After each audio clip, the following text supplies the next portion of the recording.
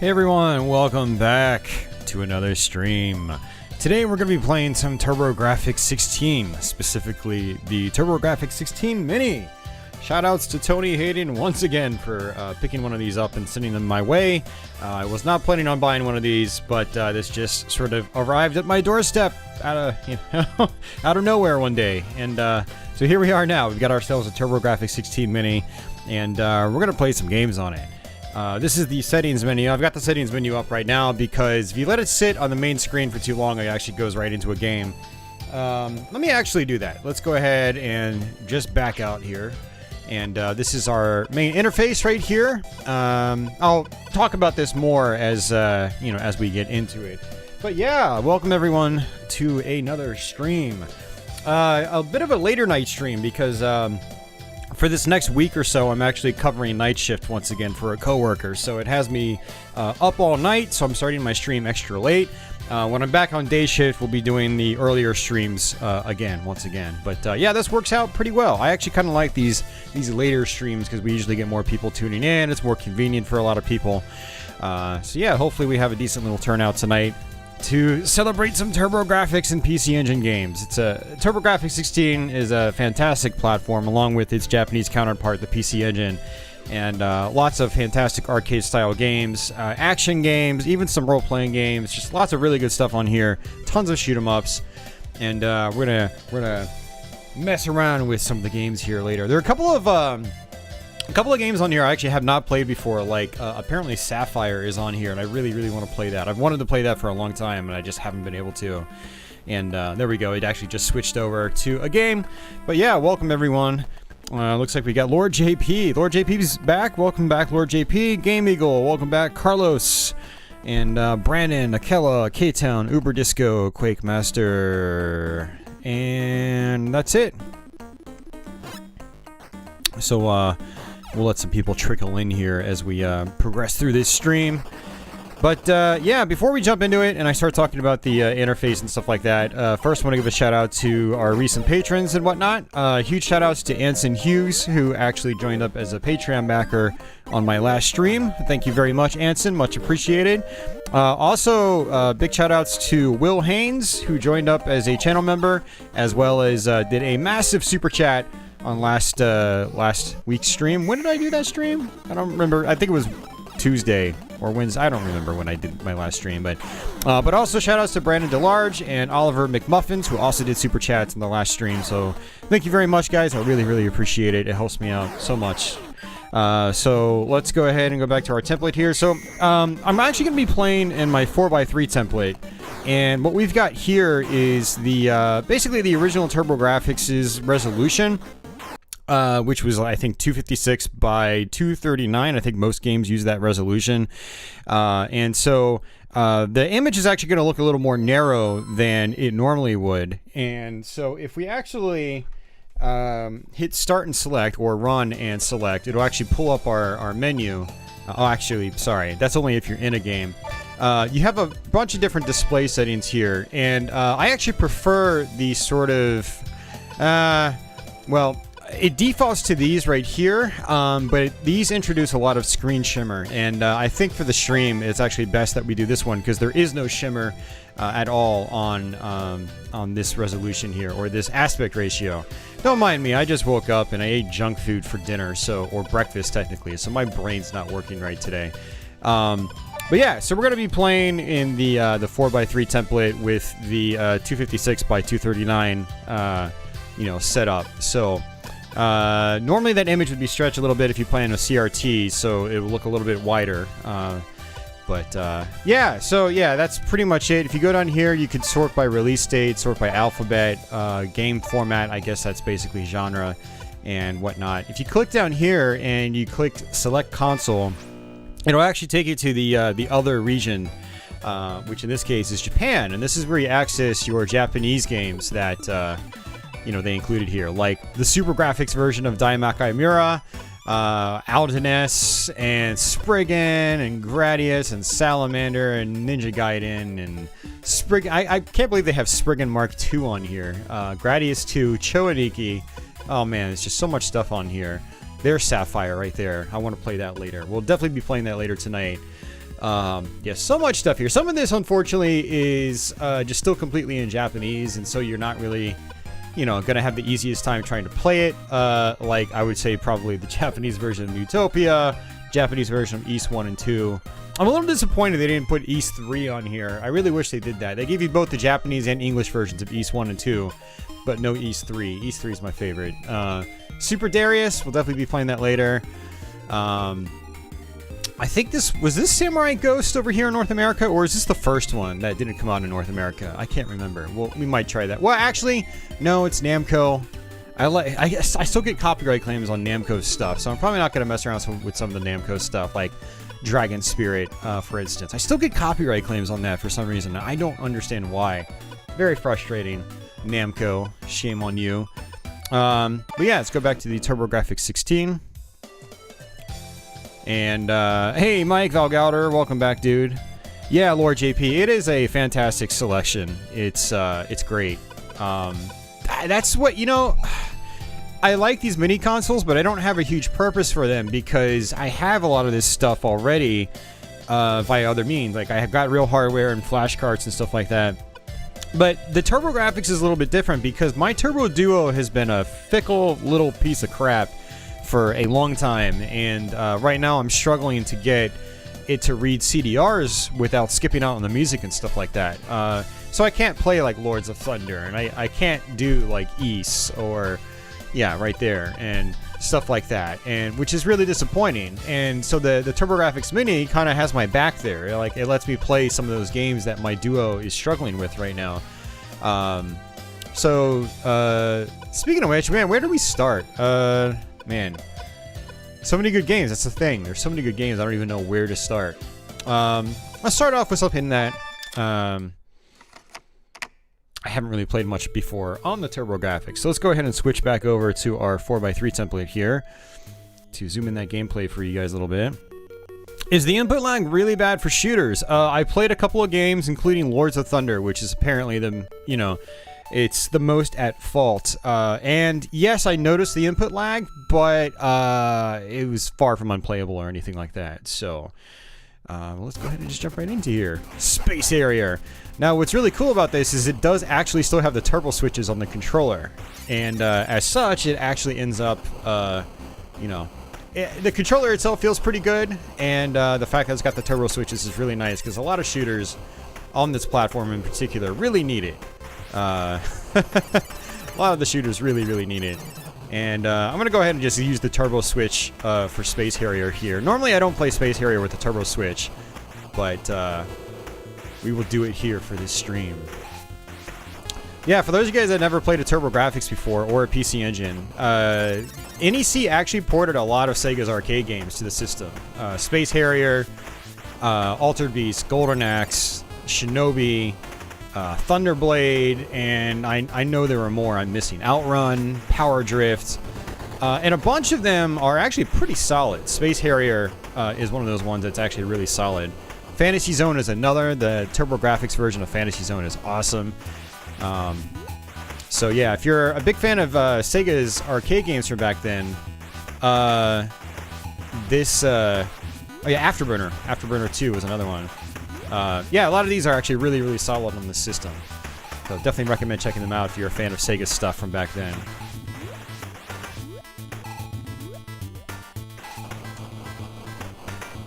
Columns, yeah, I believe Columns was on the PC Engine, right? I believe it was. I know there were probably some other Sega games I'm missing. There was actually quite a few on the TurboGrafx. And actually, let me pause it. My preview player on YouTube's dashboard just started up.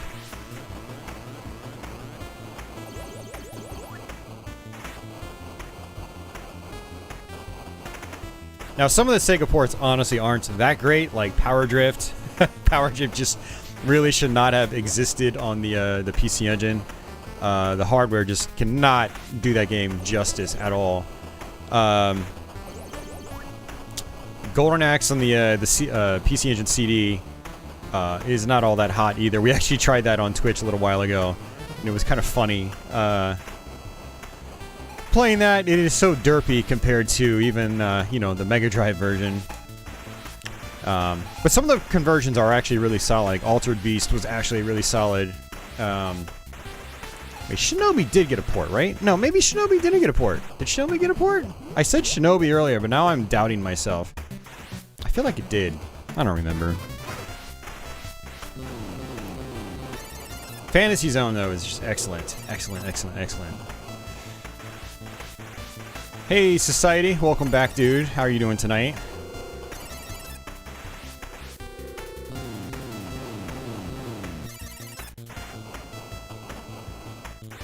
Yeah, there's so many good games on this this system. I mean, the Super Nintendo Classic, I told myself was probably the best mini, but I'm starting to think the TurboGrafx Mini might actually be the best one now. Now, the Super Nintendo's got, I would probably say, more quote-unquote AAA, you know, ridiculously polished games for the era, but this just has the quantity. And it's got some very heavy hitters too, like Lords of Thunder and Rondo of Blood and, you know, East 1 and 2, stuff like that. But this just has so many good action games on it that, which is, you know, you guys know me, it's right up my alley. And fantastic. I don't know, the Genesis Mini has a pretty damn good selection too. Oh man, I'm torn.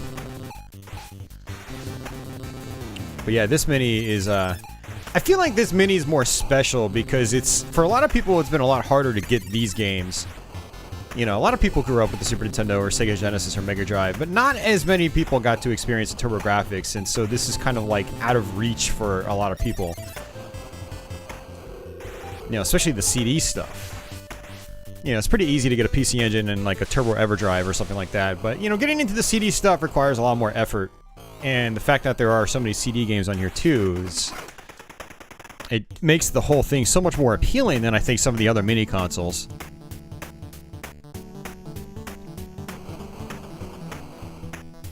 What do you mean the turbo on Bonk's Adventure, Uber Disco?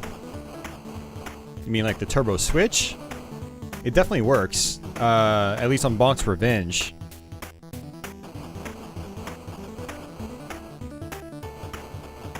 This bonus stage feels really weird in this version. It's really hard to control your character there.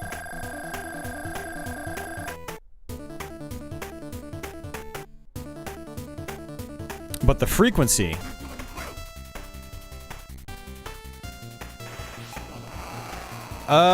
yeah, I don't know if the frequency is identical to the original TurboGrafx Uber Disco. Because honestly, up until recently, I actually haven't really used the turbo functionality very often. I've always been like a purist about button mashing and whatnot. You know, if a game has built-in auto fire, I would use it, but I never really used the turbo switches. But lately, my hands have been really sore. And as a result, I've actually started to use the turbo functionality in the controllers more often, which we're doing right now. Oops, man, I'm not paying attention. Oh, you'd like to know if Bonk floats the same way? Well, that's a good question, man. Yeah, I'll try it. We'll fire up Bonk's. I saw. Why am I getting hit by these things? Jeez, man. All right, well, that's that. That's Space Harrier.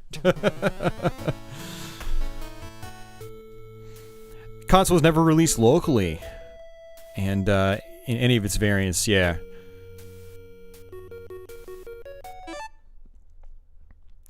It's not really 58 games, Carlos. There are a lot of duplicates. So, you know, you get both the US and Japanese versions of a bunch of games. So Uber Disco wanted to see Bonk. That's Bonk's Revenge. Yeah, it's actually weird. Is Bonk's Adventure not on here? I think they only had Bonk 2. Let's see if there's the Japanese version of Bonk's Adventure. PC Engine.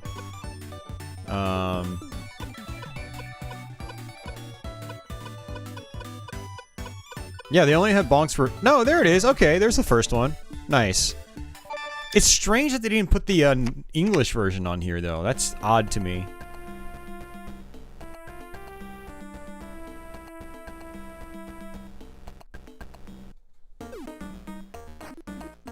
Alright, so this is the turbo right here. This is max.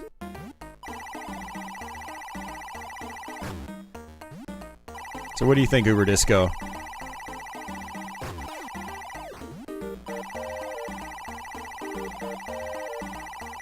Yeah, dude, I barely played Bonk before Uber Disco, so I have no idea what you're talking about. Spring Tech.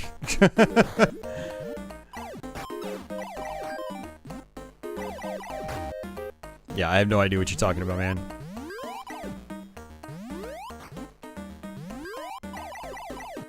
But yeah, this is Bonk's Adventure, aka PC Genjin in Japan. Yeah, I'm really surprised they didn't do the English version on here. Maybe it's just because there's not a lot of English text in here. Yeah, no, my first impressions are really good, Leo. I'm definitely liking what I'm seeing. It's very playable. Even on games that have been reported to be really bad with input lag, like Lords of Thunder, I haven't had really many issues, which is good. It looks good. Unfortunately, with other screen types, you do have lots of screen shimmer, but I don't mind the, you know, this aspect ratio. It's never been an issue for me in the past. But I also used to do a lot of TurboGrafx emulation, so this is like basically the accurate, you know, output for the TurboGrafx, except that if you play this on a CRT, the image would be stretched a little bit to the left and right to kind of fill that box I have in my template. But if you pick that aspect ratio on this Mini, you get a lot of screen shimmer. I find it's the worst when you have it stretched completely to the tops and bottoms of the screen. But yeah, I figured this aspect ratio would be the easiest on our eyes. Yeah, no, Venom, I do plan on playing through at least the first two, eventually. I was actually, you know, testing the console with Bonk 2, and I was like, man, I really want to, like, learn how to play through this game.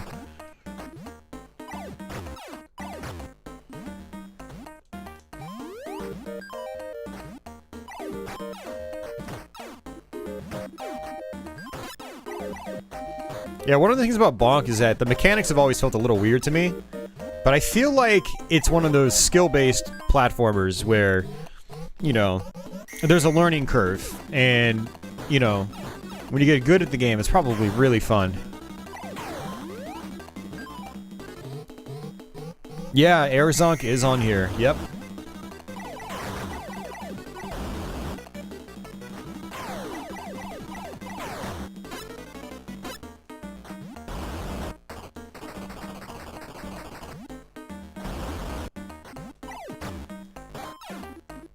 Quite a lot going on here for a first level. Falling platforms, fireballs coming up from the floor, volcanoes, springs. It's all here. What are they gonna do with the other levels?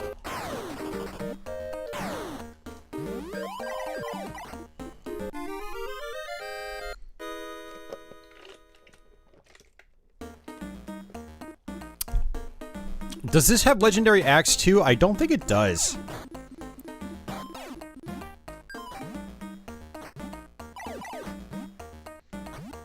Yeah, see, one of the things that throws me off is, you know, pressing the button in the air to get some more airtime. And that's something I've never been good at doing. While, like, still landing on my feet. Oops, I didn't want to do that. I think I might have gotten some health there.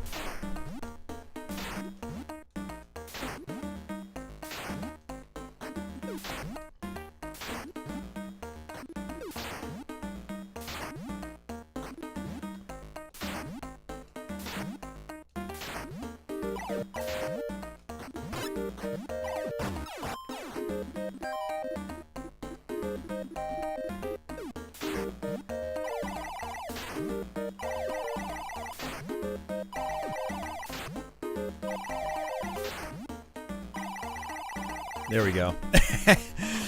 Use the turbo functionality. Come on. Maybe I can't get in there. Alright, let's just fall down.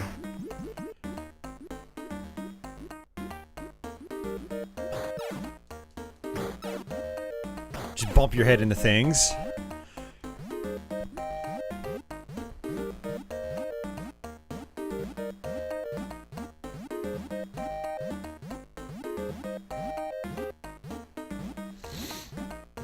Legendary Axe, Leo? Is the first Legendary Axe not on here? I didn't thoroughly go through all the games that are on here just to, like, you know, to see what's here. I figured we would just see it on the fly as we, you know, we do this stream.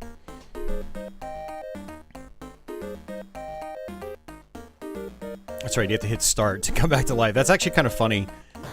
A lot of games from this era would just kick you right back in, but Bonk just lets you rest for a little bit. It's unique. Bonk definitely does things a little different than other games did from the era.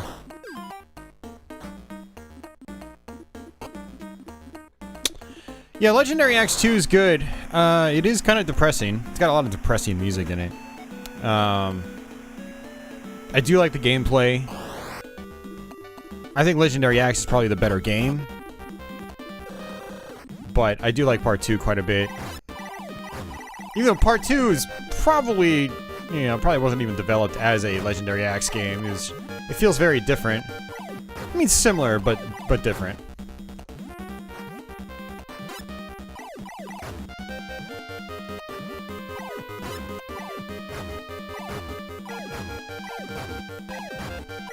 There we go.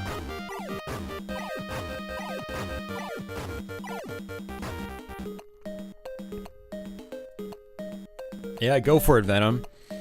What I'll be really excited to see is if this thing gets cracked like the other minis have.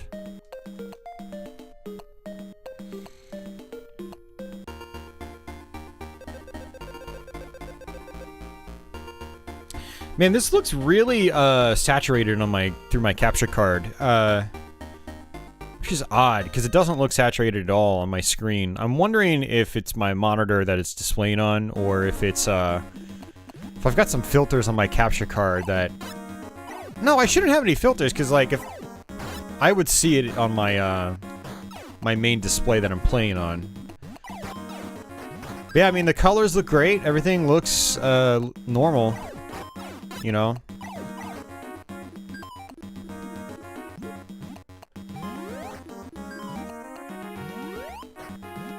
Yeah, I should mention, you know, I suck at a lot of these games, by the way. My TurboGrafx and PC Engine has always mostly been a shoot-'em-up machine. I actually haven't played a ton of or I haven't sunk a lot of time into, I should say, a lot of, like, the platformers and the other genres it has. I have put a lot of time into its shoot-'em-ups, though.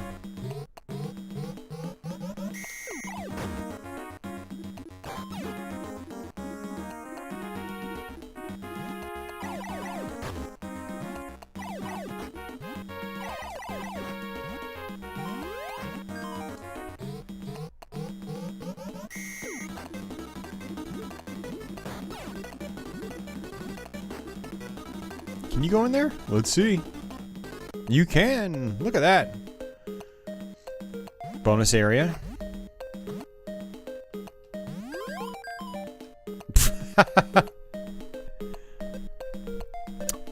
Yeah, New Adventure Island is fantastic. Yeah, I actually have a full Let's Play of that on my channel here. Victory Run, no, I don't remember really enjoying it that much, Leo.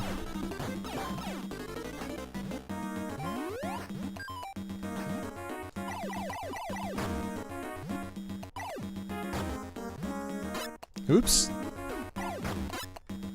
Double oops. Alright, can't go in there.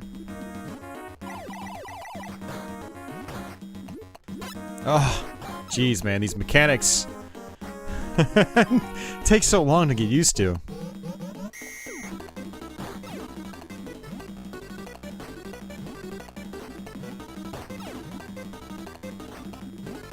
That's the curse of the speedrunner, Uber Disco. Is you learn the fastest route and then forget there's actually a game to be played. Oh yeah, there are bonus rooms. I forgot about that.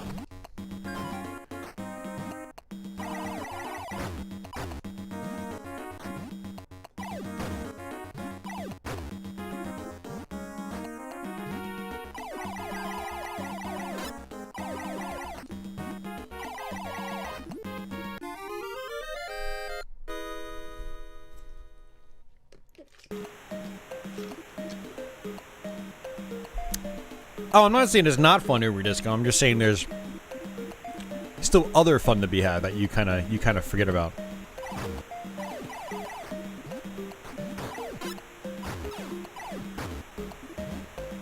What's going on, Adam? How you doing tonight, man? Yeah, you know what, Venom? I might have to actually, if I ever do like a live stream of East 1 and 2, I might have to do it on this, the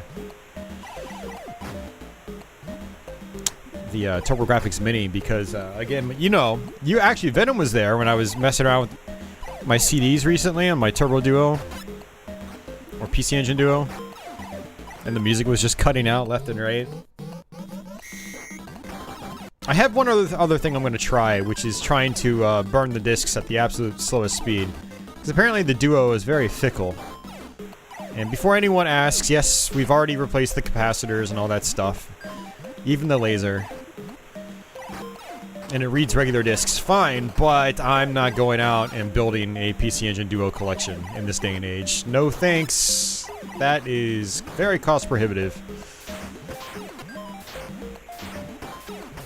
That's, again, that's what's awesome about the Mini here, is like I might not actually have to dick around with my Duo anymore. Especially if this gets hacked and it, you know, it reads the other games that aren't on here just fine. I might be able to just use this as my, like, kind of like a permanent PC Engine system for streaming. There are like 5 different pots, Uber Disco. Yeah, there are quite a few potentiometers, and I don't have an oscilloscope, so it's really hard for me to try to adjust the pots and get them working right. That is something I would definitely like to do, but yeah, it's kind of out of my league right now, unfortunately.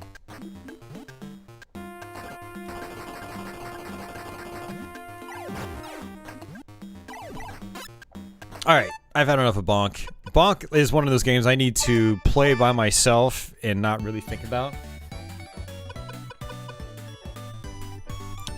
Alright, so this is actually a big draw to the system, is it's got a couple of Super Graphics games on it. Now, you want a platform that's out of a lot of people's reach, Super Graphics is it. Uber Disco, if you generally, after you do caps and stuff like that on a Duo, you're gonna need to adjust the pots anyway. And I've already had that done.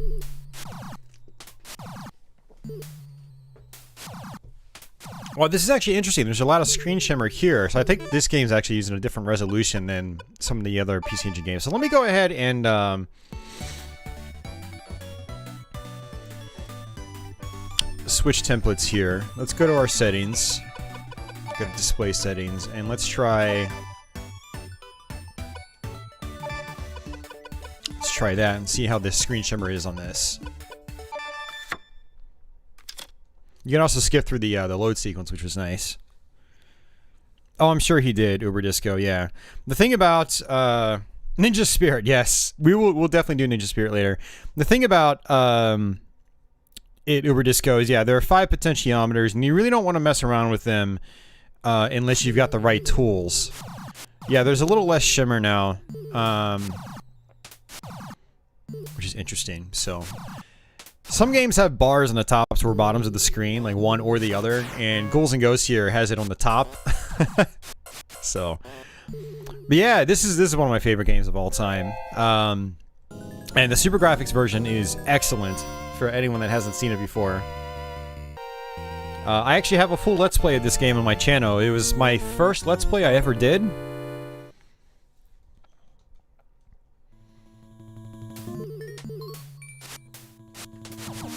But yeah, really great version of the game. It was the reason I wanted a Super Graphics for such a long time. And it's a reason why I would like another Super Graphics, but I mean, if I have it here, do I really need a Super Graphics? I don't know. I want a Super Graphics. Again. Whoa there.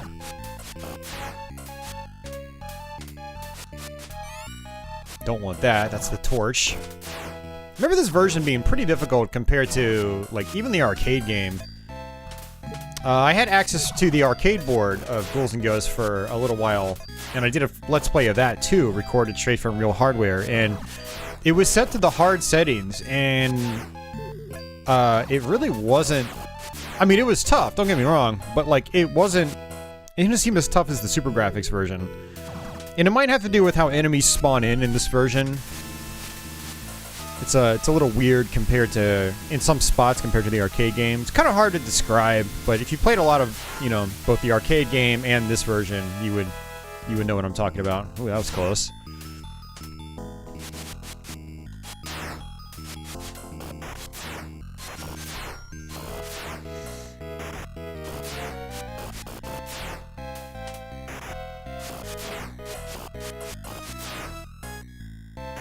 Alright, what are you doing there? Ground tentacle.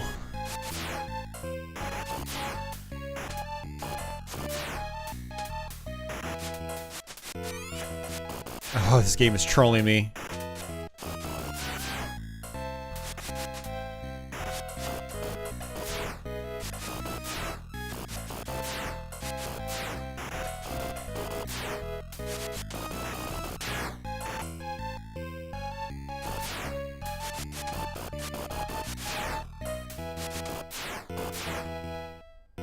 Alright, boss time.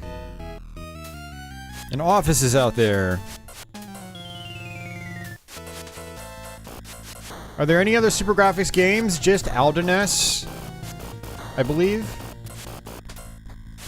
Aldynes and Ghouls and Ghosts. It's awesome that they were able to get Ghouls and Ghosts. But since they got Ghouls and Ghosts, it's kind of a shame they weren't able to get 1941. Was it 1940? Yeah, it was 1941.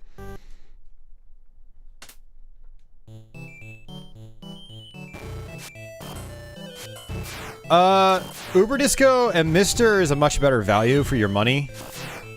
There's a lot more you're gonna be able to play on it. The Jaguar, I like the system, but honestly, dude, it's way too cost prohibitive, man. It's way too expensive for what you get. I will forever stand by that the Jaguar is a decent system, but not for the price that it goes for these days.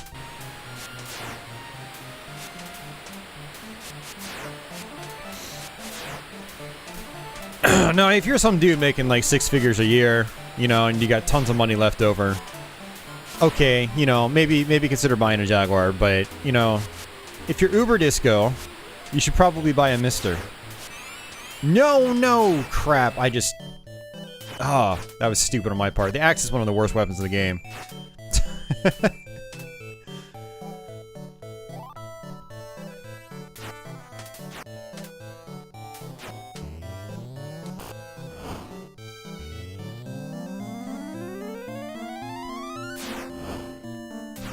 Its charge actually is pretty decent, though. But this is not going to be fun, trying to fight this boss with the axe.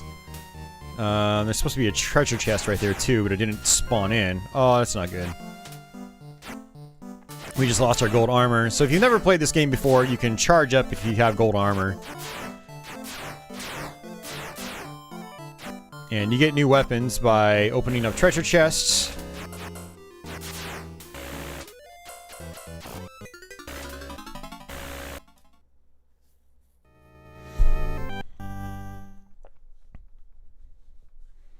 Jaguar for life.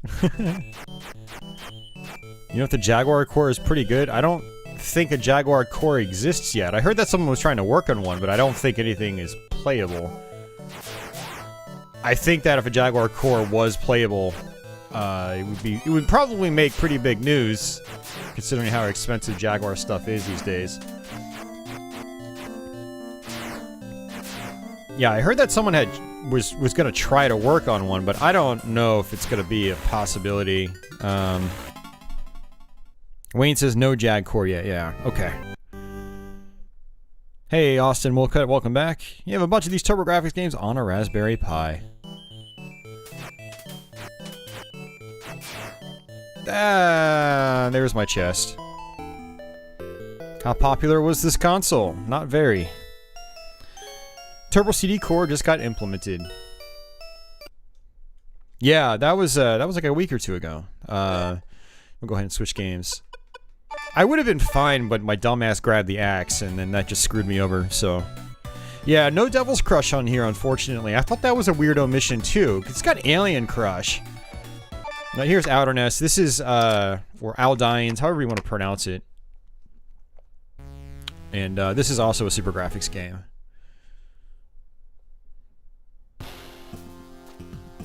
It's Splatterhouse, Austin.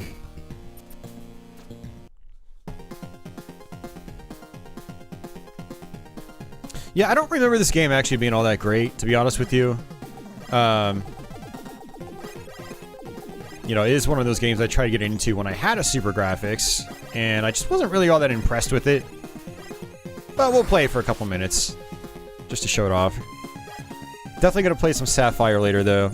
I definitely want to see what that's like. Sapphire is one of those games that required the arcade card.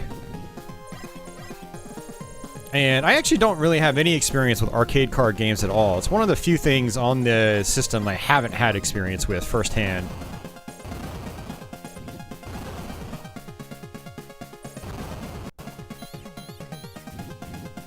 Okay, these enemies just staying behind me is pretty annoying, especially for our first level.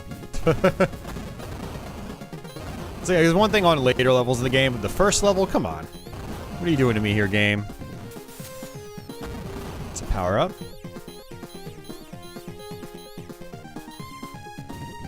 Looks like you can charge up too.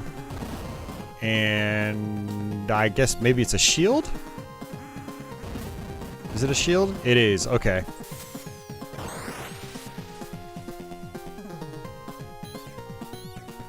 Oh, Mercs is on the Mister now? Hell yeah. That's awesome. Oops, I was looking at chat. Don't chat and drive, folks. Or chat and fly.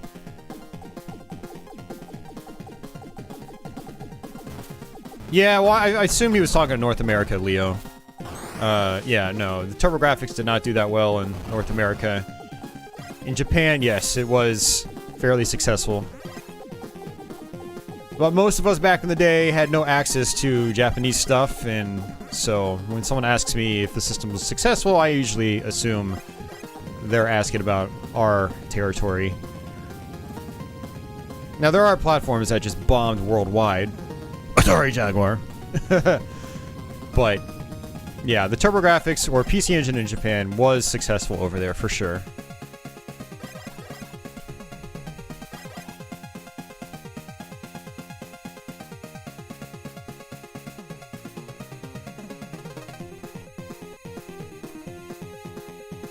Yeah, I'm looking forward to that 68,000 core, Wayne. I think, well, I don't want to make assumptions yet because my financial situation is not great. I can't be buying like $300, you know, items like a Mister. But I definitely want one now. I went from being lukewarm about the Mister because I have so much, you know, so many real consoles, to really wanting one because of all the new cores that are being added. So it looks like I can press button number 2. Sorry, button number 1 to switch my little pod's positioning, which is interesting. I don't know. I'm still lukewarm on this, though. I'm not really a fan of the firepower, to be honest with you.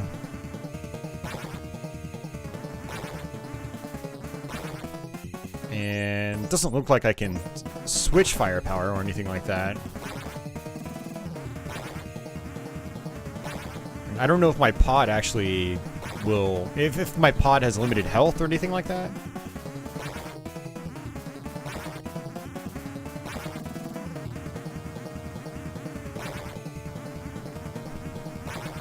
Of course, you know, I might enjoy the firepower more if I didn't die. And that was my fault, so...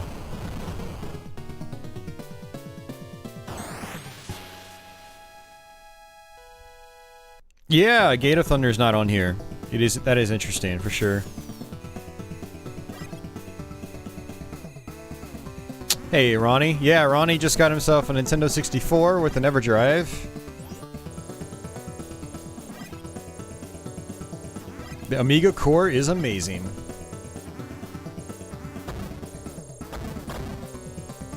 Yeah, there is some stuff on the Amiga that I do want to try. Like, I want to play the original version of Shadow of the Beast, for starters.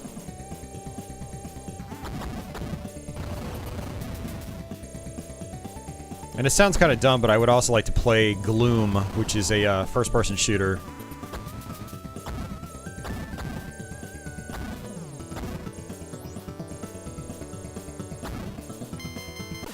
Ugh. Batman game is fun, yeah. Yeah, there's a Batman game on TurboGrafx or PC Engine. No, it actually came out in North America, I think, right? Or was that Japan only? I don't remember. Yeah, it might have been Japan only, actually, come to think of it. But yeah, there was a top-down, like, maze game, Batman game. Which is it is actually pretty fun. I have played it. Beast on Amiga is an experience. Well, I'm a big fan of the console versions of Beast. Because, you know, that's what I had access to. So I've got multiple Let's Plays of the Mega Drive version, with the Sega Genesis version. I've played a lot of the TurboGrafx version. I've even played the Super Nintendo prototype. I used to rock the Atari Lynx version. Great port of the game. Yes, Mike, there is an overhead Batman for the TurboGrafx for PC Engine.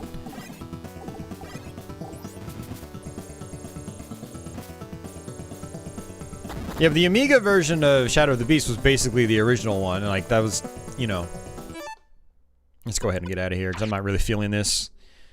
So I've always wanted to play it, you know, being a fan of the other ones. So. Wasn't there a Street Fighter port? There was. Or is, yes. It's, pretty decent. Alright, I'm sure some people want to see Ninja Ryukenden. This is the PC Engine version of Ninja Gaiden. Not the biggest fan of this one myself. This one gets put on a pedestal a lot, but I think it just doesn't really play very well compared to the NES game. But, I'll play a few levels anyway, just to show you guys kind of what it's like. Any of you guys that have been around for a while know that I like my Ninja Gaiden. Hey, Retro Simon, what's going on? Alright, so there's actually the spin slash right here. Well, screw it. It actually is terrible in this version of the game. Don't use it. You want to use your throwing stars or your fire wheels, stuff like that. Okay, game. You know what? You're annoying. This version sucks. I really don't like this version of the game at all. So many people are like, this game's awesome! And I'm just like, you don't know what you're talking about! Or, you've never played the NES one! Yeah, no, the biggest issue with this game is that, it just doesn't... it doesn't play very well. The hitboxes are crap. Yeah, it's not a good thing. But it's here. You know, for people that want to play it, it is here. Oh, and you know what I meant to do? I meant to actually switch the graphics back, the resolution, and the aspect ratio. Yeah, Tanya, it is very off in this one. Yes. It's not as snappy, it's not as responsive, it's much more floaty. Yeah. There are some really neat differences, though. I do like some of the graphical touches. Like, I like seeing these levels, redone.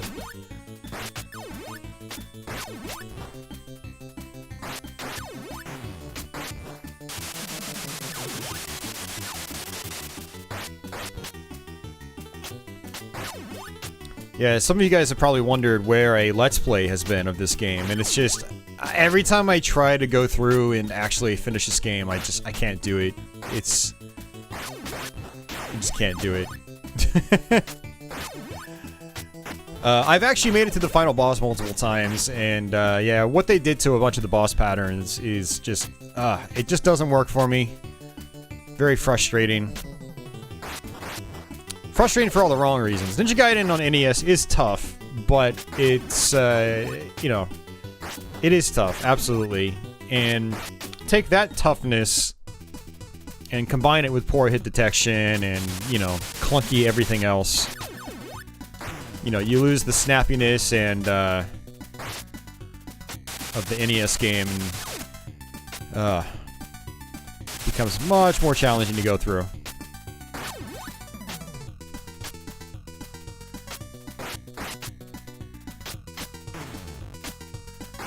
Oh, let's see. Watch this. Let's see if this happens.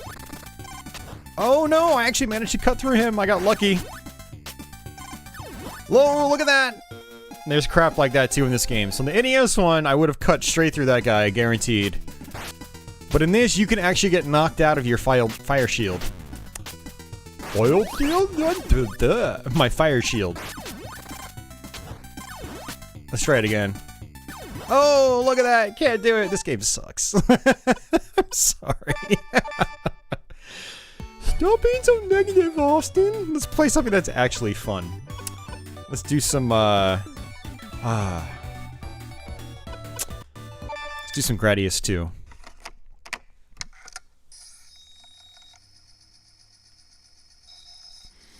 Did it boot in English? No, why would it, Leo? We're on the Japanese side of this system. So you have a American side and you have a Japanese side. All the Japanese stuff is still in English. They didn't go through and translate anything as far as I'm aware. So, yeah, a bunch of PC Engine games unfortunately had kind of poor parallax like that. And it kind of just is what it is, you know. Some games had really smooth parallax, like New Adventure Island. Others had really choppy parallax, like Ninja Gaiden or Ys 3. So, and what's funny about Ys 3 is it has smooth parallax in one of the later cave levels, and but for the rest of the game, it's got choppy parallax. So, let's finish Snatcher. Yeah, that'd be fun.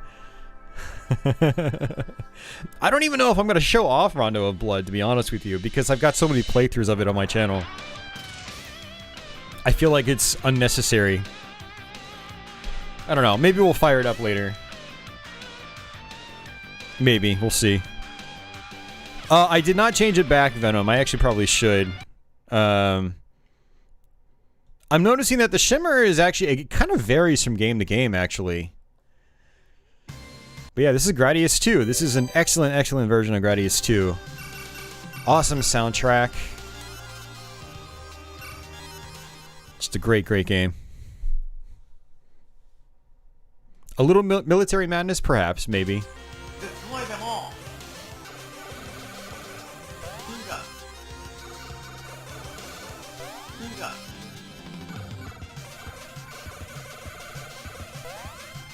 Yeah, games like this were why a lot of us...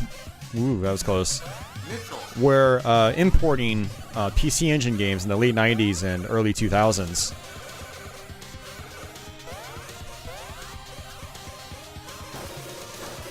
So if you've got original hardware, the CD side, at least, is region-free. And technically, the HuCard side is region-free as well. It's actually more of like a physical lockout.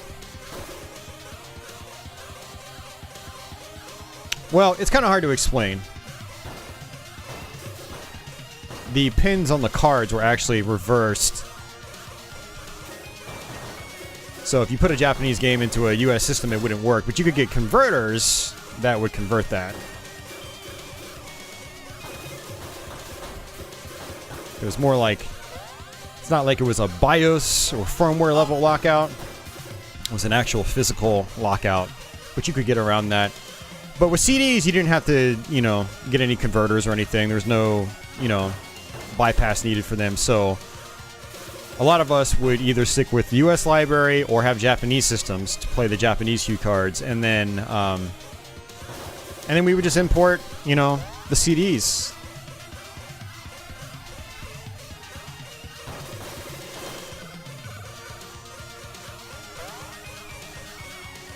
And for me personally, the big draw to the CDs was, I mean, the East games were big. A bunch of it shoot 'em ups like Lords of Thunder, but then just great ports of games like Gradius II. R-Type. And then, of course, there was Dracula X Rondo of Blood.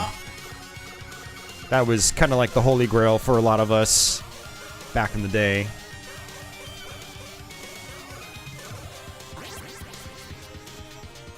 Yeah, Gradius II on Super CD was one of my favorites.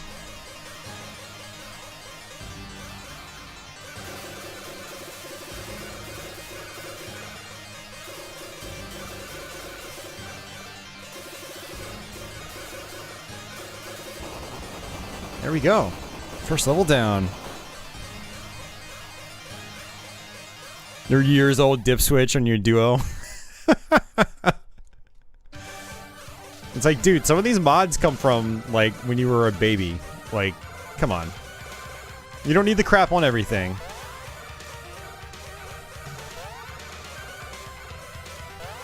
Point wheel.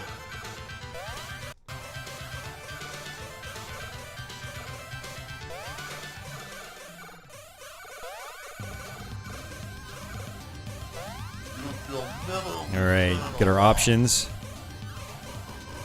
Oh, Mike, you had at a local rental, they had imports? That's awesome.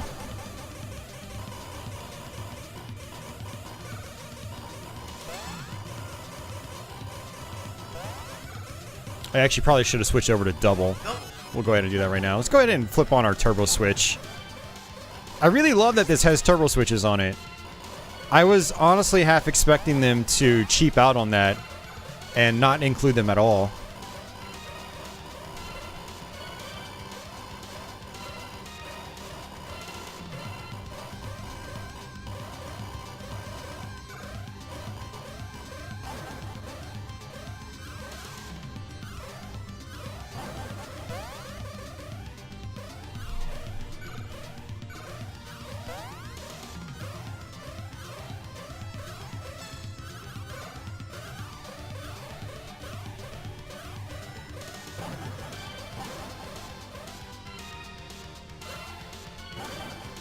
Yeah, the shimmer doesn't seem as bad on this game, so maybe it just varies from game to game. Depending on, I don't know, maybe Gradius II didn't use the standard 256 by 239 resolution. Maybe that's why it doesn't look as shimmery. Actually, no, I can see it on the floor. I can definitely see it there. Never mind. I just was looking at the wrong part. It's not as noticeable in the background, though.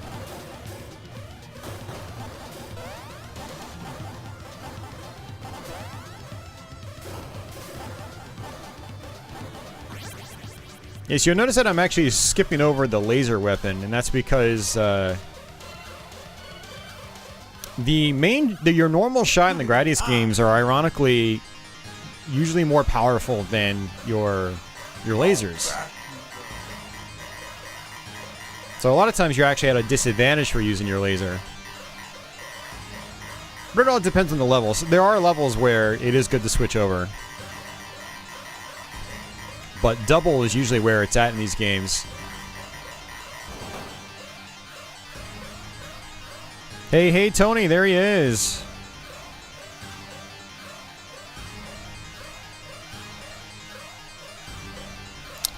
Dojin Dance.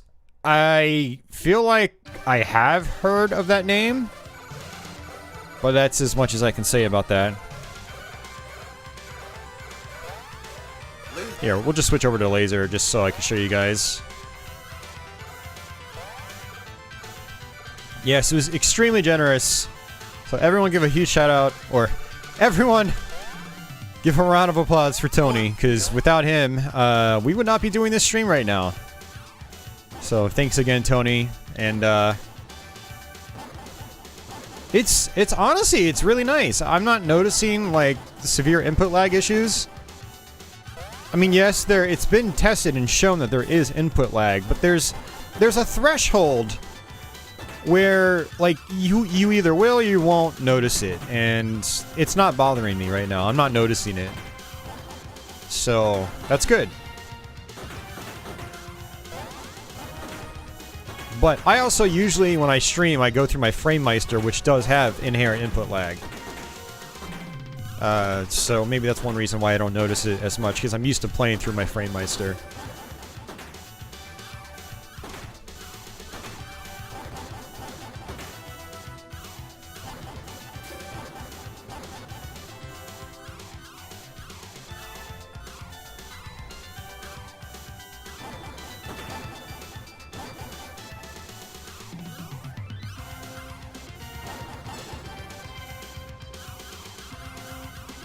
Oh, Dojin Dates. Okay, I know who you're talking about now. Yeah, no, I've heard of some of the quote-unquote popular repair guys these days have said negative things about him. Hey, Chris, what's going on, man? Spider 1A! Welcome, sir. Mr. TurboGrafx himself. Did you get one of these yet, man? I would imagine that you would have to get one, and you would have to do a review on your channel. I'm pretty happy with it. It's pretty sweet. I'm enjoying it quite a bit.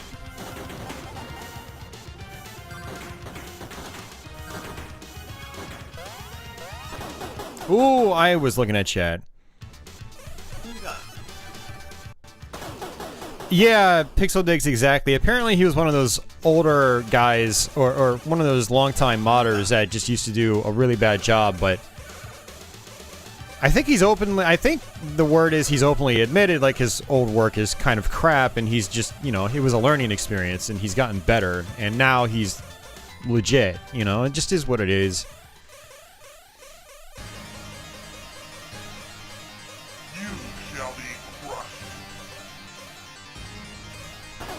Oops, I was looking at chat again.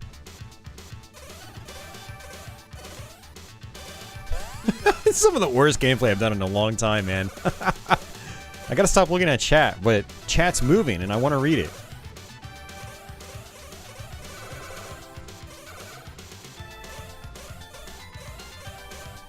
It's actually kind of good I die over and over, otherwise we'll have hour-long sessions of each game.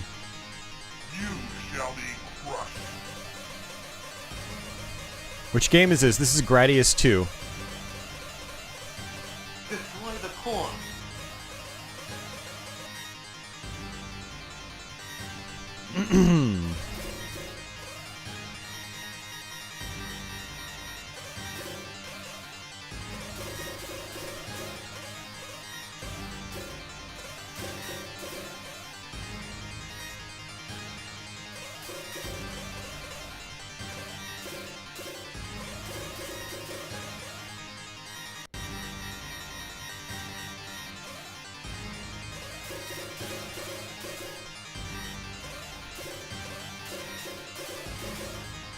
Oh, why did I do that?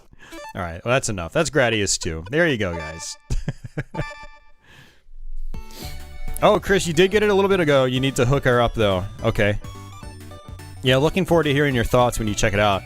Let's actually go back to our settings, and for one, the menu design, I want to change back to the core graphics. It'll give you a darker background, and I want to change it back to this. So what we're going to do is switch our borders, so we get less screen shimmer and whatnot. Okay, I want to play some Sapphire. I want to see what Sapphire is like. I've never played it before, so beat all the games on stream.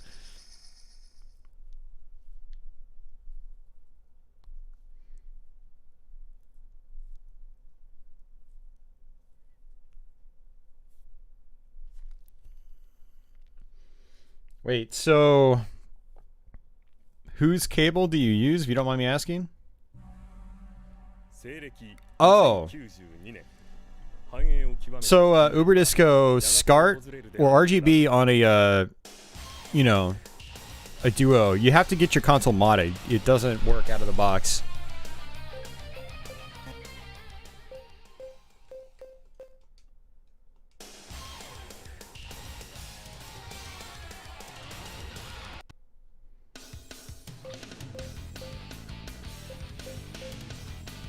Alright, we'll go with that.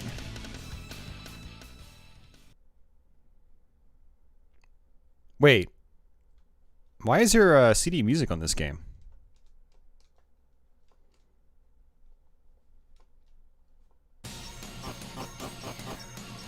That sounds like CD music. Did they add that to this version of the game?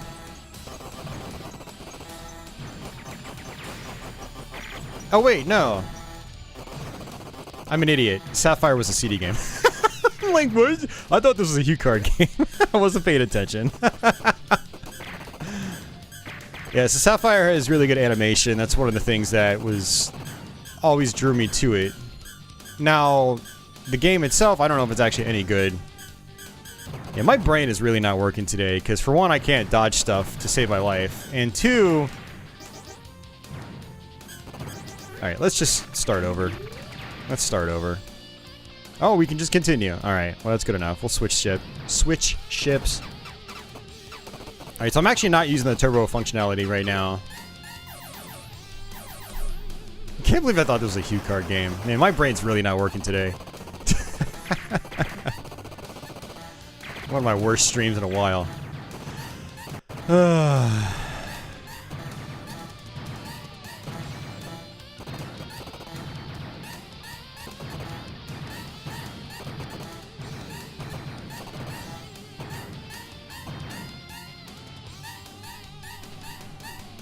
I have noticed that the CD audio with some of these games is a little quiet. I don't think these games were tweaked individually. Because when you're playing on real hardware, some games are a little more quiet than others. Like, Lords of Thunder is one of those ones that has seemingly quieter music than, say, like Rondo of Blood.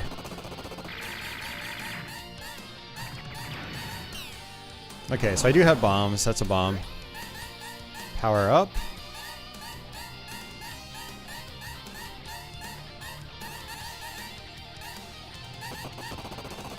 Yeah, turbo functionality doesn't really seem to do much good on this, so you just use the built-in auto fire.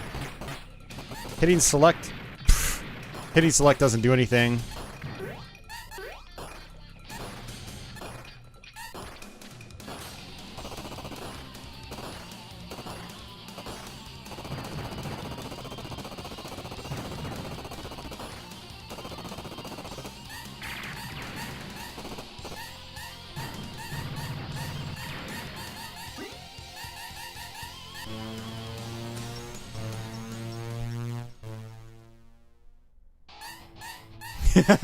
My brain hasn't worked in a decade or so. Okay, these are patterns that you're gonna have to memorize. These are not like just react and get lucky patterns.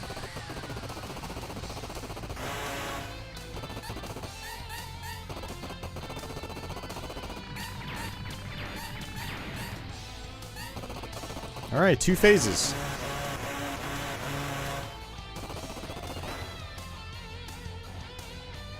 I mean, the game definitely looks good. Oh, that's not good.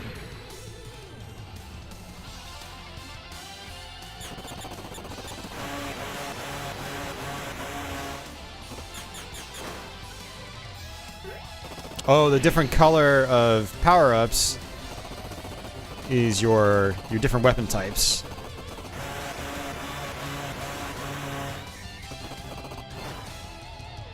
I guess I should probably stay away. Yeah. Ooh, I like that.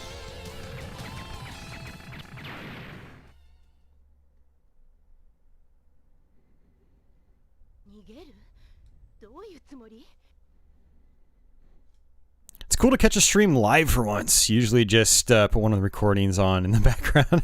Right on, dude. Yeah, it's good to have you live. It's good to have everybody live.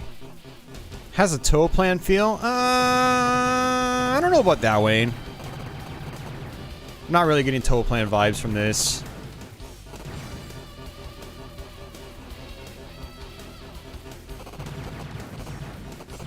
Yeah, it's definitely nice visually. There's some really good visual effects, which I think that's why people have always been kind of, you know, why people have been interested in this game. I wouldn't go so far to say it's one of the nicer looking games in the system, because for everything it does that's impressive, it's got something equally mediocre.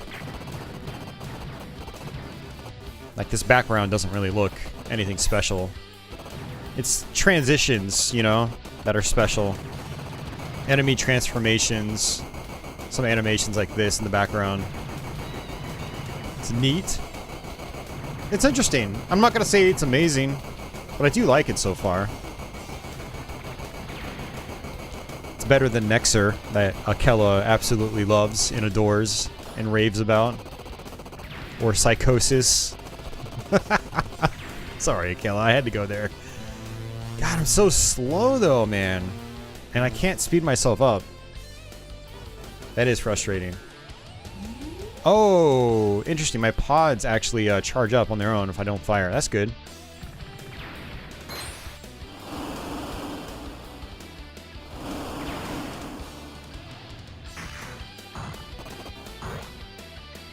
Alrighty then. I have pretty much... Well, I have some iframes. Oh, this is kind of crappy, starting off like this. Oh, ship speed's based on character. Okay. Don't pick the last guy then. I don't even know what I'm supposed to do here to recover. Maybe just move left and right. K-Town, I haven't had a Monster Energy drink in at least a year. I don't do that anymore. Because they're terrible for you. I just do caffeine. I just, you know, I have a few diet sodas. Or I'll drink some tea.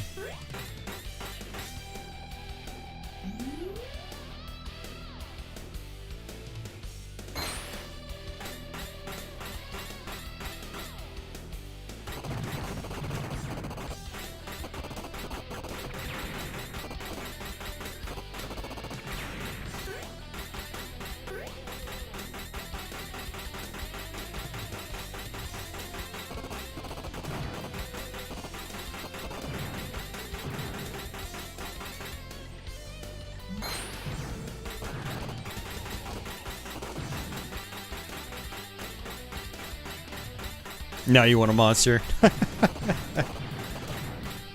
I'm such a bad influence. Thanks, guys.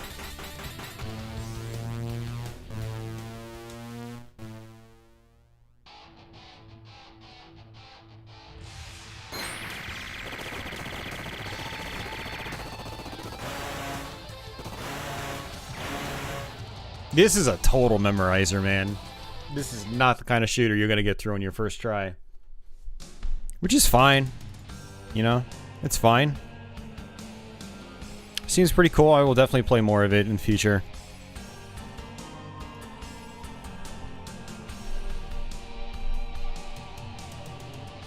Alright, well let's go ahead and go back to our menu. Yeah, you do have save states, by the way. Yeah.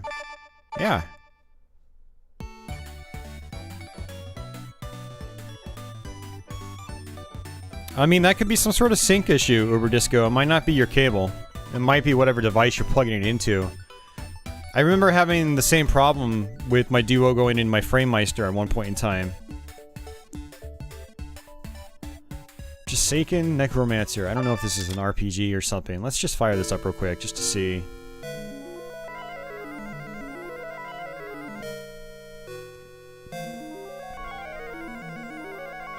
Hey, Jules. Yeah, it looks like it's some kind of RPG or adventure game or whatever. We'll see. Oh, yeah. Anyway, well, that's enough of that already. It's so weird they give us games like that, you know, they're gonna be really difficult to play. That's right, I'm gonna have to skip some of the Namco games just because I don't trust them. Sorry, Namco. Alright, so we're still on the Japanese side of things. I want to see if this is Samurai Ghost or if it's the first one that never came out over here.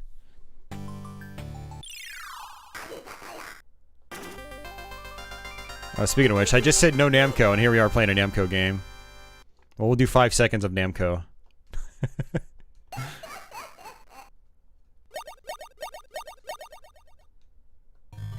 Wow, it's the first one. Interesting.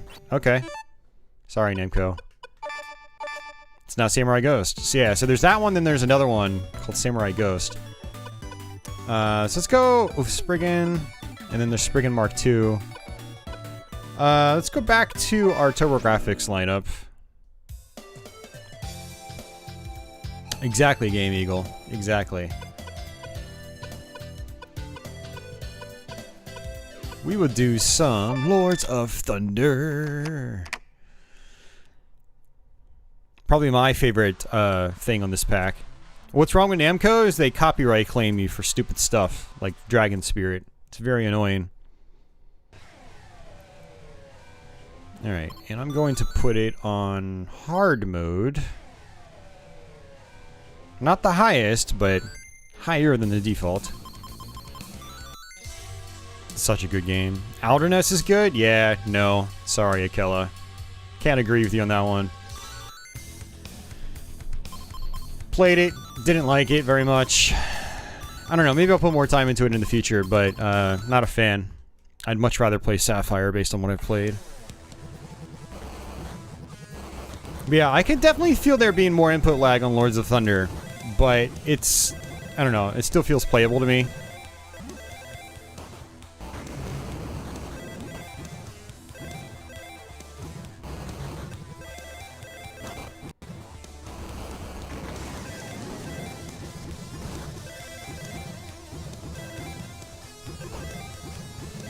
Yes, I've actually been wanting to try to Let's Play this game for quite some time. I mean, I have a really old Let's Play where I just get demolished, so it's not really, you know, all that fun. Well, it's not, I don't know, maybe it's fun for some people watching, but it's not all that useful. Or it doesn't show off very good gameplay. But I've since been wanting to go back and get better at the game. I'm good at the Sega CD version, but the Sega CD version is easier overall. The difficulties are not equivalent between both versions. Sega CD's hardest mode is more like this game's normal mode.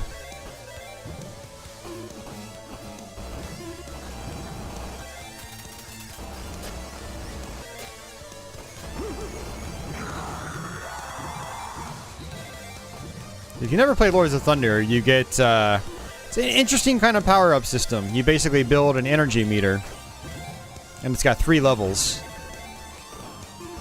The higher the level, you'll get different attack patterns. Generally, the highest level is the best with each weapon. You pick up these gems as you play as well, which is a mechanic I really enjoy. I love collecting stuff like this as I'm playing.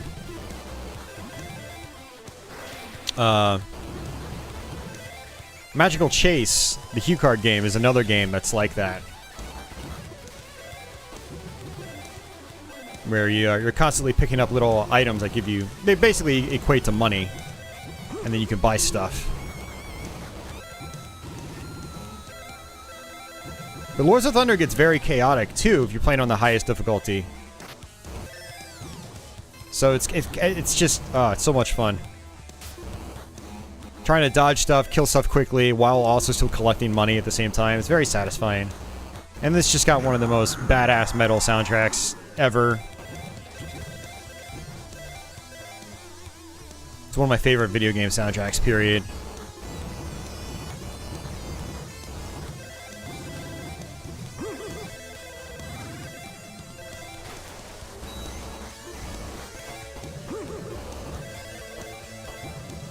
But every time I take a hit, I lose my energy. Not just my life, but my weapon energy. And so I'm back down to level 1. Did they include a background music test for this? Lords of Thunder has always had that. Movie Metalhead. It's in the options menu. The Sega CD version made you feel good at shmups. Yeah, the Sega CD version's a lot easier.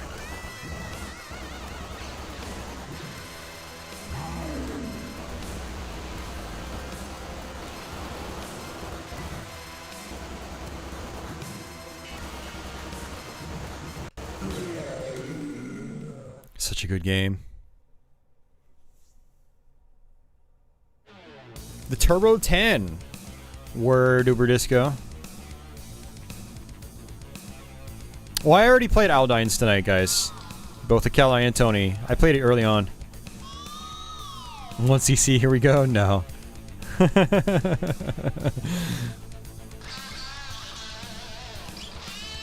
Never owned a TurboGrafx. Did you already order one, Movie Metalhead? Did you already get one?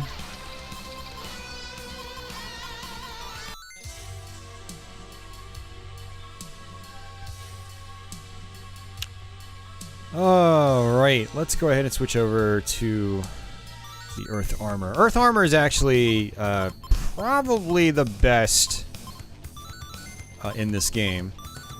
And in this version of the game, you always want to get you always want to get 3 bombs. I'm gonna skip the shield.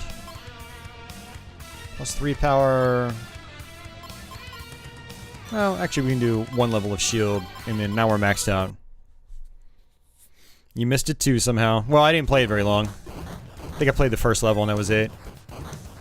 I don't know. Honestly, Aldynes or Aldynes, however you want to pronounce it, I don't think its weapons are very satisfying at all. It just didn't feel good to play, to be honest with you. I never thought it felt good to play. I will go back to it. I will try to put more time into it. I'll try to beat the game. Maybe it'll grow on me, but first level does not leave a good first impression, or does not make a good first impression.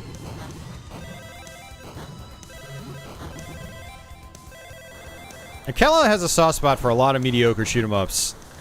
He always tells me on my Twitch stream, this game's good, or that game's good, and I play it. I'm like, dude, this game is...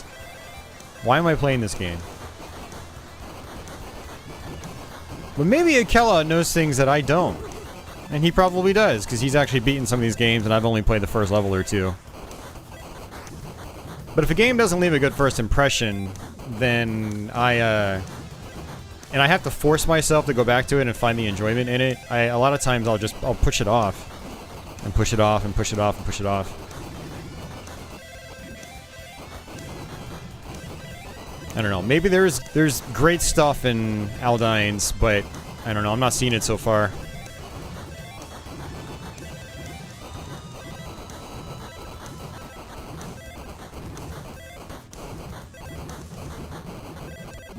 But then Akela also says stuff like Sapphire's overrated.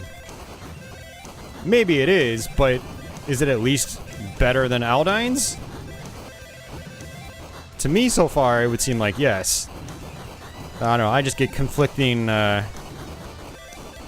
opinions and stances from Akela.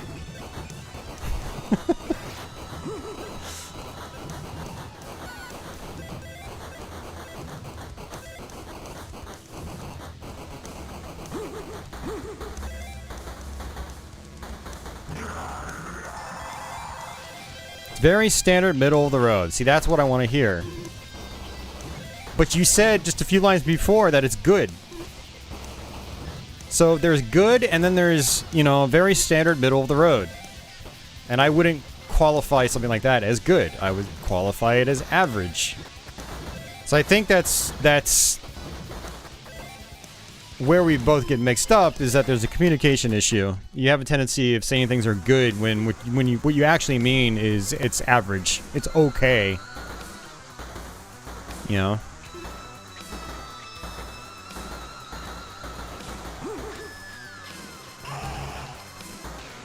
So what, like, the way you say things is, you gave me a very negative outlook on Sapphire. And you gave me a really good outlook on Aldynes. When in reality, like, they should have been flip-flopped, and you just said they're basically flip-flopped. So, like, that's what I'm talking about. It's like, if you're gonna describe something that I might actually play on stream because you recommend it, then, like, try to at least label it, like, as accurately as possible. You know, in your opinion. Some people are just gonna be like, man, Trevor McFerrin the Jaguar is the best shooter ever made. And, like, you can't do anything about those people, you know? They're screwed in the head. But for everyone else that has a brain that works, partially at least, you know, I do try to label or describe them as accurately as possible. I am interested in hearing people's opinions, but, you know, when they're thoughtful.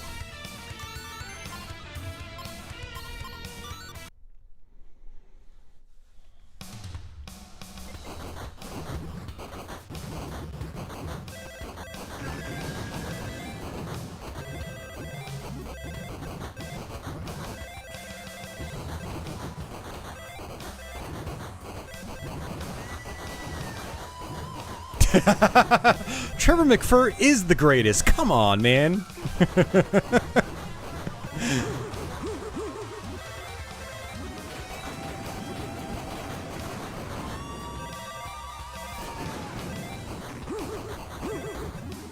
Well, the whole Sapphire's overrated thing, Kella hangs out on Twitch all the time, so, like, it was a Twitch thing, he said. So if anyone wondering, like, oh, he didn't say that here, it's like, no, we go back and forth on this stuff all the time over on Twitch.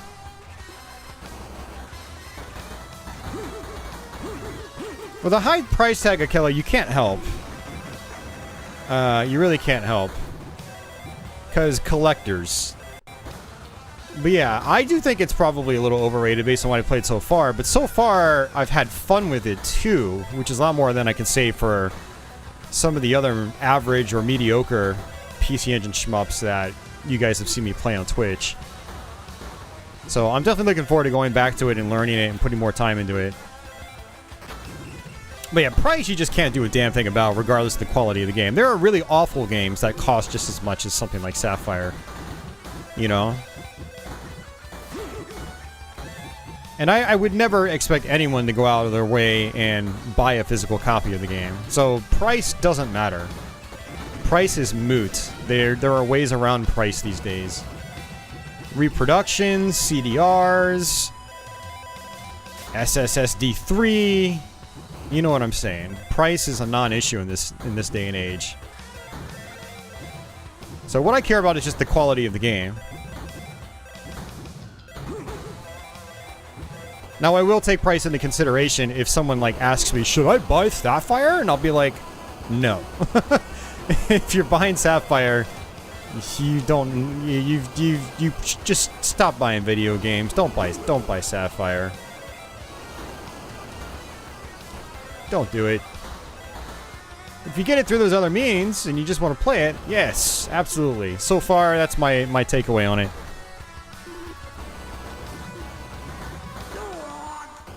Yeah, well, the thing is, something like Psychosis to me just wasn't fun. I don't care about all the other stuff if the game itself just isn't fun.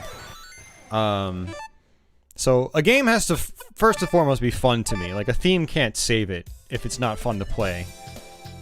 Now, the theme can, you know, enhance a game experience for me if the game itself is fun to start. But I didn't get that vibe from Psychosis. We're gonna actually probably play that. It's on here, so.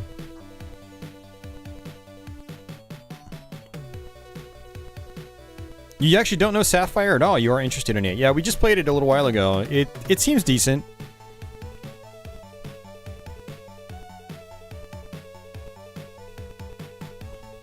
Checkered Flag sucks. Leo, you will hate Checkered Flag, dude. You will hate it.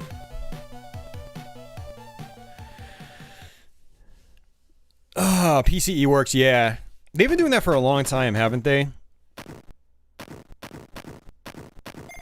Alright. Man, I need to get some more caffeine. I'm super tired again already. I've only been up a few hours.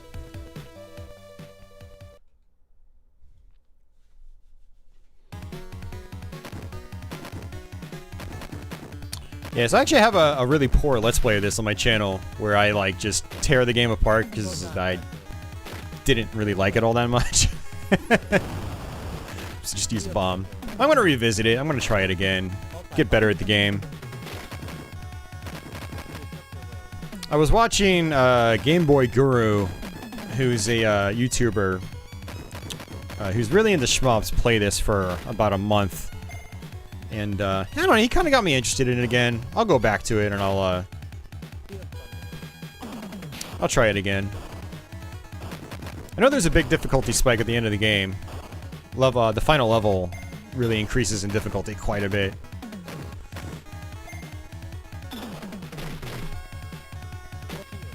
PC Engine Works switched mainly over to HuCard. Interesting.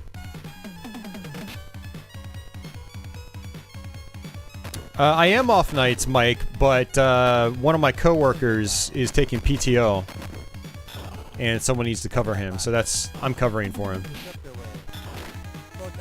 I keep picking up these weapon changes, and I don't want them.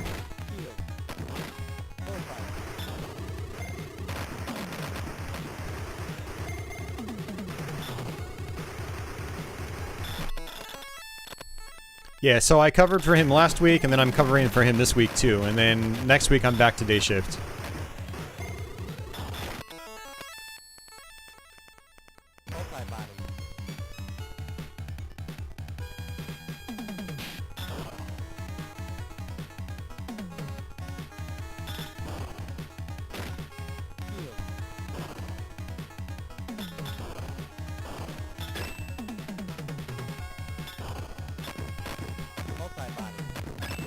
kind of like this multi-body weapon. Oops. Wow. Man, I suck. If you're dying on the first level in Blazing Lasers, you suck.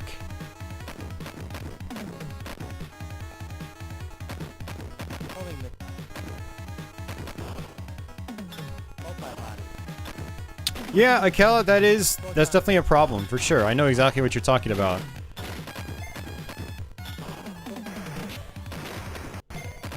Yeah, I know exactly what you're talking about. I mean, trust me, I've been in it a long time, so expensive games, in a lot of cases... Well, so there's a reason why, and the reason is a lot of the earliest expensive games were some of the best games. You know, your Radiant Silvergun, your Panzer Dragoon Saga, your Rondo of Blood.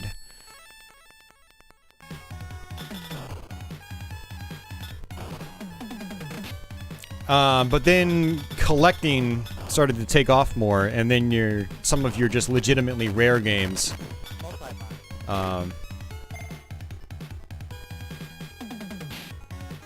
know, naturally went up in price significantly. A good example was like Air Cars on the Atari Jaguar was one of the earliest expensive Jaguar games.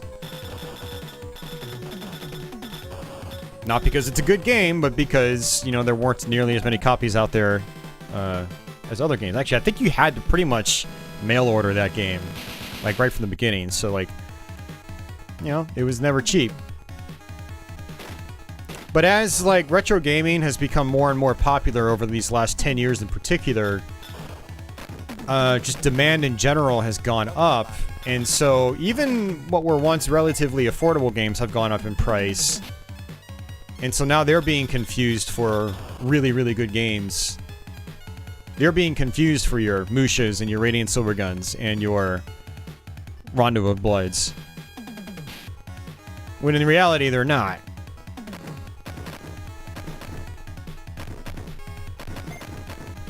Yeah, so I totally understand what you're talking about. I get it. But, you know, like I said, when I'm talking about games, though, I'm not talking about price. You know, I've kind of stopped thinking about price. Because it just doesn't matter. I don't even buy my retro games anymore, for the most part. I have flashcards, I do CDRs. I'll get optical drive emulators depending on the platform. Because the market's just gotten way out of hand.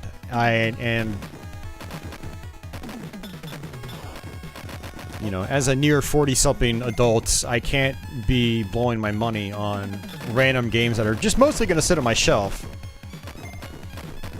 And I'm just focusing on actually playing. Which is what most of my YouTube channel is about. It's about playing. It's not about collecting and stuff like that. For the most part. We do dabble with the subject occasionally, but it's not the focus of my channel. Hasn't been for a very long time. Yeah, so when we talk about things like shoot-em-ups, I want to know why people think the games are good, why are they recommending them, why are they saying they're good as opposed to mediocre or average or excellent.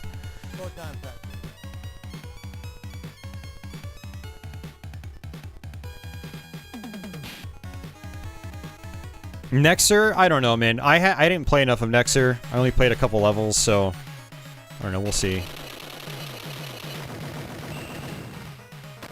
Yeah, obviously our opinions aren't going to line up 100% either. Like you said, difference of opinion.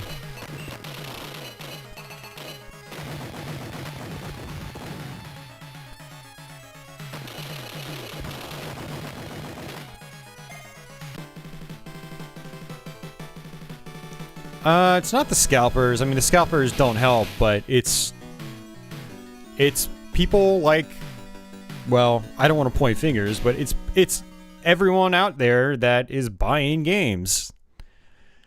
If there wasn't so much interest, the prices would not go up. It's as simple as that. If people didn't buy the games, the prices wouldn't keep going up.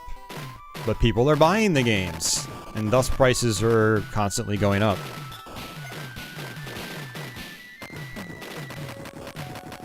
Yeah, resellers have probably heard it quite a bit because they're going to keep pushing for higher and higher margins. But again, if people weren't buying the stuff, then they wouldn't be pushing higher and higher.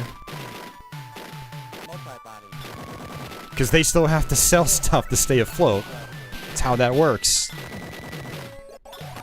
So we're responsible for high prices.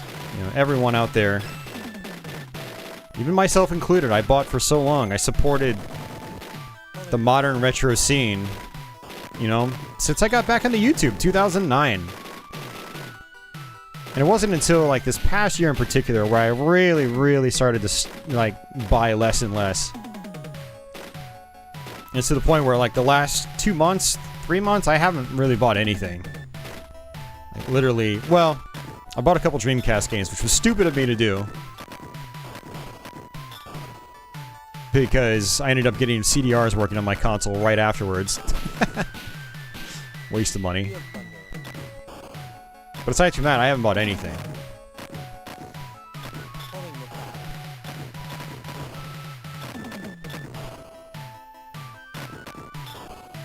Honestly, it's felt good, too. Yeah, it's felt good.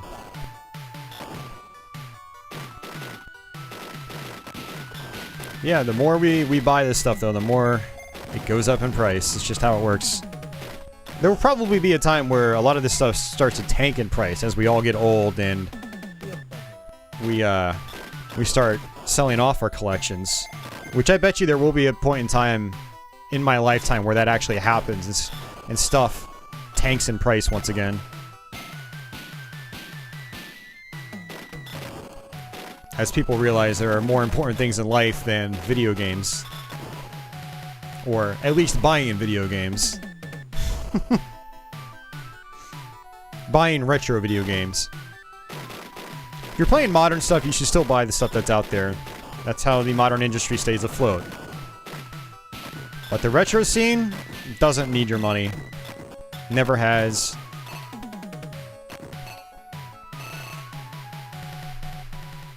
You want a Jaguar and a game drive. Yeah, the game drives are being shipped out to folks in the UK right now, apparently. Which means they'll probably be available at Atari Age soon for the Western folks. Or the folks across the ocean, I should say.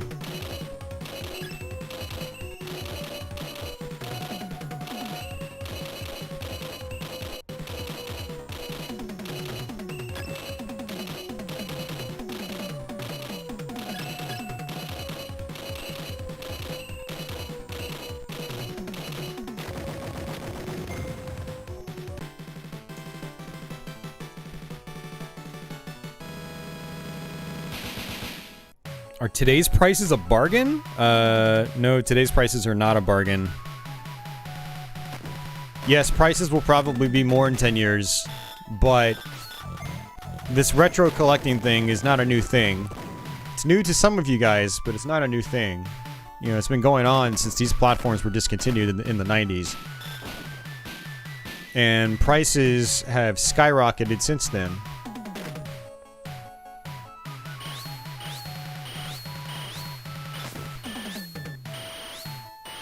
Some of us, like myself, have been into it since the 90s, and collecting is not anything new.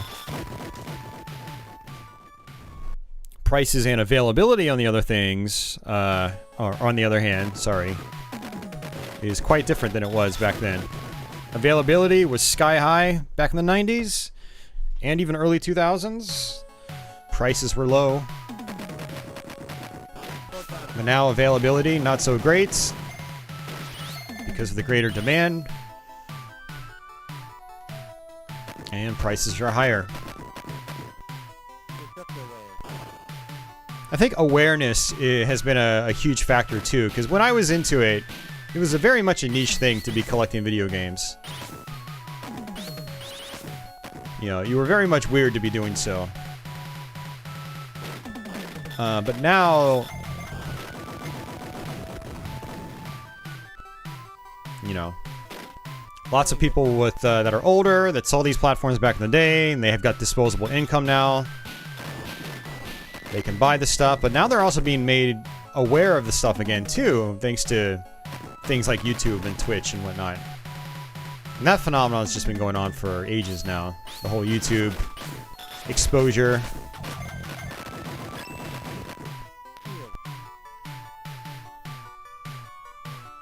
And, you know, that'll keep having an effect. For sure.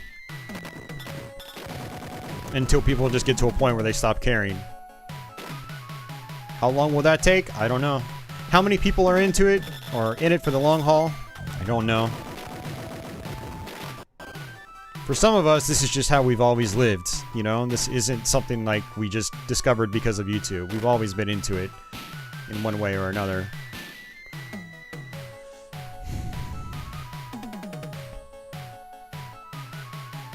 Guys your age are all over getting back what we had as kids.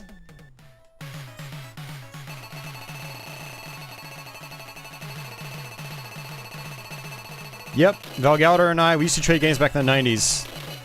He's one of the earliest dudes I knew on the internet. We used to talk Jaguar, TurboGrafx, Neo Geo CD, even CDI in the 90s. That's where we both started amassing our collections of more obscure consoles.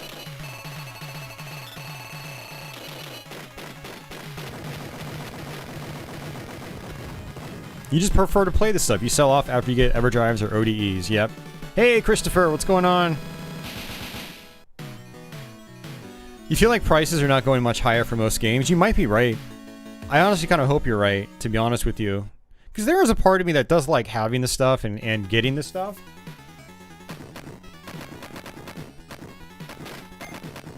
I have lots of fond memories going to McKay's next town over to, you know, spending 20 or 30 bucks and walking out with like 15 games. You know, your games that are a buck or two a piece. Maybe 3. And they're decent games too, you know?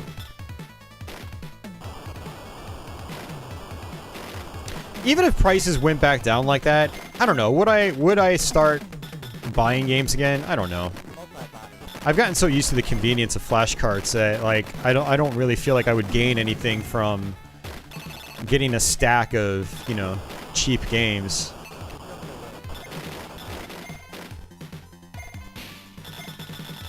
And honestly, it was always, for me, it took me a long time to realize this, but it was more just the act of hunting for games that was fun for me. It was getting out of the house, you know, finding good deals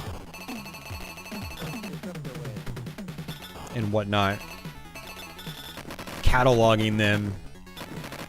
I used to have all my games marked by condition and whatnot. Any noticeable, you know, flaws I would have on whatever spreadsheet I kept up to date.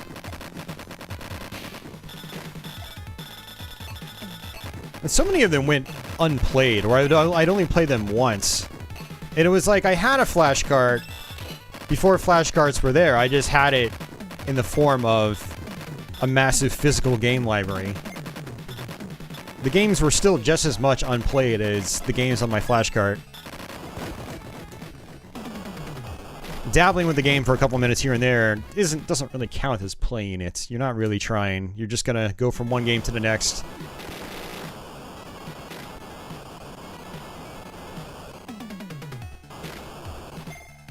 I don't know. Some people will. Yeah. I've actually heard people say that, oh, I can't do a flash card because I just can't focus. Well, I'm like, well, I have the exact same problem with a big physical game library. Just too much choice in general can be tough to deal with. It can be tough to deal with. And that's just a personal discipline thing, I think.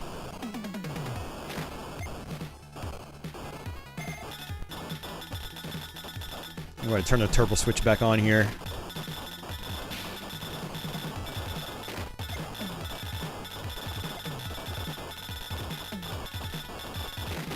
Sure, I have 13 bombs. I forgot that your bombs stack in this game.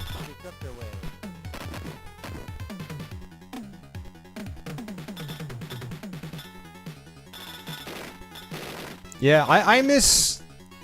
Man, I miss video game stores like that myself. I mean, yeah, we've got GameStop, but they're kind of a far cry from what they used to be. You know, they used to carry a wide range of products from, you know, from a variety of generations. They had the 8-bit era, they had the 16-bit era, the 32-bit era, all the way up through the, you know, when the Xbox and PS2 hit, they still had that stuff. And it was really a shame when they stopped taking that stuff in.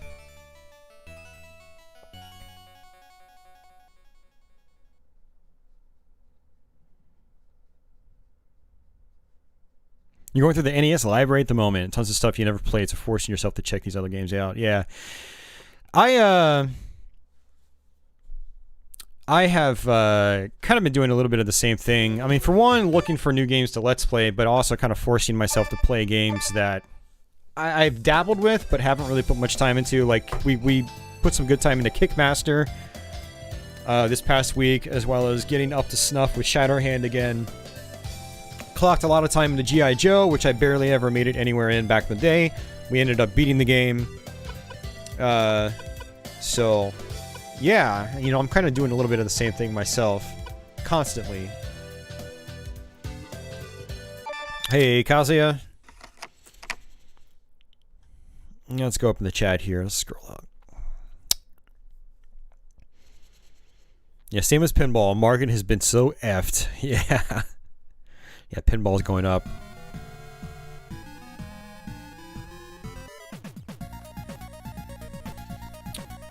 Oh, right. Mike says air cars is so dumb.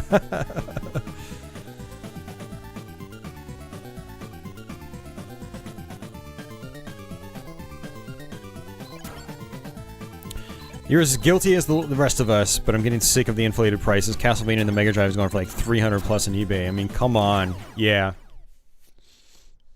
Yeah, it's pretty ridiculous. And that's a game that actually sold pretty well, too. Yeah, that's one interesting thing, though, is that, like, you know, some of these series are very popular and still resonate with people, and Castlevania is one of those, and... yeah... Although there might not be as many copies of Bloodlines out there as I originally thought. But it was common back in the day, and it got re-released by Majesco, meaning there are extra copies out there, so...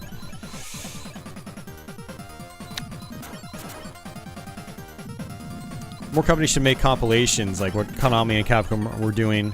Yeah, and I think those companies have even kind of given up the ghost on that. I mean, no word from Konami about another compilation of any kind. And their compilations have only been out for about a year.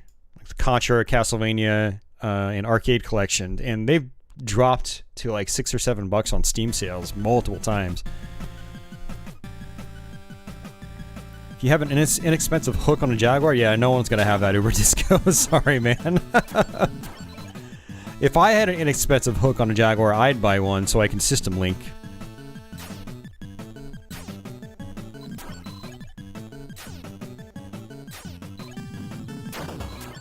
You were collecting Genesis for a while because only Super Nintendo stuff was expensive. Now it's everything. Yep. Yep. Genesis had lagged behind for quite a long time, which was nice. And then, yeah, people started moving over to that. Supply and demand, high school stuff. It really is, actually, Venom. Yep.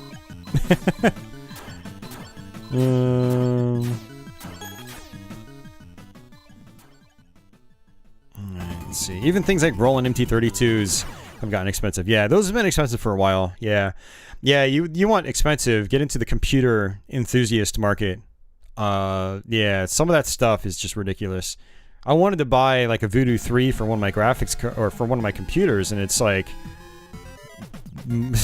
a couple $100 at least. I was like, I can't justify this. I went and bought a $15 Radeon and called it a day for my one of my retro computers.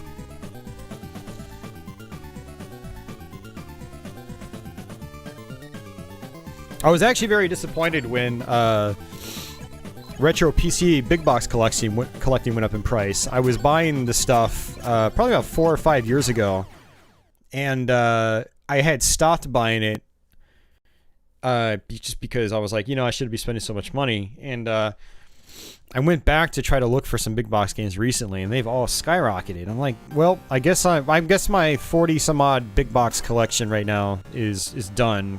I'm not going to be adding to it because it's just way too expensive. Trying to get a Jag for 150 to 200? Well, you should be able to, Uber Disco. Just for the console. Just look on eBay, man. We're not going to be able to help you out because they're not very common systems. You got to realize, man, there are only a couple 100,000 of them out there. You know, this isn't the Mega Drive that sold millions and millions and millions and millions. Yeah, Voodoo 3, I think it was at least 150 or 200 just for the card itself. Now, if you want one, like, I would like one with the box and everything, you're talking like 300 plus. Metal Jesus for the big box PC price jacking. Yeah, I don't know. I mean, there are a bunch of guys on YouTube that, you know, cover classic PC games. I mean, LGR is a big channel. How many subscribers does he have? He's over 1 million now.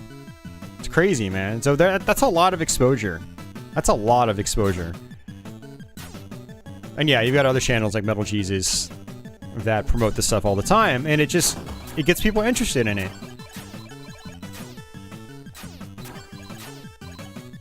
A Voodoo 5, 5500? That's probably even more if you have it boxed. Because there are not as many of those out there.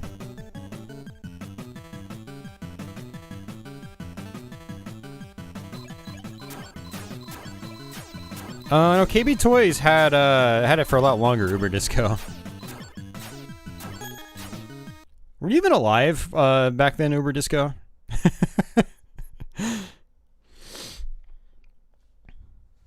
But yeah, no, so the Jaguar came out in 1993, late 93 for anyone wondering, and then it was discontinued 96, 97-ish, and around that time, places that had carried the Jaguar, like KB Toys, were liquidating them for about 30 bucks a piece. That's how a lot of us actually got into the system. You're 30? Oh, okay. I thought you were like 20. Based on a lot of the stuff you said, I always thought you were younger than that.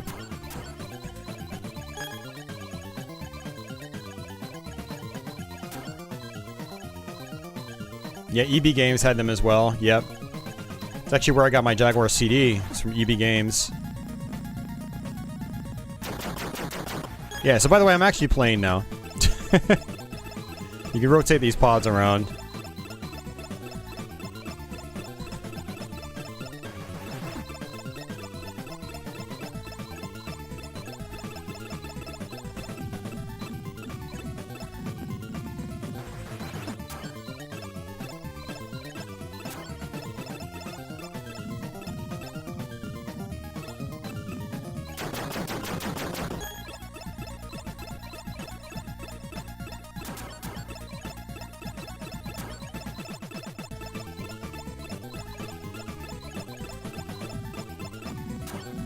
If you're hearing echoes of that, Brandon, you need to stop slamming your ass into walls when you play Cybermorph. If you don't slam yourself into walls in the Cybermorph, you will never hear the "Where did you learn to fly?" comment. What a concept! What a concept! They had a guy dressed up as Sonic. We had that too at Toys R Us. I actually have a picture of an old friend and I in a Toys R Us. I think it was actually for the launch of Mortal Kombat. But they had a guy dressed up in a Sonic costume anyway. I think Rocket Knight Adventures had come out around the same time. They were promoting that too.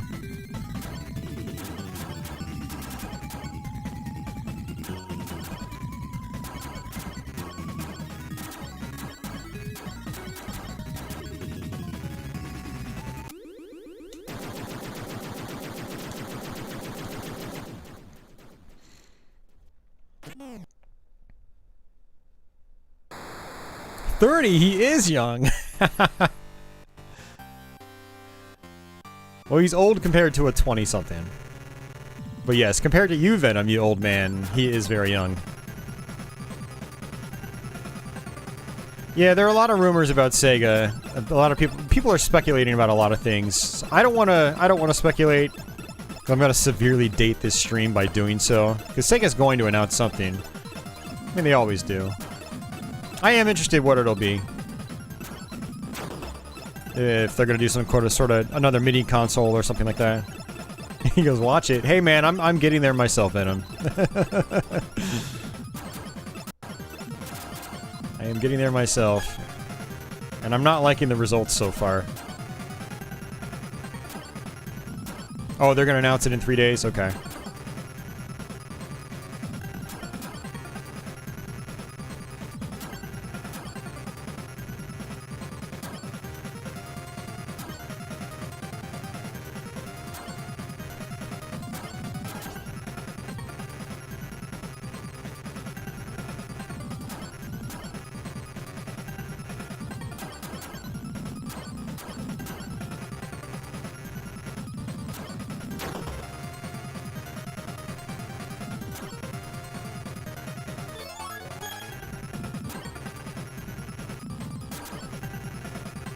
Yeah, the power-ups are interesting in this game, at least.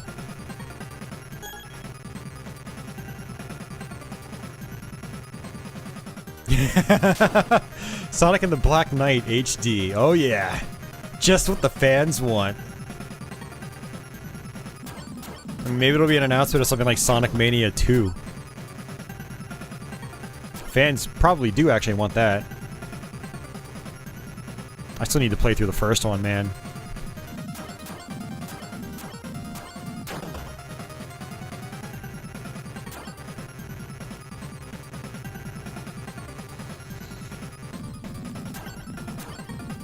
Alright, let's go ahead and date this stream severely. So, at this moment, what people are speculating is Sega's either going to release a mini console, or there could be some kind of game announcement, or they're going to team up with an existing hardware manufacturer, like people are predicting Microsoft. One rumor was Microsoft buying Sega. Of course, if they're going to do that, they'd have to do Sammy as well. Sega Sammy Holdings. I don't know. Or maybe one of these hardware manufacturers is just looking for some kind of exclusivity deal. Yeah, those are some of the rumors right now.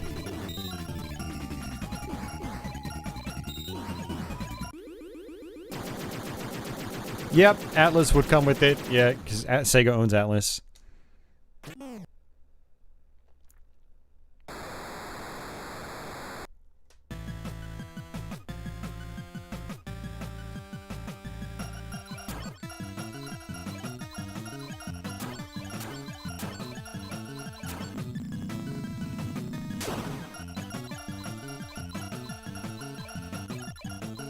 Hey, Solid Nate! You know, because Solid Nate is here, this is the perfect time to play another game on this collection. That's right, ladies and gentlemen, New Adventure Island.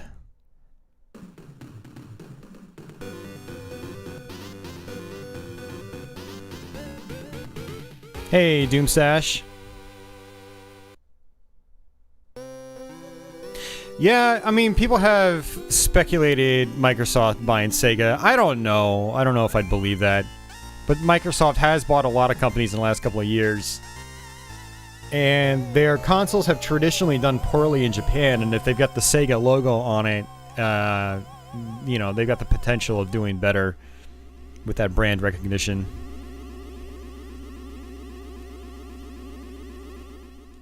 Because Sega's not just known in Japan for their console games, you know, their name is still all over the place with their arcade amusement centers. So the Sega name has clout in Japan that a lot of us don't realize. So, it doesn't matter about winning or losing, Venom. People gotta get out of that win-lose mindset, you know. The Xbox has not done anywhere near as well as the PS4, but it has still done very well for Microsoft. You know, it's got a dedicated user base, they still sell lots of games, and they make a shit ton of money off Xbox Live. So, and services like Game Pass and whatnot. So, Microsoft has got things figured out. They don't need to sell 100 million units to feel good about themselves. so... Well, obviously they would want to do better, but they are still doing fine, Venom. That's what I'm saying. Yeah, exactly, Lord JP. Exactly.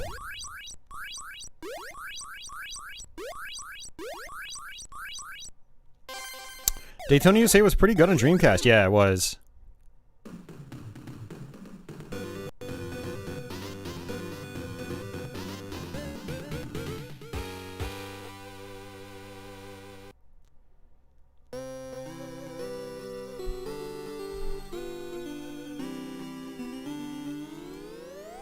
I could see that being the thing too, Leo. Yeah, absolutely. Alright, let's go ahead and jump into this. Yeah, so New Adventure Island. This is a really fun game. I actually have a full Let's Play of this on my channel too. Years ago I did this one.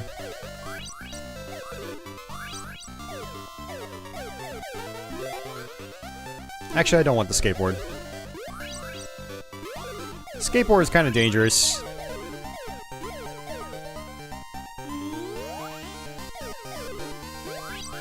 Hey, maybe this will get that solid Nate guy to start playing some retro games again on his channel. Oh, shit! Nate, what?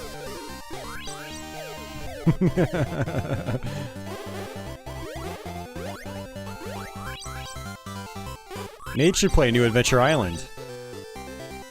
That'd make for some great streams. Oh, I missed the egg. There we go. There's the fire. Get the fire.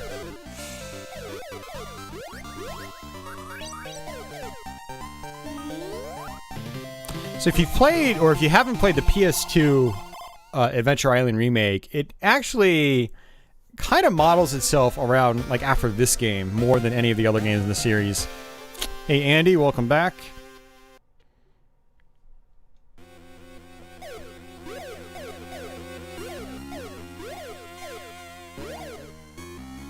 What capture cards should you get for HDMI? And then just get whatever you want, man.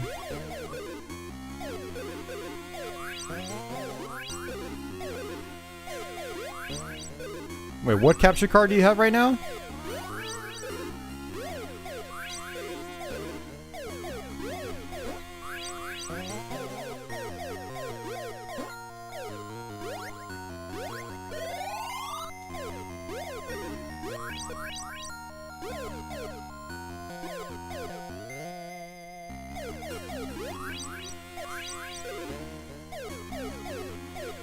I mean, any consumer capture card would be fine for HDMI. Your Elgato's or your AverMedia's or your whatever.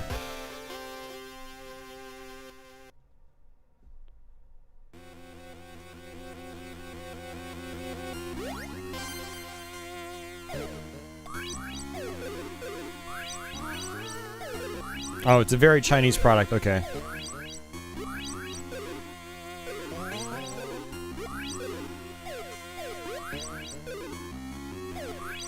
Yeah, I'm just remembering now, the boomerang is not my favorite weapon in the game.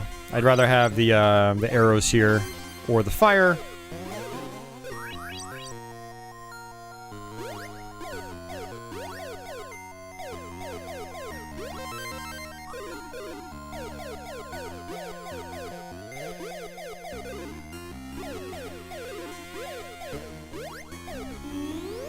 Alright, it's a checkpoint. Go ahead and do the skateboard. Skateboard always pushes you forward, but it acts as a shield as well, so you get one, you can absorb one hit with the skateboard. But you don't want to always be pushed forward.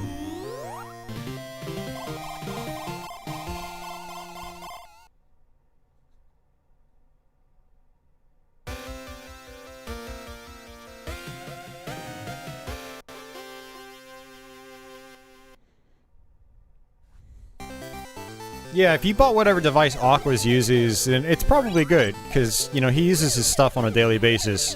And if it's treated him well for a long time, then it's probably worth it.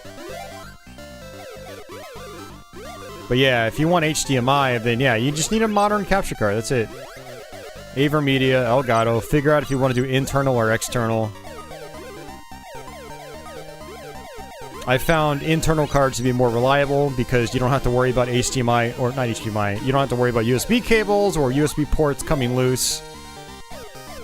I had an Elgato Game Capture HD, the original, and its USB port pretty much just snapped off. So you don't have to worry about that with an internal card.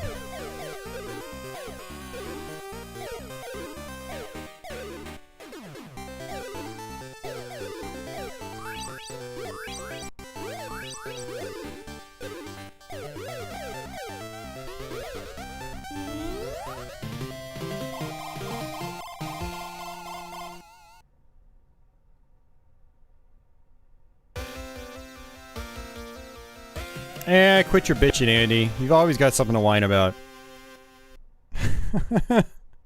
Andy's always got something to whine about. There's so many games that were excluded. Like, just saying Gate of Thunder is such a missed opportunity is like, you know, ignoring the other 500 plus games they could have put on this thing. Just wait for it to get hacked and then include it yourself. That's all you gotta do. Now quit your whining.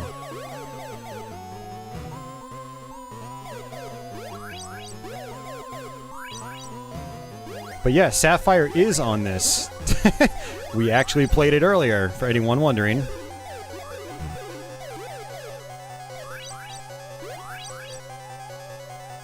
I should probably actually switch over to the arrows. You went with an external capture card in case you wanted to connect your laptop. Yeah, no, that's a great use case scenario for that. I agree, GT, for sure.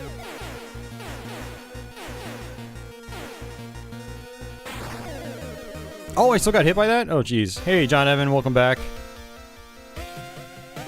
No, I didn't, I wasn't rough with my capture card. It just was just from normal wear and tear, just like barely moving the card. Yeah, it was not cool. I was not happy. Because the card was not cheap. And then buying another card was not cheap either.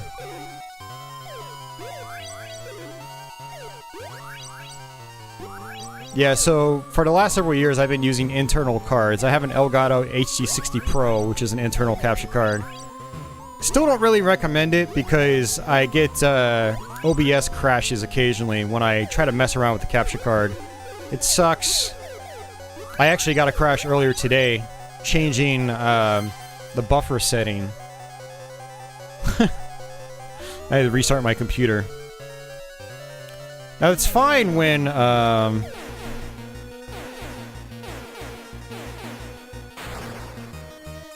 it's fine when it's like I'm not streaming, but those crashes will happen when I'm streaming, and it's very aggravating.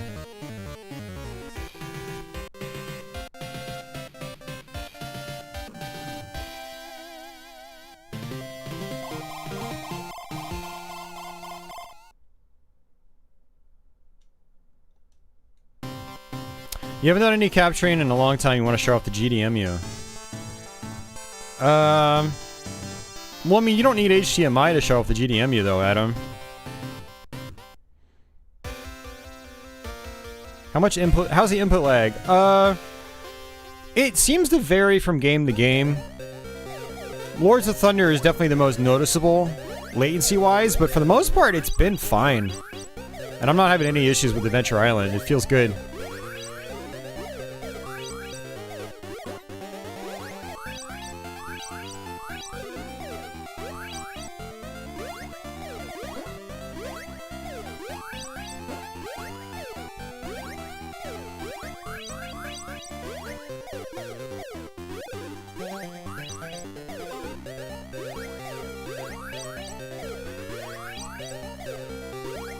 Yeah, the Adventure Island games are so much fun. They're some of my favorites. And New Adventure Island is a great one, too. Definitely recommended. Oh, picked up the boomerang. I don't want that. The boomerang is slow, but it does at least destroy rocks, which is good. Ah! Now you need to figure out the capture software. Just use OBS. Open Broadcaster. You're having an issue with your internal card being read on OBS. Really? Might want to try to reinstall your drivers for your internal capture card.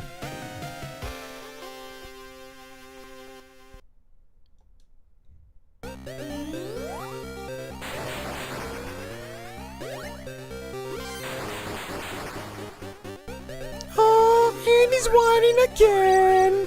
Poor Andy! Poor Andy, always having problems. That Andy guy, he's just full of problems.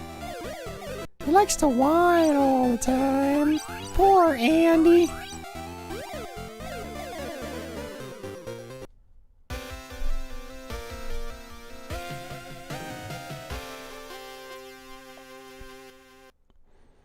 No, we actually did drop 141 frames. Which is like a drop in the bucket. It's like 3 seconds, not even. It's not even 3 seconds. It's a little over 2 seconds. Yeah, Leo, I mean, I'm having a perfectly fine time with this. So... See, now I'm... See, I wasn't going to, but now that I have this, I pretty much have to get a Genesis Mini, because I've got all the minis except for the Genesis.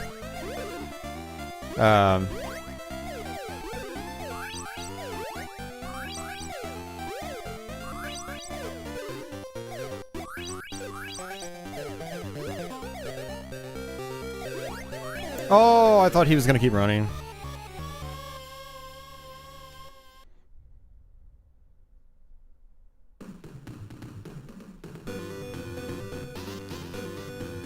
He keeps reading Overton and he, yeah, I'm not sure what you're talking about, Tony.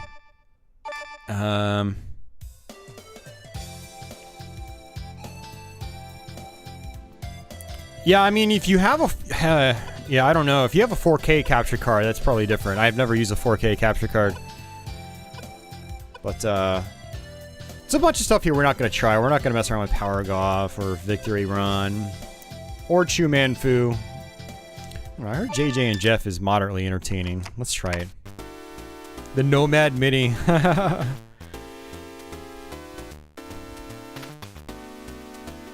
Salamander was on the Japanese equivalent, John. The PC Engine.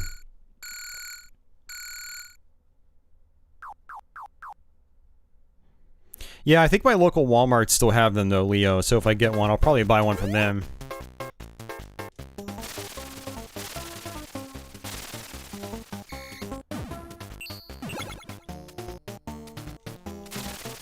So I can duck, I can kick.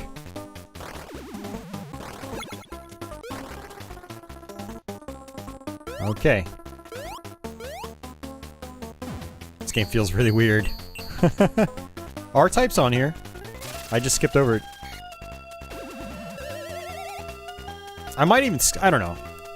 I might even skip R-Type because I played it so many times on my channel. Try kicking above the stump. Chump.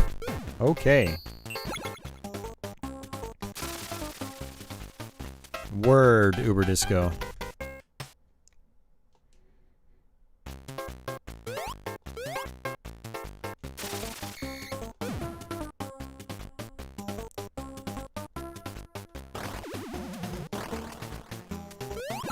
This game is really weird. Yeah, it's very, very slippery. Slippery is the right way to put it, Vampire. Or Tony.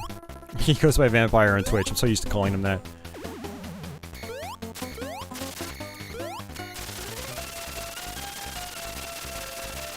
I had a feeling that was a bonus area.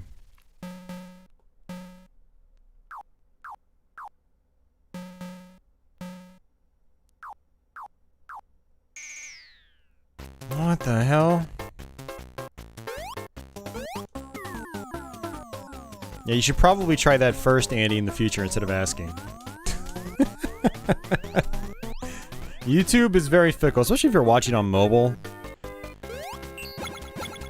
Things just go wrong. You gotta refresh. Should be a natural habit for you guys in 2020. Learn where that refresh button is. Use it. Use that refresh button. Do do do do do. I wanna keep giving Andy crap. Boom, do do do do do do do do do. It's so much fun. I can just die, okay. F5, y'all. F5. Use it or lose it.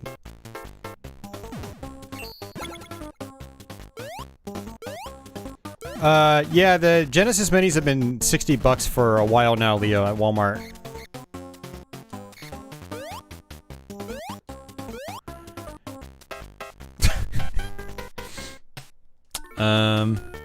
Okay, I'll try this game again some other time. That was the stump. Oh, kick above the stump, that's what they said. Okay. Here, just for Mike, because I know he wants to see it. Target's still charging 80? Well, screw Target, man. I already played Ghosts and Goblins. Ghouls and Ghosts.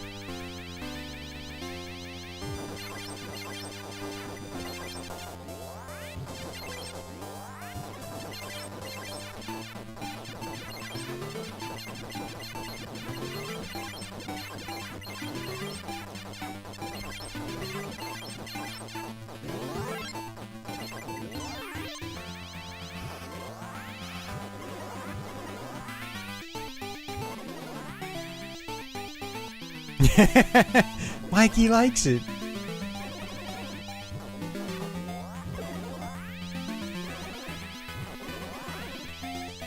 Oh man, the shimmering of this is bad. What the hell? I thought this aspect ratio was supposed to fix the shimmering on every game, but nope. So it seems like you really need to figure out the best aspect ratio for each game you're gonna play, and that's kind of disappointing. Because with this aspect ratio, Bonk was great. It was perfect. But R-Type is not so perfect.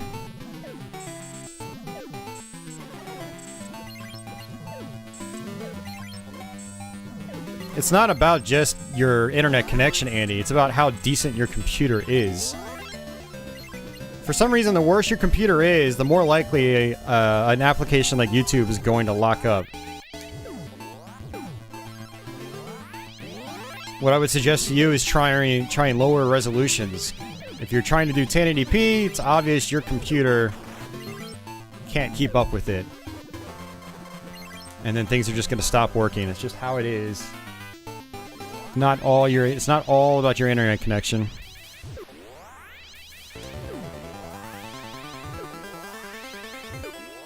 Hold select when firing up the game. Ooh, I definitely want to try that. I definitely want to try that, Leo. Yeah, thanks for the heads up on that.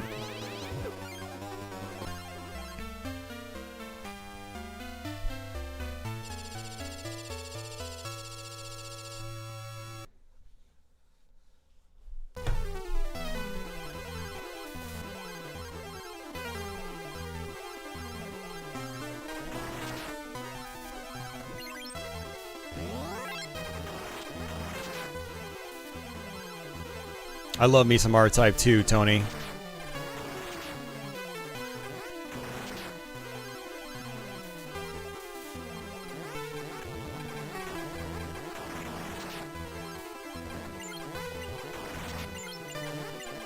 PC's Wi-Fi was dying on you. Yeah, Wi-Fi can get very iffy for sure. If you're going over Wi-Fi, that could also be an issue. I have experienced that firsthand myself.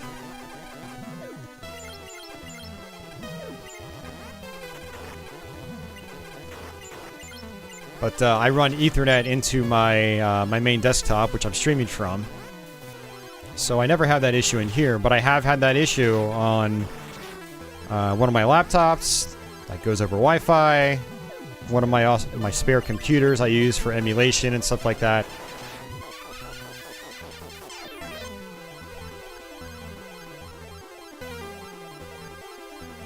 So now it's Be Savage to Andy Day. Yeah, it's either Andy or Carlos. Carlos is off the hook today so far, though. It's mostly just Andy. And I am an idiot for doing that.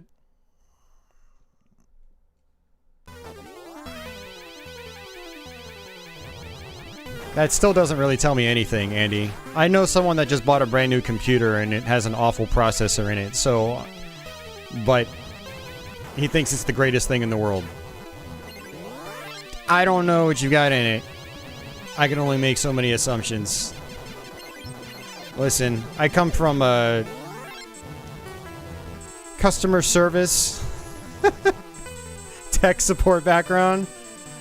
And when you... work in fields that involve that, you start to realize that more people than not overstate the kind of hardware they're running. And I have to assume the worst until you give me more details.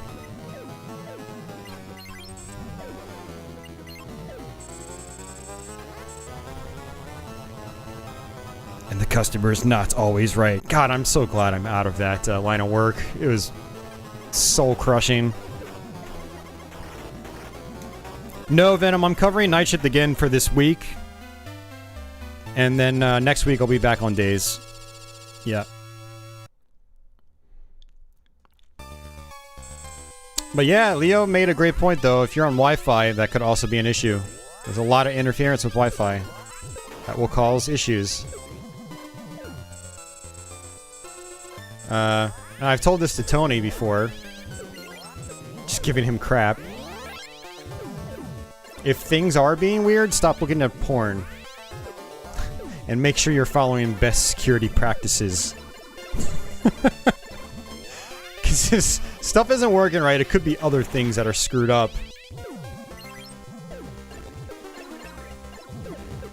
Not kidding, by the way.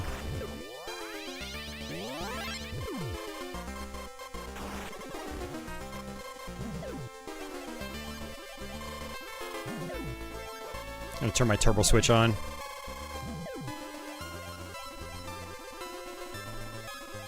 Good old R-type flicker. Oh, you... come on, man.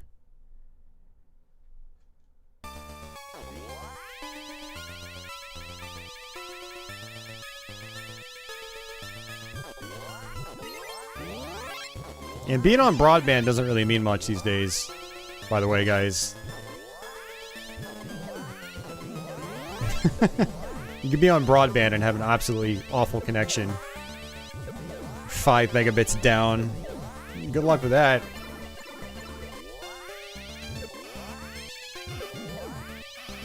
I'm on high-speed internet! No, not on high speed compared to a lot of other people these days.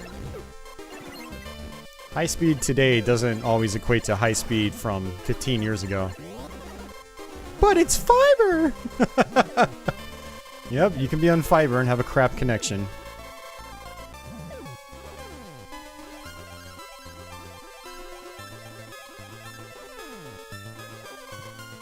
We're learning so much in this stream.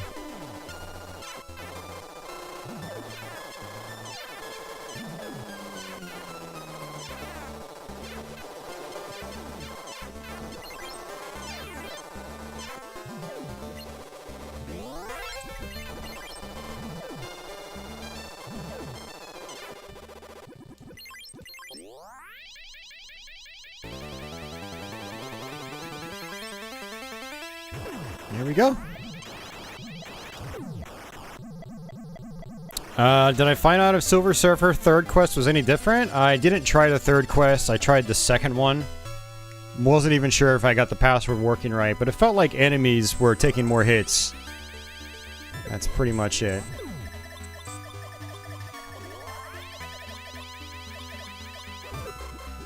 I have to mess around with it more. I really don't feel like it right now. I'm kind of sick of Silver Surfer.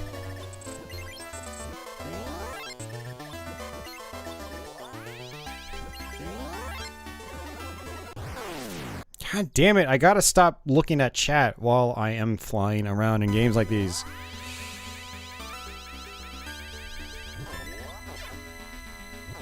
Ugh.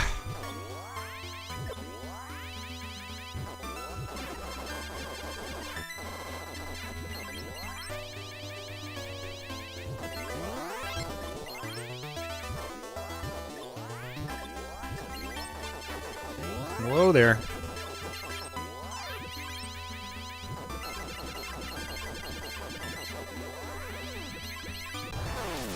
That was my fault.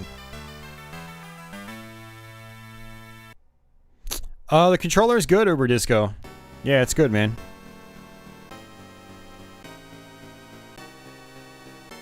Potato modems don't last long before going rotten. That is true, too.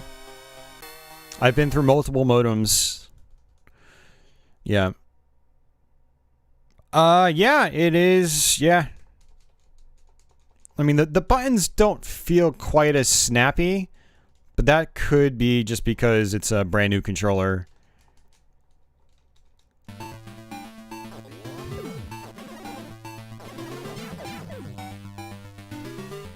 Oh, Pixel Digs, you're in Japan. Nice. No, it feels about the same, Venom.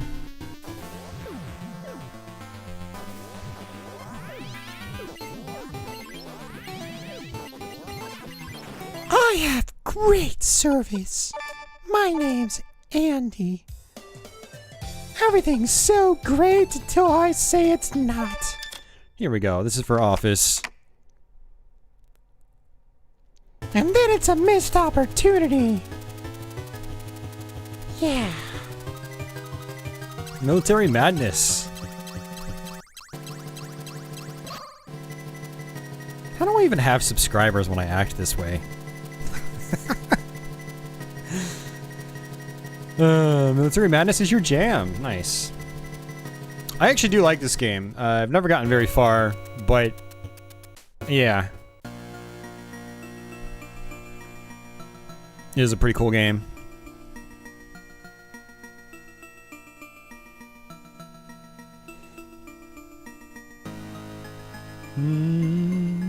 Doomsash has kind of a cheapo laptop, has a Celeron processor. Oof. Oof. Sorry to hear that, Doomstash. Well, if it's working for you, that's what matters, right? Carlos is trying his best not to be a jerk tonight.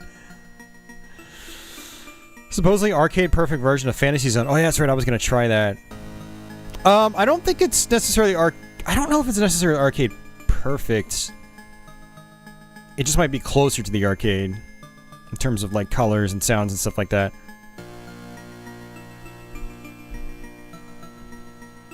Oh, I get a thumbs down on everything I do these days. I'll publish a video and then 2 seconds later there will be a thumbs down. So either there's some kind of bot out there or someone's got their notifications turned on and they're thumbing down every video I do immediately. And you know what? If I am, you know, if someone feels the need to worry about my stuff that much, then I feel like I'm happy to be doing that, you know? I'm not worrying about it, but if it worries you, screw you. Enjoy the stress. Having to worry about following my content just to download it. It's petty, you know? If there are channels I don't like, I just don't watch them. I don't follow them. I don't subscribe. I think I can actually move these guys over, I might be able to move them over these hills, but I don't know, let's just force them all here, just like so.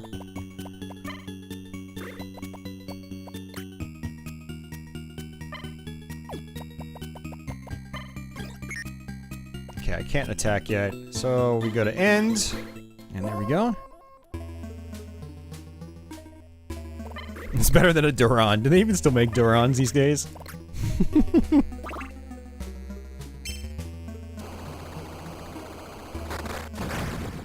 Oh well, Mike, it's all about just showing off these games. I don't have to get very far into them. Do you like Star Parodier? I haven't played it. Hey, John Evan, thank you for that. Only infantry can go over hills and mountains. Yeah, I think you're right. It's a Duran. It is a processor. Star Parodier is on here?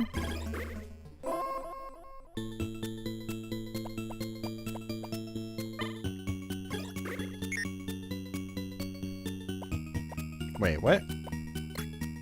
Oh, there we go.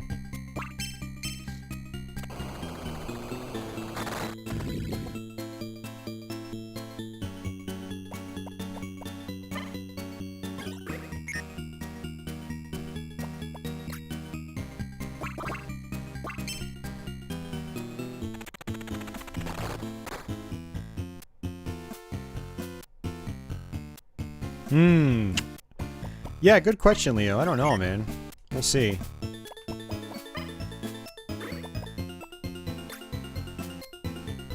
Hey, Major Havoc, what's going on? Yeah, I can't move him. Okay.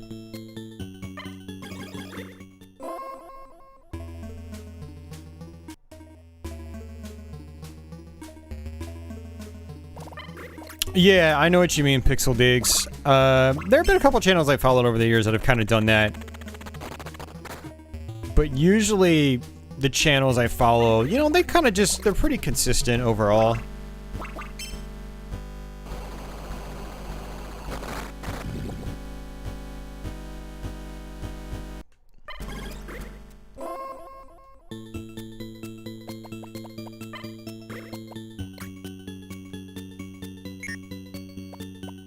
Let's go ahead and attack this guy.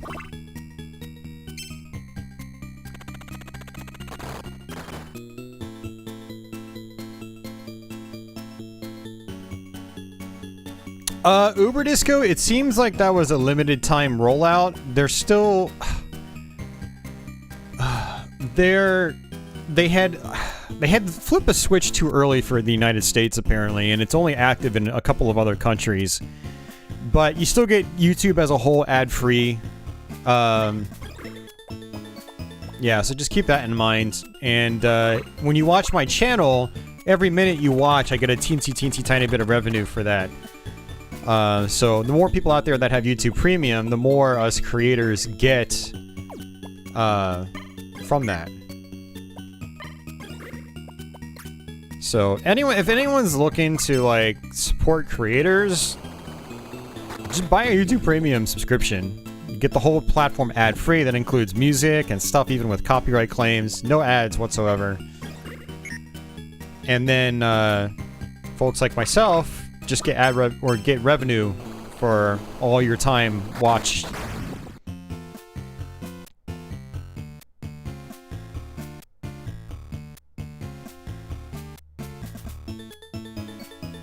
Oh, Uber Disco.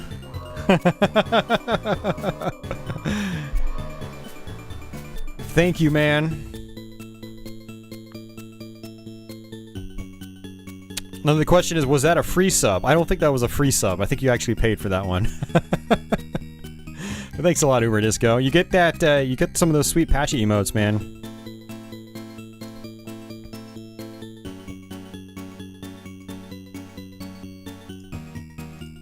You also get these emotes, too. The more subs I get, the more emotes I can add. And I might actually be able to, let me check my channel memberships. Let's see if I'm at the point where I can add another emote. I might be able to.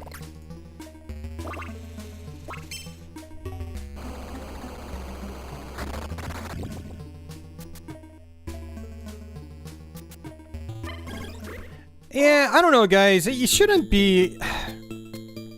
So creators have to not be so thin-skinned, but I think viewers also should make sure they're not too thin-skinned either. Like, sometimes creators do screw up, and they do something you don't like, but like, one of the issues with viewers, and I'm not saying you guys do this, but this is just from my personal experience over these last 10 years, is that you make one tiny little mistake, and your, you know, viewers' perception of you being perfect just gets shattered, and then they just unfollow you, and they disappear. So like, you know, I'd say don't do that. I'd say give the creator another chance. You know, if they constantly go down a certain path you don't like, unfollow them, whatever. But if, like, you've loved all their content except one little piece, then, like, why disappear from their channel? You know? Or just leave a comment being like, I don't enjoy this. You know, like, provide legitimate feedback, constructive criticism. But one of the things that irritates me the most, with streaming in particular, is like you say one little thing that's wrong, and you don't have any time to correct yourself or apologize or even realize you did something wrong. People just, oh, this guy, I don't like this guy anymore. He's done. I'm just gonna unsub. I can just go watch someone else.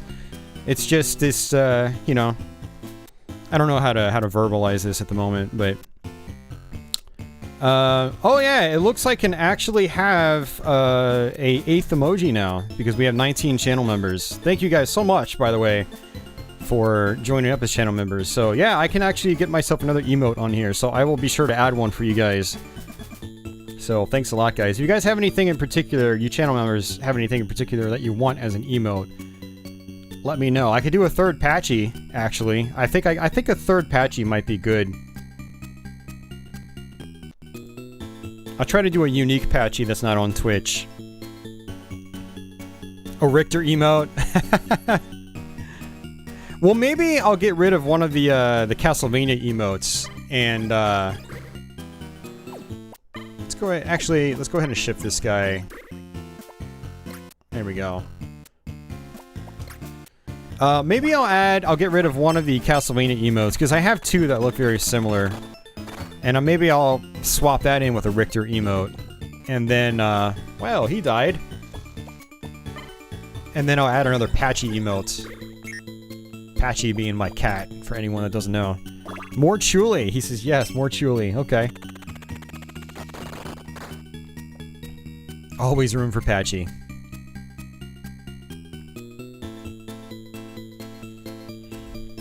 This is the most channel members we've had, so it's, yeah,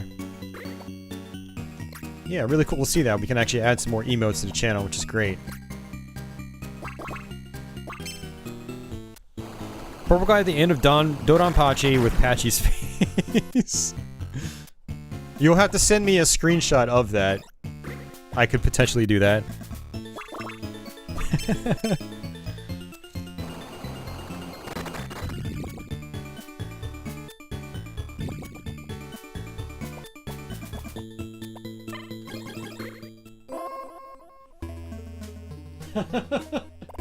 Dodon Patchy.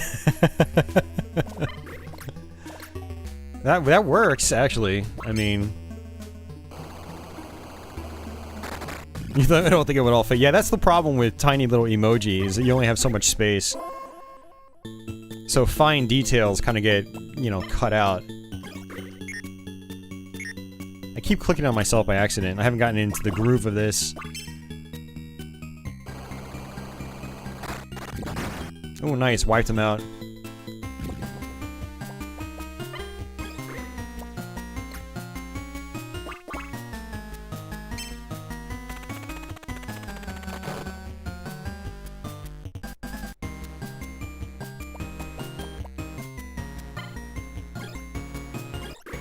I don't know if I actually have to kill these guys, but we'll do it anyway. Venom! Now you guys are spoiling me. Thanks, Venom. Yeah, this is one of those games where I think you might actually have a better chance at survival if you surround troops. Yeah, support effect. Yep. Terrain also seems to make a difference too.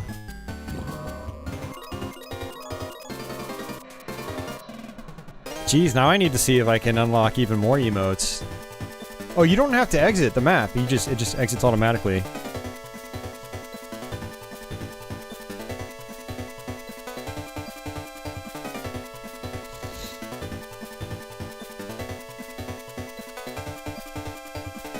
Oh, geez, Venom support actually just unlocked another emote slot.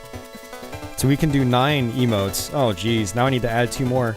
Okay, I'll do that, I'll do that in the next couple of days. Thanks, guys. Mountains have one of the highest defense ratings. Okay.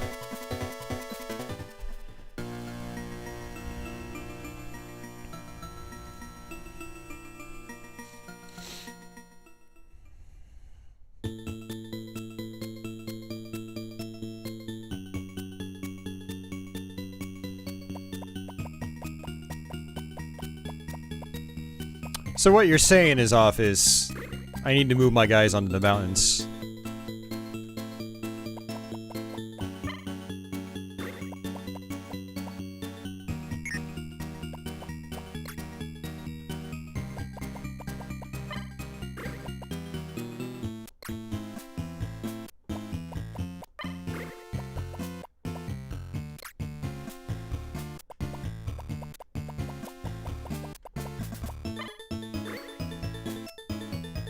Hey, thanks, Tony.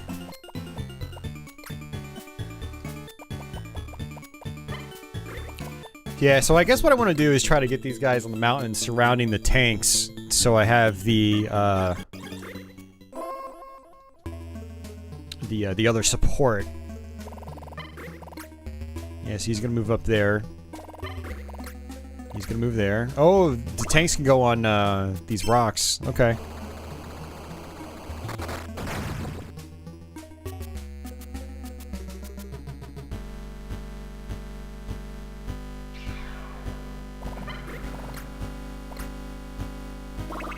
Yeah, and he's got a support effect.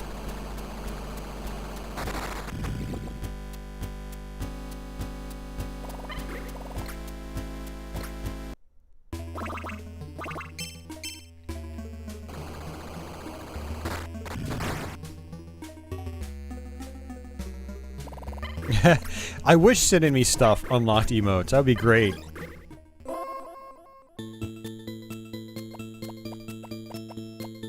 You do, however, unlock unboxing videos. I actually wasn't going to do an unboxing video, but Tony was like, I wanted to see an unboxing of it. And I was like, okay, I could do one.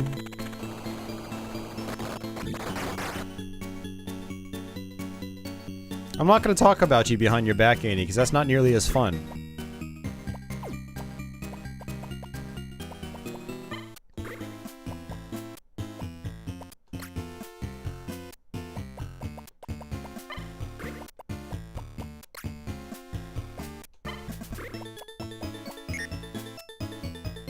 Space is occupied.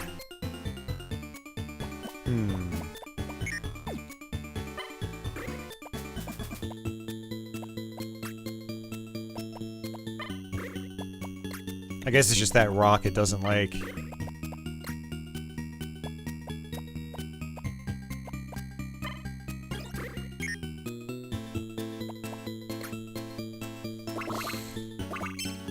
Extreme unboxing. Yeah, it was a fun unboxing video. It was simple, but it was fun. I got to talk about the turbo graphics in general, which is always good.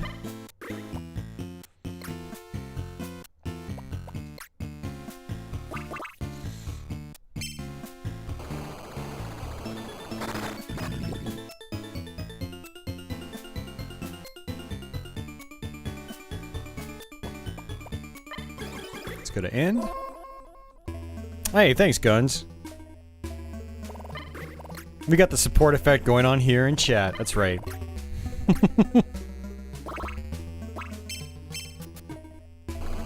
I used to have one without the trackball venom. It was a full tank stick, dual sides, but no trackball.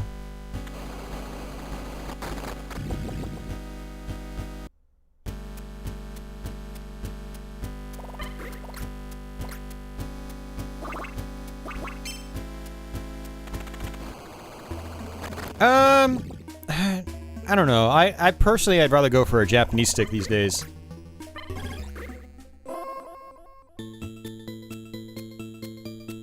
The more American-style teardrop sticks that are really big just don't do it for me anymore, man. They're too big. The Japanese sticks are so much, you know, smaller, lighter. Really good for, you know, really fast-paced games. From watching news updates. Yeah, stream is less stressful.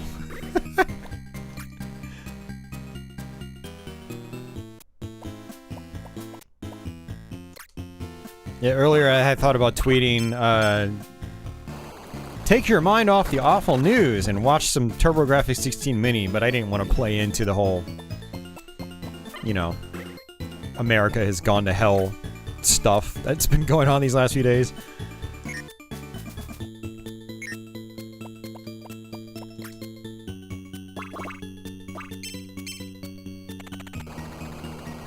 Stick with Hori? I mean, yeah, either Hori or like a higher end Kanba, or like even Razor's sticks are really good.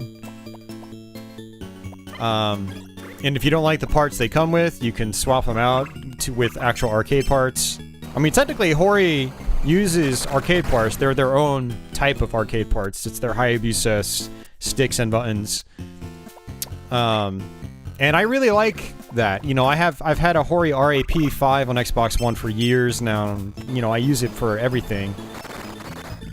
And then I bought a second one on PS4 so I could use it with Brook adapters on my retro consoles. And it's treated me really well. So, yeah, no real complaints. So, you don't think I should be so savage to Andy? I should be. You can't not be savage to Andy.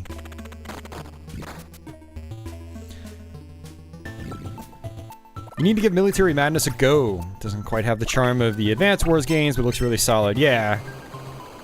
It's old compared to the Advance Wars games, but yeah, very similar concepts.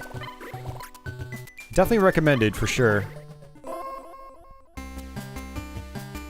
The old neighborhood GameStop got burned down. Yeah, that's sad. I really do not... well, we really shouldn't be talking about this stuff, but I really don't agree with burning, you know, burning down buildings and stuff like that. That's just messed up.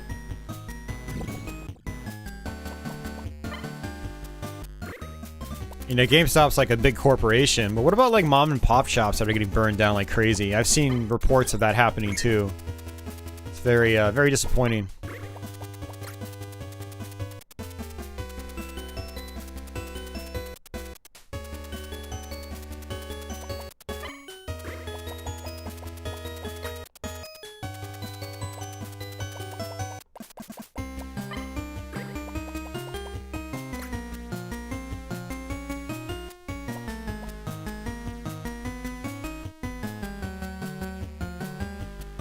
What Uber Disco is saying, Doomsash, is mom and pop video game stores are also getting burned down. You know, independent video game stores, not just GameStop.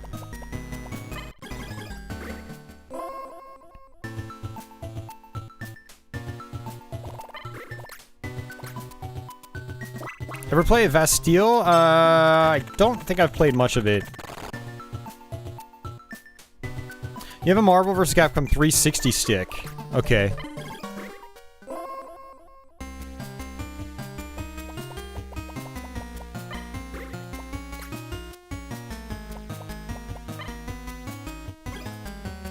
So I guess going to their base doesn't actually do anything.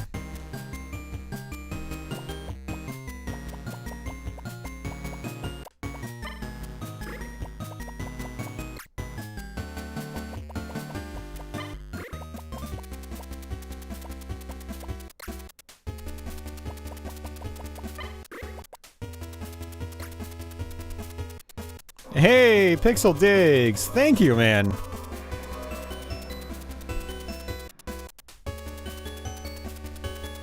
Just remember, if you guys want to support on a regular basis, you don't have to give me $5 a month. You could just get the dollar tier and, you know,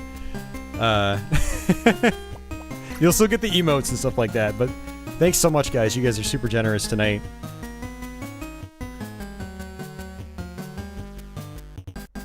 Oh, Vastille is similar in strategy style. Gotcha. Okay. Wasn't that one of those games that was published by Working Designs over here? It's kind of like how they published, God, what's the game called? Iron Aces or something like that. I totally forgot. Iron Storm. It was a strategy game kind of like this for Sega Saturn. Might drop down to 1 if the economy gets worse, but really not an issue at the moment. Thanks, man. Hey, Adam. Thanks for the super chat, man. Came with that giant space map, too.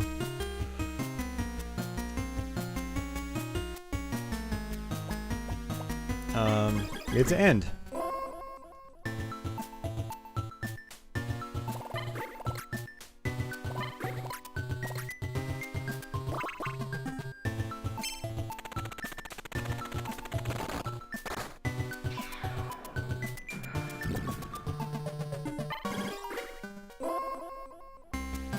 Oh, he used to race RC cars? Nice. I did that when I was a kid.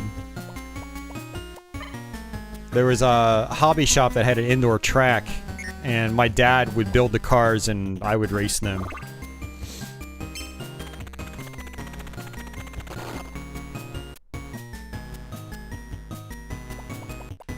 don't like where these guys are right now. Well, I can attack them at least. Alright, that's good.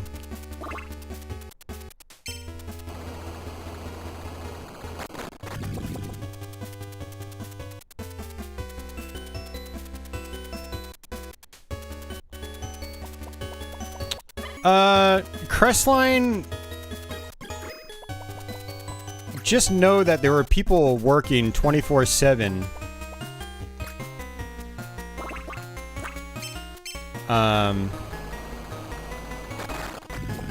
In the security industry. You don't need to stress about cyber attacks, trust me. There were other people that stress for you.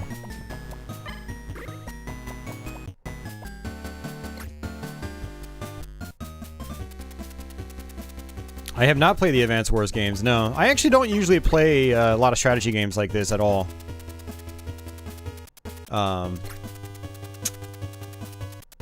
Yeah. I mean, I do kind of like them, but, you know, they seem like major time sinks and whatnot, and so I kind of stick with just action games. You love Micro Center? Yeah, I love Micro Center too. We have one about 10 minutes down the street. Yeah, and Mike, I like the music too. I'm enjoying it. Well, I mean, it could be other factors though, Crestline. Yeah, so well, I'm not gonna preach. I'm not gonna be Dr. Austin.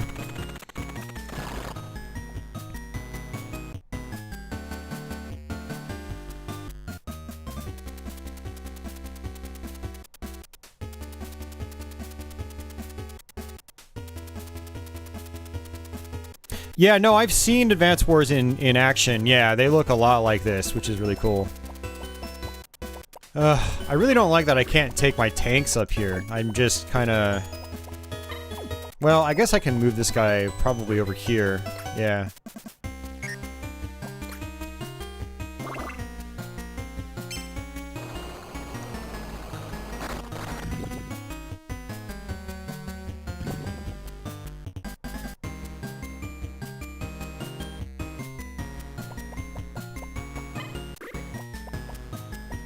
Yeah, see, unfortunately, I'm not going to be able to get next to that guy.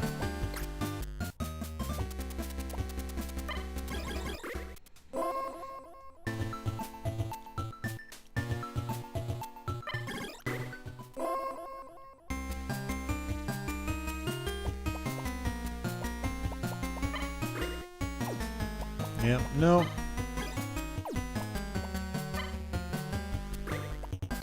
So might be able to get some support right here at least.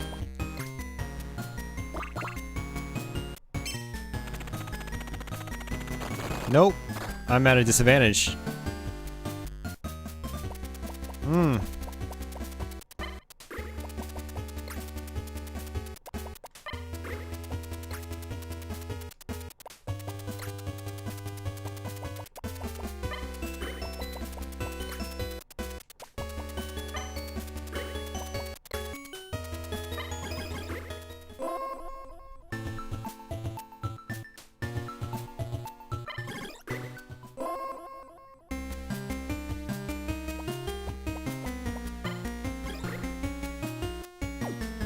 Oh, this actually isn't going to help at all because I'm actually technically lower on the slope now. That's why I was at a disadvantage.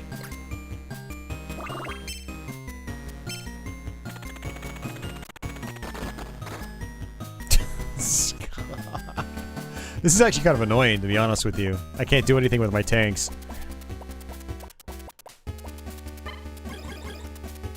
It's not like I can force those guys down.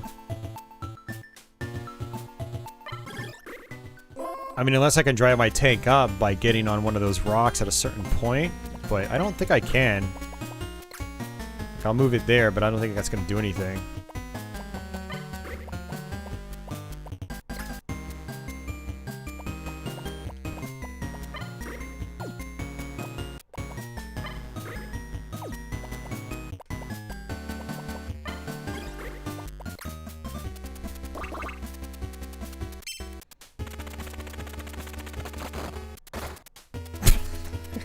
This is awful.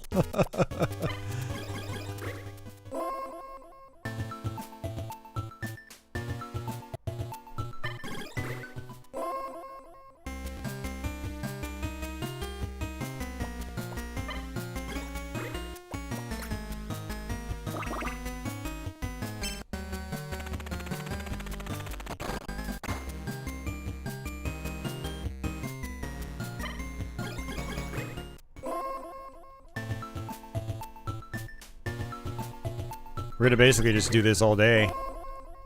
This guy's not moving.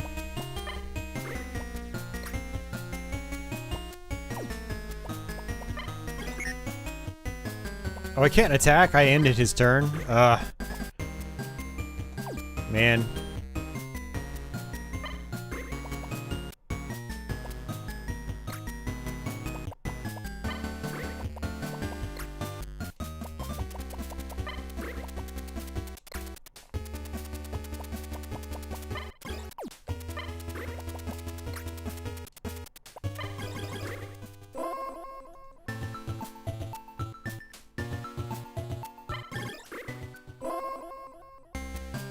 Yeah, I saw that video too, Venom. Yeah, it was kind of sad. We don't have fries around here, so it's not like I'm, you know, nostalgic for the company or anything.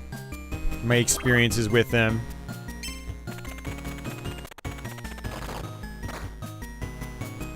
But it was still depressing to see, 'cause I don't like seeing stores like that in that kind of condition, because you know, like, they're not going to be around much longer in that state. Oh yeah, a Mister is the way to go, Akela. Mister's come so far that there's kind of no point in doing real hardware unless you've got a lot of money and you really, really want to do it. I mean, the Mister gives you the same quality experience, except you've got so many different platforms in one.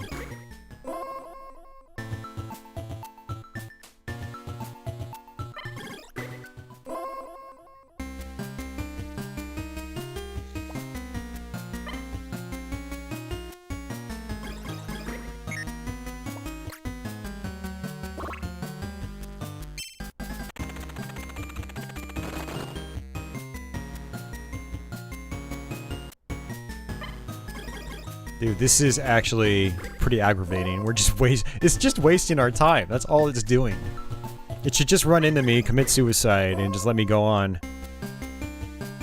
But it's playing to win.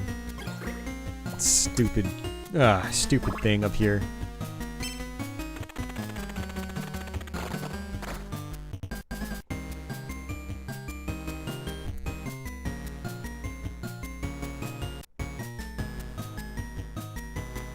Yeah, Al has just a list that you can get on. If I had the money, I would try to get on it. Have him build me one.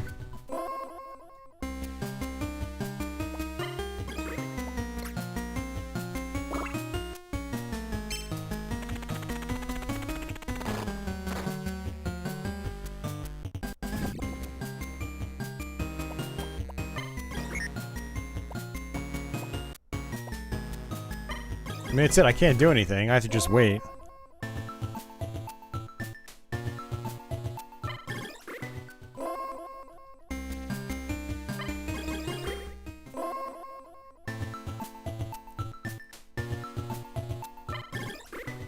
Alright, Military Madness, you can go F yourself. That is just, that's retarded.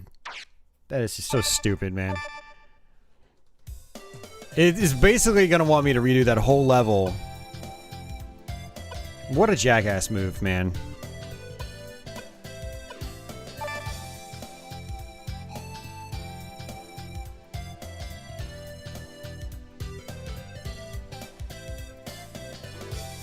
One of the things you'd impulse buy in the middle of the night on the credit card. Me too, except all my credit cards are maxed out, so I don't have that luxury right now.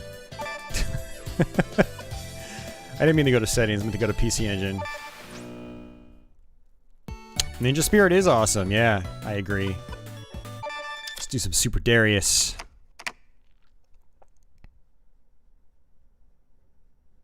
Oh yeah! That's right, I meant to do what Leo talked about. I'm gonna keep forgetting that if I don't do it.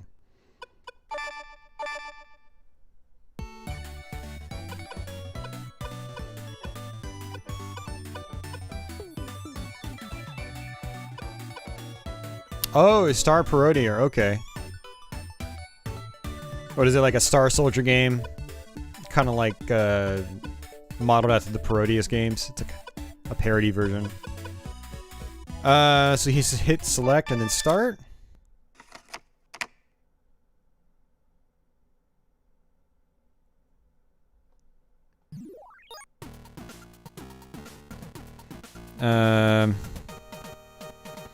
Andy's gonna go to bed with fresh minty teeth.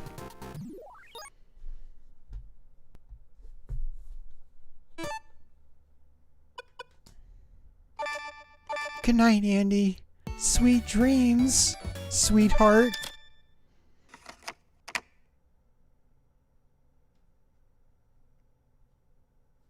Oh wow, that is different. Holy crap. I didn't realize it was that different. Yeah, no, I did, Leo. I just haven't played the TurboGrafx version in so long that I couldn't remember. Wow, okay. Interesting. That's a nice bonus.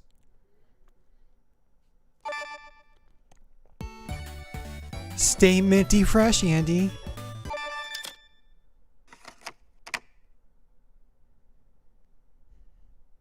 Man, it's like night and day.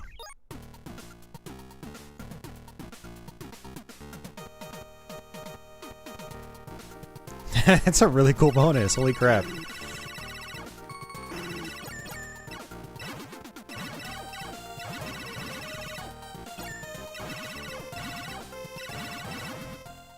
That's awesome. How much money do we have? We got 1,000, so we will do Twin Bomb.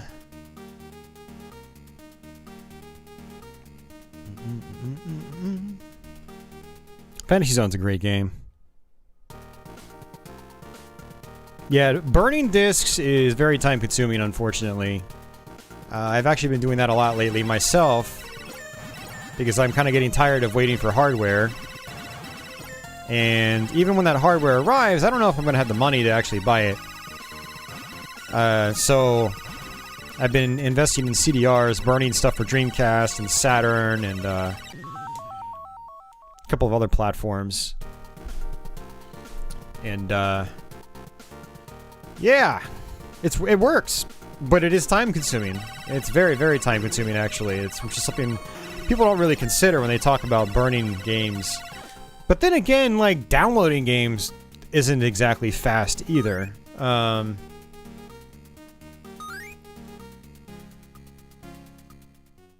it put me in two-player mode. What the hell?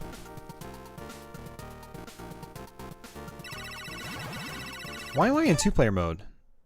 That's weird.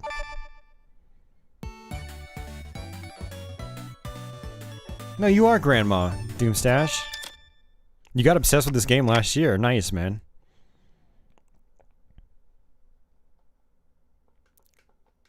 Oh, it's because you press select to do two-player start. That's why. Okay.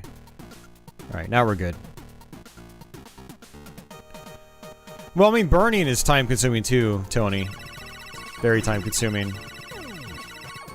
You could try burning your games at the fastest speeds and it goes a lot faster, but then you run the risk of having a bad burn. So that's something to consider as well. Which is why you want to, you know, burn at the slower speeds to get a more reliable burn. Less chance of disk failure.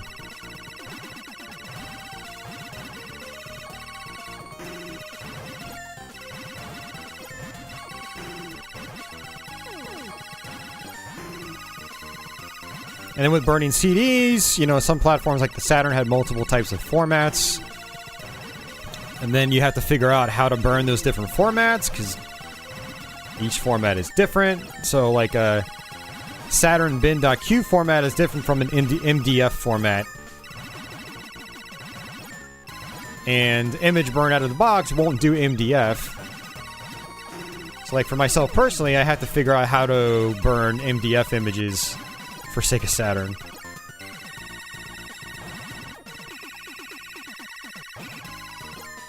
So, yeah, it's not so cut and dry. And then with CDRs, you might have issues like me with my Turbo Duo, where it doesn't like CDRs at all. So definitely not a perfect solution. You know, if you put the time into it, though, I'd say it is worth it. Saves you a lot of money, that's for sure. Yeah, the mode looks pretty good, Lord JP. Definitely. A little on the pricey side, but looks good.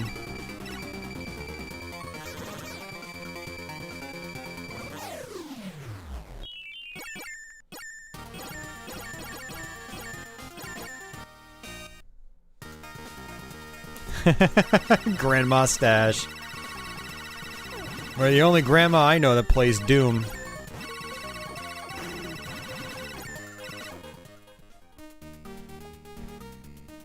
Light scribing the other side. Dude, that takes even longer. Light scribe was so slow. Alright, buy an extra life.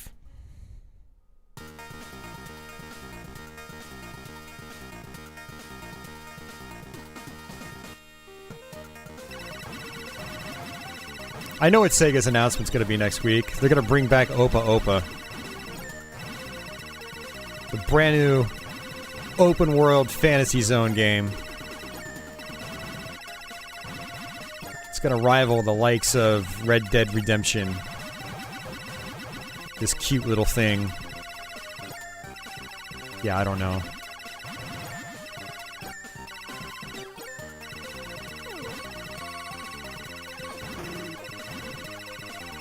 Sega has the answer to all the world's problems right now. It's Opa Opa. We need more cute and cuddly things in this modern day culture of ours. And things that aren't ponies.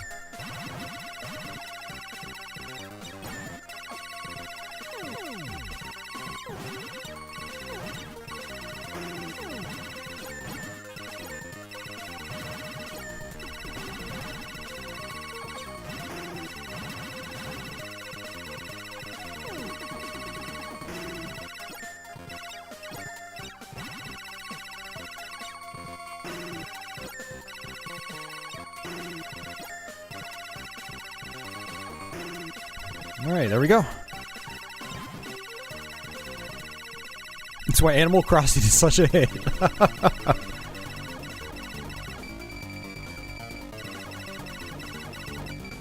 And Power Stone 2020, that would be Capcom. That would not be Sega. You need the right to your local Capcom representative, Akela.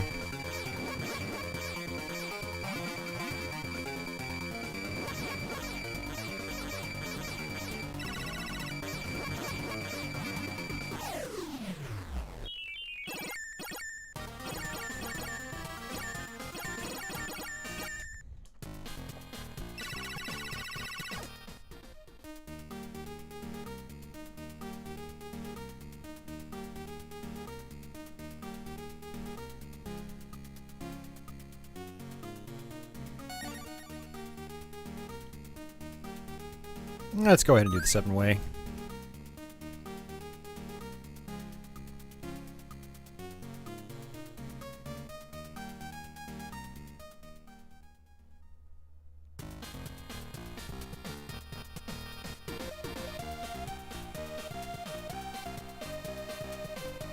Light scribe discs are costly now.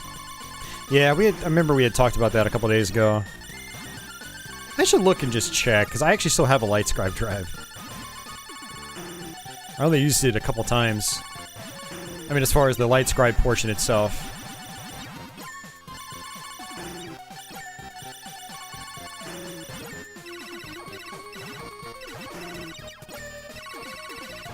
Oh, I was too fast.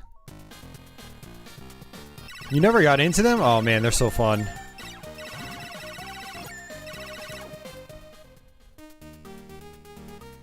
Power Stone, Marvel vs. Capcom vs. SNK. Oh man.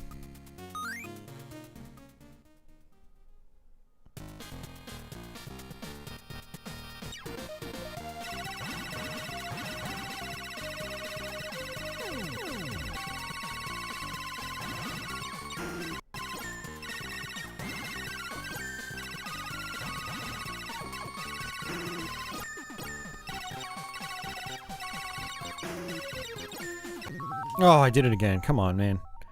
So yeah, Leo, I'm gonna just speculate here, but this sounds like it's still, you know, Still making use of the PC Engine hardware. It's still all that flicker. The soundtrack is very much using the PC Engine sound hardware. It's just a much better version. I wonder exactly how they did it.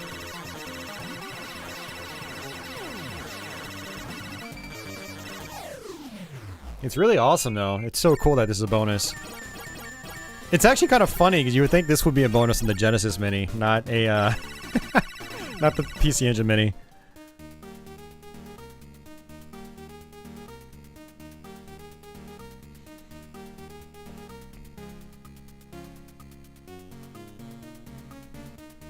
Yeah, I did, Lord JP. I actually had that one back in the day. It's a fun game.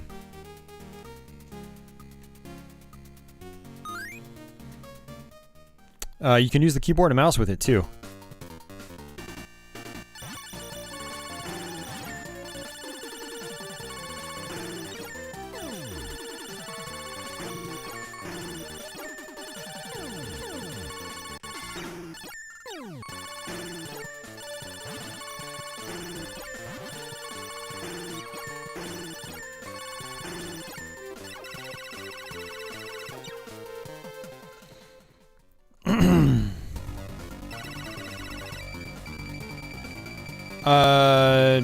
No, Leo. The Darius on here is the actual Super CD-ROM Darius.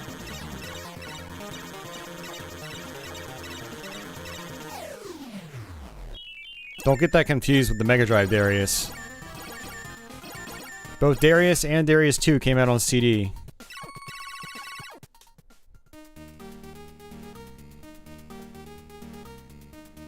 Buy those $50,000 extra lives.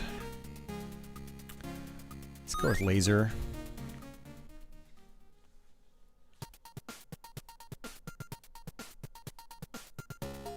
Really, in this one? Are you sure about that? I mean, I'll definitely try it.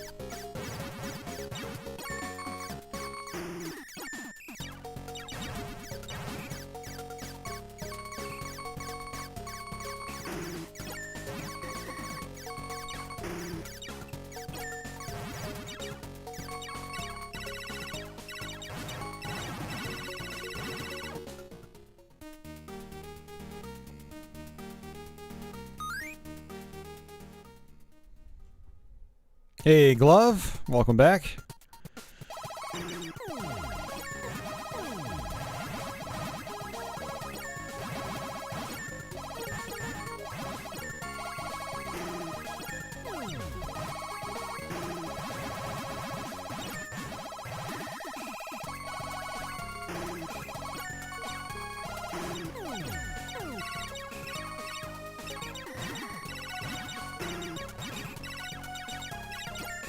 A lot of bullets in this one.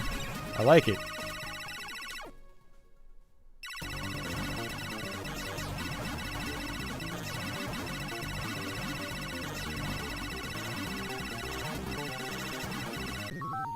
Ugh.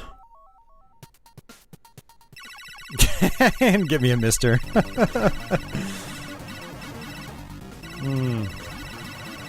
I don't need one right now, Adam. That's why I haven't bought one yet. I mean, if I had the money, trust me, I would buy one.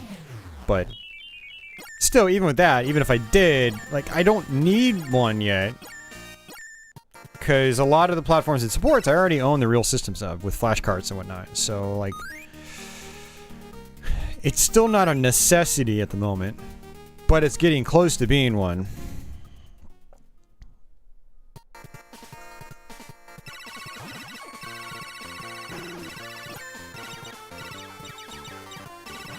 I do appreciate the enthusiasm.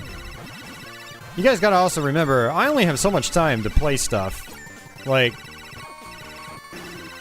it's even just trying to do my Let's Plays is overwhelming, so I don't need anything to add to that at the moment. With all due respect.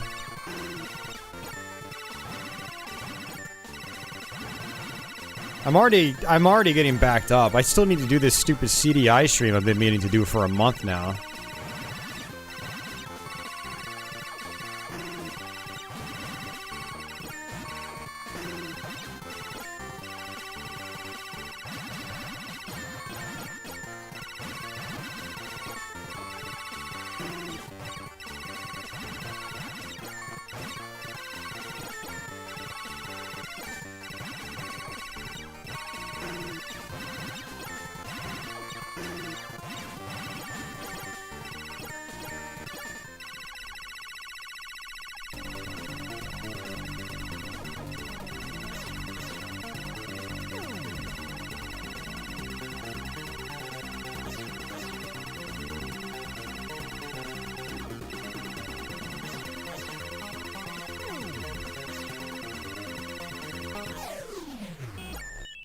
Nice.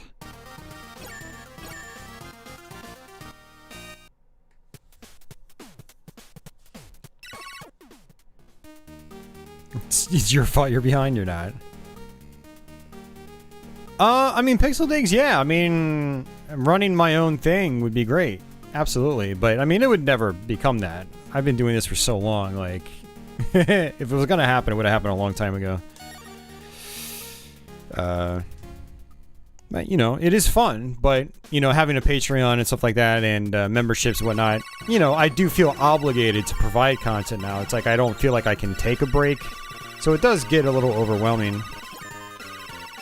At least holding myself to my standards, which is, you know, trying to at least be able to beat the games that I cover.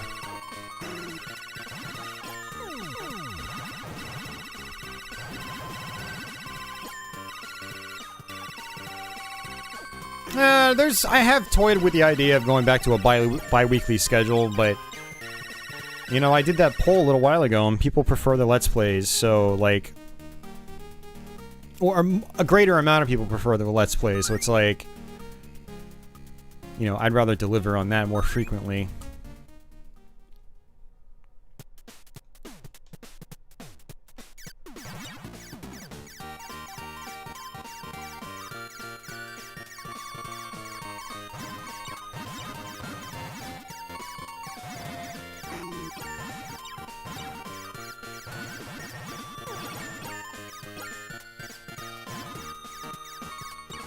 Oh, I got crapped on.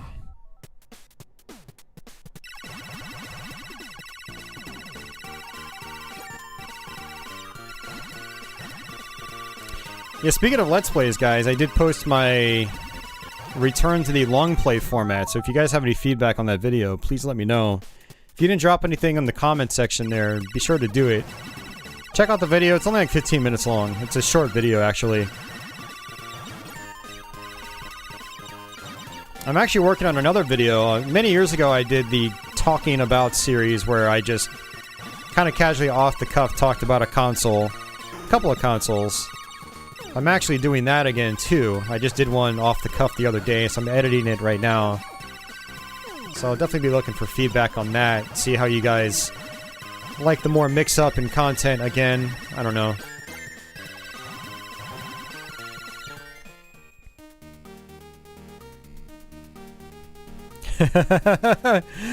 Video games aren't about fun. Yeah, exactly, Akela. I live in one of the most expensive areas in the country. So... yeah, the only way to be able to survive off something like this would be to move in the middle of nowhere, basically. Would I want to do that? I don't know.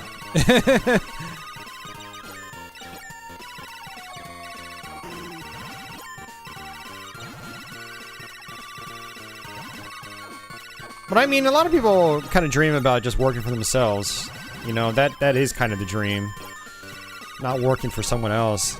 Not having to answer to some higher up. But very tough when you're doing retro stuff. Only a handful of people really out there are able to do that in retro. And even then, it's still probably tough for them, depending on where they live. I'd have to be bringing in thousands of dollars a month if I was to do it in this area.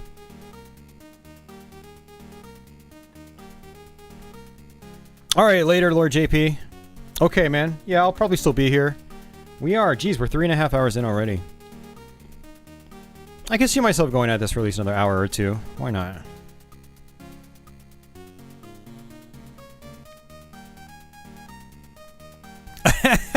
Yeah, but you get too much snow, Leo.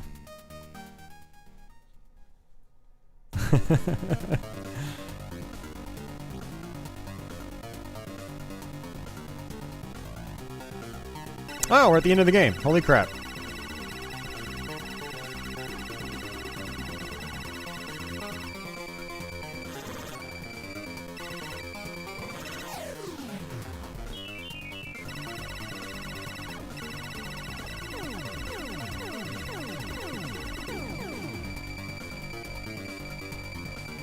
Yeah, this is the last boss. It's a boss rush, and then you fight the last boss itself.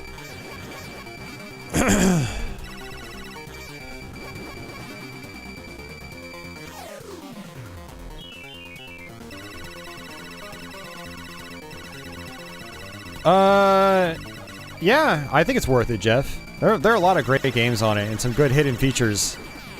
Like, this is a modified version of Fantasy Zone that M2 included, and it's excellent. It's closer to the arcade version.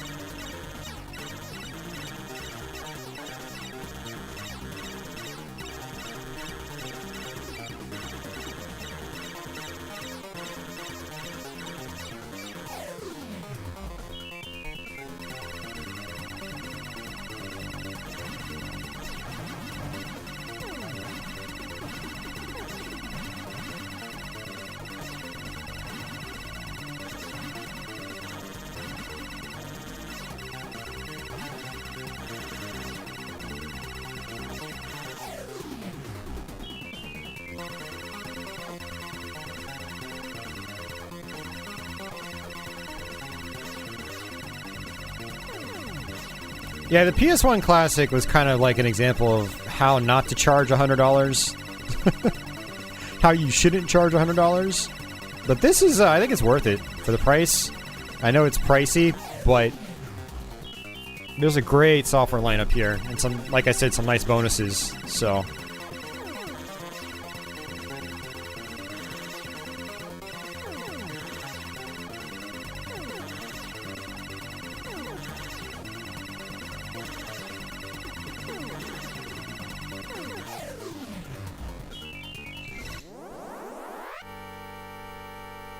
Oh, that's so cool. It's different from other home versions.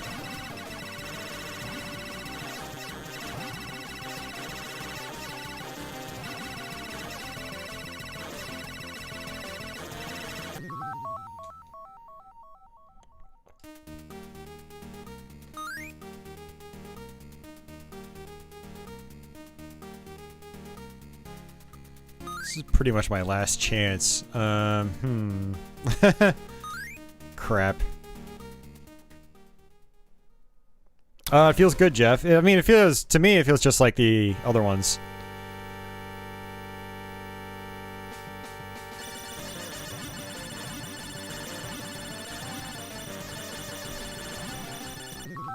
Oh, we were so close to the end, man. One or two more of those, we would have had it.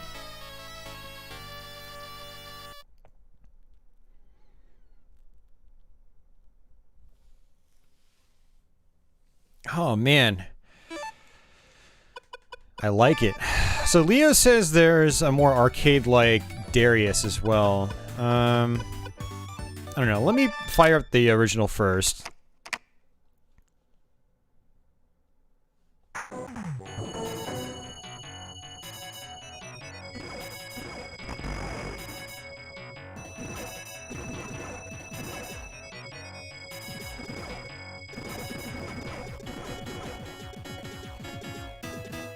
See, this is the one I'm used to playing.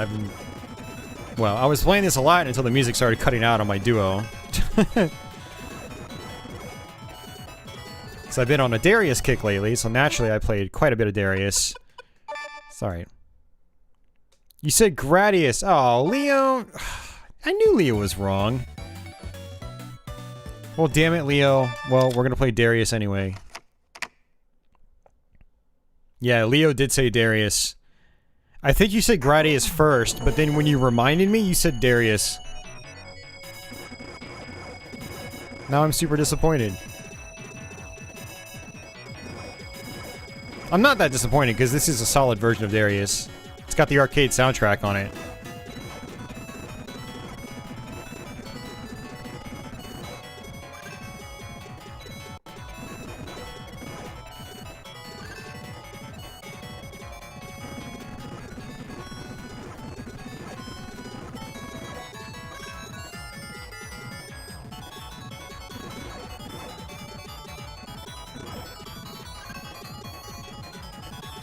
That's the Genesis Mini, Mike.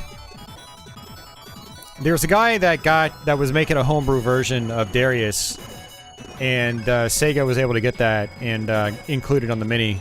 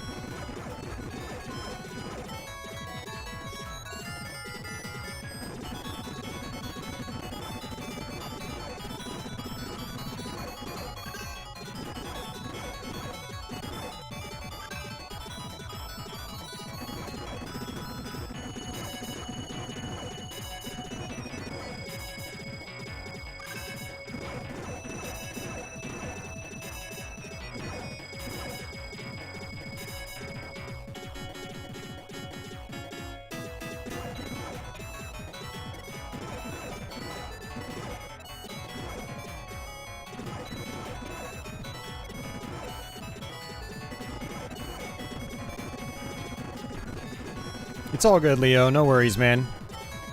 I'm not gonna give you a hard time like Andy. Oh! Crap! I'm talking behind Andy's back now. I said I wouldn't do that. Sorry, guys.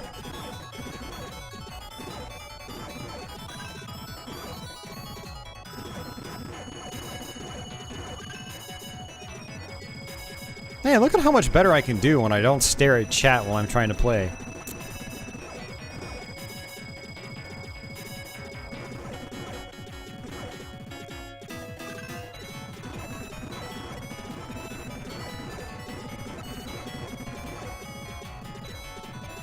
Well, the arcade, you guys gotta keep in mind, the arcade version was 3 screens long. So it actually progressed a little bit faster because of that. You only brought him up because you miss him.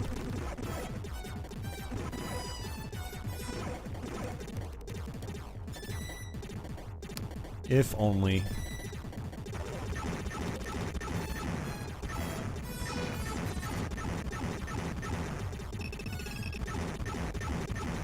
You can actually break off this guy's parts for extra points.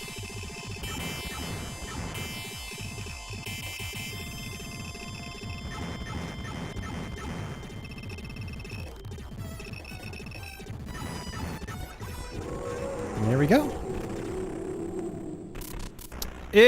Well, I don't know about impressive. Personally, I never found this to be that impressive. I mean, Darius Arcade was a game from 1986. I mean, yeah, I mean, it's kind of an old game even when they did this. But it's still a good game though. It's still a really fun game, and I really love how they use they basically ripped the arcade soundtrack, and that's the CD soundtrack. It's pretty cool. You gotta get into Darius, Tony, man. It's a really good series. It's one of those shooter series that didn't really click with me too much at first. Darius Gaiden was really the only one I liked to a point. I mean, I tolerated Darius Twin, for instance, but as far as actually like really liking the games a lot, it was just all about Darius Gaiden. But I've since grown appreciative of, you know, I've fostered an appreciation for this series.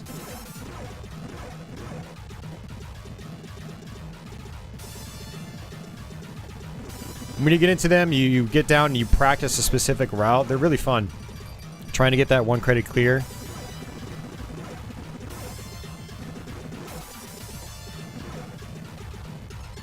You know, if you've only played like the Super Nintendo ones, I can understand you not liking them very much.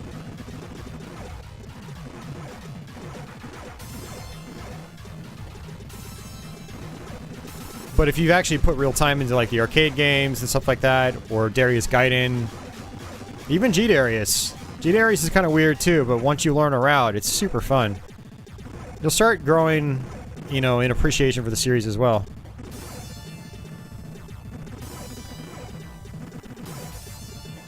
Could really use a shield, man.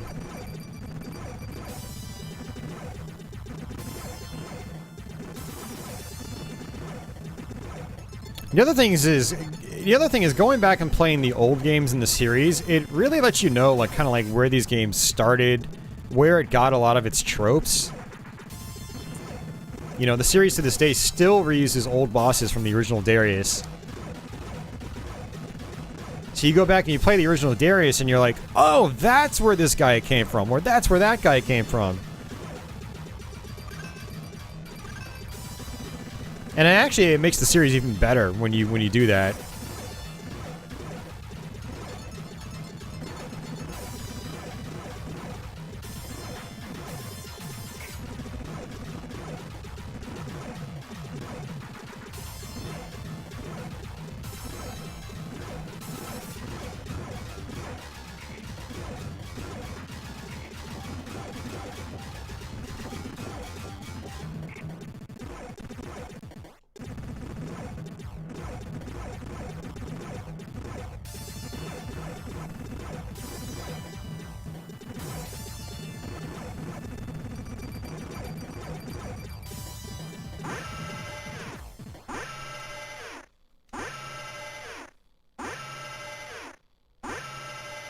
Dear his artists.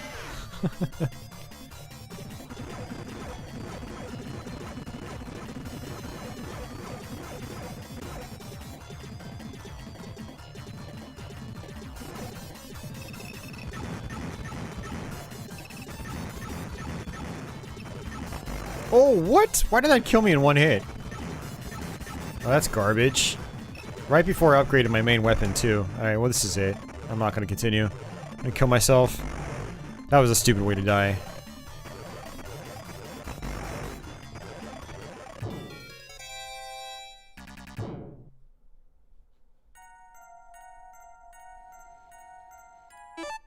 You died. Now go brush your teeth like Andy, because it's time to go to bed. Dying once and losing all your power-ups. Well, you don't lose all your power-ups. You get degraded to the level you're on. So, the start of the level you're on. So I was 1 power-up away from upgrading to level 2. So if I had done that, then died, I would have still been on level 2. So, yeah. You gotta make sure you don't die, for the most part. So Leo says, hold select, hit start.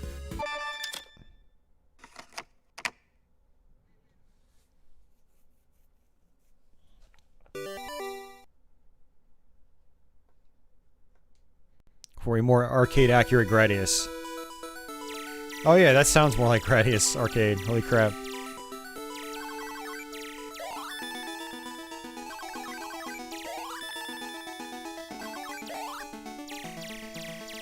I mean, Gradius on PC Engine was always pretty faithful to the original arcade game. It was a nice version of the game. Yeah, it looks brighter, Tony. The PC Engine version is kind of dark. It's one of my complaints with it. But it was still an awesome version.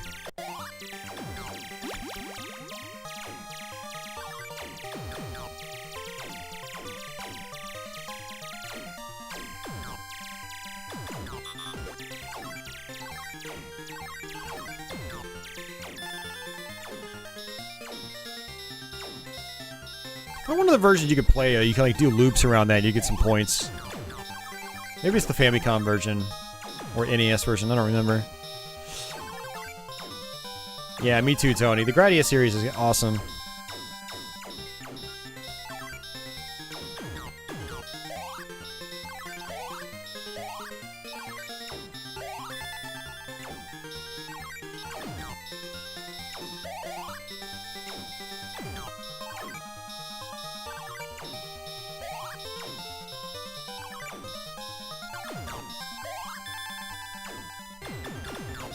Oh, you've never played them until this? Oh man, you're missing out, Glove.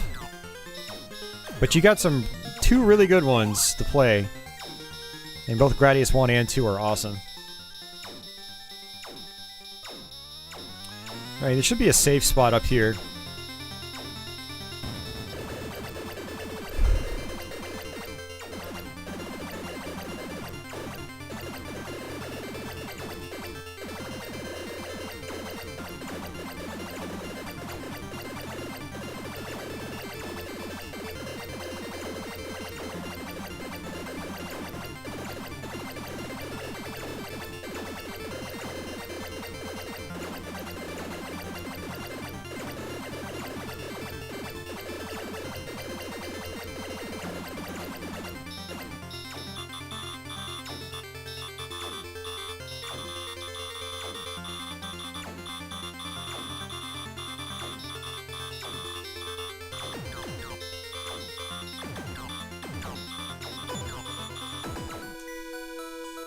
Yeah, let me do something real quick.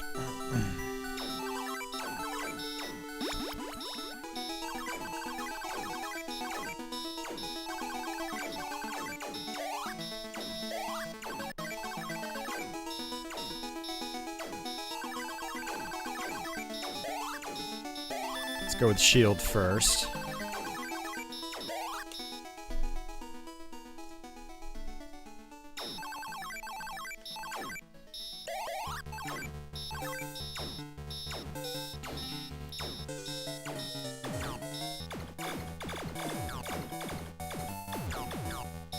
Is the top left, though, an actual safe spot? Like, on the top right, you don't actually have to do anything. I was mainly looking for the safe spot.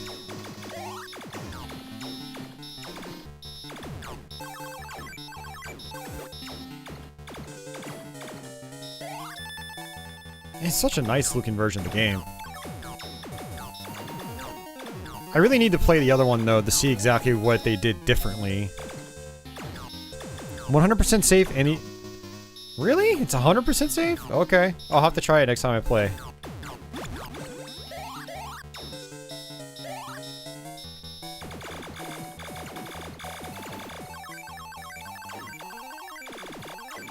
Yeah, I mean, overlaying your options on the rocks is much better for points, but I don't really care that much about points, to be honest with you. Like, if you're gonna try to score high, you're gonna have to loop the game.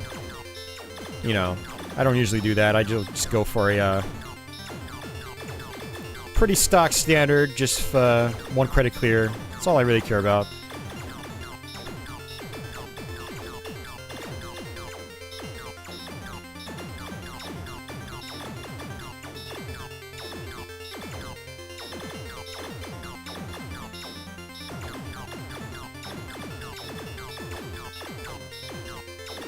Wouldn't mind having laser for right now, though. But double is great. Oh, why did I do that? I looked at chat. I'm not kidding. I seriously looked down at chat and...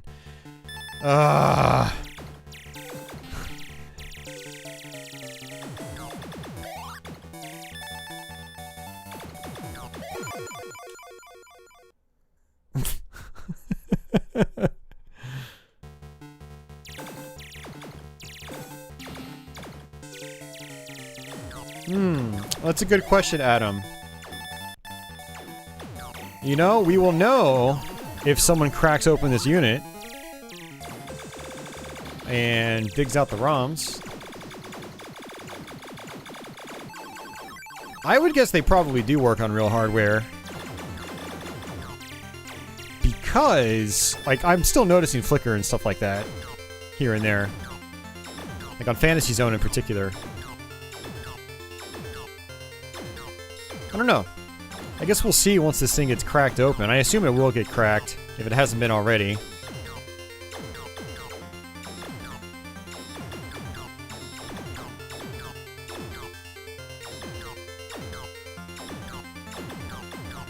Look at the hitbox on this thing. It's not even touching these things, and it's killing them.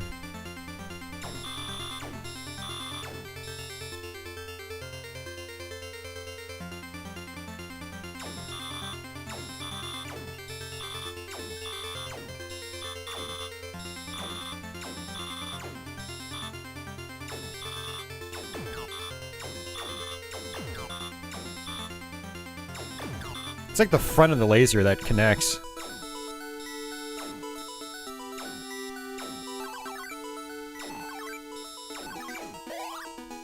Yeah, I'm actually looking forward to cracking this thing open. And seeing how it handles other games.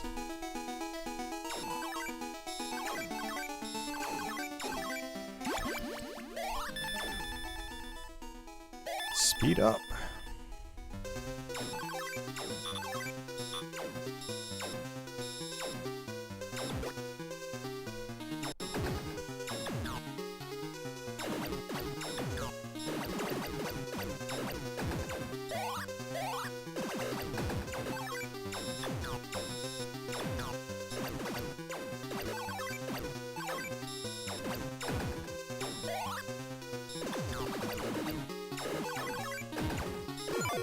Why did I do that?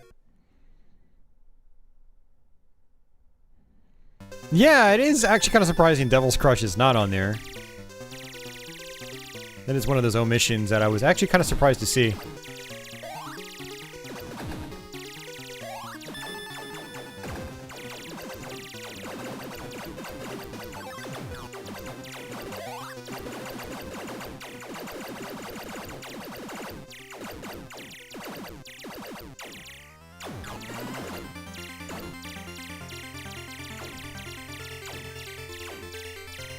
Alright, see you, Carlos. That was my fault. I tried cutting through that. I'm also not the most accurate with this D-pad. Like, sometimes I'll try to go right and I'll go diagonally, and it's just because I'm very heavy-handed. And I mean, it's the exact same way for me on a standard turbo pad. In original. Alright, later, Venom. Hey, man, thanks for, becoming a channel member. Thanks, guys. All of you, actually. Because now we get some sweet, sweet emotes. Extra emotes. Alright, now let's just try the game regularly. That was the arcade hack version, apparently, that M2 did. Oh yeah, look at that. Color's totally different. Yep, different sounds. Yeah, the color in my ship. Oh yeah, everything's just super dark. It's still a great version, though. I've always recommended this one to people.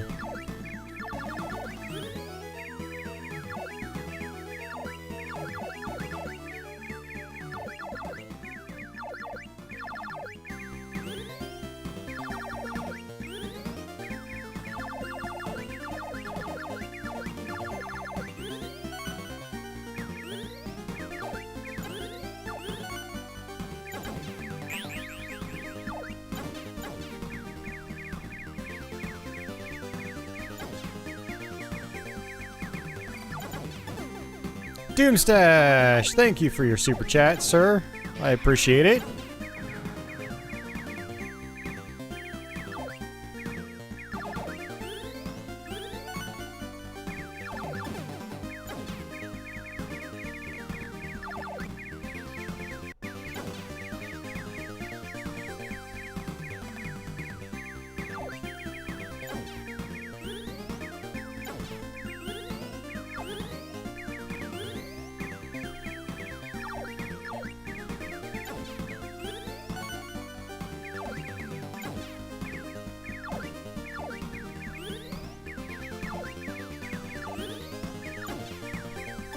Nah, probably not, Glove. I mean, Gradius II on PC Engine is pretty bright as well.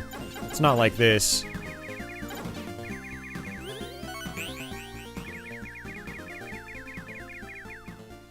So I know in other versions, like the Famicom one, I just come on up like this. But it's not, definitely not a safe spot in that one. Let's see. I feel like I would have... I don't know.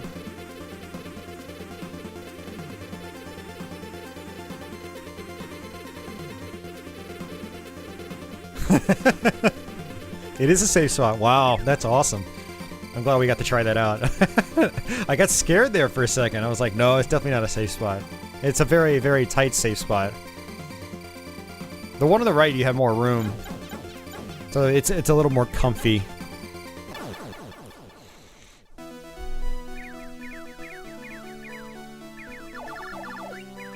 Alright, well that's enough of that. That's awesome. I like having two different versions of the game on here. That's really cool. Yeah, the other one definitely sounded more like the arcade game too. I could tell.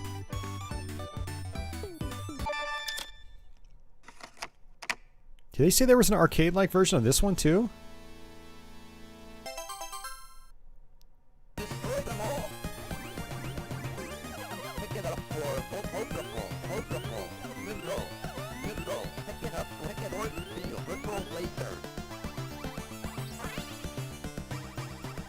Console with those Zelda games? That was the CDI, yes.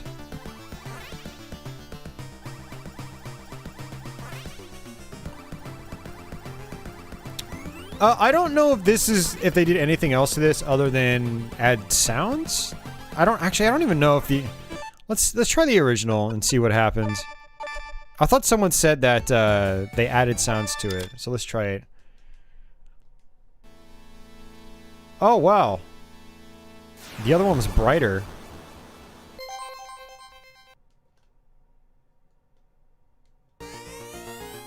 Holy crap! So Salamander gets the arcade treatment too? You gotta be kidding me!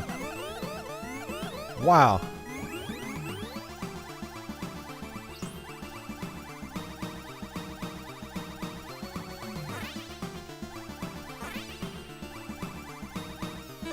Now I gotta play the arcade one again. Jeez, man, this is crazy.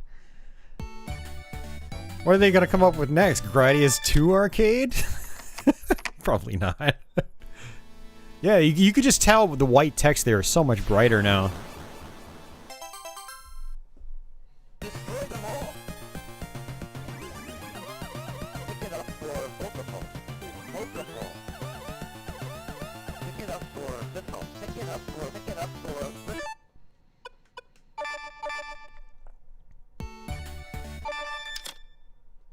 Try that again. I missed all those power-ups.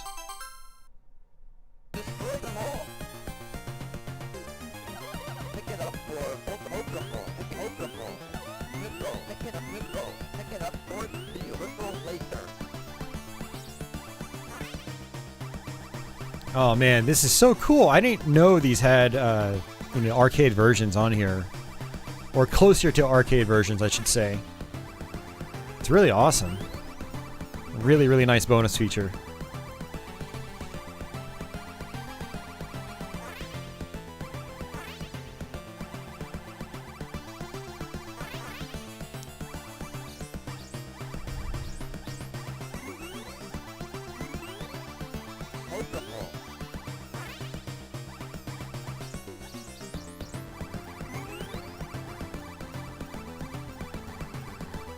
Yeah, they're near arcade, exactly.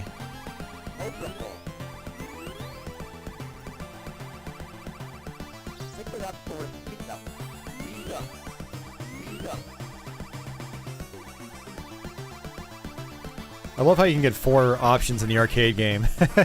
NES Life Force, you can only get 2.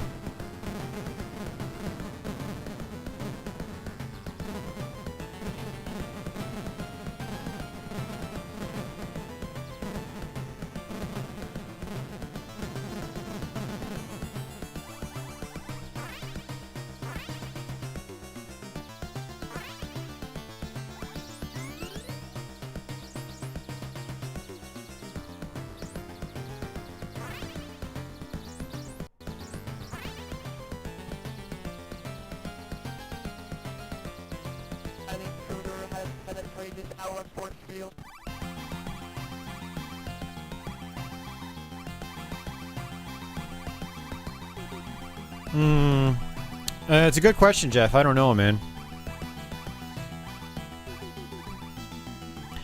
I honestly don't think it's going to matter that much, because once this thing gets hacked, you'll be able to just add on a translated patched version of it yourself anyway. So if you're really that dedicated, you know, you're going to have access to it regardless. Dude, this guy's so much faster here, man.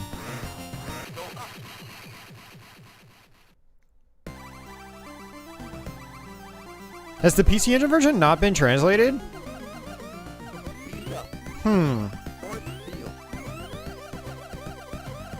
Interesting. I figured there was probably a fan translation. I guess not. Not a... Well, yeah, I mean, I don't mean officially. I just mean, like, a fan translation, period.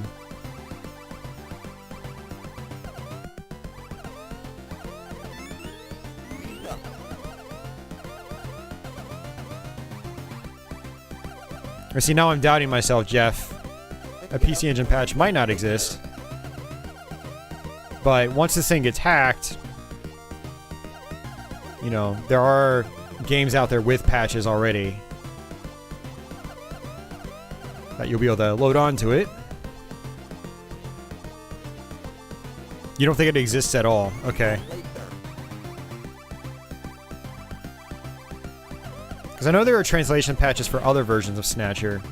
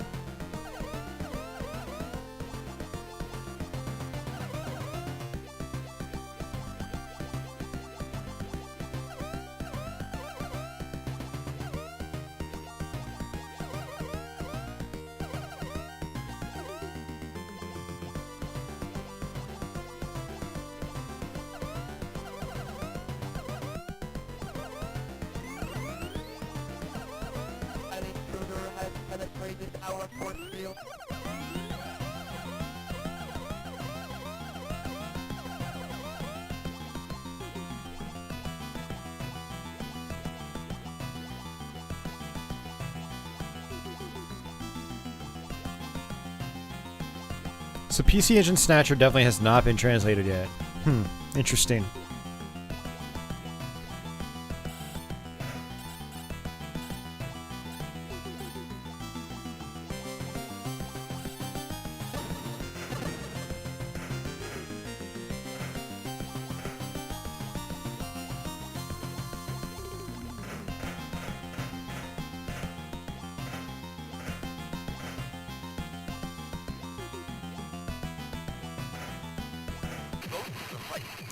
There we go.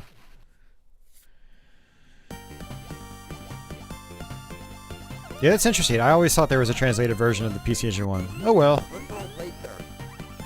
Thankfully, it can be played elsewhere. Although I'm gonna guess, you know, the variant versions of Snatcher do have differences and whatnot. So there's probably a preferred version. What versions were translated? Fan translated. Oops. Did they ever get to the 3DO version? I thought someone fan translated the 3DO one. Maybe I'm thinking like the PlayStation version. I thought there were at least a couple versions that were translated. Alright, where are our Snatcher experts? I've never really paid attention to it too much because I was like, if I'm gonna play the game, I'm gonna play it on Sega CD.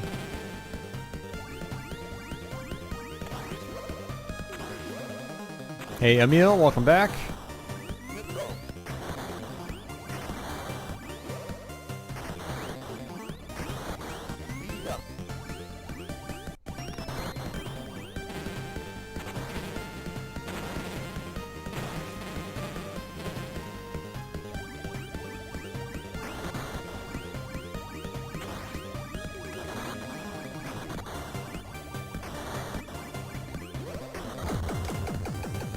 I still have 4 lives left. Jeez.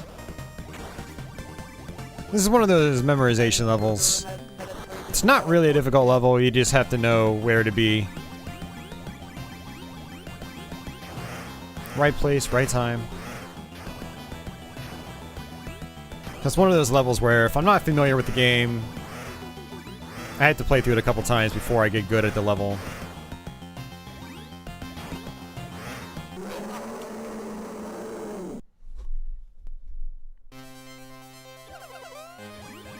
There's a translation of the MSX Snatcher. No, I'm pretty sure there was at least the PS1 version.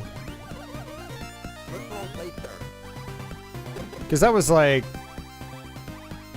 I remember that being all the rage many years ago. I thought one of those translation groups like went and did one like the 32-bit versions of the game. Have I beaten any games thus far? No. Because that's not my goal. I'm just dabbling with a bunch of games. There are a lot of games on this system.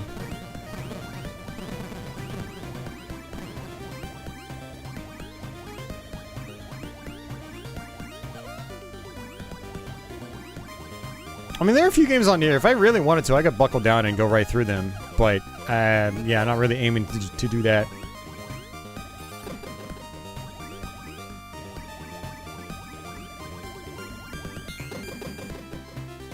Oh, that's right. That's right. We're talking Snatcher, and I was confusing Police Knots with that. Sorry, my bad, guys. Yeah, I was talking Police Knots, not Snatcher.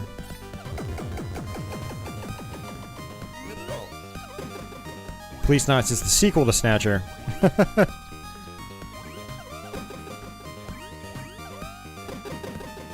Yeah, thanks for pointing that out, Wayne, because I was not thinking.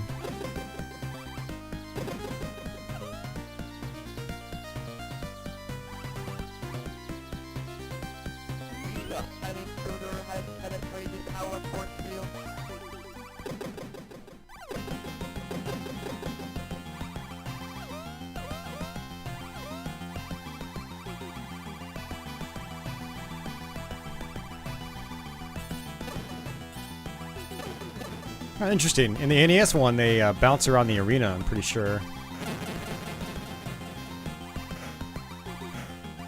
I thought they'd bounce around. I should stop talking because I'm really starting to question all of my memory.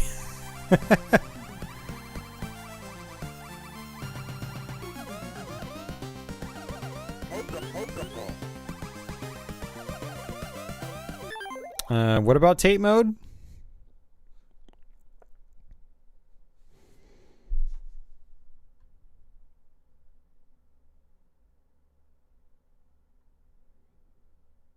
Someone said something about tape mode. Oh, you meant... Oh, the vertical part. Yeah, no, that's standard for... Wait, no, never mind. There is no tape in this game.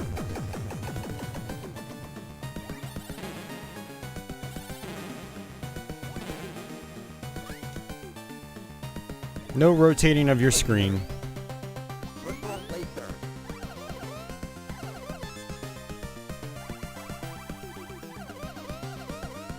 I should actually start consuming nutritious breakfasts, Uber Disco. I've been eating crap McDonald's.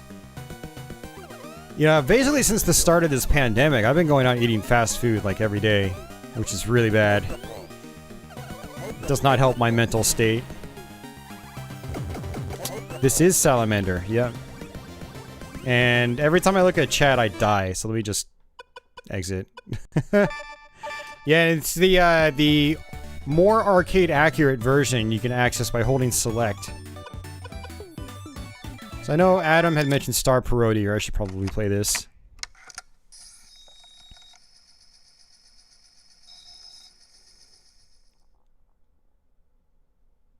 Hey, Arcade Pilot. There are a lot of shoot-'em-ups on here.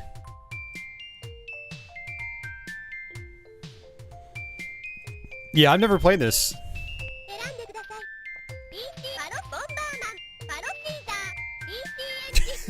We gotta play as the PC Engine. Looks like it's got auto fire built in. Oh nice, it was a CD game too. I should have looked at the box art before I started, but yeah, I wasn't paying attention.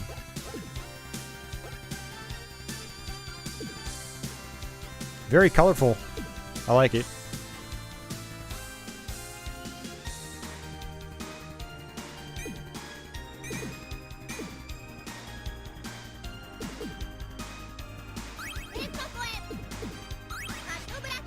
The blue is a spread shot.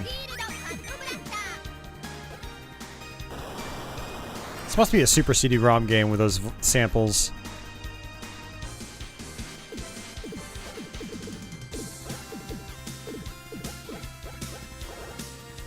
It does have Rondo, yes. Man, good animation.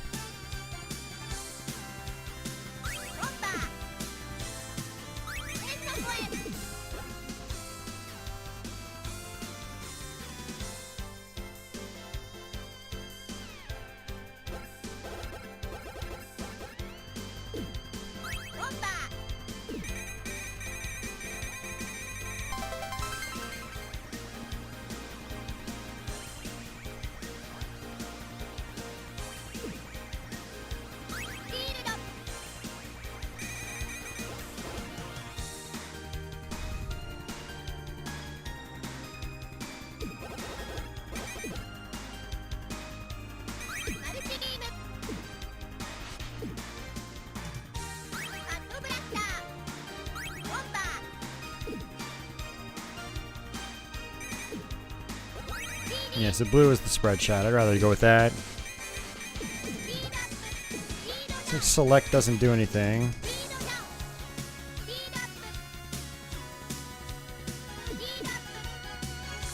Oh, I see what's going on. I don't know what's going on. Select does something, but I can't tell. It's not adjusting my speed.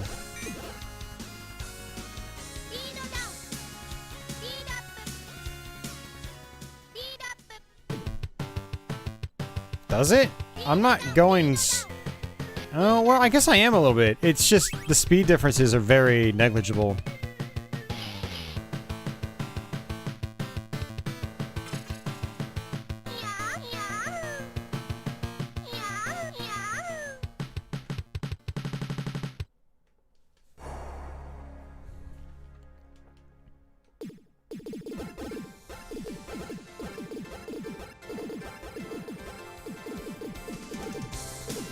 Actually, let's go back to this.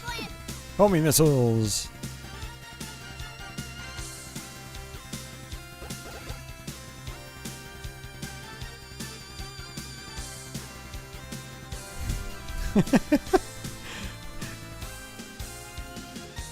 I must have a CD attachment.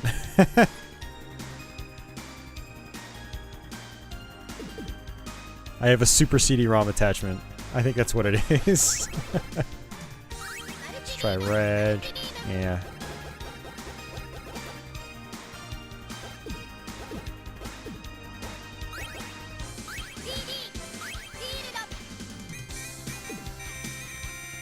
The latency is very negligible. Yeah, I think people are making a huge deal out of the latency. Wards of Thunder is definitely the most noticeable, but it's still perfectly playable. I don't really have any issues.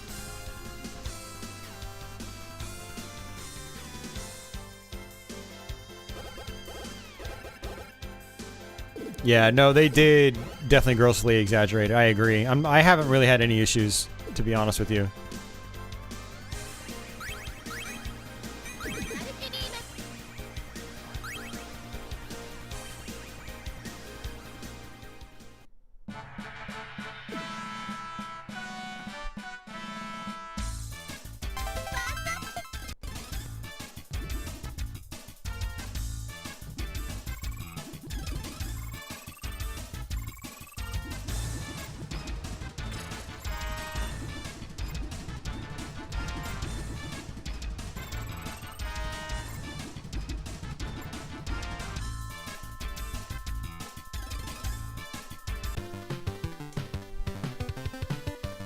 Oh, it's the Teneki too. Okay, that's right. I keep forgetting about that. I've never used it.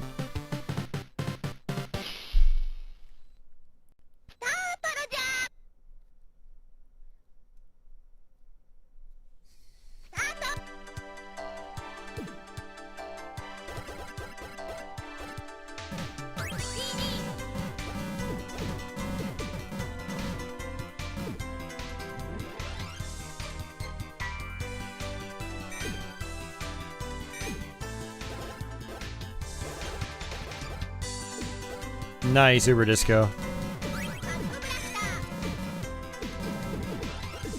Do they have the same lineups? Is the core graphics mini pretty much the same as the Turbo Graphics mini in terms of the game lineup? Or are there differences? The core does have Salamander? Okay.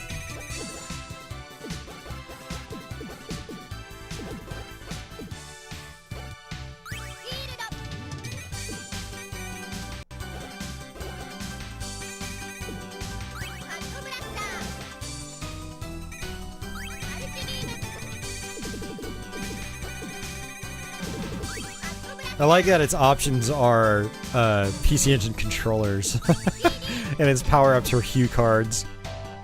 Hey, James.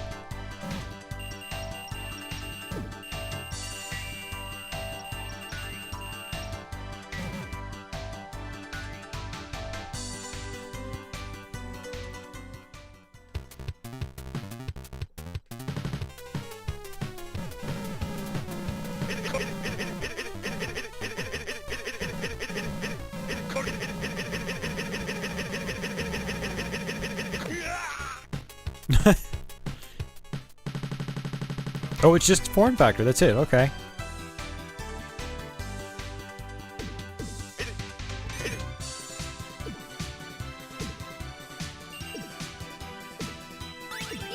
Oh, PC Engine Mini has a couple of game option or game differences? Okay.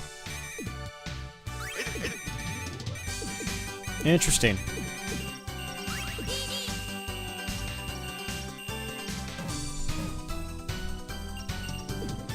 You could probably get them on eBay. I'm sure there are people that have them on eBay. But yeah, I mean, generally, you know, they're probably going to be overpriced if you get them on eBay. It's going to be just one-off sellers that probably bought them on Amazon. They're charging more for it. Yeah, just go to Amazon.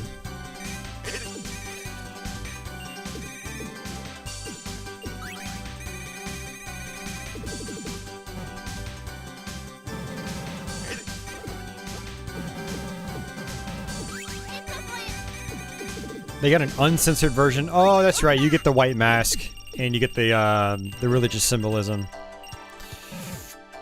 Yeah, that's not a huge deal.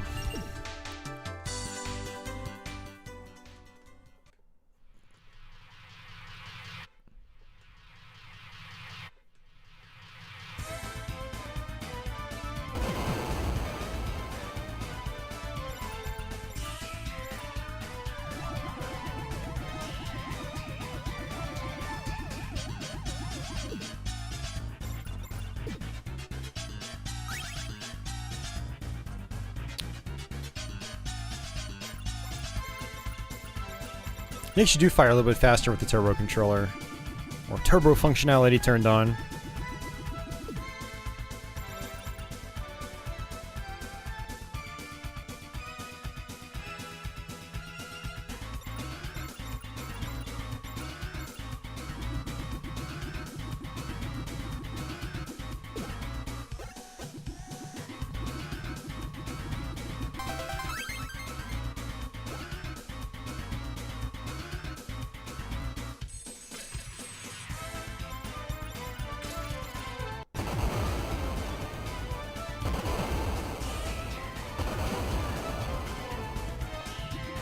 This guy's got a lot of hit points compared to the other bosses.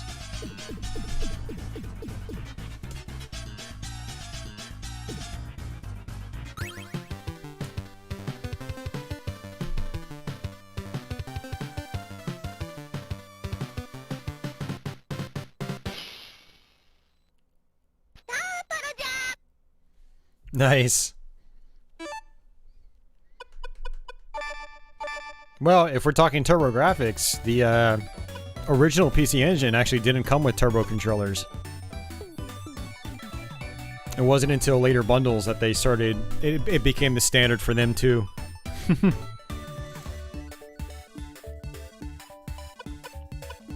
Oh man, so many good games! So many good games! Not that one. So many good games! I don't even know what to play! There's too many good games to choose from. Does the Japanese PC Engine Minis have turbo controllers?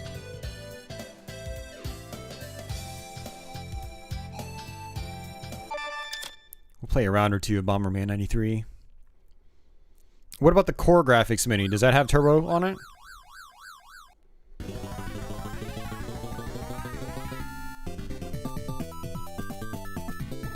You did, and we're not going to play it, James, because Namco likes the copyright claim. So... Oh, so the Core Graphics... Weird that they've got a PC Engine Mini without the turbo switches. They're really trying to, you know... They're really trying to take advantage of that nostalgia for that system.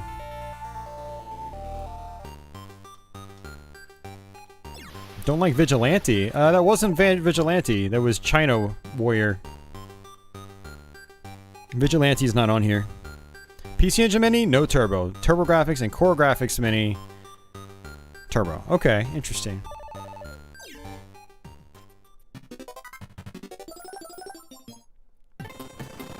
But yeah, I don't like Vigilante that much either. To answer your question. Yeah, I mean, I don't mind China Warrior. I just, yeah, I don't really feel like playing it.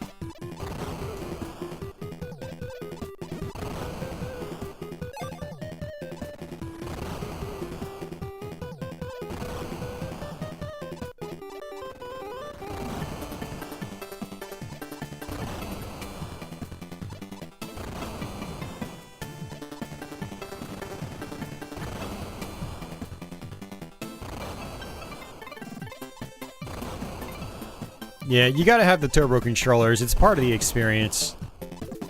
If you don't have it, then for one, your hands are gonna get wrecked. But two, it's, you know, it's just a part of the experience. Probably gonna have to end it here soon because I'm getting really hungry.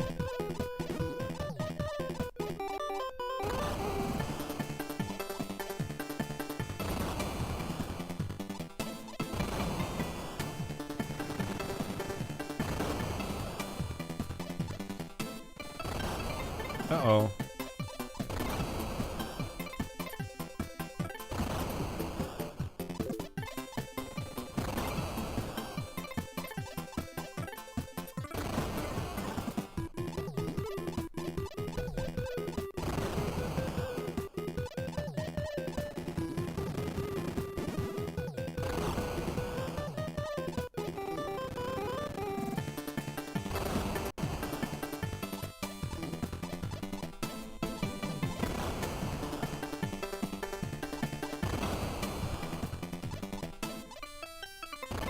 Thank you.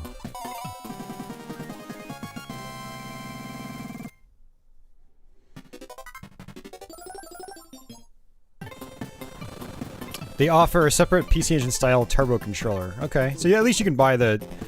Well, I mean, yeah, that makes sense. Actually, I wouldn't mind getting myself a second controller, come to think of it.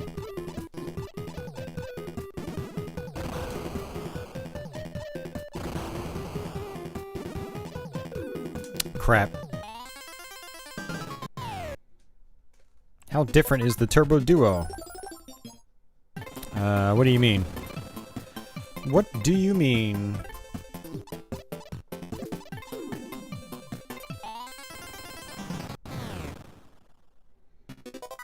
The Duo had a CD? The Duo has a CD in it.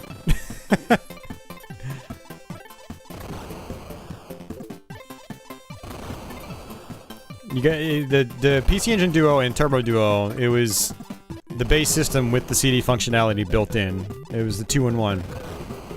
All right, see ya, Adam. That's why they called it the Duo. It is a twofer. Gotta work tomorrow? Alright, Adam. Take care, dude. Best of luck with that.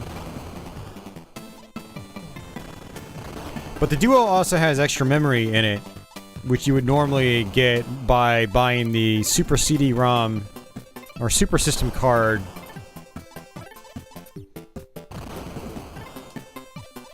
And then there was the arcade card, which would expand the memory further.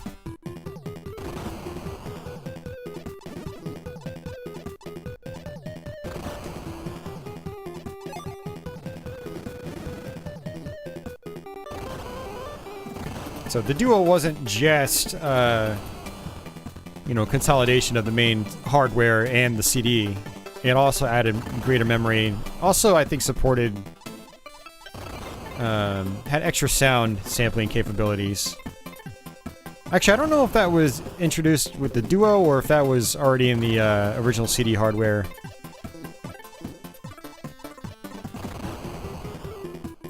There are some other hardware differences too, I believe. Don't quote me on it. Go Wikipedia it or something. Yeah, so there's the PC Engine, then there's the PC Engine CD, and then there's the PC Engine Duo. You could also get a Super CD-ROM attachment for your PC Engine, which instead of just being a regular CD drive, it offered Duo functionality.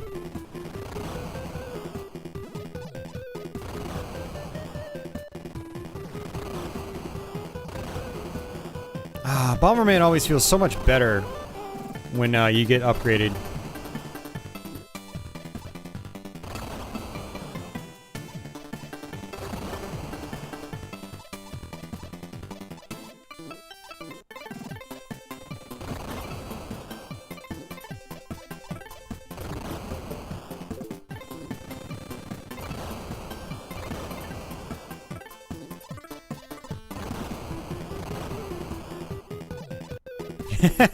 They really make you feel like Batman.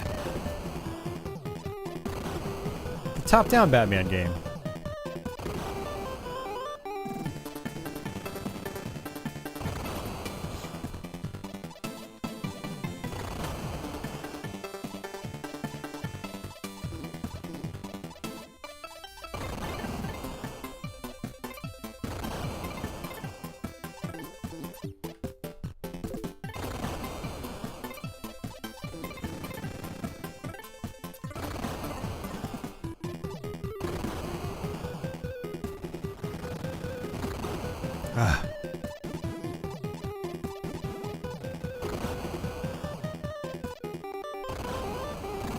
Oh, that was close. I almost killed myself.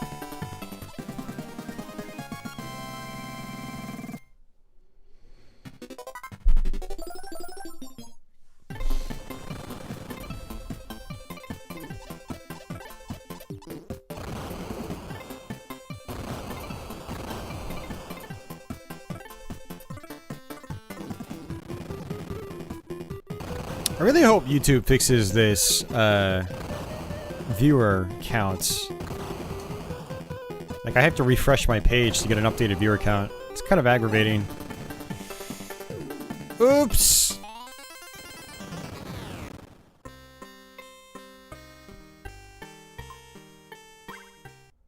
And I gotta put more time into these games. One thing I've wanted to do is try to go and beat Super Bomberman on Super Nintendo on one of, maybe like a live stream or something, because that's the one I grew up with.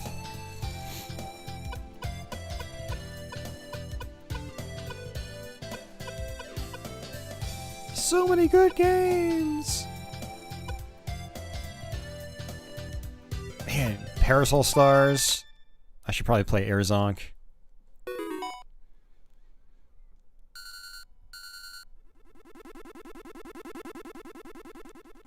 It does not auto-update on my live dashboard, no. Yeah. I have to refresh every time I want to get an updated number.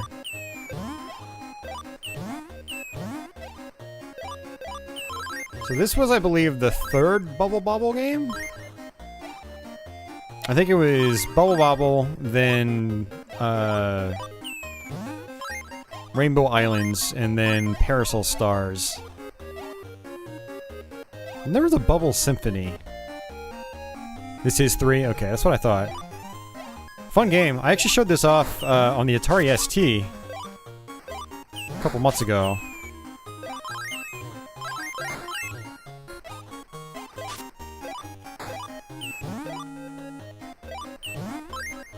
This is a good version of the game.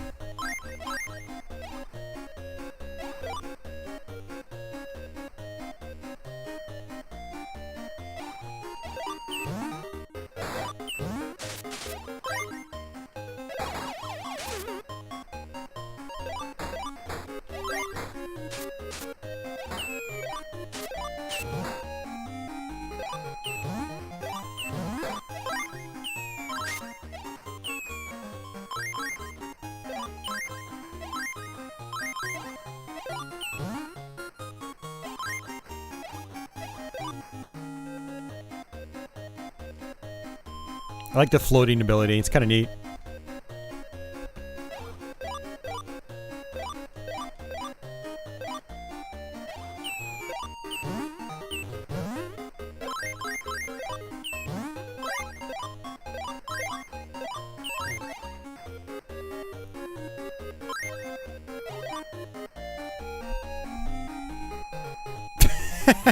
He's back.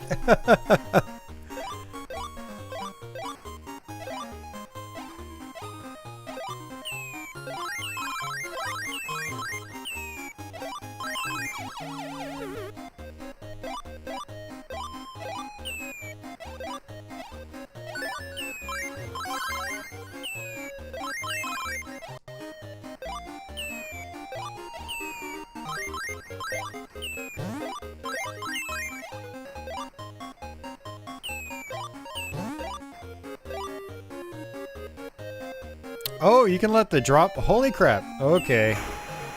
Okay, I see what's going on here. I never knew I could do that. That's awesome. I can basically grab the water, then let water drop and form bigger bubbles. That's awesome.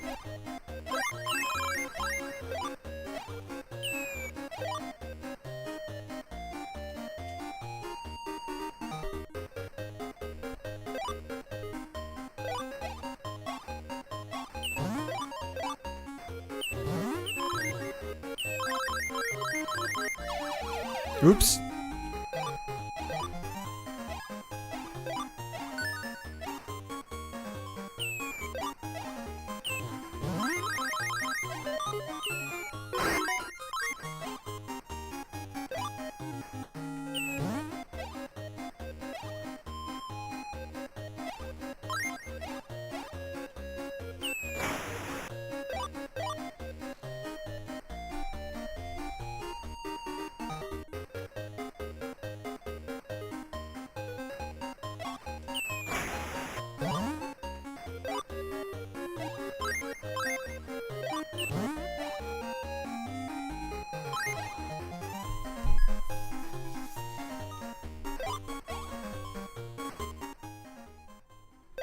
Boss time. It's just kick me. Nope.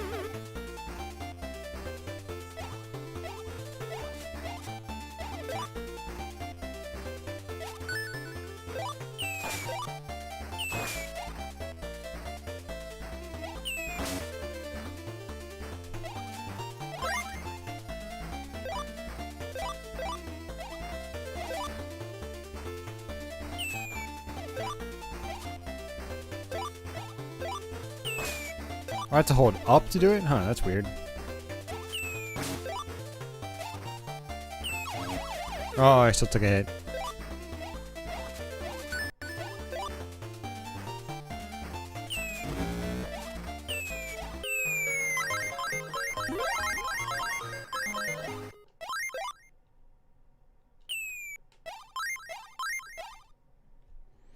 Yep, Cadash is on here, which is a nice addition.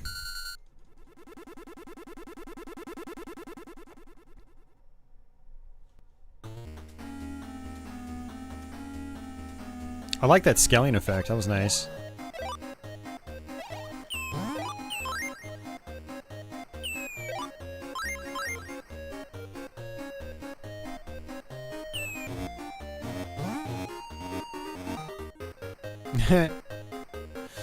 Apparently I can get zapped by my own lightning bolts.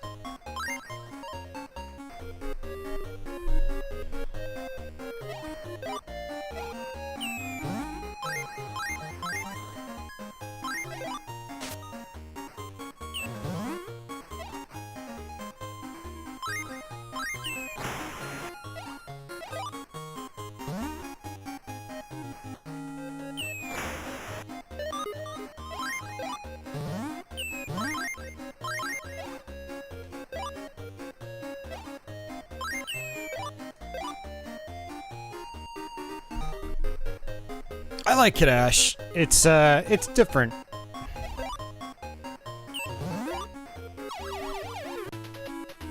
A lot of us have a soft spot for it because we grew up with it in the arcade.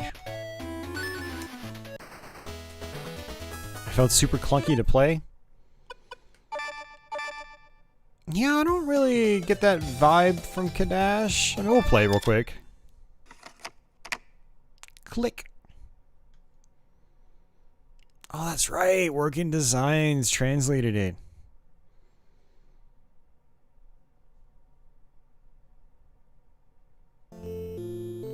I love seeing the Working Designs logo. I miss them.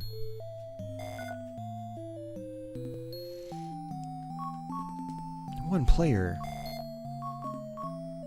We'll do fighter.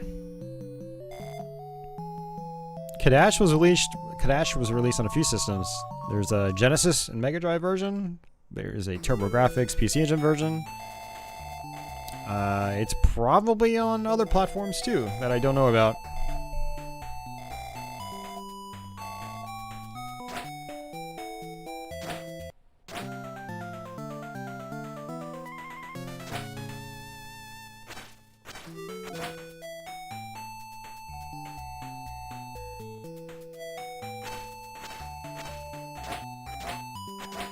Yeah, no, I mean, this feels about right to me.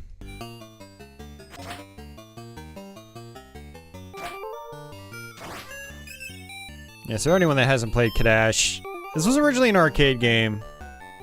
Maybe Wayne can confirm. Didn't the arcade version have a timer?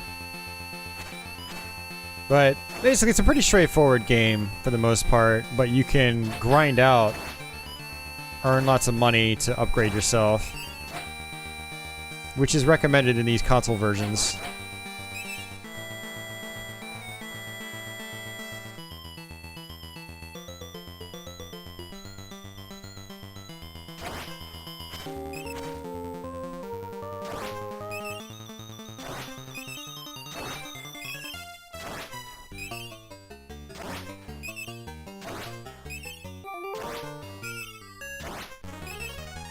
Level raised.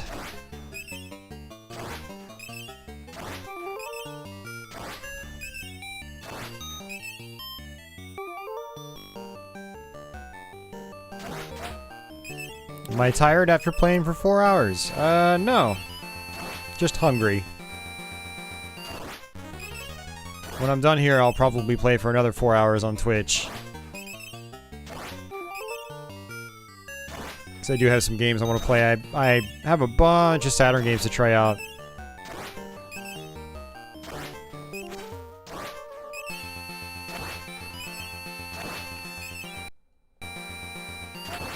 I don't have a menu I can bring up.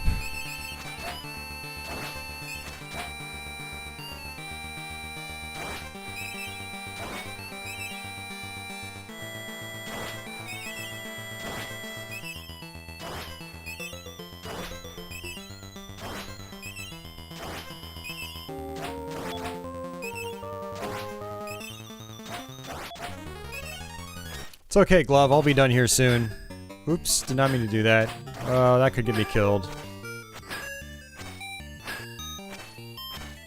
Ugh. I probably could go back into town and get my health back.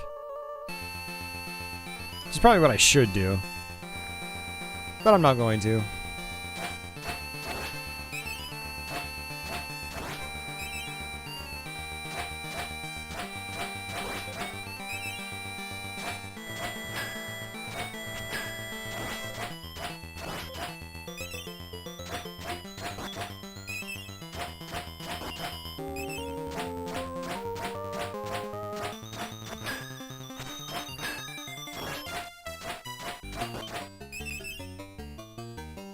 We're gonna be at our first boss here shortly.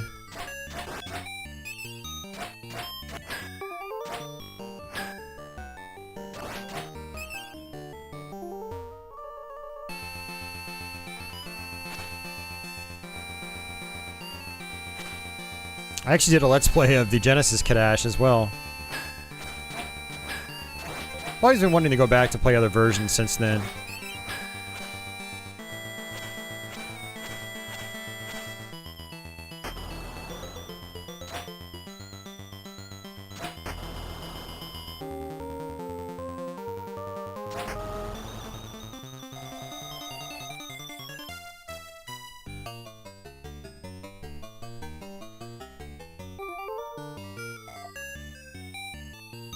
Well, the skeleton, the idea is to time your attack right as he tries to attack you. So there is skill involved, but it's tough to do. It's cheap.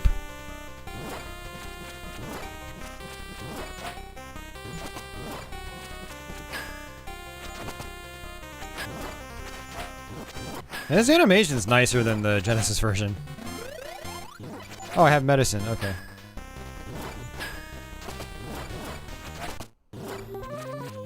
Well, that medicine didn't really do much for me, so. Yeah, no, it's solid, man. It's fine. I'm not really having any issues, Pixel Digs. Yeah, obviously it's not gonna be perfect, but I'm not really noticing anything significant. My only issues are just with myself. I just suck right now. That's all. I'm not gonna blame the input lag, 'cause it's not the input lag. You know, we did fine on R-Type until I looked at chat and died. Yeah, the biggest threat to me right now hasn't been input lag, it's been looking at chat. Oh, Neutopia 2's on here. Oh, I didn't even see that. It's Air Zonk. Welcome back, Lord JP. Oh, no way! Your PC Engine Mini arrived. That's awesome, man. Hell yeah.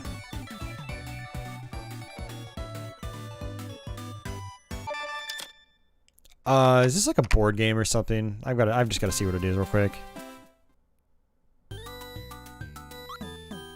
Yeah, okay, that's enough for me already. I saw enough.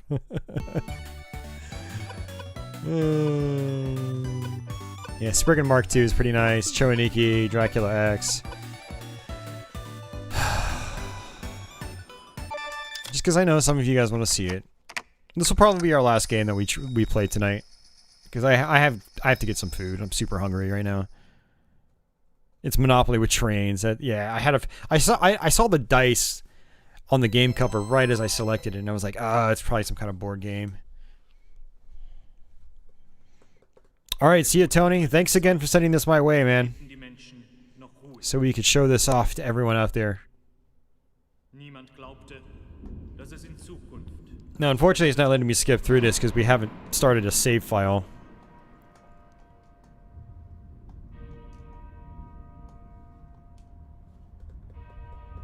Auf der Schattenseite des Friedens und des Wachstums gab und gibt es aber auch immer das Böse.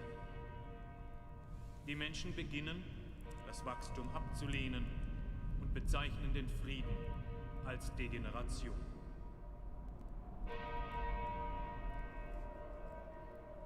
Wir haben uns hier versammelt, um die Mächte der Finsternis mit unserem verfluchten Blut zu rufen. Wir wollen, dass sie die He has to stay for this. Wir erwarten lächelnd den Niedergang der Welt.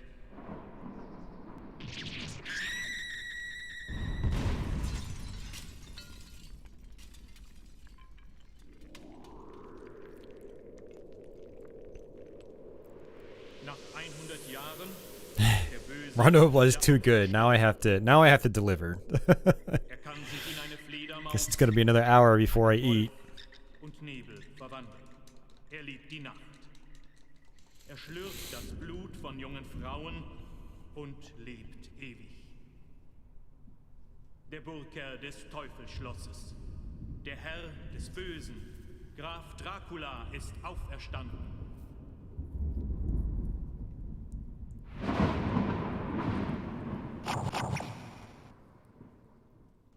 All right.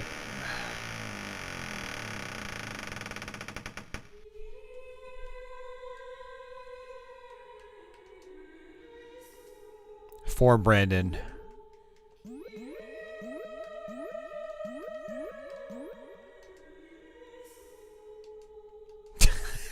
So gets me every time. All right.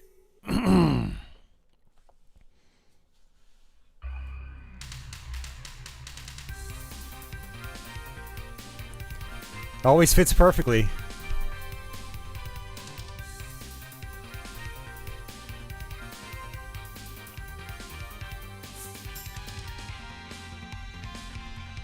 Hey, Jay.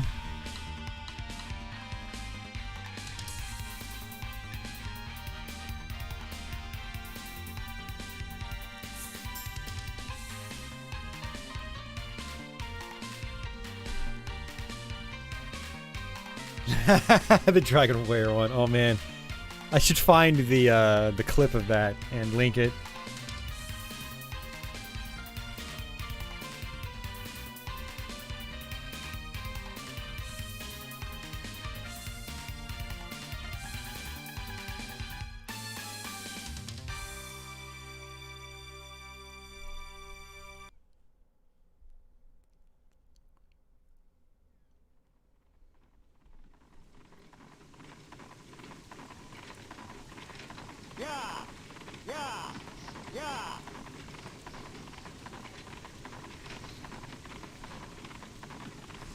This actually kind of makes the TurboGrafx Mini worth it. Just without even looking at the rest of the library. It would probably look really good over Disco.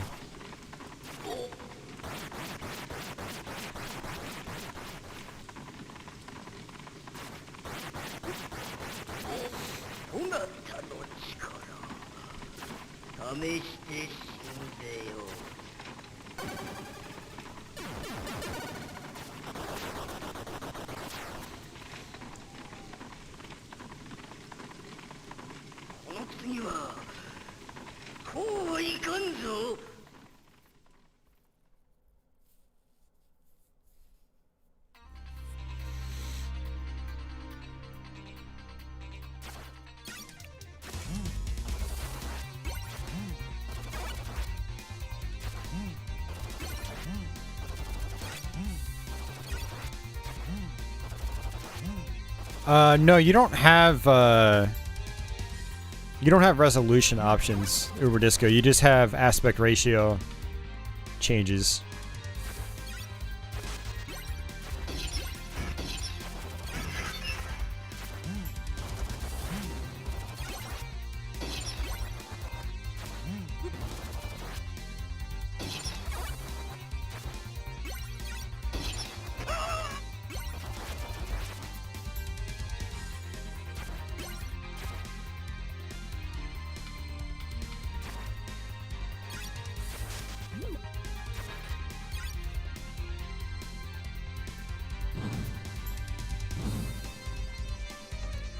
Yeah, the soundtrack is great.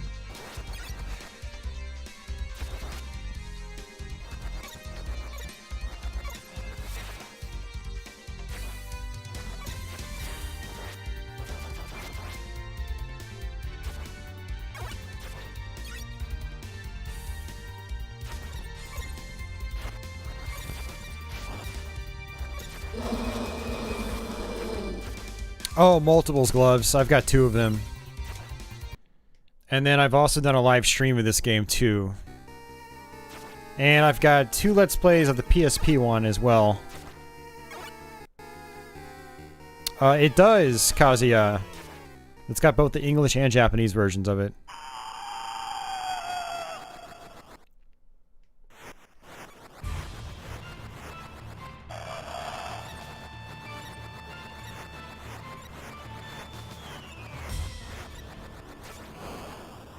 Yeah, I think my last playthrough of this was probably 2 years ago. I did a,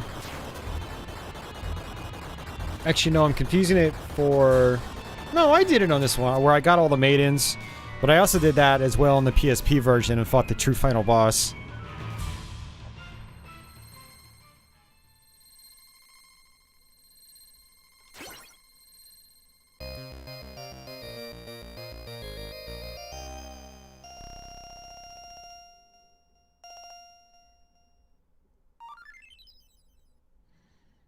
Hey James, speaking of emotes, you're going to be happy to know that we got enough channel members tonight where I can add another emote or two. So I think we're going to add another patchy. Get some more patchy action. Excuse me.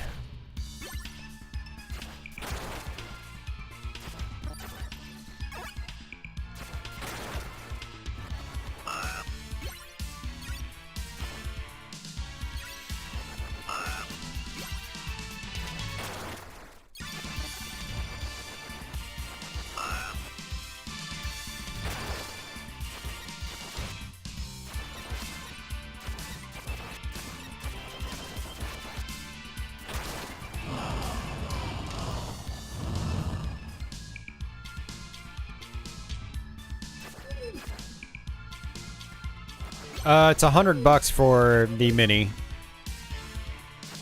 There's so many good games on here. I haven't even... There's still a ton of games that we haven't played yet.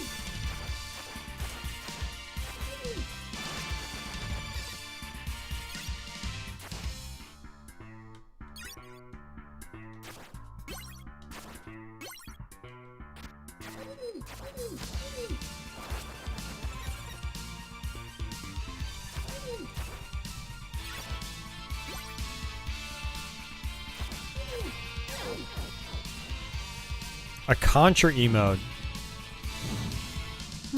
I'll think about it. I have to figure out what I'm gonna do. I mean, I might just do 2 patchy emotes. I might do 2 patchies.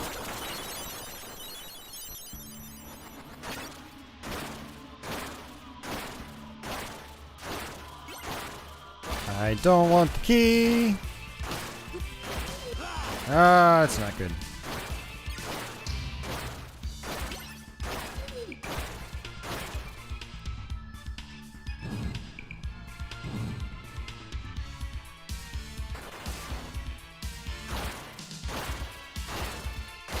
Hey, Adam, welcome back.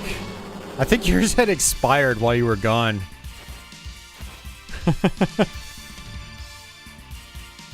Oops.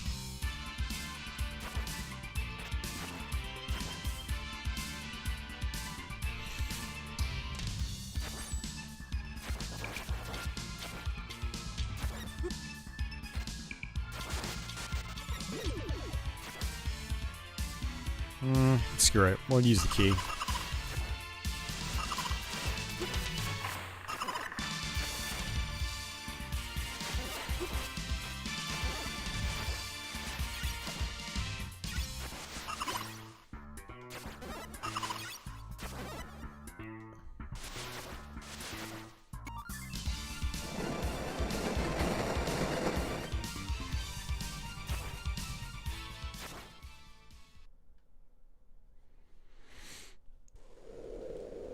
Yeah, and I can't skip through this either. It's one reason why I wanted to skip this, but yeah, whatever. Here's Maria. This is the second playable character. She's fun. And actually, while this plays out, this is a good time for me to use the bathroom.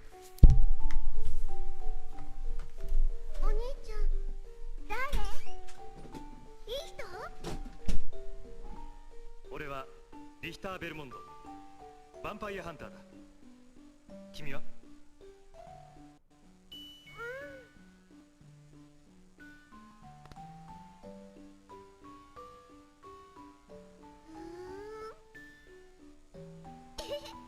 私はマリア・ラーネット。お兄ちゃんのことアネット姉ちゃんに聞いたことがあるよ。悪いおじちゃんをやっつけに来たんだけど捕まっちゃったの。マリアンジもヴァンパイアハンターなんだよ。だから今から友達ね。友達ね。だがな、マリアにはまだ無理だ。悪いおじちゃんをやっつけるのはお兄ちゃんに任しときな。そんなことないもん。マリア平気だもん。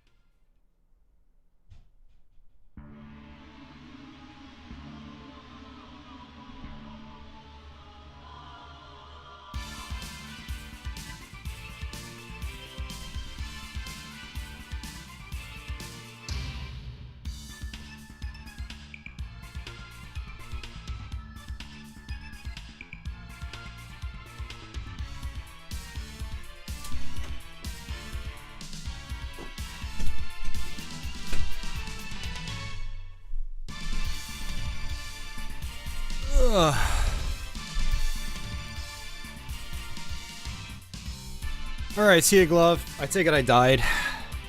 I must have died. It's okay.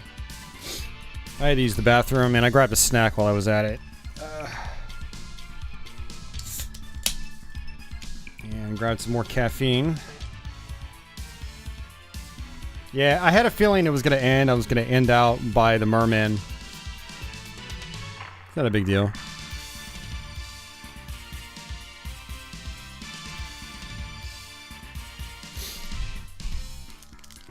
Ugh, so hungry. So hungry.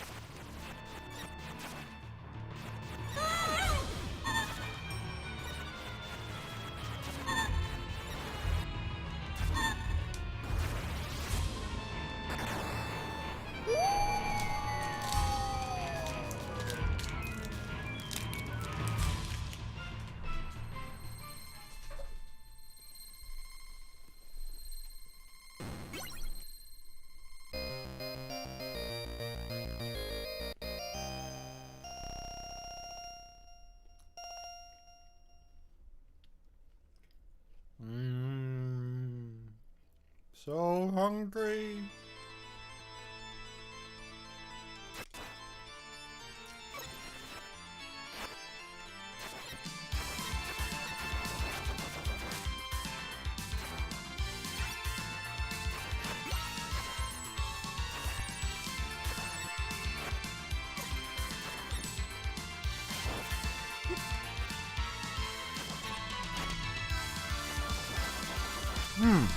All right. I just polished off a granola bar in about 3 bites. 3 big ass bites. So good.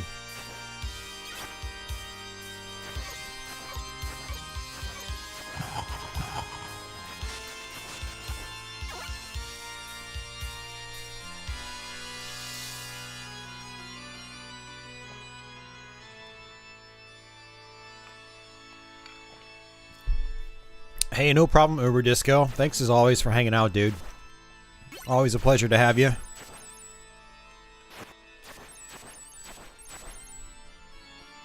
I'm really looking forward to this thing being jailbroken now because, like I said, my duo's been on the fritz, and honestly, the input lag here has been fine. The image quality is pretty good. It's not perfect with the shimmering. It seems to vary from game to game. But it's good enough to where, like, I could just permanently use it as a PC Engine solution. Plus built-in save states and all that stuff. Good for Let's Play practice.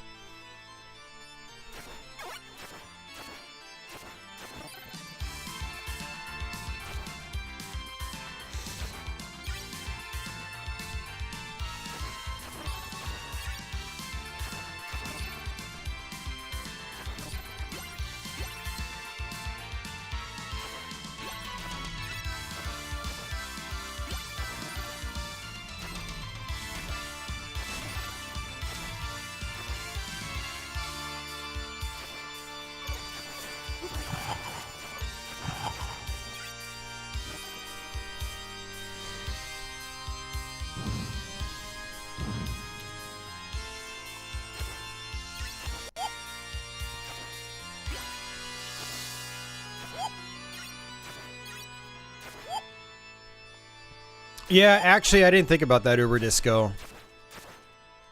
But don't, haven't people made, I don't know. I guess it depends on the hack, but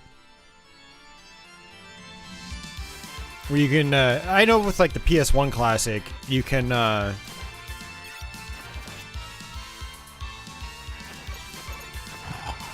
get kind of like a splitter that goes out the back, so you can have a USB stick in it, along with provide power. Oops, I didn't want to go down here.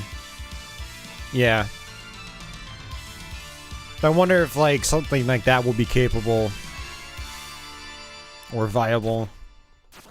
I hope so, because it would be awesome to make this into just like a, you know, a nice all-in-one unit.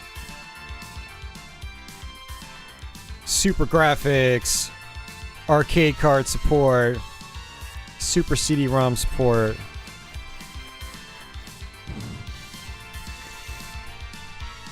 I don't think it's dependent on the CPU. I think it's dependent on how the USB port works on it.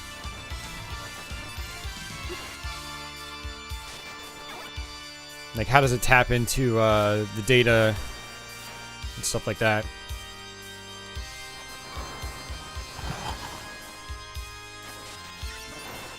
But now you got me worried. I was all like amped up earlier, like, oh yeah, super CD-ROM system.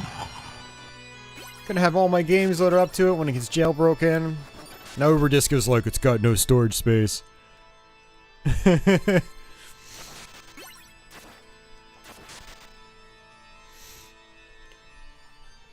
Yeah, we'll see. We'll see what happens. If it's gonna be expandable via like a USB stick or something, then hell yeah. That'll be awesome.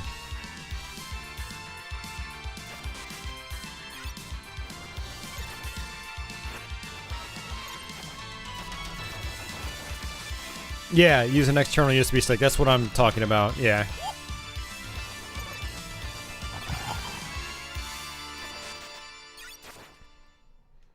That actually is one area where the import versions would be better, because the TurboGrafx Mini has this, you know, just like the original TurboGrafx, it's got this back port cover that pops off, and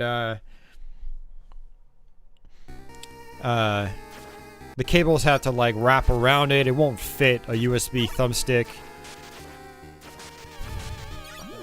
Unless it's like a, I don't know. They probably make really tiny ones actually, where it might actually work. Let me come up here. Yeah, I don't know about the Genesis Mini because I don't have one. I haven't looked into the hacks for that. But the PS1, absolutely, yeah. They have a USB stick that comes out the, well, you can have one in the front, but you can also, because it's got 2 ports on it.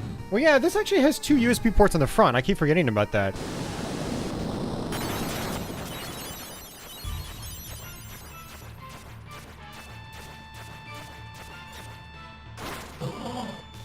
I think it was with the SNES Mini, you could get a sort of a splitter for the back, have a thumb drive in there with all the ROMs on it, and then still be able to provide power.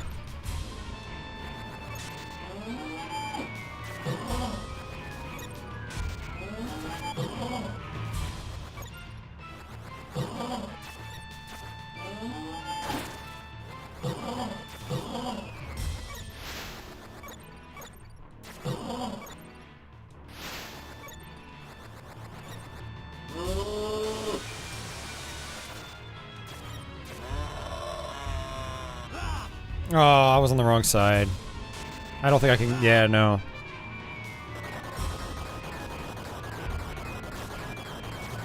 I really want to get a Genesis Mini now so we can do a stream of that. I mean, I know that's old hat. It's been out for a long time now, but... Now that I've got the TurboGrafx Mini and I'm playing it, I really want the Genesis Mini now because they're both done by the same company.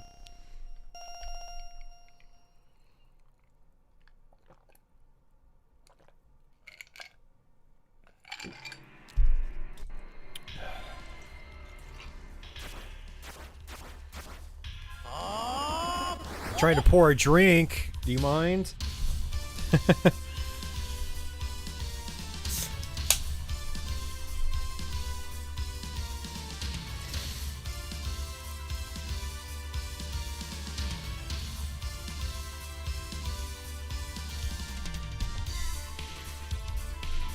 Yeah, I mean, I've done a stream of every mini console so far. NES Classic, SNES Classic, PS1 Classic. Well, I should take that back. Not everyone, but I had done all of them up until the Genesis Mini, and then I just decided to skip out on the Genesis Mini, because I have multiple versions of real hardware, multiple flash cards. My Analog Mega SG has an SD card slot on it with all the ROMs. It's like, do I need to buy the Genesis Mini? No. The TurboGrafx Mini actually serves a purpose for me, because again, my Duo is flaky. So it provides like a legit good solution for playing some of these games. But now that I've got this one, which I wasn't planning on buying, mind you, like, might as well have them all. Might as well get the Genesis Mini now. But because the quality on this is so good, like, I really want to try the Genesis Mini now, like, legitimately.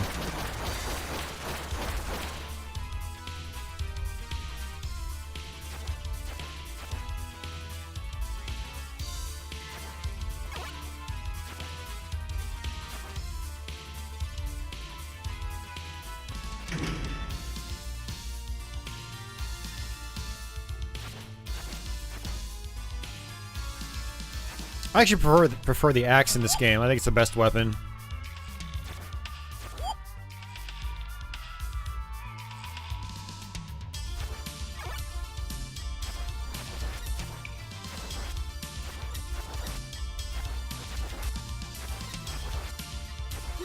Oops.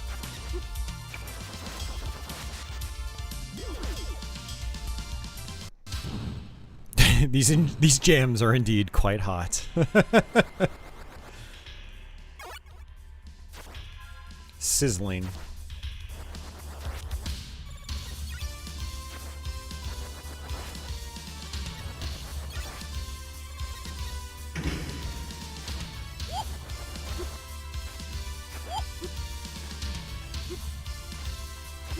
Okay, do you mind, please?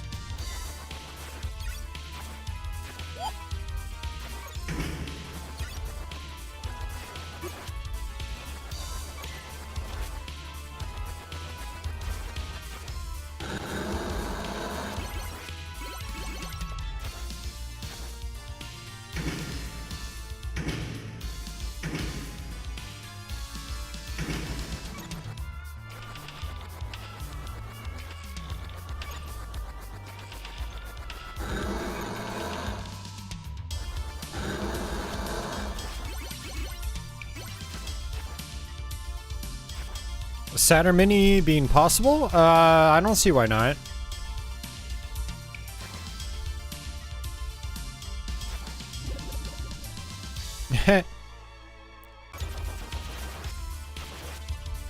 I think it is possible. I just don't know if it's possible while still being cost effective.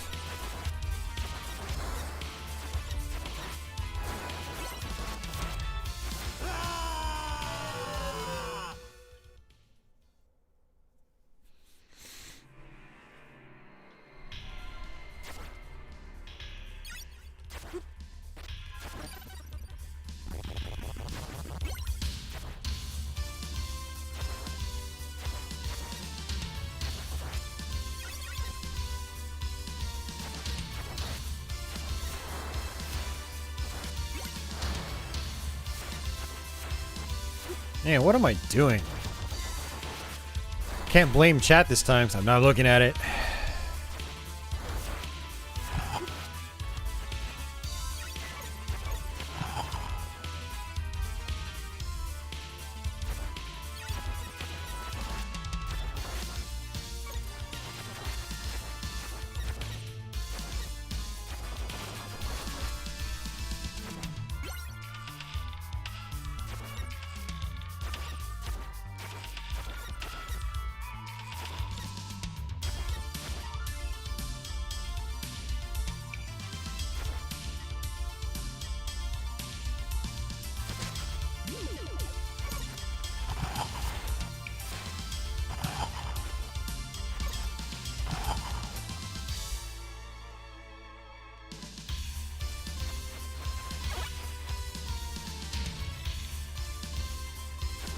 There's a bomb down there I can detonate, but I'm not going to.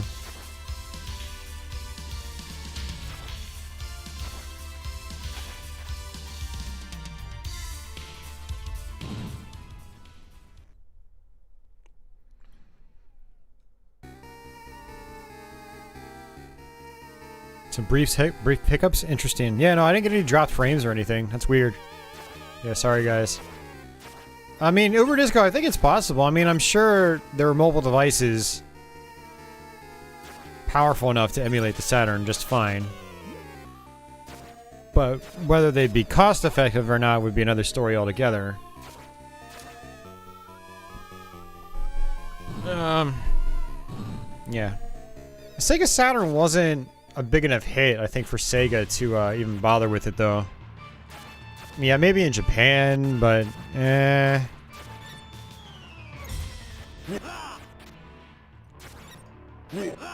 God damn it.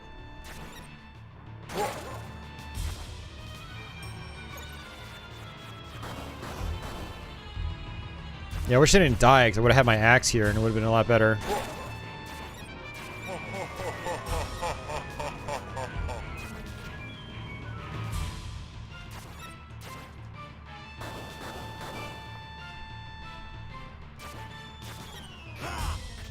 I always thought you could duck that, and apparently not.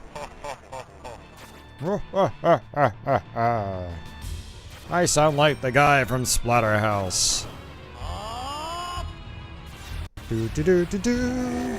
We just do it like that.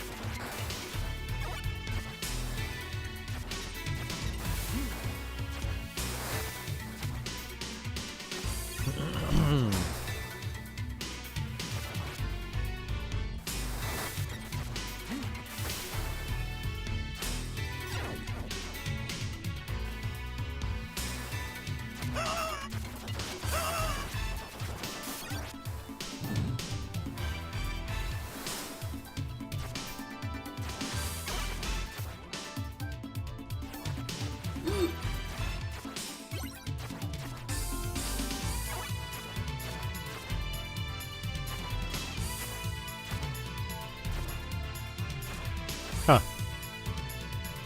I got confused. The PSP version, you can actually get up on the top. One of those minor changes they made. And I mean the remake, not the Duo included version.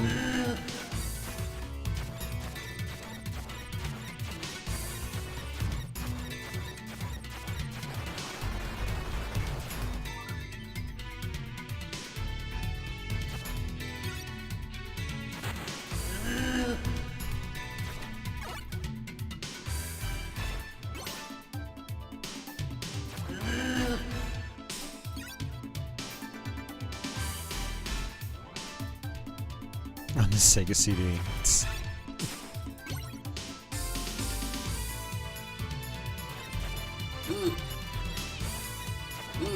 Would have been awesome to see a Castlevania on Sega CD for sure. Or a version of this on Sega CD, yeah. Maybe Sega or Konami didn't want to cannibalize sales of Bloodlines. Oh, this game was technically the year before. But by the time this game came out, they were surely working on Bloodlines by then. I'm gonna guess it probably took them at least a year to make Bloodlines. Oh yeah, I know what you're talking about, Uber Disco. Yeah, that would be cool. I'd like to see that finished. Wasn't it only like one level or something? Oh no! Come on. I don't ever die in ways like these. How not to play Rondo of Blood. 2 levels. Okay.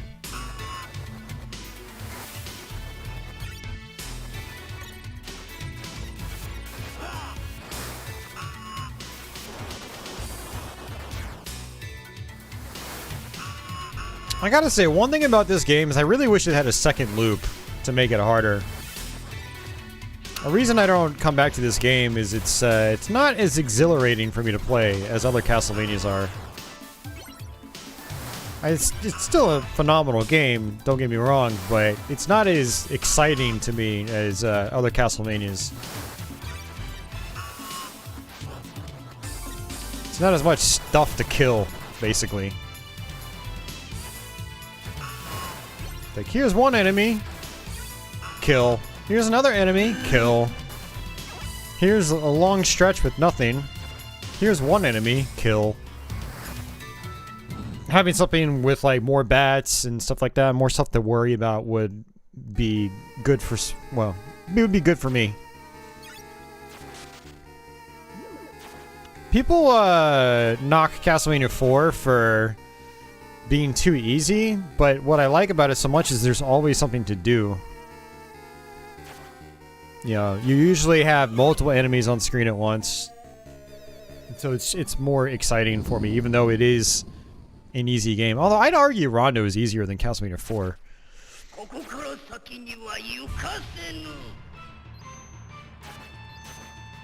Rondo is paced a little bit differently. You can't just annihilate bosses as quickly as you can in Super Castlevania, but I think it's still a pretty easy game.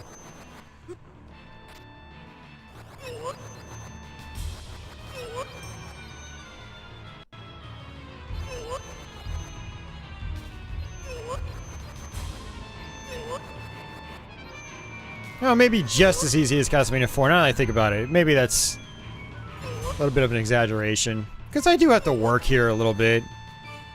You know, death can kill me quickly if I'm not careful. There aren't many moments in Castlevania 4 where it's like that for me. Although it's different if I try to challenge myself and not use sub-weapons. So...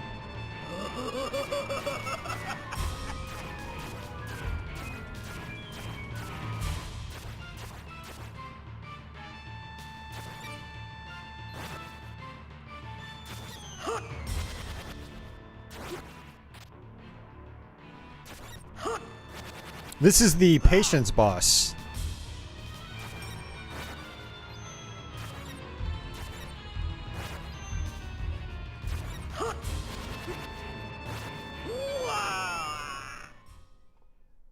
Swish. Your stream has been demonetized. No decapitation allowed.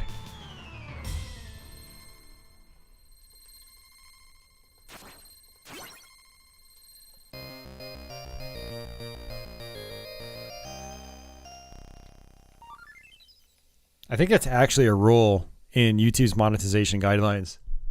No decapitation allowed. Not joking.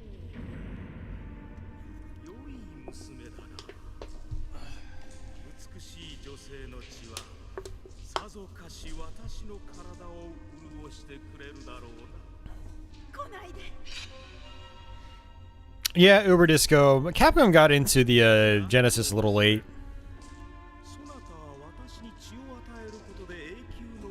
It was like 93. The other Capcom games that appeared on it before that were actually just licensed by Sega and developed usually in-house by Sega. Like Strider and Ghouls and Ghosts, and Mercs.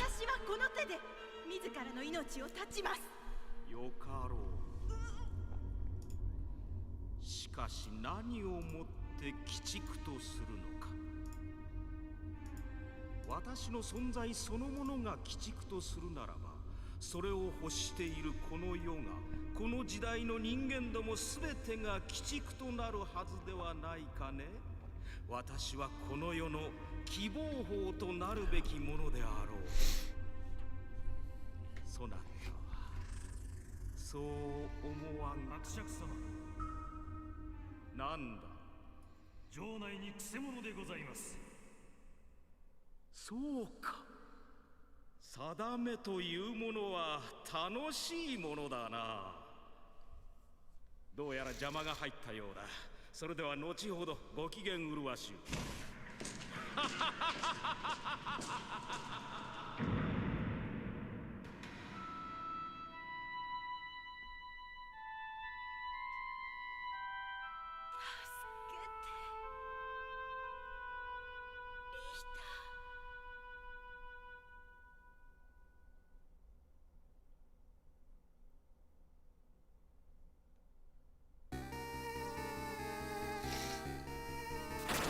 All right.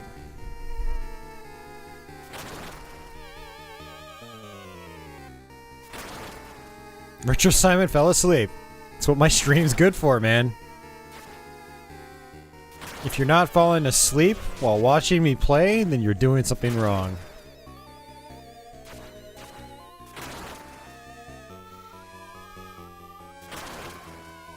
K-Town it is, yes. I have, 2 Let's Plays of that game. If you need more info on it, or you want to see far into it, I do have playthroughs on my channel. I like it quite a bit. I didn't like it that much at first when I first bought it, but it grew on me eventually. Austin's ASMR.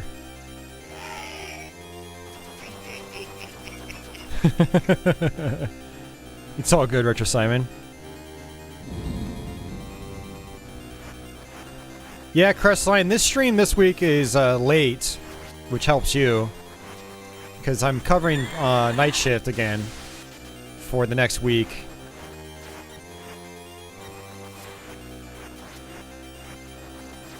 But next week we'll be back to normal. I'll be streaming earlier on again. So it was nice being able to catch some of you guys while I could.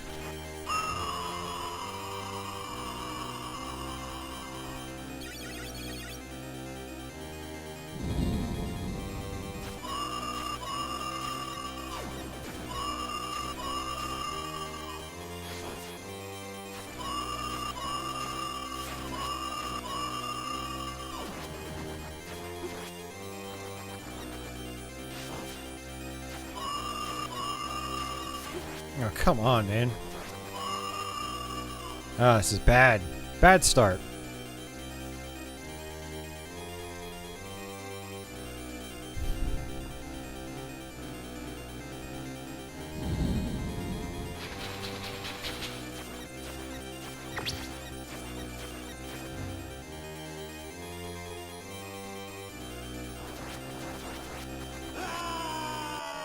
I'm really not focusing right now.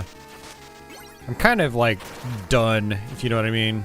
But I'm gonna try to persevere to the end of the game. We only need a couple more levels.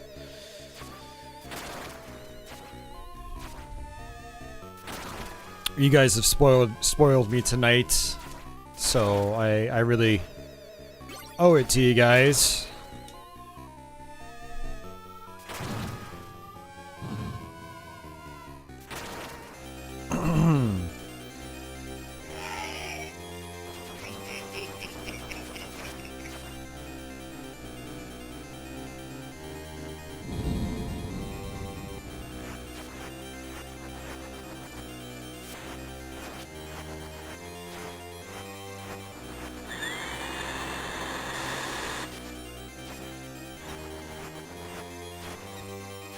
I love this bat sprite, it's so cool.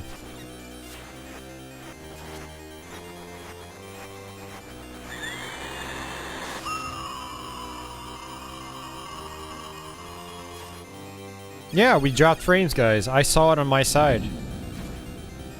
That's why I said we dropped frames. So if we drop frames here, it's going to happen to everybody. That's how it works.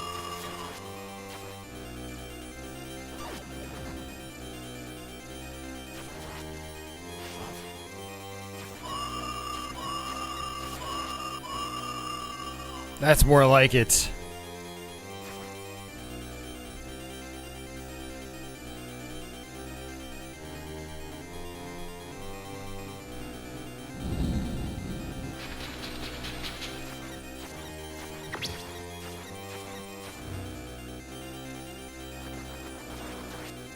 I'm just out of practice, that's all. That's it.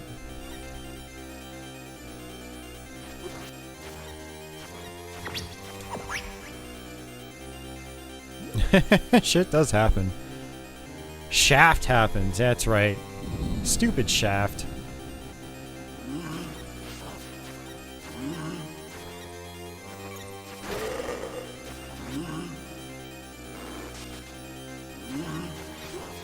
Oops.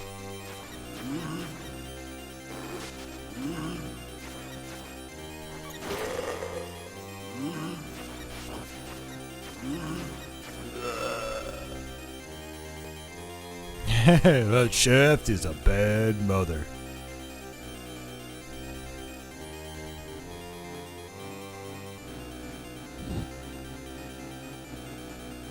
Alright, checkpoint.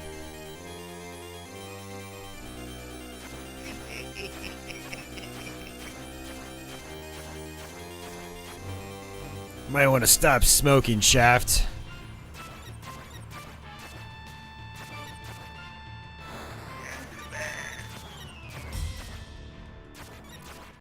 Oops.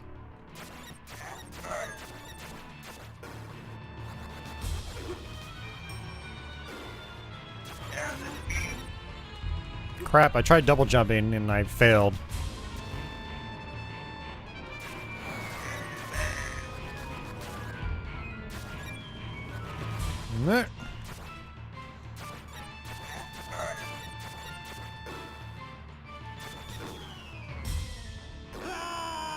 Man.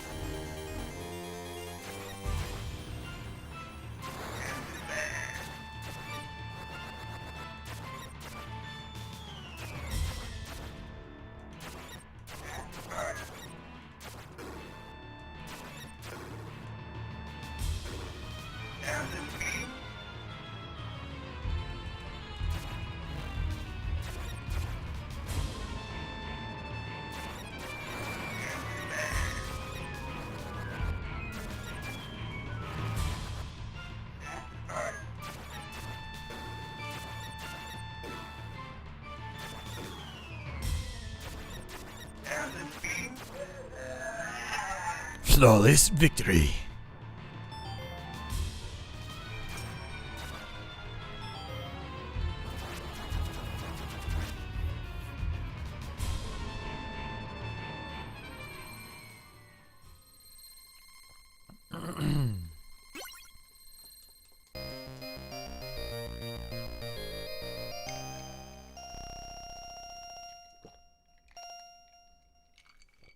There we go, we just got our life back. Yeah, if you get a no damage bonus, you get an extra life.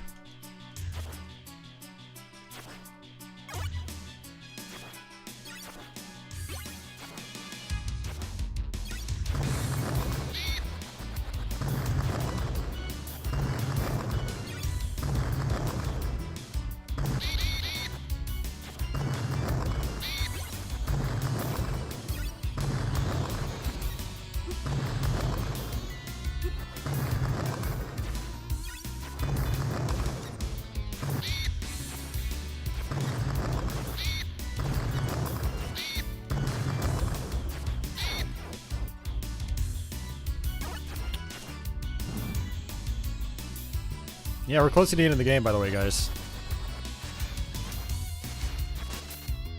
This is pretty much our last normal level.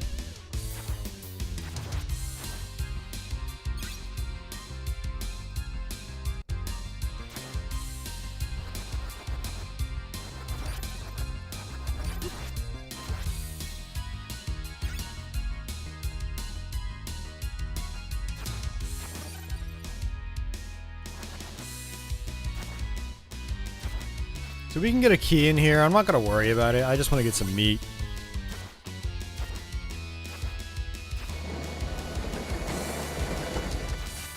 Nom nom nom nom nom nom nom nom nom.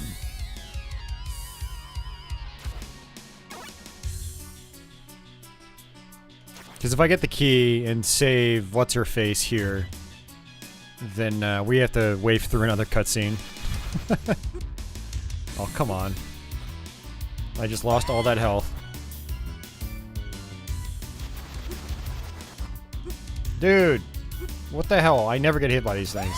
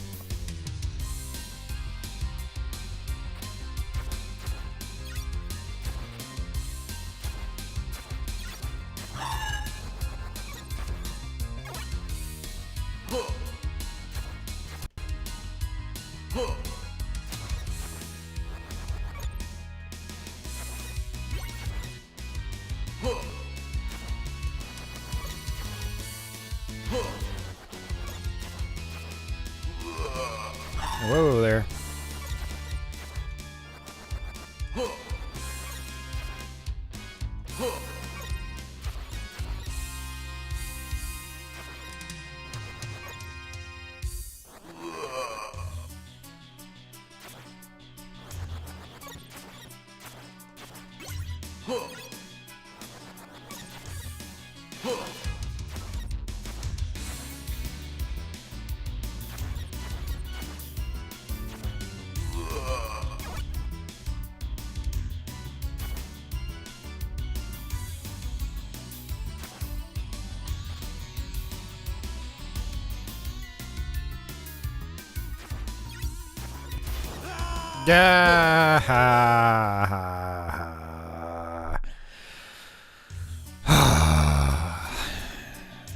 Alright, game, you're making me not want to play you anymore.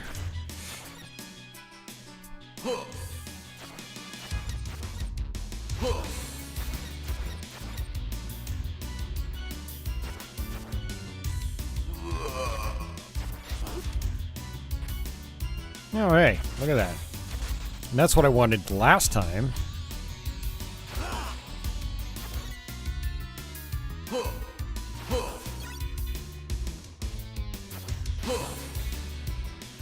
Great.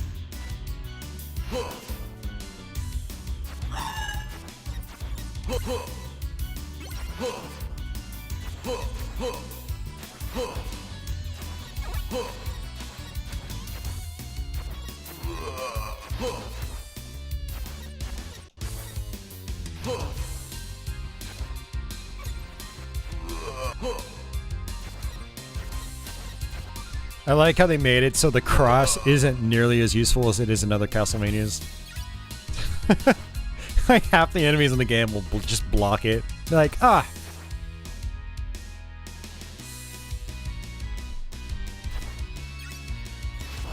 And I fell for it again. Man. You're such a loser, Austin. Extra life. We still have 6 lives out of you know, even with all the failures, we still have 6 lives.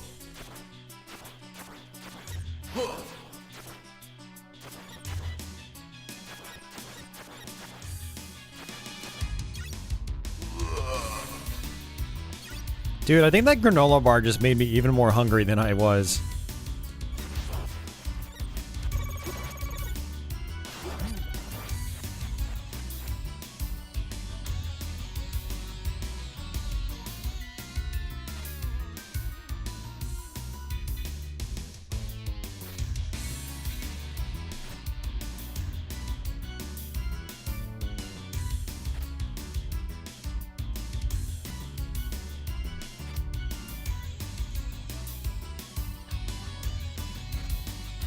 Maybe I'm thinking of the Super Nintendo one where you can backflip up.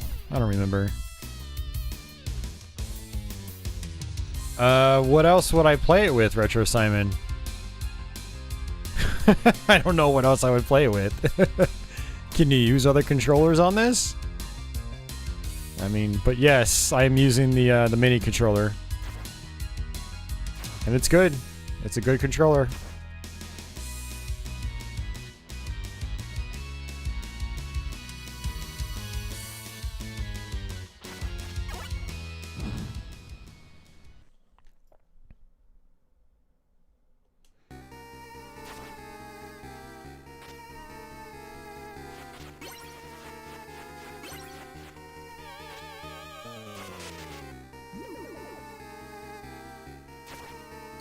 Actually, I kind of messed up there. I wanted the axe. I needed the holy water to do that. Oops.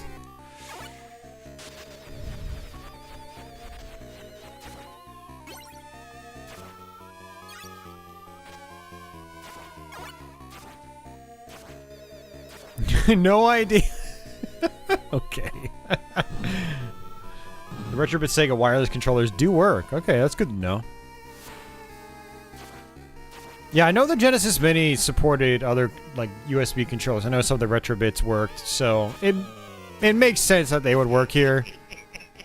Considering, you know, this is made by M2. But yeah, no, I'm just playing stock. We didn't do anything special. I unboxed it. I used the controller that came with it. I just figured that was probably obvious. You have all of them modded, so you have options. Gotcha. I don't use the mini consoles at all, really. I did a couple years ago. Just as a convenience thing when I was streaming out in my living room. But I'm not doing that anymore for the most part.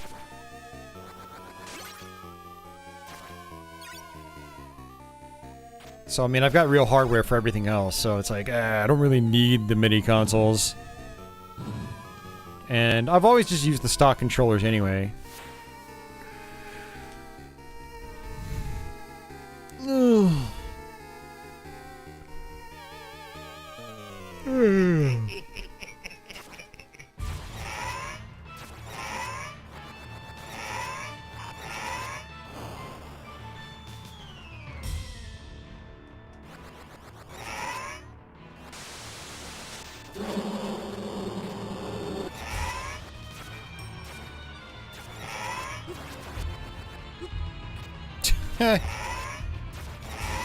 It's getting caught.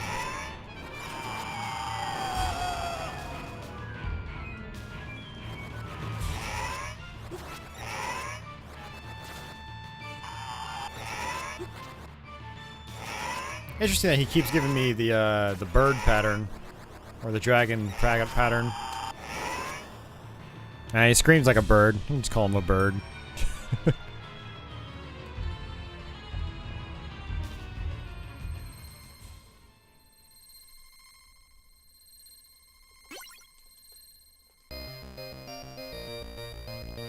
No, the controller's nice, man. It's good.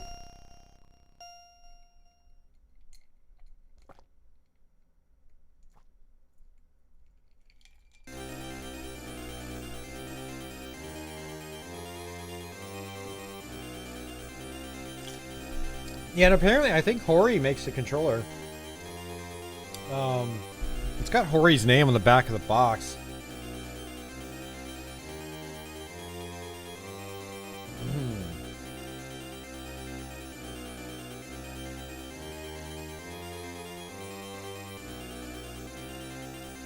Yeah, it's made by Hori. It says it on the back of the controller.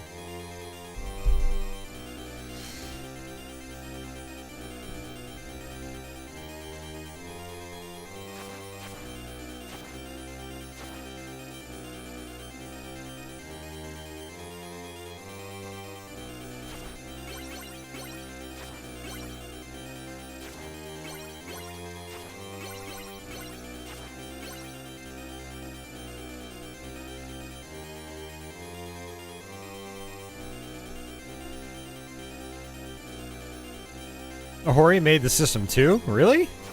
Wow. I did not know that. I figured they just made the controllers and that's it. The system's really awesome. I like how it looks. Honestly, I think it's the best Mini so far. In terms of, like, faithfulness to the original hardware. Ah.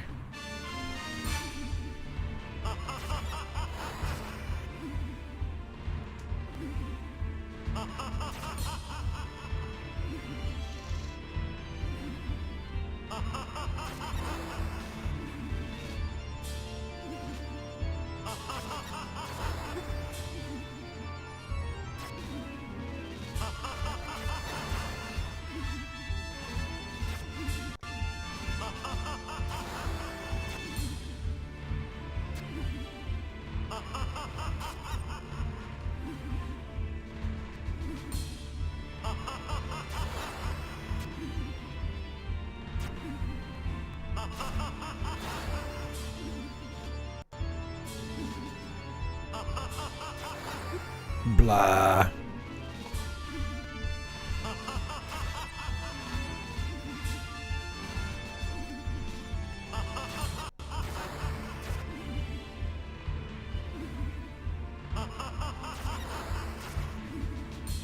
Forgot my rhythm with this. I think that's it. Just get close. That's what I hate about playing these games when I'm out of practice. I always feel inadequate when I don't know when I'm not in my rhythm.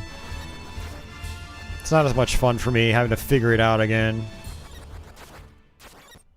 Probably gonna end up dying. Wow, speak of the devil. Look at that. I got my wish. It wasn't really a wish, but yeah.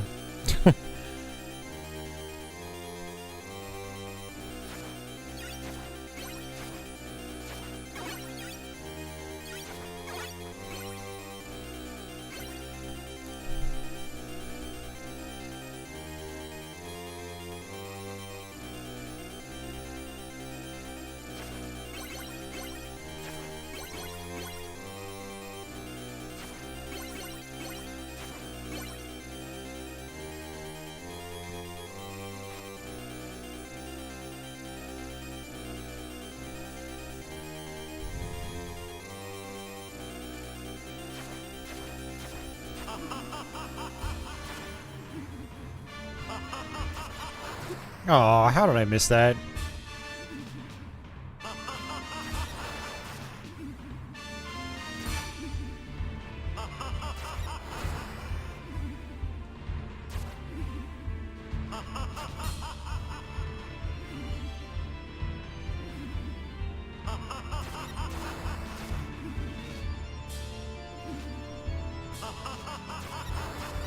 There we go.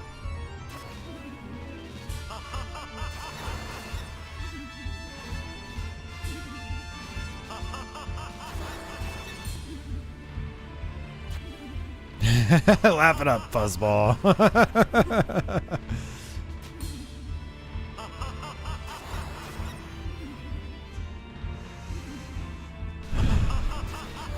Alright, still hit him. Yeah, those arcade conversion games were like icing on the cake, dude. I had no idea they were in here, and I was so happy to play them.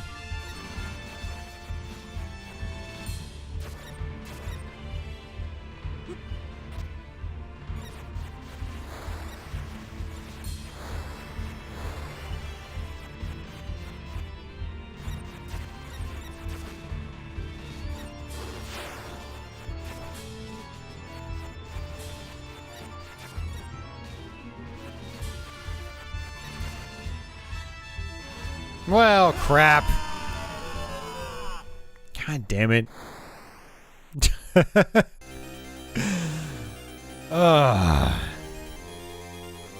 my fault. I'm just not playing how I should be playing.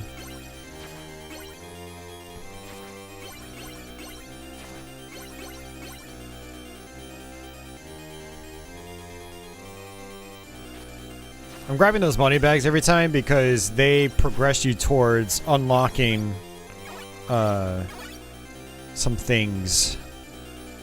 That's right, some things. And we're at 259 credits.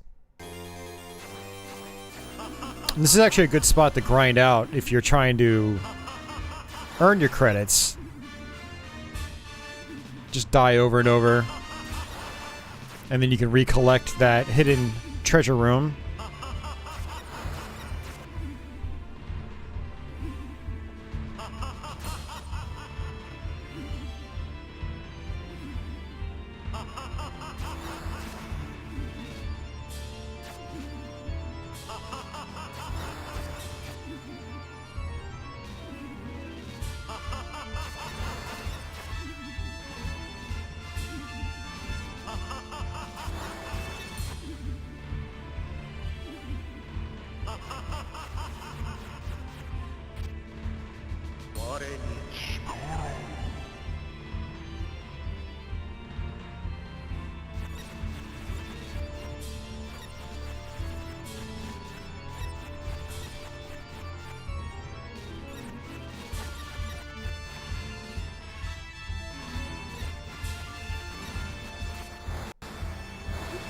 God damn it. Thought I was gonna do this without taking damage.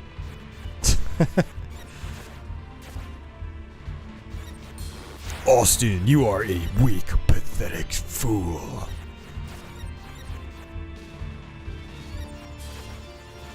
Jump? Okay, don't jump.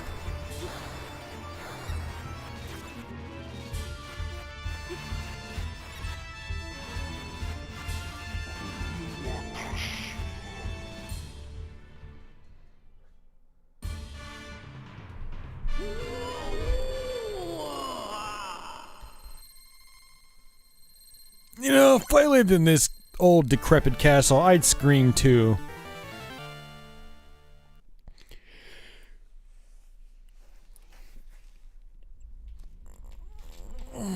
How am I supposed to enjoy PC Engine when all these columns are broken to pieces and this place is about to fall apart?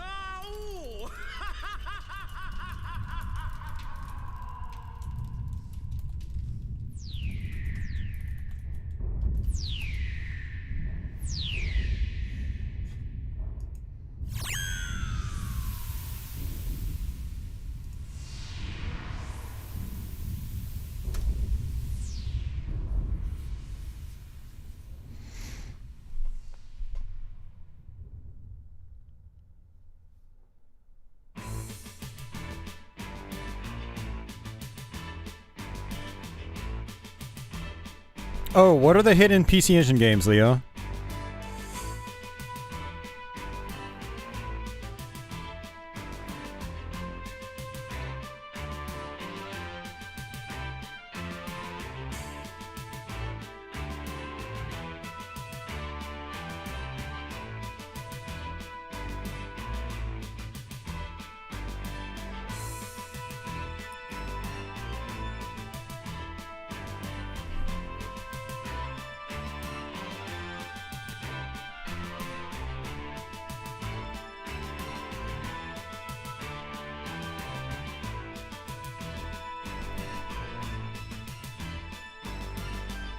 How do I access those, Leo? Do you know?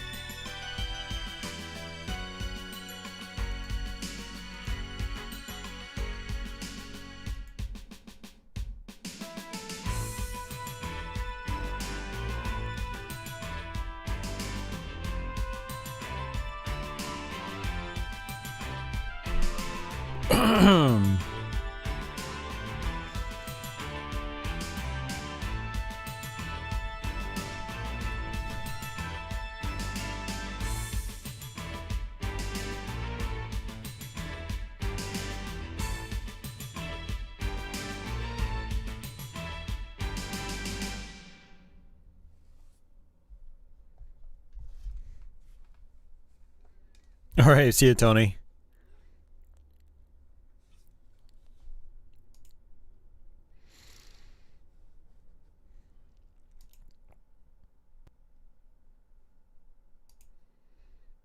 All right, what I'm going to do is save it, because I don't know how this handles in-game saving.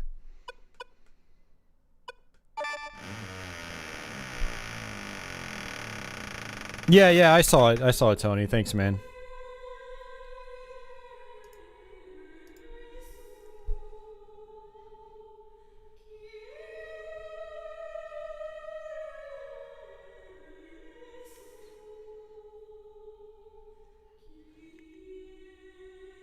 Yeah, I was gonna say, I didn't see Tokameki Memorial, so it must be on the PC Engine Mini. So yeah, for anyone wondering, you can buy Technics with the money that you earned, so...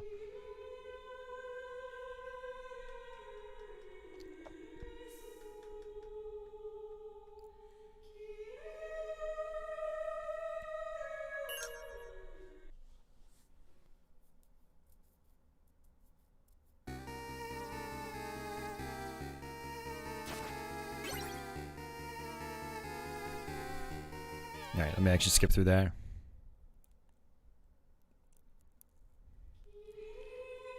GT, all you have to do for Salamander is just hold select when you run the game, and then you'll play the arcade version. We've already done that tonight. Yeah, we already did it.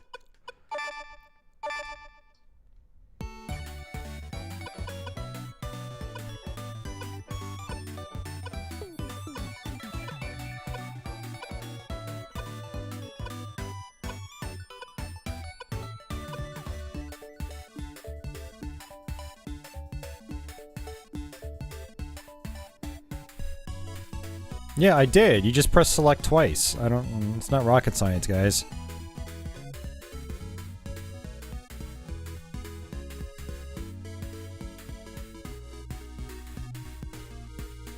Hold on, let me... Oh, press select 3 times.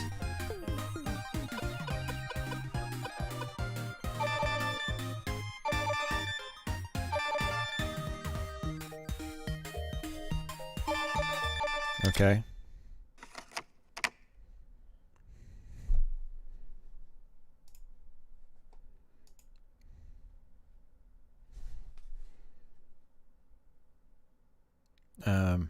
Oh, hey, there we go.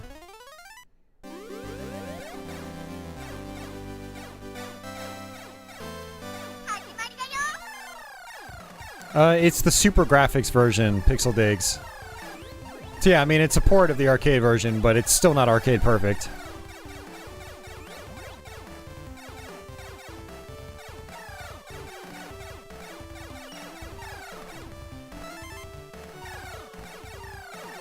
Yeah, this is a nice bonus too.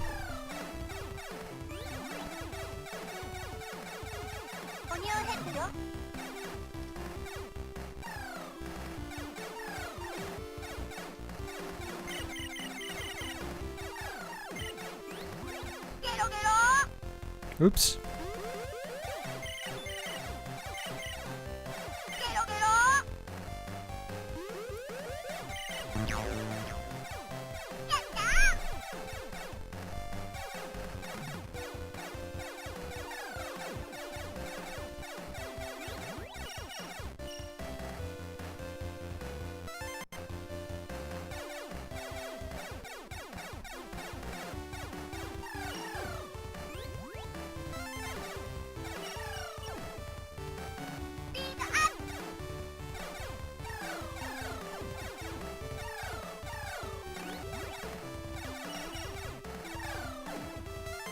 There we go. Yeah, in Twin B, oftentimes if you don't miss the gold bells, then, you know, their values multiply.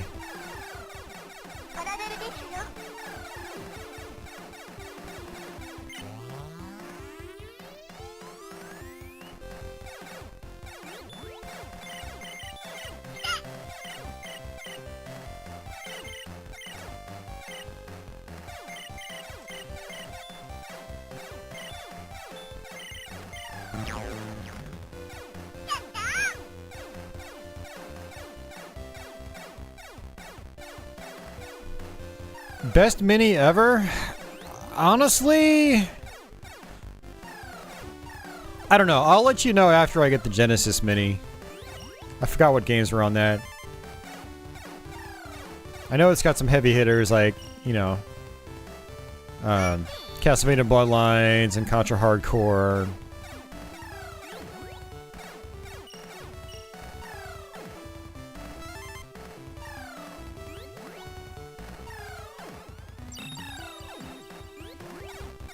I need to put more time into the Twin B series in general. It's pretty fun.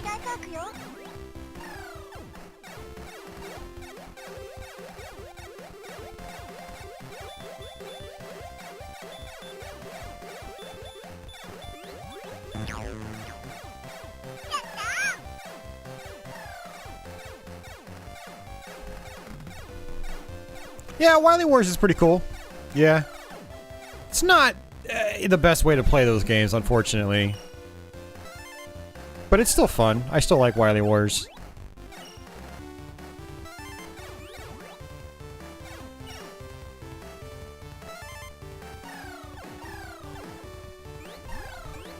Yeah, it's a shame I can't order pizza at 3 in the morning.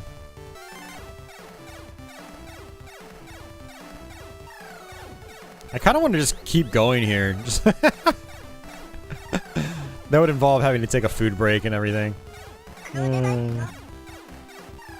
I don't think I shouldn't. I should really go live on Twitch afterwards. Get some food, then go live on Twitch.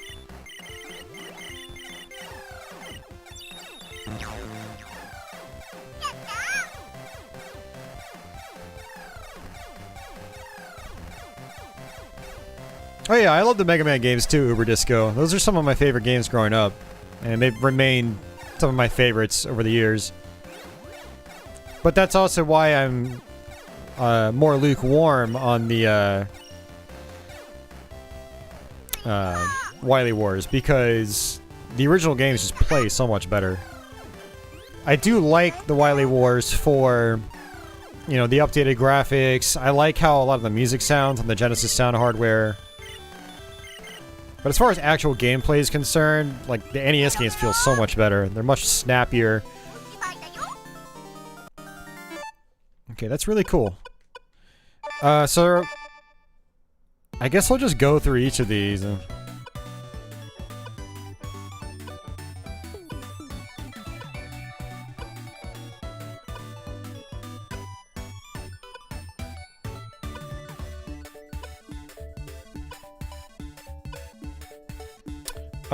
Here, I'll link to the Twitch. Hey, Zotmeister!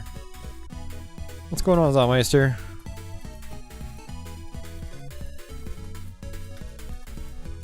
I need to start adding, just bot commands in here.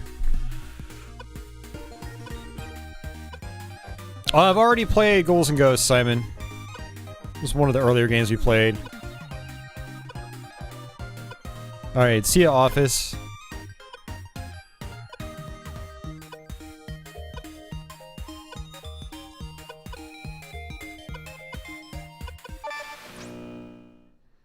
That might be the only unlockable game.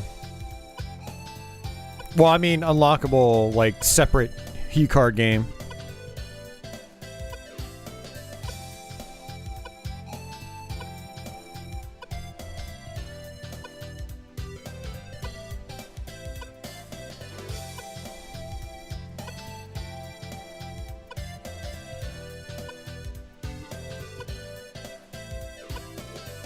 No, you didn't miss much, Simon. I got the axe on stage 2, then it was pretty much all downhill from there.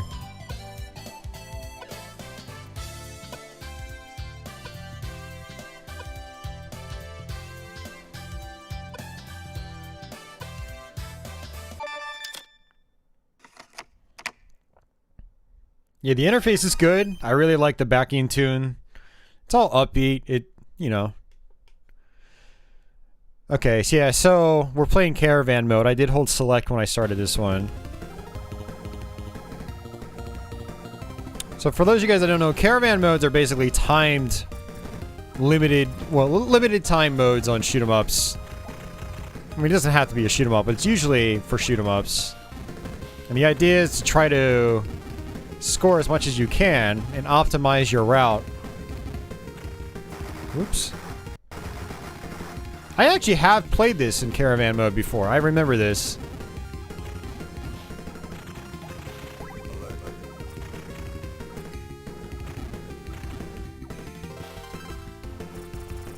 Maybe it was a different one. It was one of the soldier games I played in Caravan mode. I feel like it was this one though.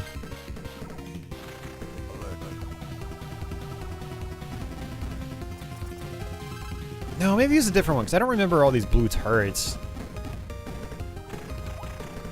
It was one of the soldier games.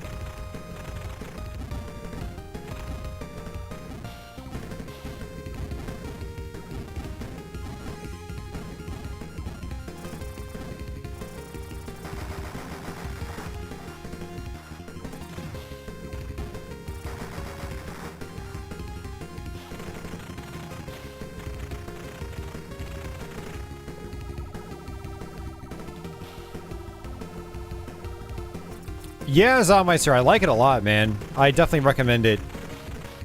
It's one of the better minis because of the lineup.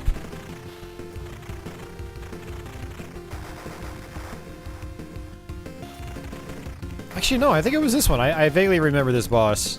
This was like probably 5 years ago when I last tried the Caravan.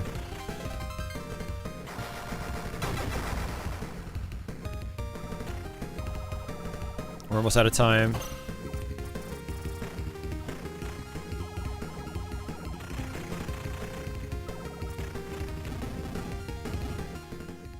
Alright, so 370,200 points. We'll try it again.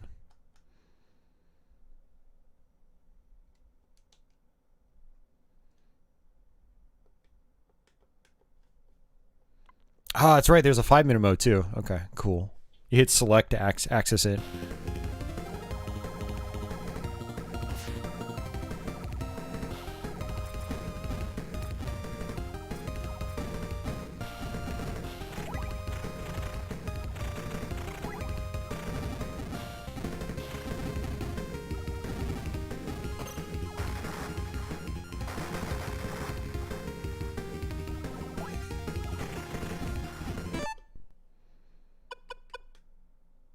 I was sure... Oh, I can reset it here. Okay, nice. Let's try that again. Are you serious, Outmeister? Okay, you have to get one of these then, man. Dude, the TurboGrafx and PC Engine, amazing libraries. You gotta get one.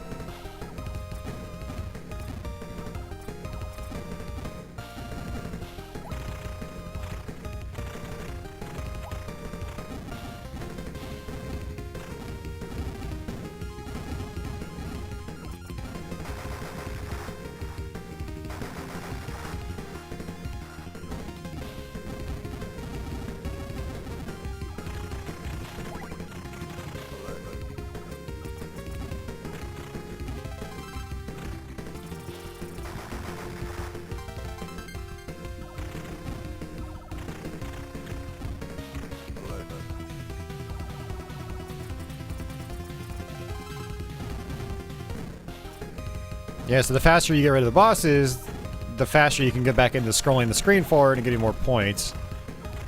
Whoa, I took a hit.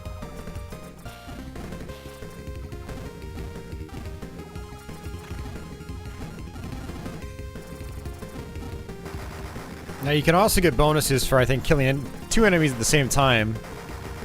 So the idea right there is to try to kill both those guys at once, but I failed.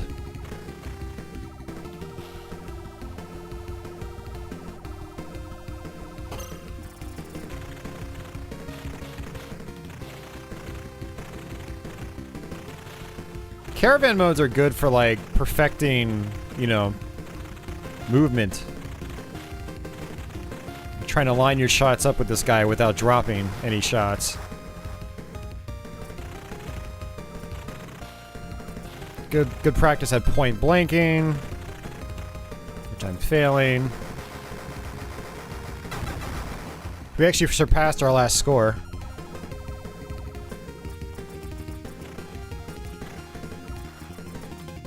Yeah, we beat our last score at least.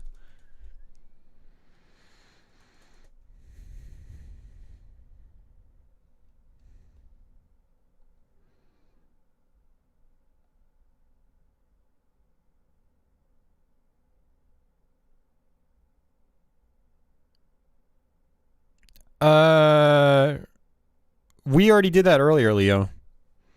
Yeah, no, you do that on Salamander and Gradius for the arcade-like ones and Fantasy Zone. Yeah, we already played that earlier. Yeah, Fantasy Zone definitely has some sprite flicker for sure. So I'm really looking forward to seeing if Force Gear and Twin Bee on Salamander. What? What? But I'm confused then. How do I access it?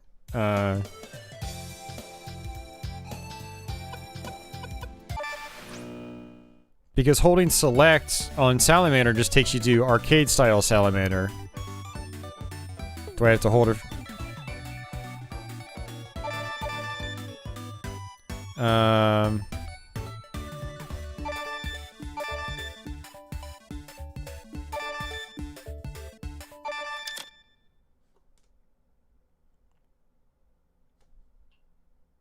Let's see, is this Twin Bee still, or is it Force Gear?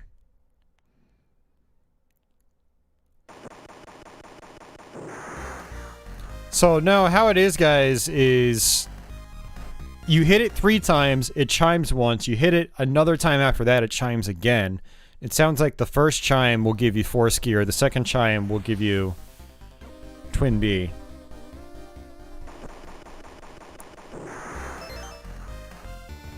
Okay, I don't even know what this is.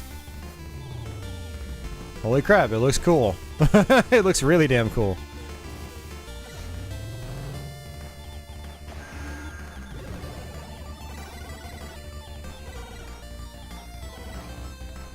Oh, it's also a caravan style game. Okay, I see.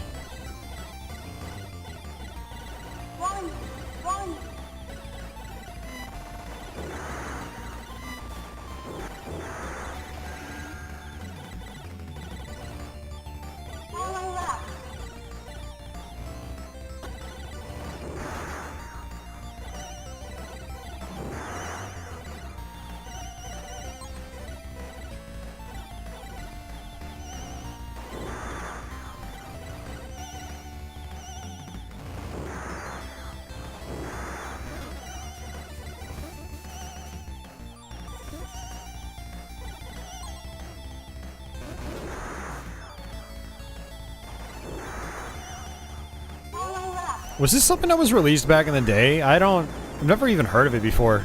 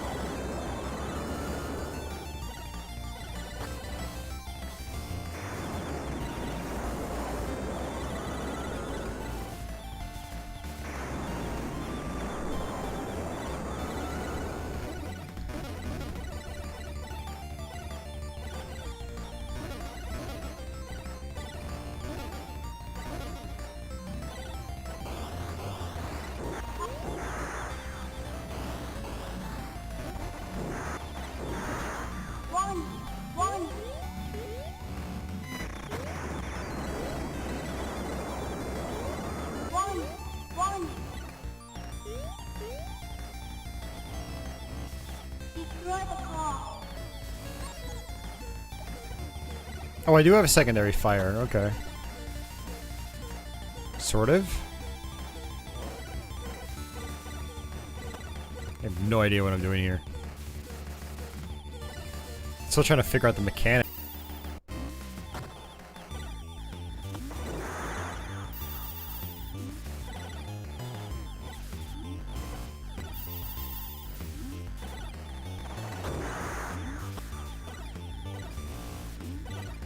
Looks like we had a connection drop there, guys. I think YouTube servers are just iffy. Thankfully, it's reconnecting and it's keeping my stream together. Oh, I finally... Oh, that's time over. Okay. Force Gear is a minigame hidden in the original PC Engine version of Tokimeki Memorial. Really? So it was actually in Tokimeki Memorial. Okay, it can be unlocked by joining the in-game computer club for 3 years. That's interesting, Uber Disco. Thanks for looking into that. It's good info. I'm gonna try that again. It's really cool.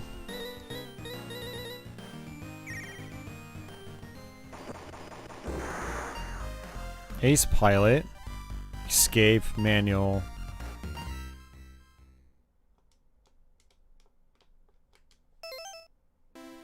What is this? Oh, this is just the high scoreboard. Okay. That probably takes you back to Tokimeki. But since it's not in Tokimeki, it just loops you right back to the title screen.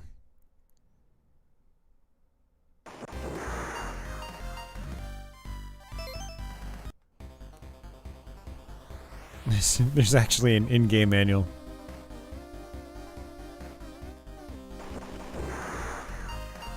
Dude, that's really cool. Alright, let's try it again.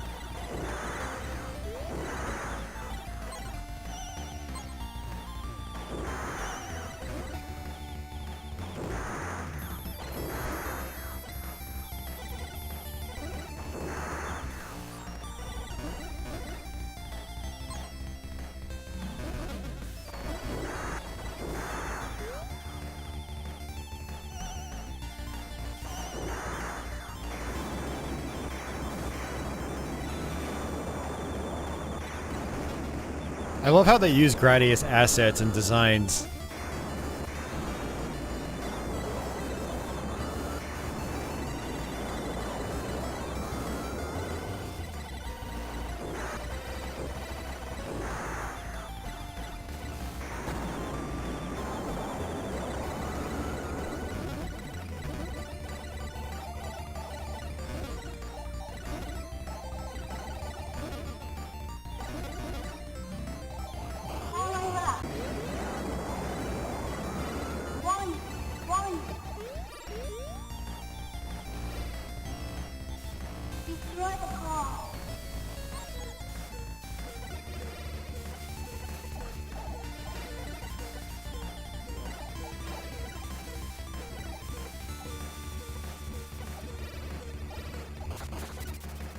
Still getting bounced around like crazy.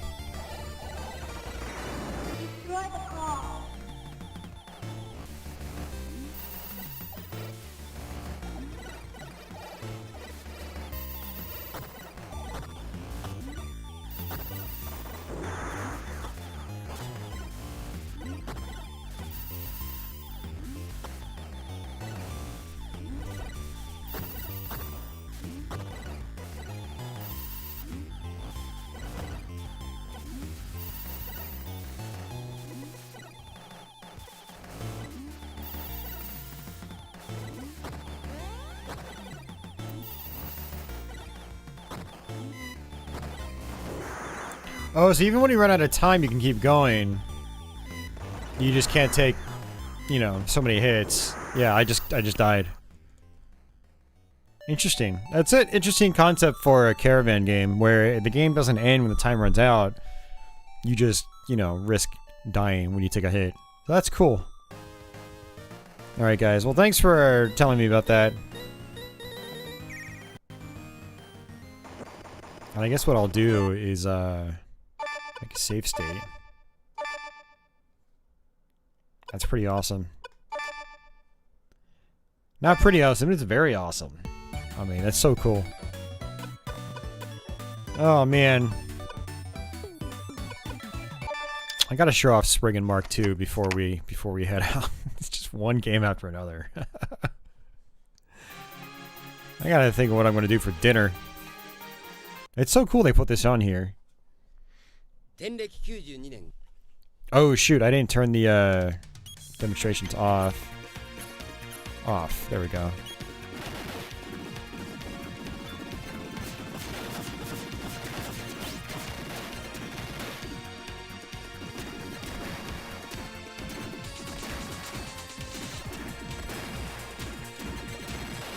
Oh, it takes me to the, yeah, I know exactly what you're talking about. I didn't realize they had that in here. That's good to know, too. I'll do that before I go. I forgot, what was the game called again?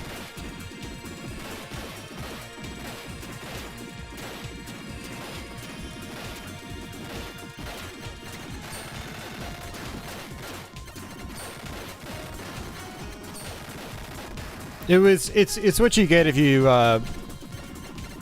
put Rondo into a system that doesn't have a super system card.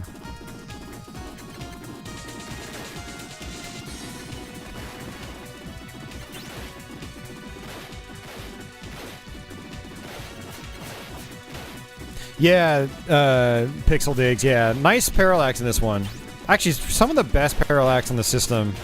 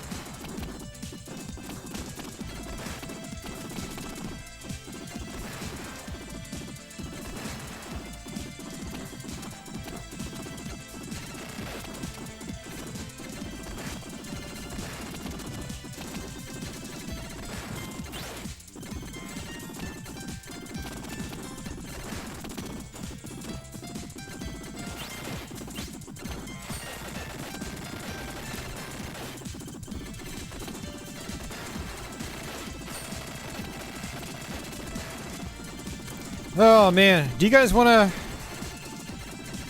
me to keep the stream going? 'Cause I'm thinking about what I can do is maybe go make a sandwich. That'll only take a couple minutes. And then we can demo some of the other games on here. It's been a while since I've had the chance to do a super long stream on YouTube. Hey, Branch. Branch is enjoying this. Well, that's good to know.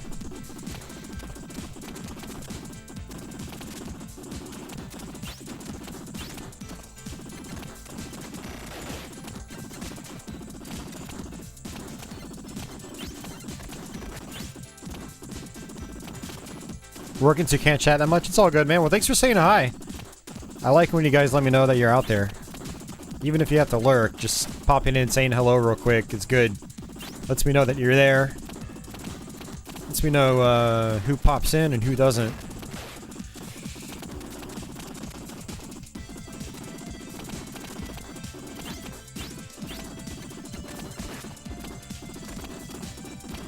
So now I can switch to different weapons, but they're limited in ammo.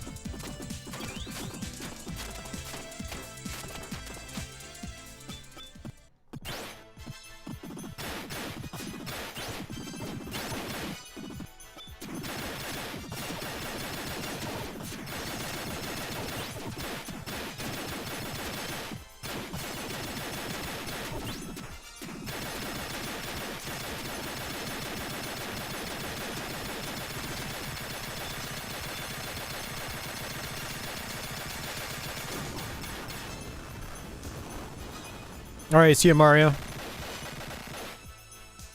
You're trying to find secret games on your mini. Well, if you're successful, let me know, and I'll try them here. One thing I like about this game is that your shield recharges on its own.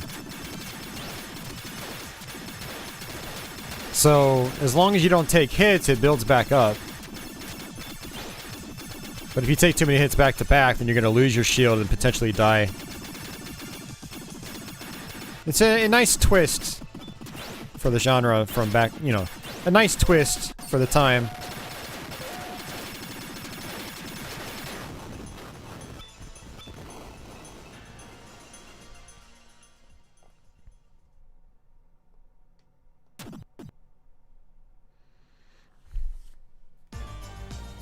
I like how there's basically no loading going into the next level. That's awesome. It's very rare for this time period on CD.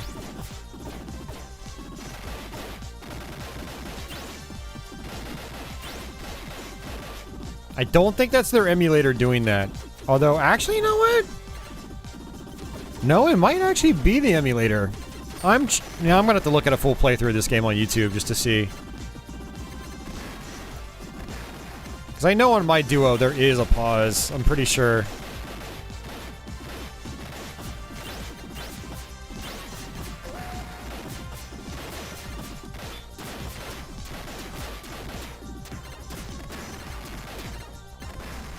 I like the soundtrack in this game too.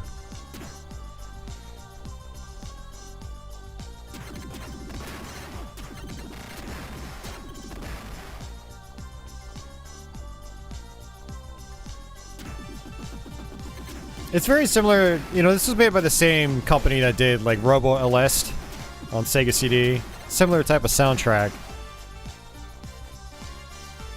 But it's not as, like... I don't know. It can be a little more down-tempo sometimes, which is nice.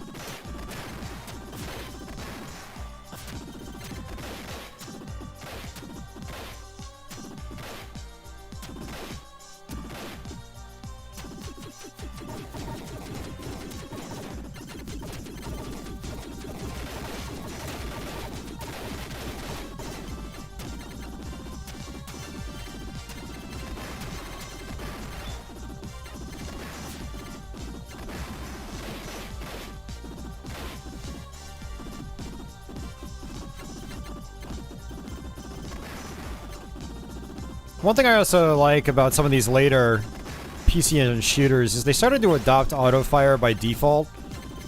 So you didn't have to rely on the turbo switches. This is one of those games.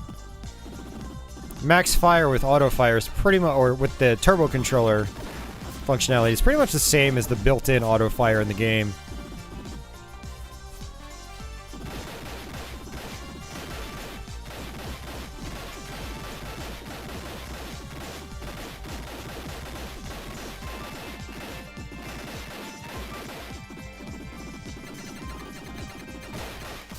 Ooh, did I just die? No. Yes. No. No, this might be a script. This is a scripted sequence. I was like, what the hell? My shield was full.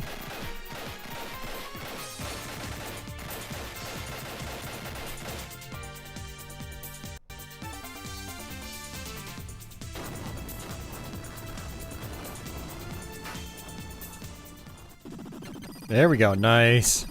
Look at me now.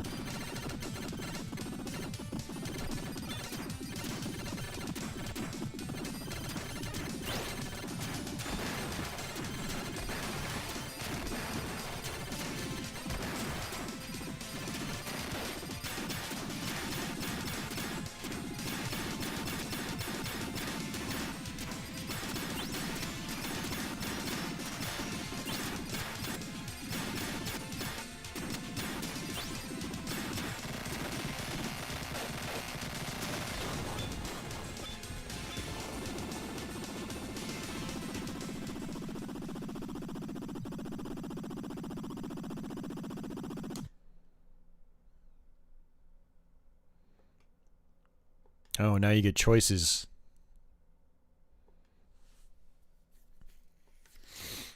It's really just Twin Missile or Smart Gun, actually. We'll try Smart Gun.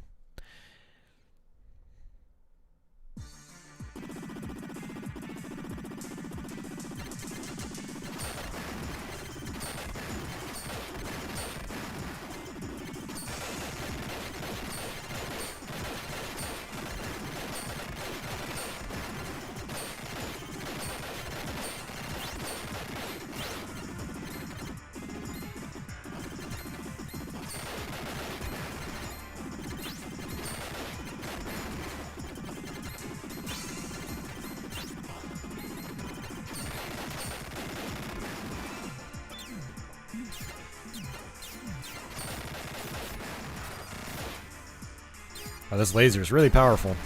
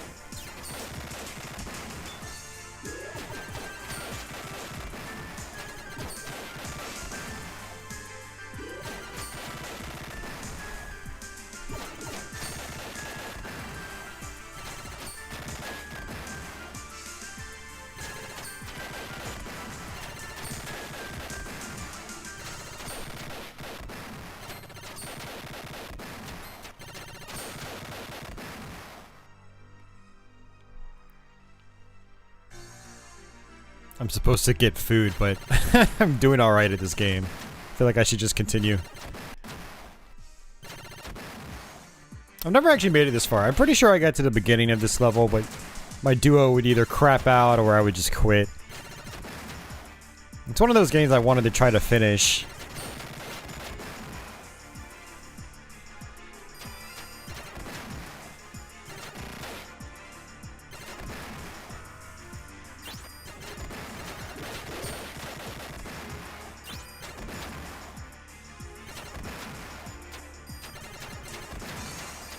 Well, it still works even when without ammo. Pretty weak though. Oh, I can just hold it.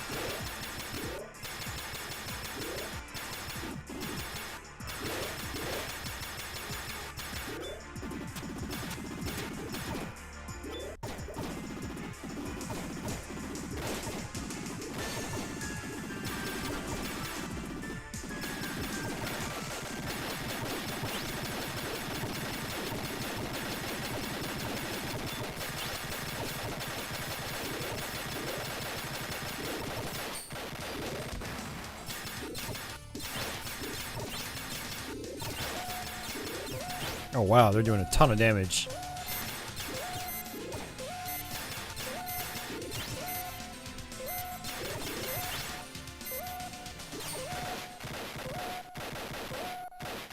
Good thing I saved that.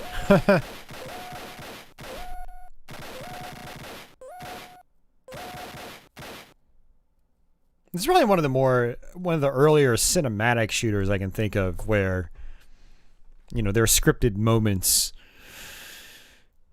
Like it said, like, whoa, you have 60 seconds before re-entry, and I'm guessing if you don't defeat the boss in time, you die. This game also has a story that will happen overlaid on top of the gameplay. And actually, not even on top of the gameplay. It'll just stop. And there'll be some exposition and whatnot. You can turn that on.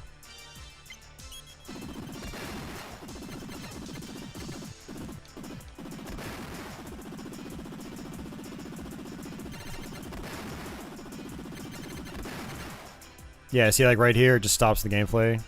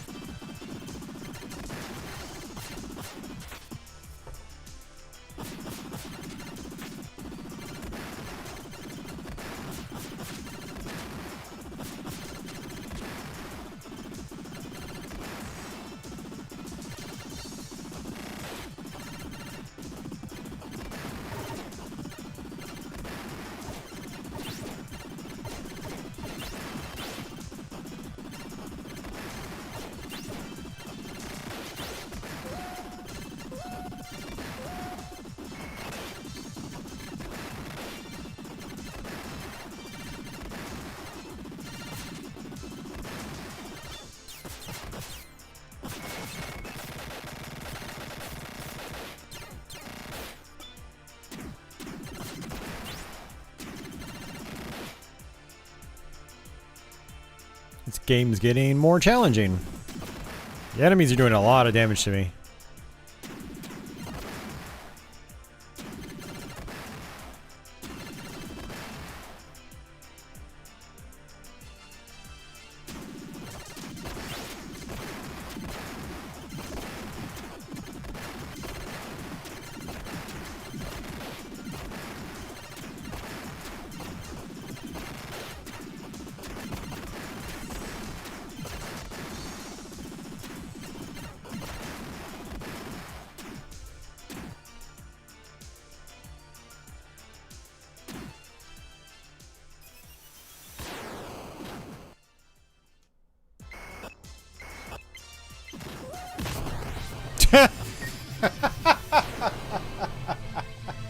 I was like, oh, I should touch that bright red laser, and it killed me almost instantly.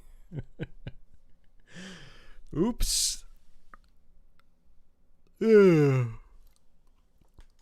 I'll come back to this later.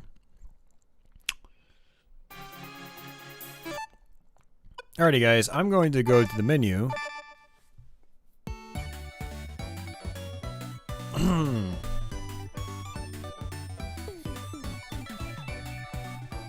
And I'm gonna get some food.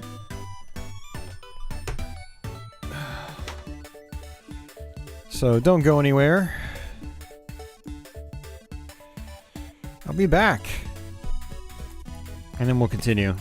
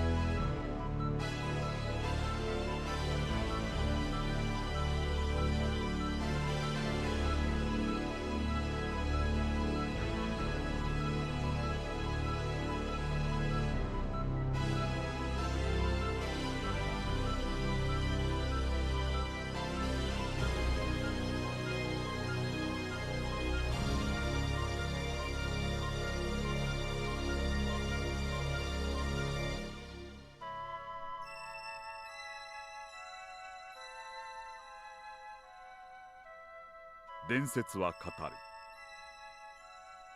イース、かつてこの地上に栄華を誇った理想郷。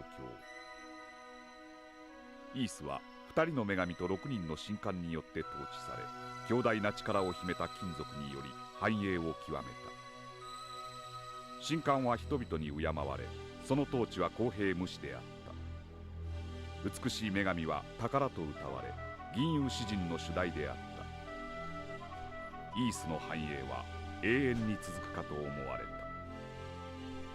た。だがその文明の絶頂でイースは恐るべき災厄により一夜にして滅び去り、栄華のすべては無に帰した。それから700年の長きにわたって伝説は沈黙を守り続けてきた。そして今再び伝説は語り始める。新たなイースを。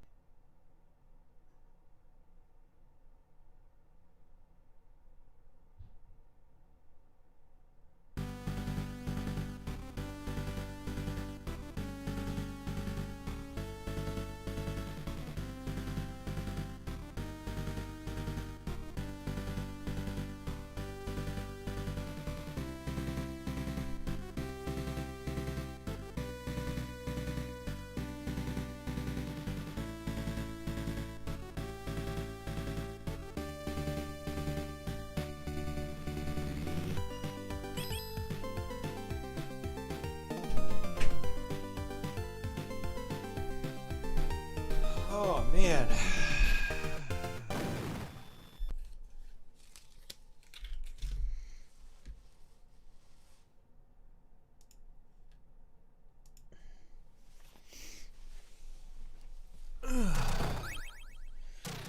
Have to save up for the mode. Well, it looks like the satiator is going to be ready soon.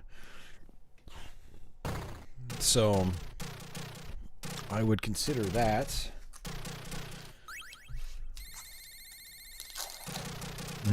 Mister.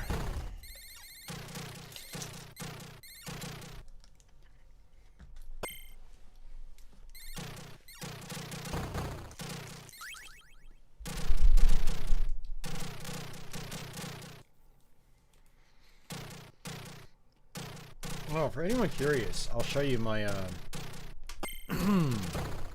sort of my hardware setup.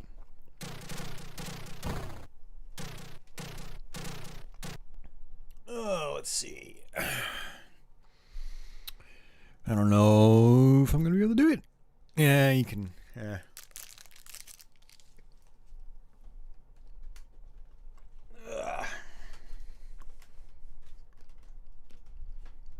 There we go.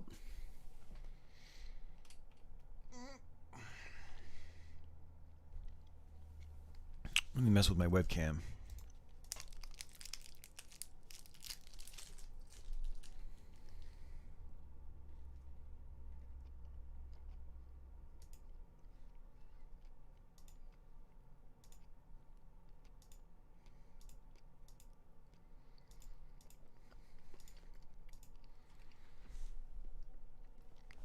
Yeah, never mind. You can't see it.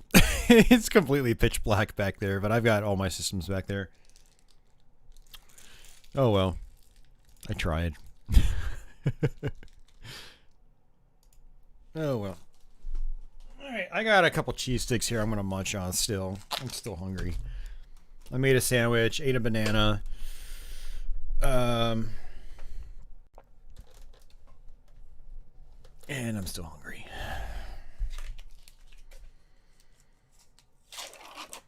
But yeah, Mister is great. I know a bunch of people that have one, and they talk about it all the time.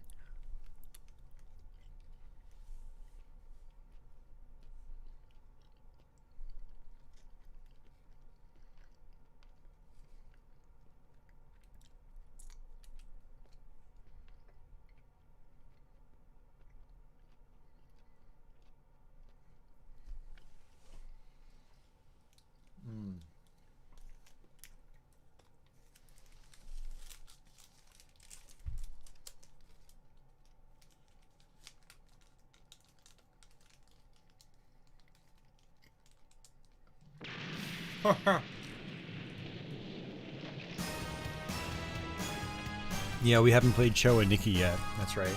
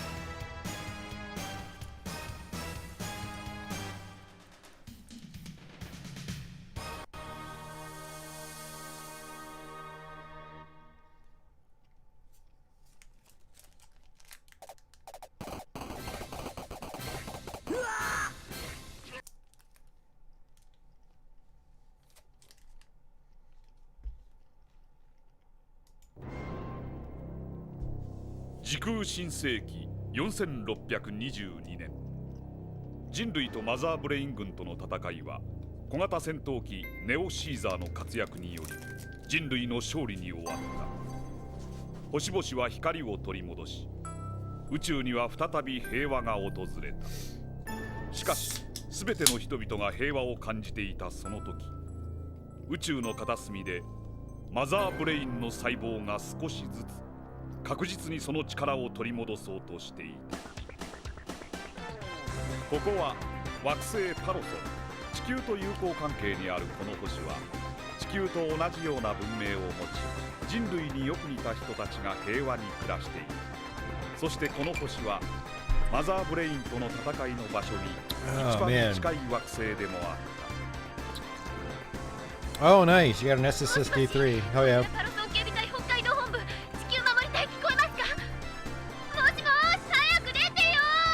はいはい。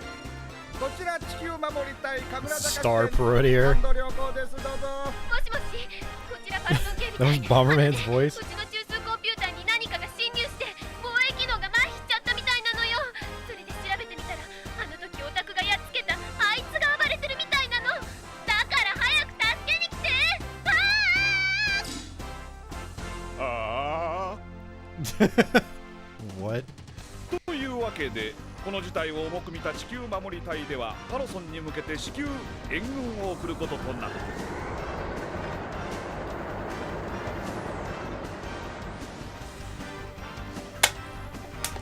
デルタ1より各機へ敵機多数警戒エリア内へ進行中。スクランブル部隊発進スタンバイ。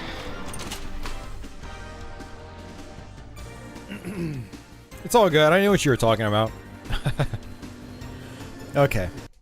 Let's go ahead and get back into this. Thanks for your patience, guys. Man, whew. I had gone almost 8 hours without eating anything. So, well,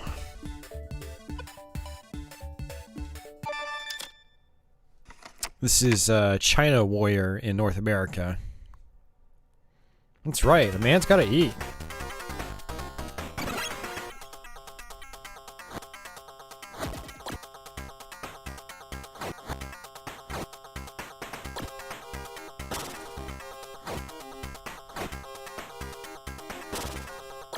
This game is actually kind of fun, but it's a memorizer.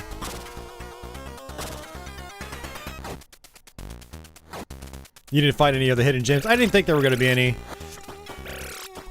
I figured people probably would have found it already. Or found them already. And I don't think many CD games gave you mini games or anything like that if you put them into the wrong system.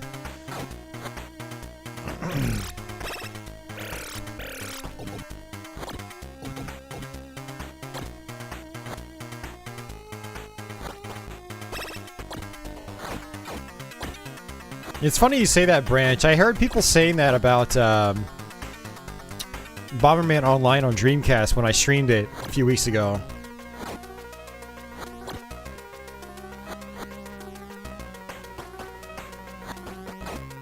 But I didn't mind it.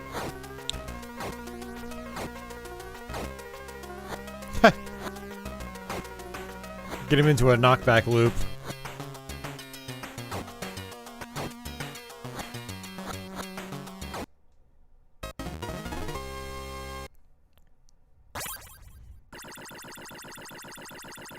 High score girl. No, what is that?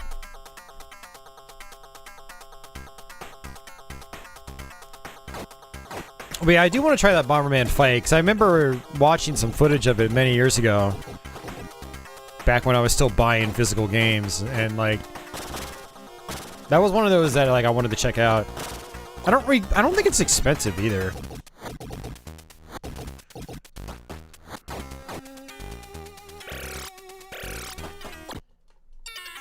Honestly, if I had this game growing up, I probably would have liked it a lot.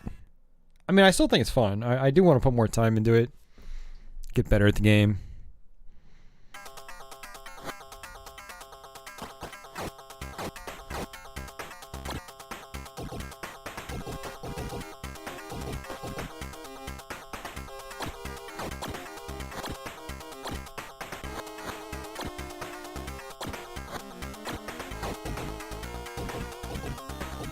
Man, I am wrecked. Look at this.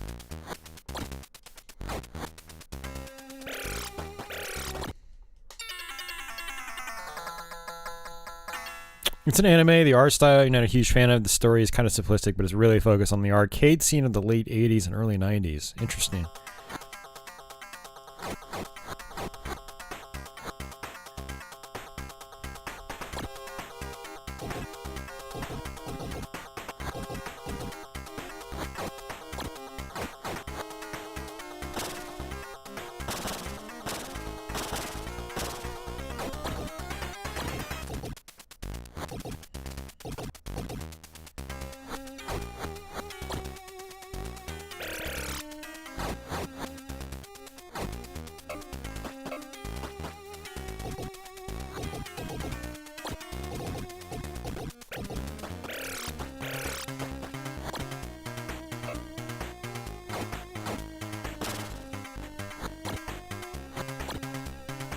Jeez, man. Attack of the Killer bugs? Are they bugs or birds? I can't tell.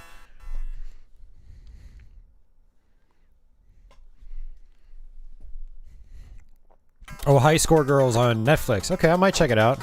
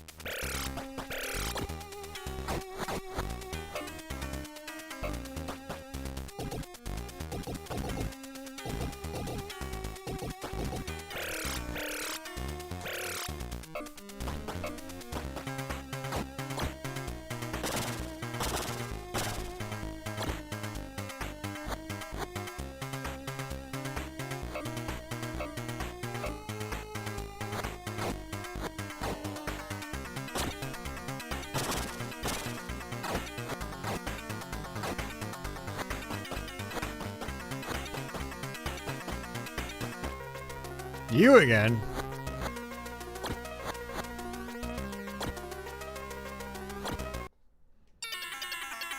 They're butterflies? Really?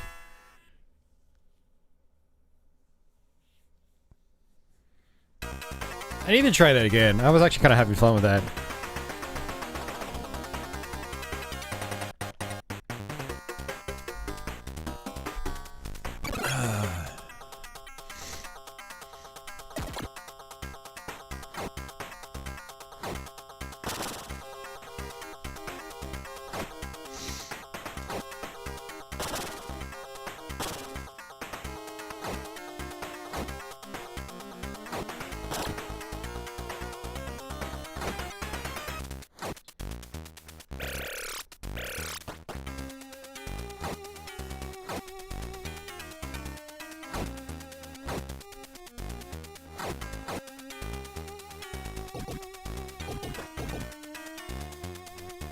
I remember people used to crap on this game, but like, I don't know, it's kind of fun.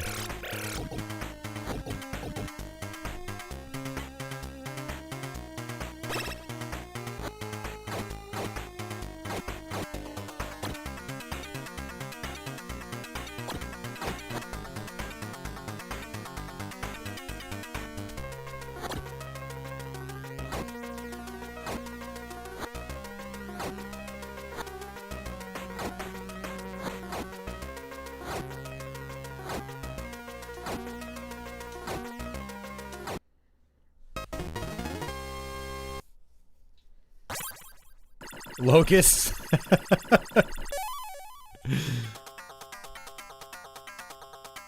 Yeah, so the blood comes in from the side of his mouth, but when you're really damaged, you also notice that your abdomen area is also like kind of gouged out.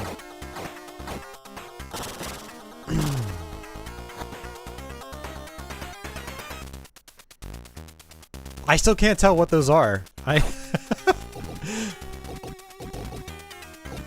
Oh, jeez.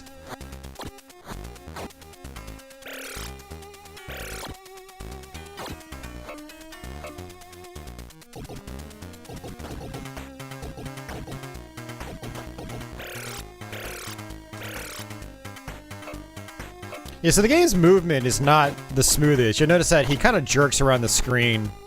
Yeah, it's a huge, huge sprite. It's more about just like timing attacks and stuff like that. And it's fun in that regard. Like when you look at it, you're like, oh, this game looks dumb. But when you play it and you actually try to get your timing down, it's fun.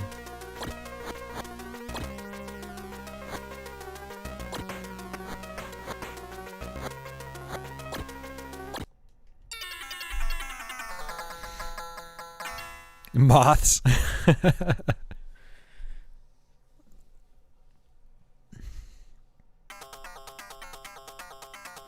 Now you said all the way back.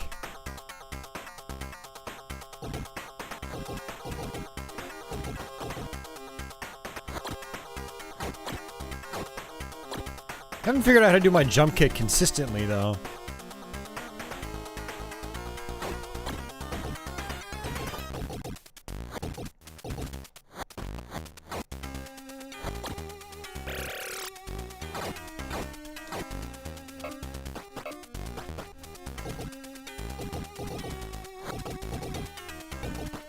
Maybe I just have to hold forward when I'm in the air. No?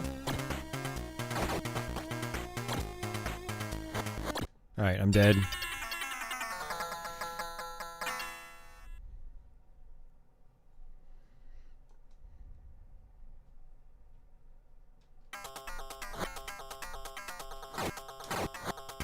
It's a fun game.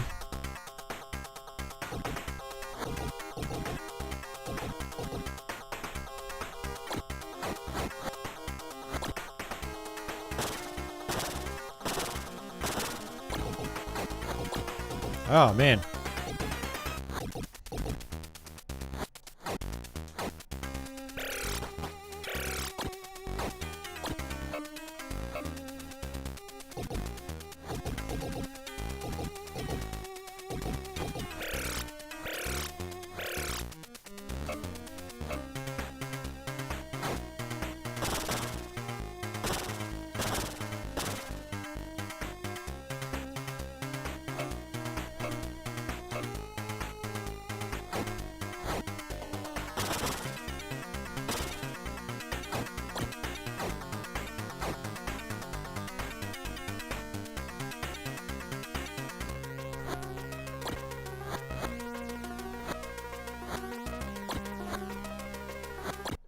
I don't even know what the hell I'm supposed to do there. I think it's game over. Nope, last life. Good.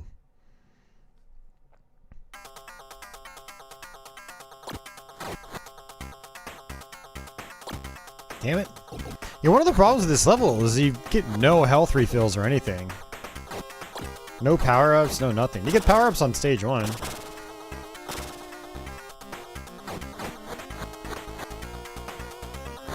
You can't sweep. You can't kick on the ground. You gotta kick, punch, and jump kick.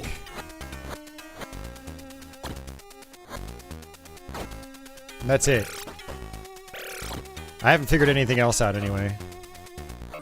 Yeah, select doesn't do anything.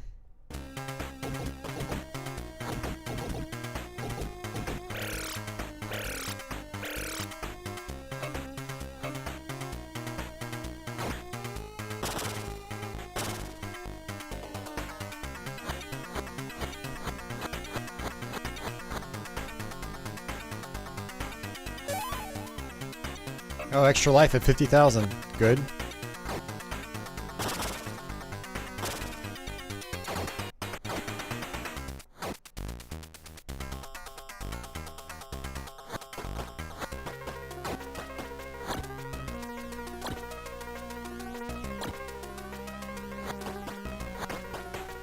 Dude, I'm struggling to just jump forward. That's a problem. I'm just trying to jump forward to do a jump kick, and it's not working half the time. And I don't think it's my controller.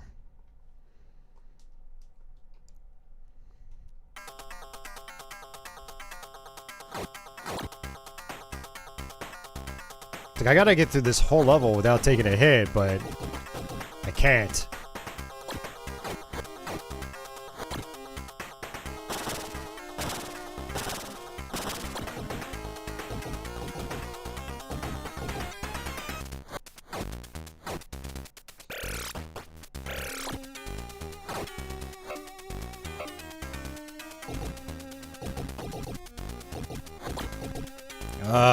Man.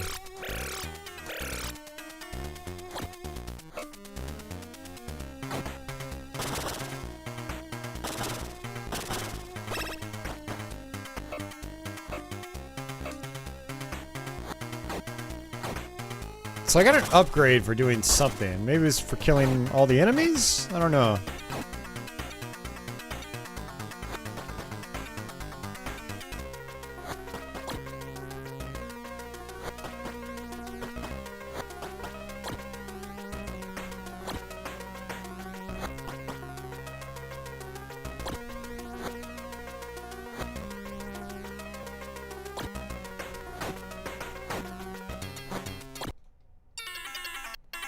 Yeah, these boss fights are pretty janky, I will say.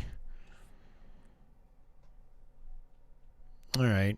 I was gonna say save state the boss and just practice him, but too late for that. I'll come back and try that again some other time.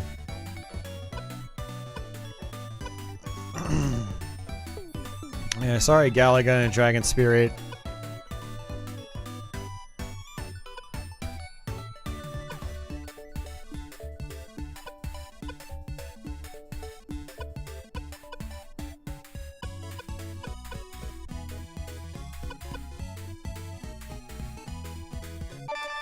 Play the original Spriggan.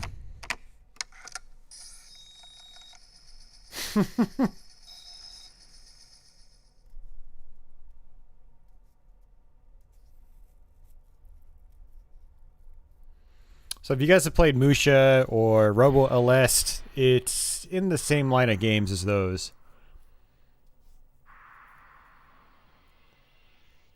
I need to play it more. Personally, I'd put it in between the two, with Robo Aleste being the weakest and Musha being the strongest. Let me actually skip through this because I have no idea what they're saying! Yay!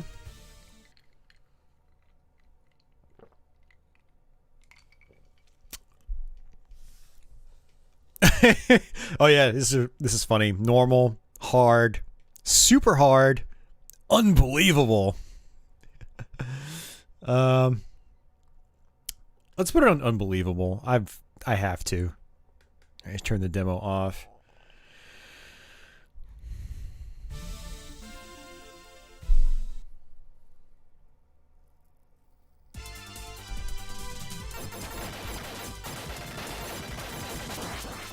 Okay, maybe unbelievable was a bad idea.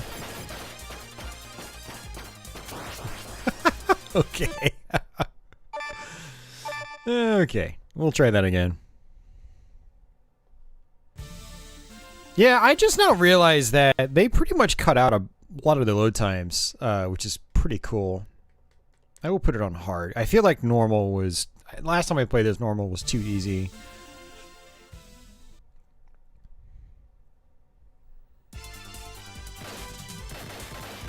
Yeah, these games aren't taking any time to load at all, which is very nice. Nice boost to quality of life.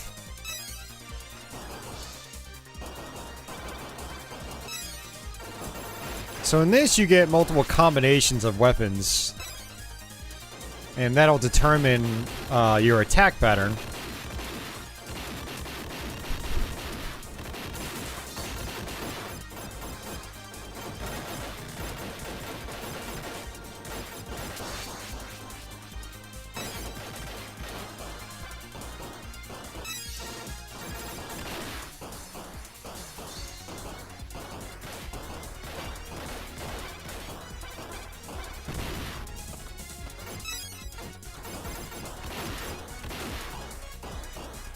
Hey, John Simpson.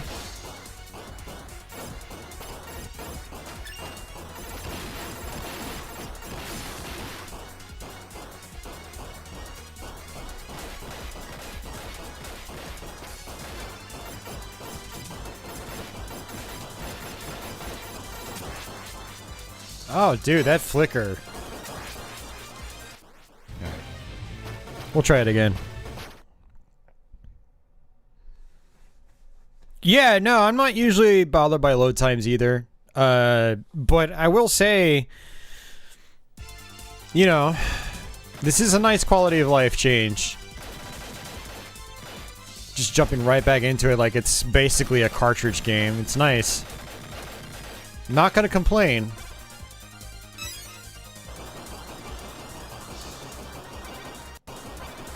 Not gonna be like Andy. God, the load times are just too fast. Golly, I'm gonna go brush my teeth now for some minty fresh breath. There you go, Andy.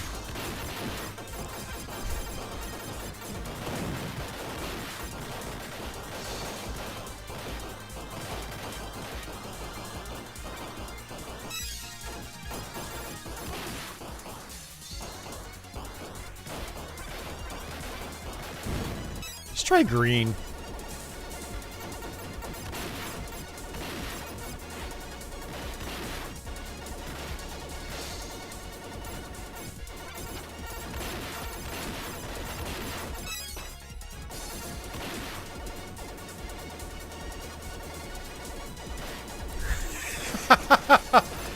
My computer is only 2 years old. It can play Wolfenstein 3D. I think I just got an extra life.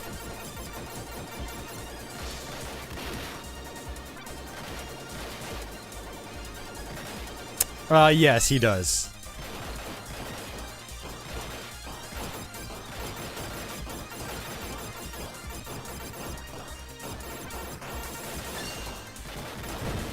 I'm going to assume he does, because it makes us, oh, never mind. It makes the crap we give him sound even funnier.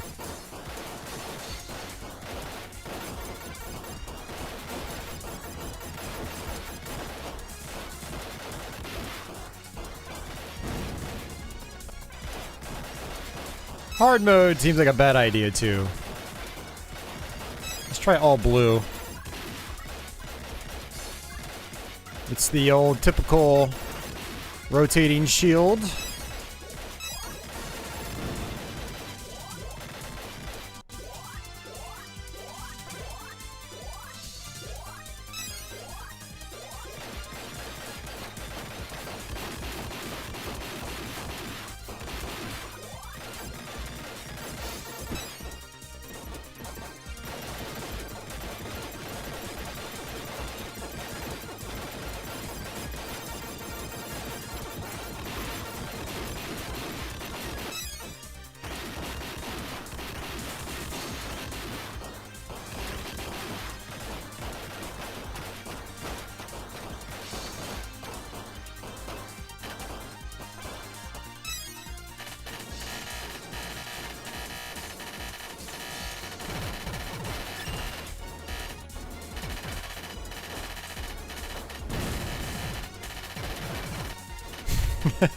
Mickey Mouse voice. I was thinking that too when I said that. I was like, that kind of sounds like Mickey Mouse. Now I'm going to get a copyright claim from Disney.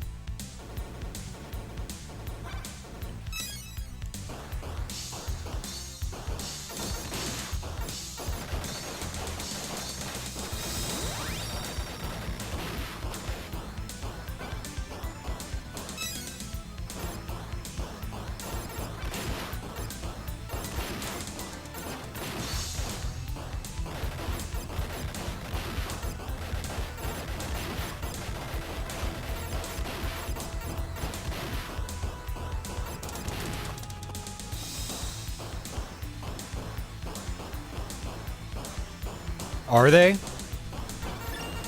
I hope so.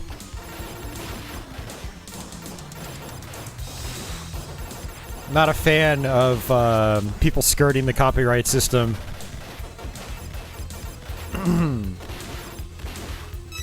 Trying to, you know, they're trying to avoid things going. God damn it! What's the term? Public domain. They're trying to keep things from going public domain.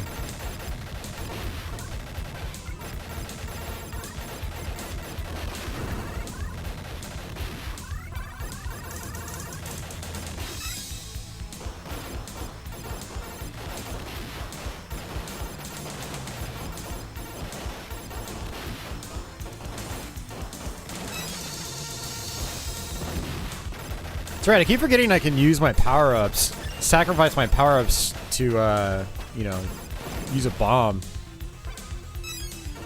It's nice. Like, boom, and then I can pick up this one, just like that. Boom.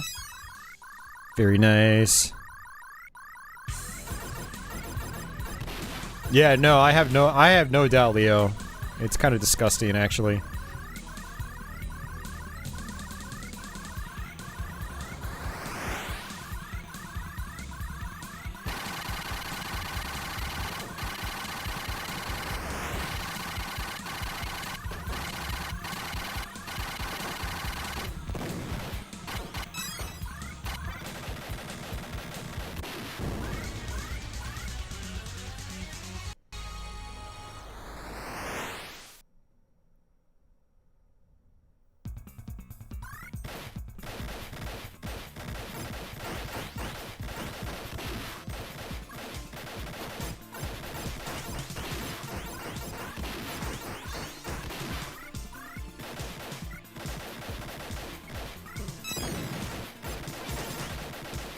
I feel like there's a good strategy to just constantly use your power-ups as bombs. Like, boom. But it's going to involve you constantly switching your weapon, and that might not be beneficial.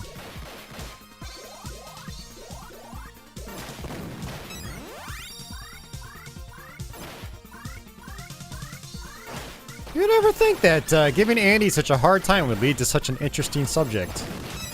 I should give Andy a hard time more often.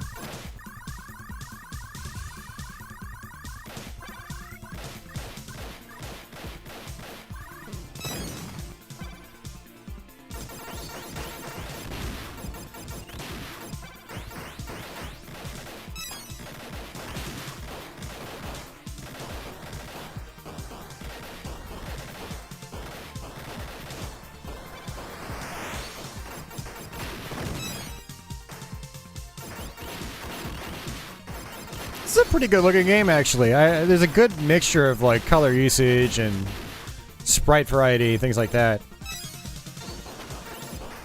It's got good variety.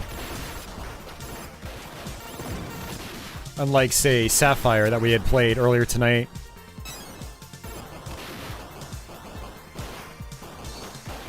And it doesn't need to resort to pre-rendered style objects.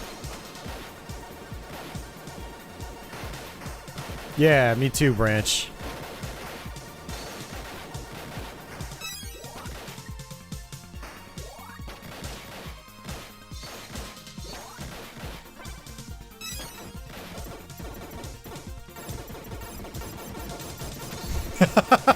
Andy Mouse. Oh man. This just gets better and better.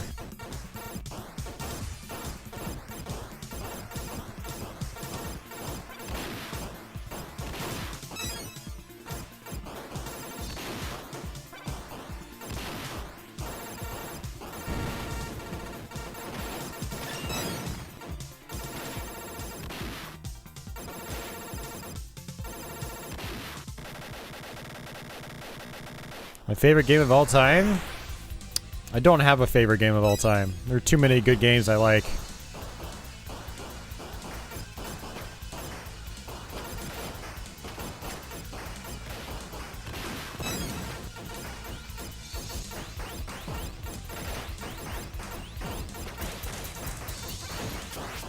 I think to say like I have a favorite game of all time is to basically say that like I will never get sick and tired of said game ever, and I get sick and tired of everything.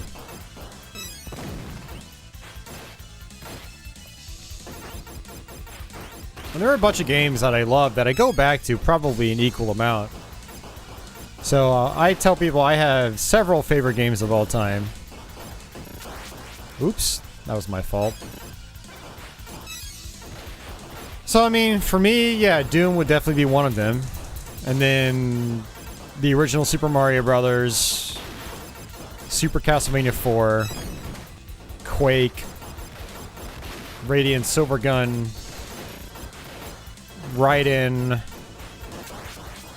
Yeah, there are quite a few.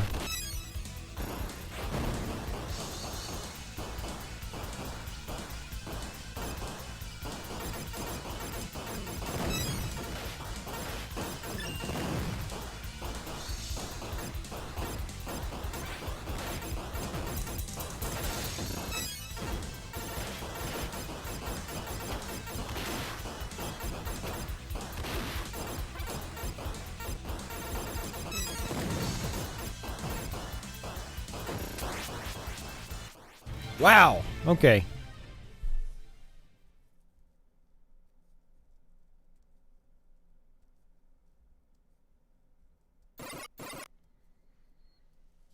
I mean, there are a ton of shmups that are not too bad. Pixel dig. You just gotta make sure you're playing on the default difficulty, or, you know, if you really feel like you're that bad, you can always lower the difficulty too. You know, there's no shame in that. Putting a game on easy. But Musha on the Sega Genesis or Mega Drive, absolutely, that's a very easy clear if you ask me. Some NES ones like Life Force.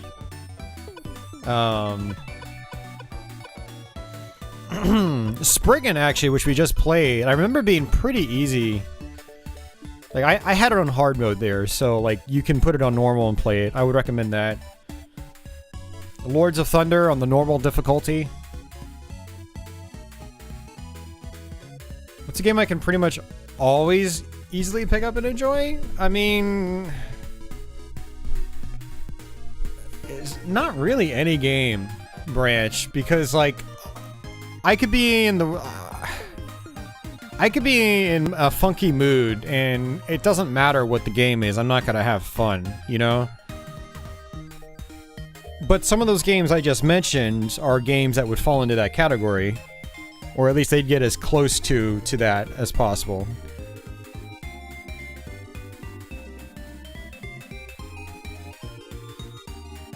Yeah, so I mean Doom for sure, Quake for sure, Super Mario Brothers for sure.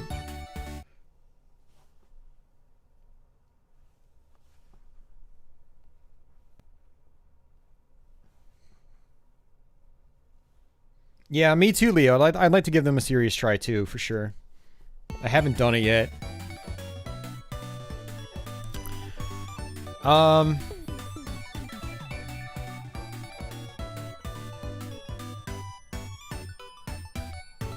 Steel Empire on the Sega Genesis. Shouldn't really take much effort to clear that.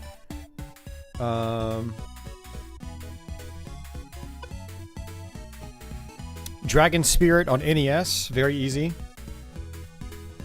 Not the TurboGrafx one, because that's arcade hard. But the NES one is easy, and it's a really fun game, so I highly recommend it. Damn,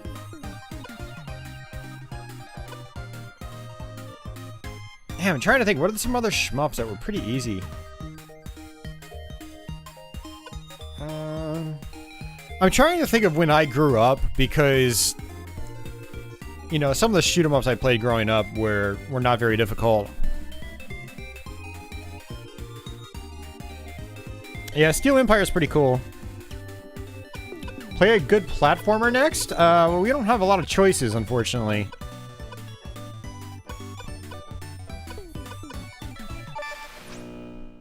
I love that transition. It's so cool. I mean, I haven't really played, you guys gotta remember, I've been streaming for 7.5 hours now, so we've gone through a lot of these games. So I'll have to do Alien Crush. Can't believe they have a golf game on here. That's cool, though. Oh, we haven't done Ninja Spirit yet.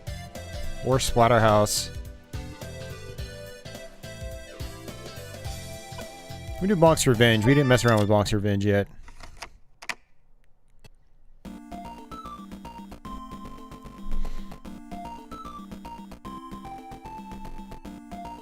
Yeah, well, I mean, something you gotta keep in mind, Pixel Dicks, is you do have to play the games multiple times. You know, you're not gonna clear it on your first try. It doesn't really matter what the shooter is. Maybe if you get really experienced and really good at the genre, but... when I grew up and I was playing these games, I never finished them anywhere close to my first try. But I played them a lot because I was a kid, and I had lots of time, and I loved the games, so... you know, and the more you play it, the better you get at it.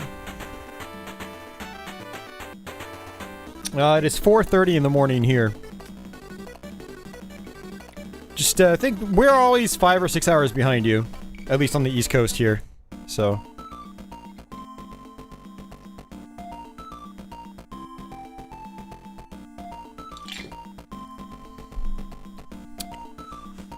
okay. Bonk's Revenge. I'm terrible at these games, remember.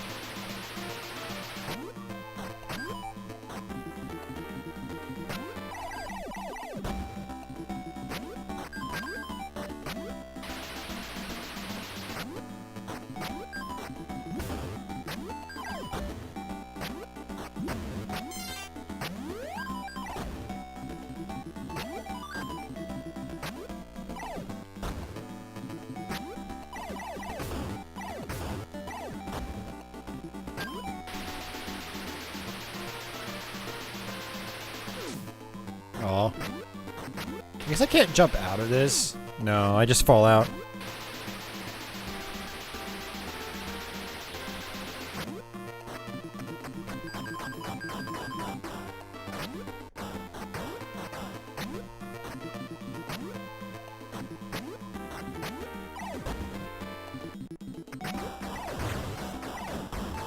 Yeah, it's actually, you know, I hear some of these sound effects. And I am disappointed that Legendary Axe is not on here.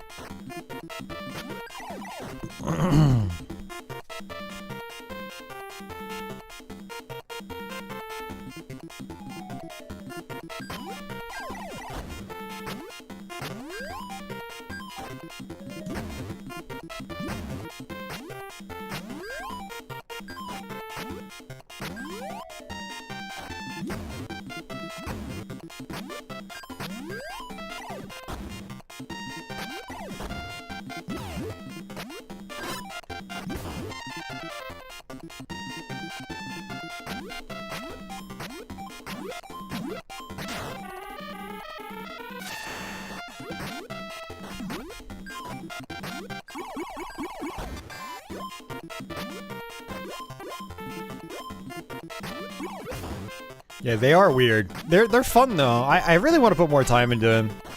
And I've been meaning to for so long. And I just haven't gotten around to it. Too many damn games to play. I feel like it's a never-ending supply.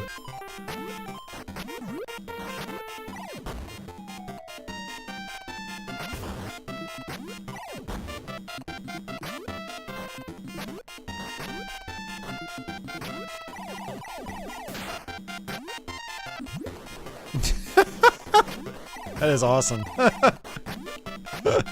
Only in a Bonk game.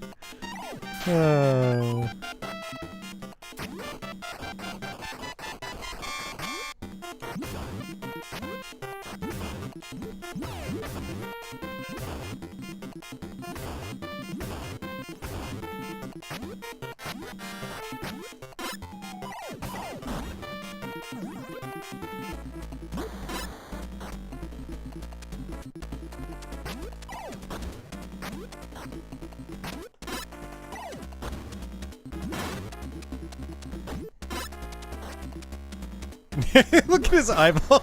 I'm sorry, this is hilarious. His eyes.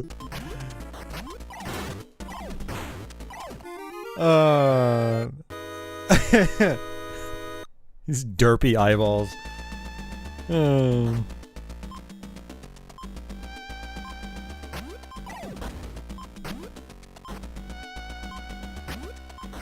Wow, you think Bonk 3 is better than 1? Interesting.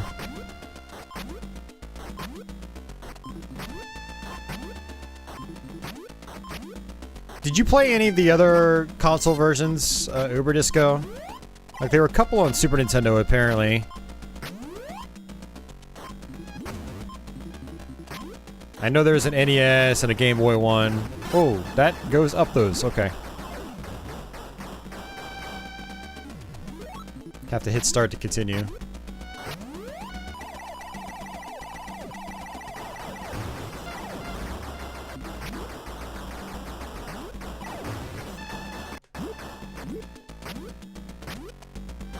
Yeah, I messed this up. Oh no, I didn't mess it up.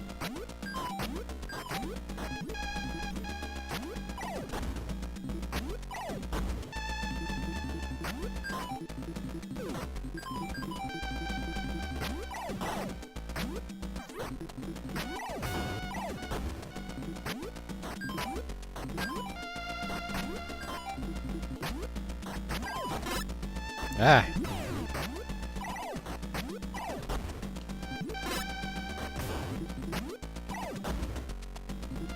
Hell yeah, Lord JP. Very nice, dude. I'm having a blast with this, dude. Of the mini consoles I have, I've had the most fun with this one by far. Oops. There's so many good games on here.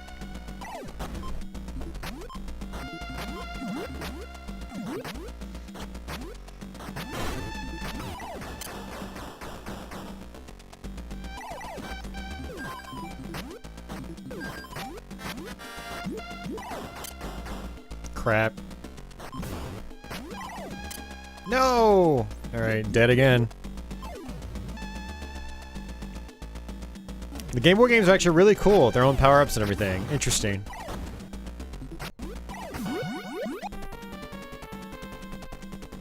This thing never came to Europe. You can import one.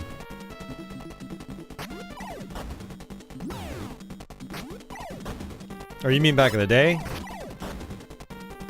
It sort of came to Europe.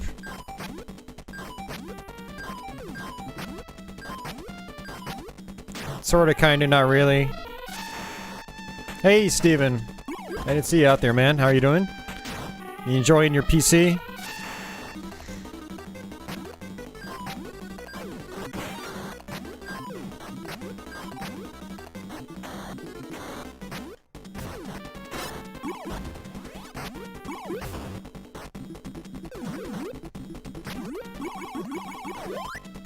Oh yeah, hell yeah.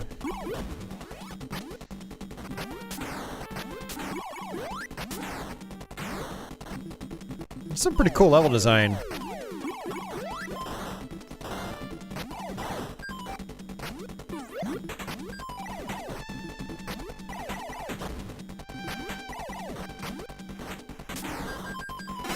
Ooh.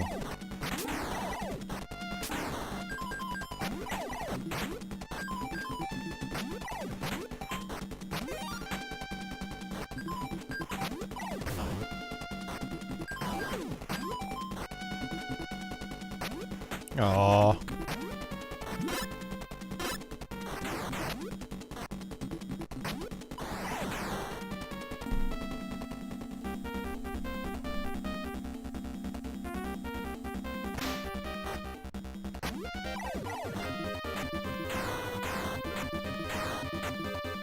Yeah, I can't remember what country it was, Disco. It might have been France or something like that, but they had imported units and like got them converted to PAL standard. You could actually find them on eBay about 10 years ago. But it wasn't really brought over, I think, in like an official capacity. It's kind of weird. If anyone knows more about that story, definitely post something down below. Or in the chat.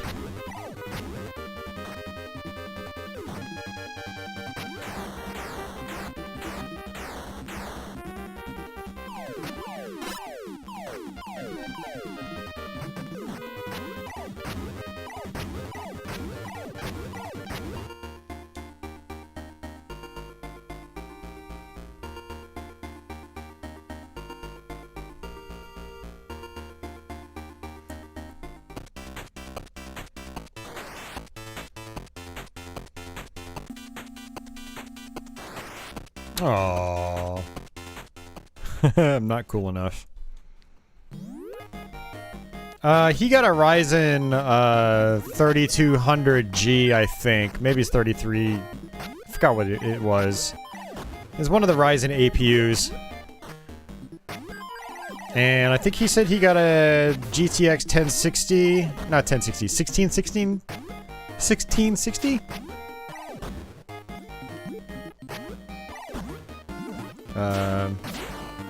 There we go. I feel like I'm sort of starting to get the hang of things here. Ooh, bonus.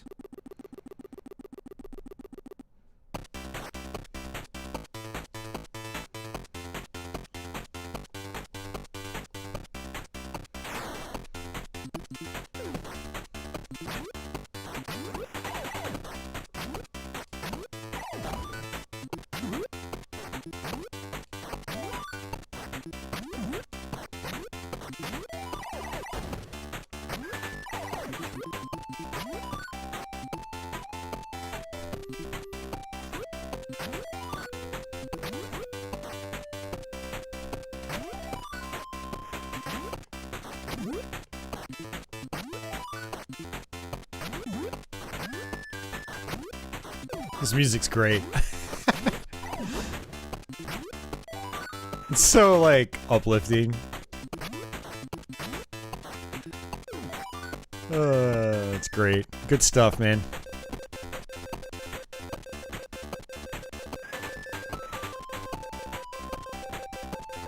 That's why Adventure's more fun to speedrun. Gotcha. Yeah, it's more straightforward.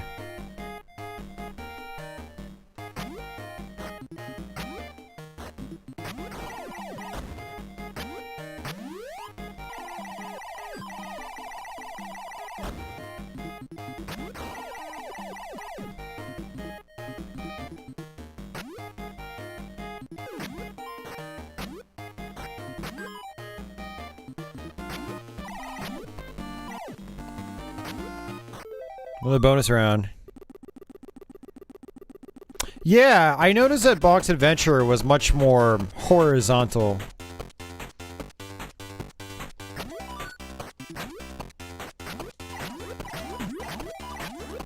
Wow. Dude, that is cool. Wall jumping.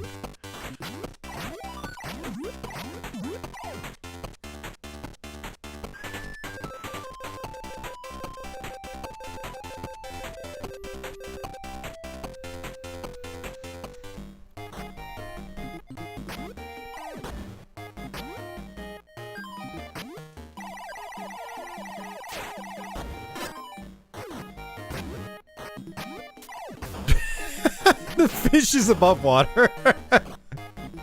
Dude, this is crazy. The humor in this is awesome.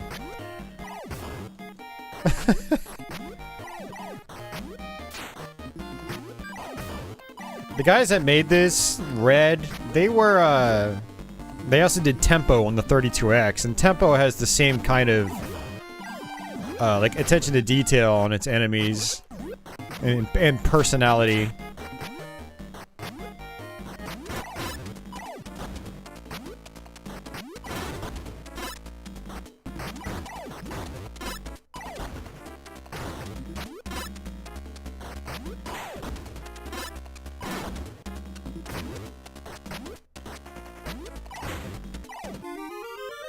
I think you really need to combo those guys, but it's tough.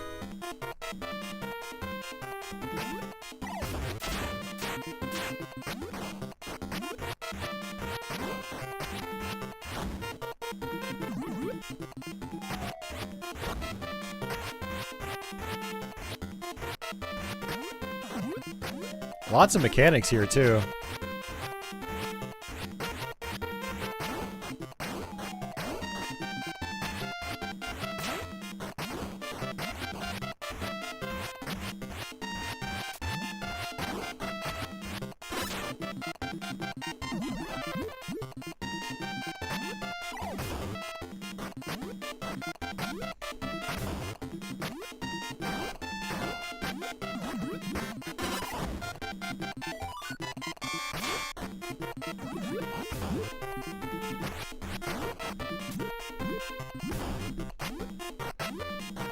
Really starting to get the hang of things too, which feels nice.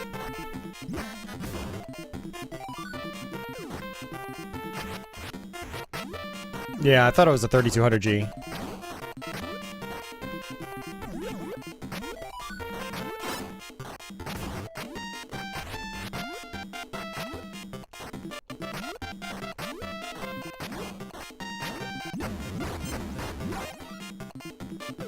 I have a flower on my head. What the hell's going on?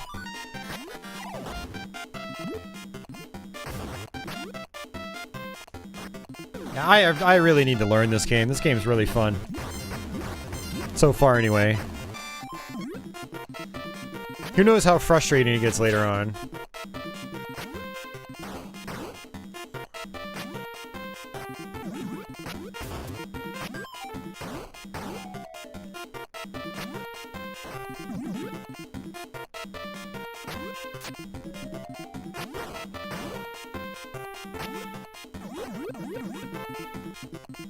It's not my first time playing this, but it's the first time I've gotten this far. It's one of those games where I'd get like a level or two in, and then I would just quit. Be like, I'll come back and do it later.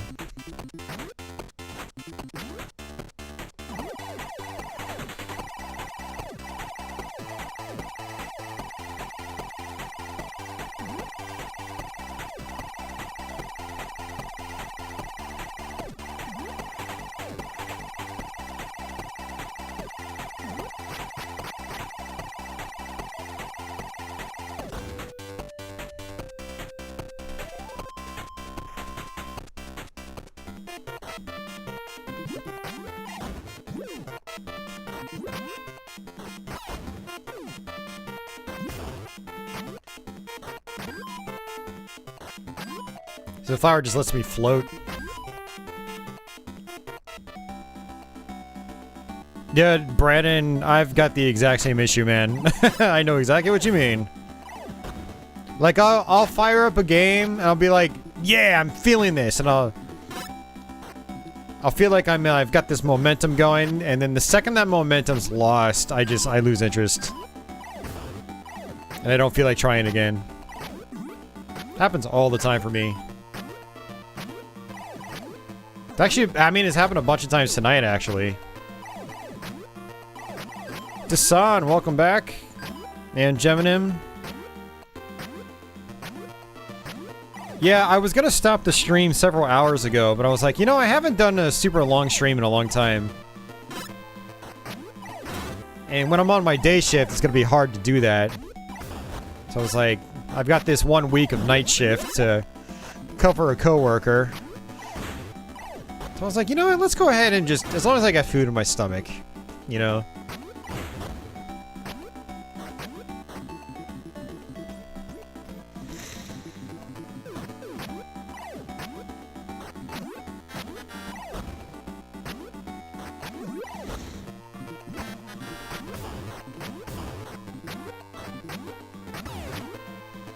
Yeah, you're right, Uber Disco. This game is way more fleshed out than the first one.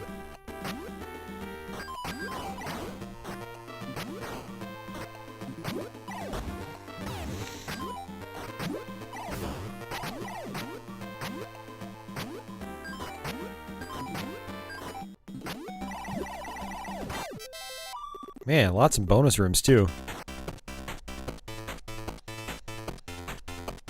Attack hatchet by spinning.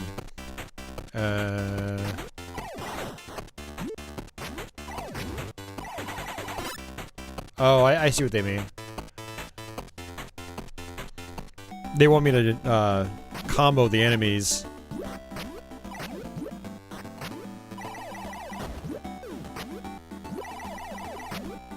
Yeah, honestly, I'm actually really impressed with this game, because I didn't realize there would be so much to each of the levels.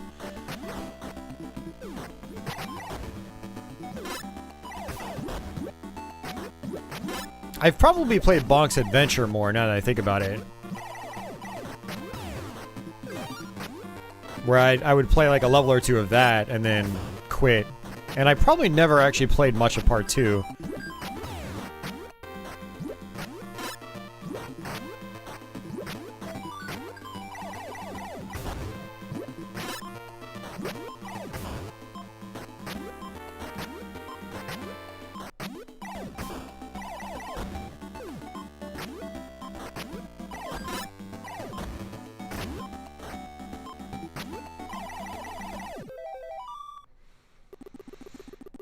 You only played Super Bonk.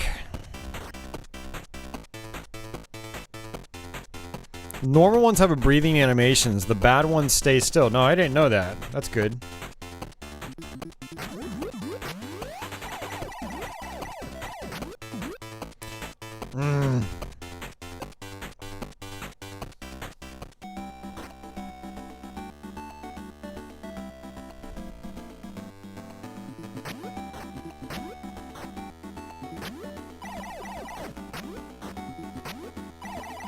I mean, I think the adventure is fine for a first game. I mean, especially if you played it back in the day, when it was new. Lots of platformers are really simplistic, and it's definitely more straightforward.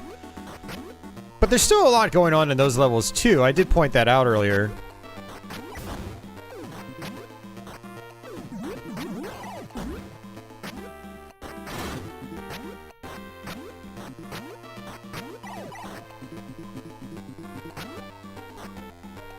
I think there's a little bonus room I missed there.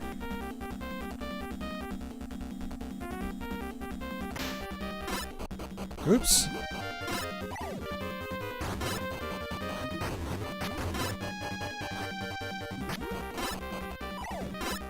I guess I can't jump on her from the top.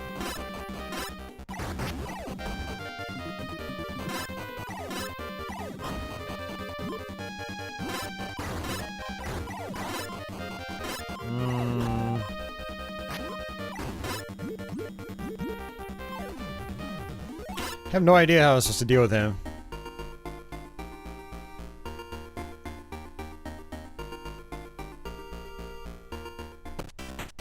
This is the second one.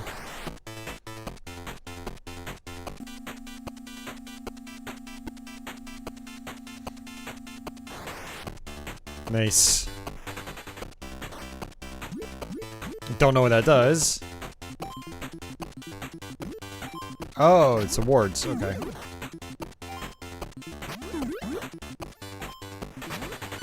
Ooh, life increase. Okay.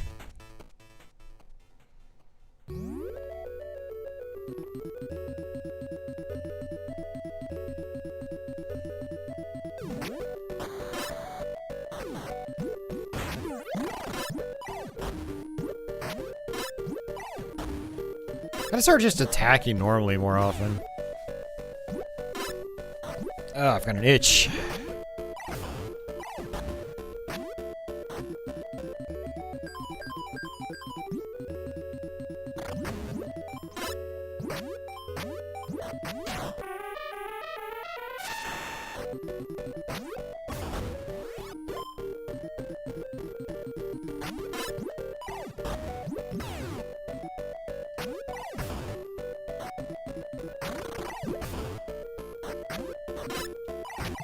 Okay, those hurt me.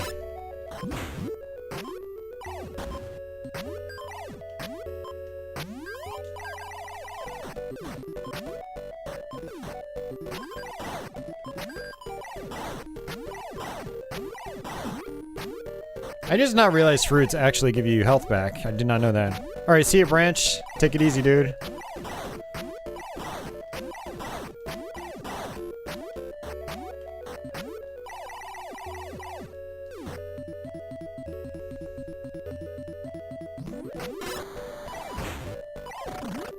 It's very easy to get trolled in this game if you don't know what's coming up. Alright, speaking of getting killed and losing interest, we have plenty of other games to play, but that's awesome. I'll definitely be coming back and trying to play through that more. I'll show you guys Splatterhouse. I know it's a Namco one, but I didn't get a copyright claim on my original one, so hopefully we're fine here.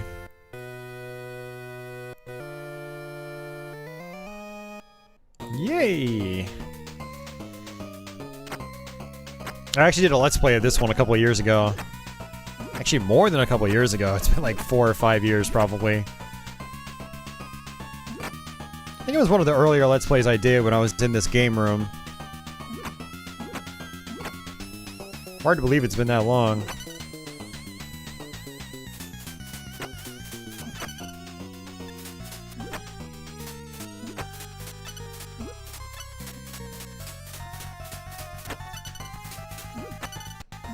Dude, Dasan, there are so many shooters in this thing, man. And there are even hidden, more arcade-accurate versions of Salamander, Gradius, and Fantasy Zone. It's really cool. There's also a bonus caravan shooter. I forgot what the name of it was already. We played it earlier. And then you can also... There's a hidden version of Twin B.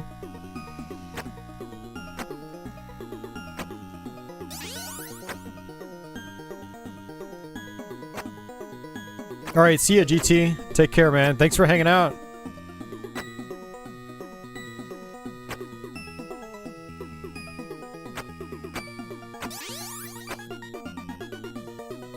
Do do do do do do.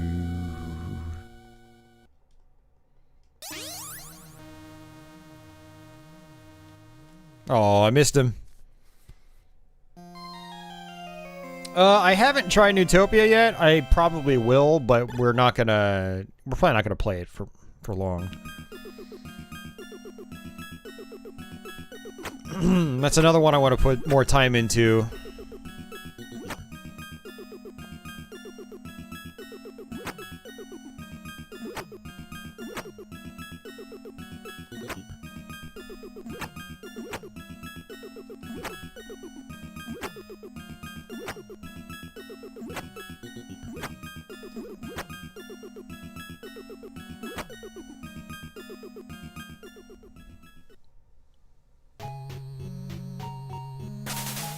Raiden on PC Engine is pretty fun. It's a good version. It's the HuCard one in particular is actually quite challenging. It's got some pretty brutal difficulty spikes, fast bullets. It's better than the Mega Drive and Super Nintendo ones by a long shot, if you ask me. Oh, took a hit. Yeah, I was actually kind of disappointed they didn't put Raiden on it, but that just probably would have been extra licensing. Would have split that licensing pool. I don't understand the lack of some other games though, like Legendary Axe, for instance. Oh, unless that's just owned by NEC. Legendary Axe might be owned by NEC, or... I'm trying to think of the games that would still be owned by Konami, because Konami bought Hudson, and so they own the rights to all that stuff. Seriously, dude? Chair? Come on. See, now I'm wondering, like, who owns the rights to what from games back in the day?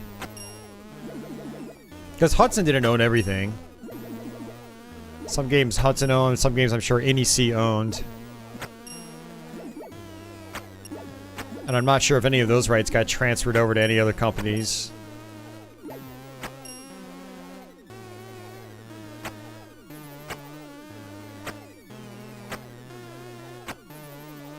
There we go.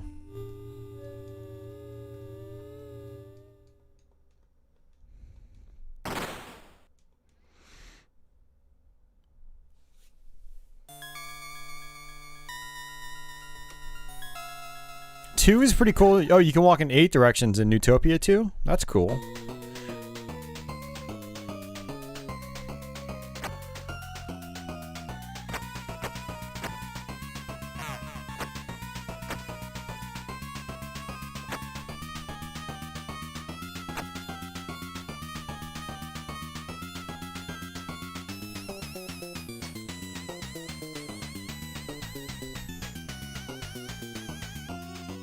Need to not get sucked up by those.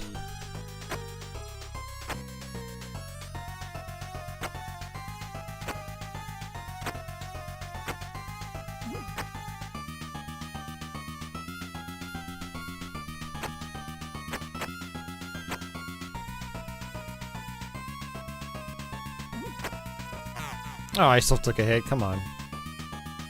I had to be really careful here.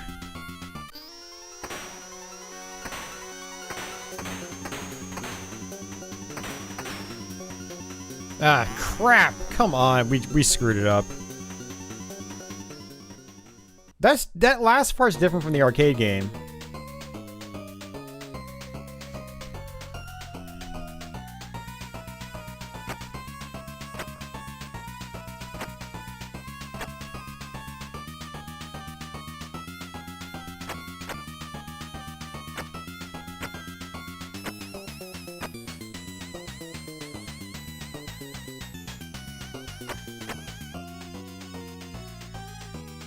Yeah, it just fell down.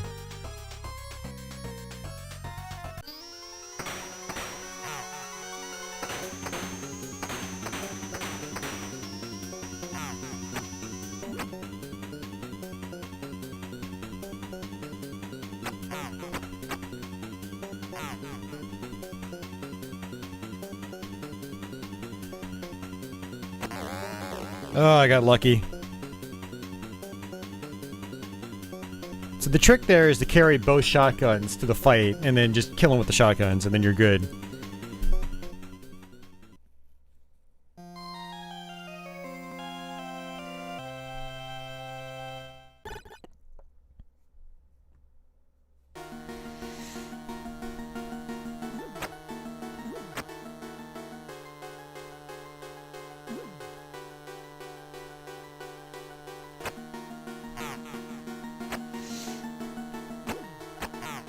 Oh no.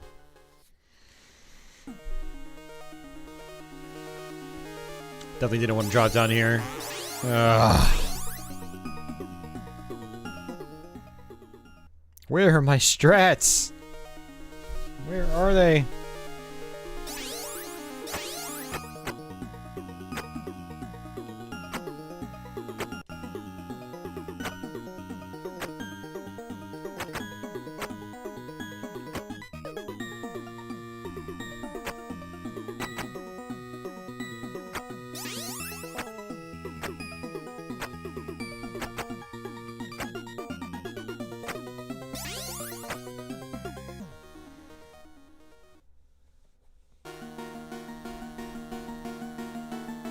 Each level give you a lower health bar. I have no idea how that works. No clue. Now, so what I think happens is you go into the next level with whatever health you have, but a lot of times you get bonus health. I think that's how it works.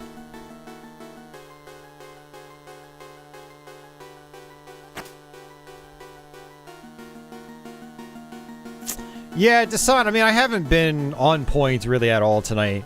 Even Rondo of Blood, I still died many times at. We did beat that game, though.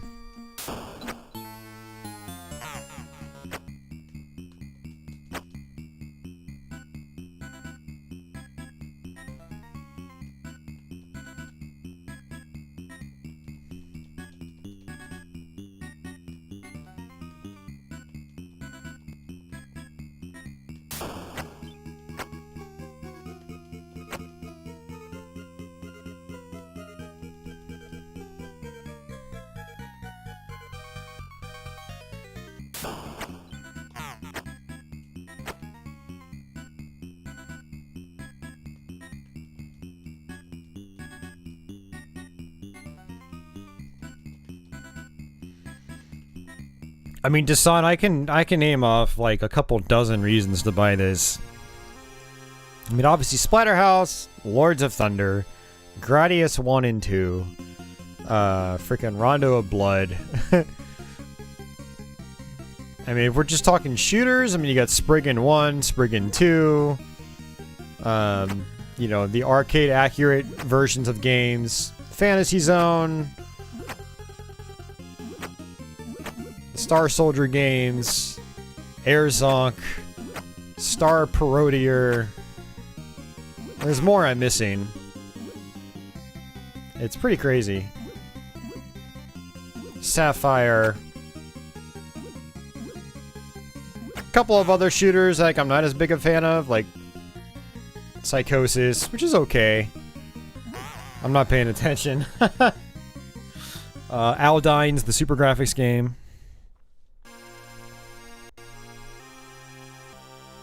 Yeah, Stodgy. Exactly. Welcome back, man. Definitely worth it just for the shmups alone.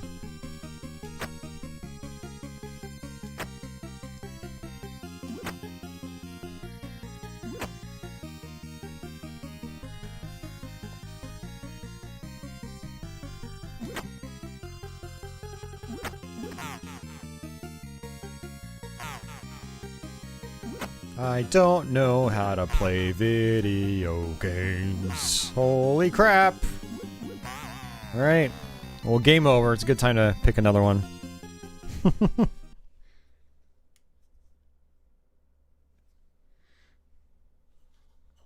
Yeah, that's exactly more of a reason. For sure. Like I had mentioned earlier, my duo is really fickle with burned games. And so, once this thing gets hacked, I'll be able to,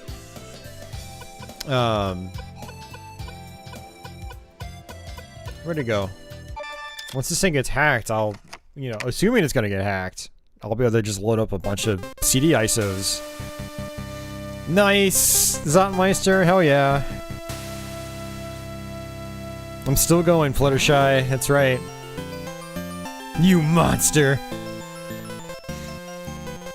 Die, monster! You don't belong in this world.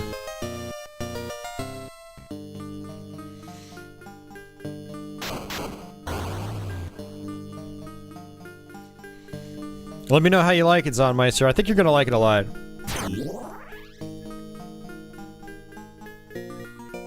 Jeez, man, I should get a cut from these sales.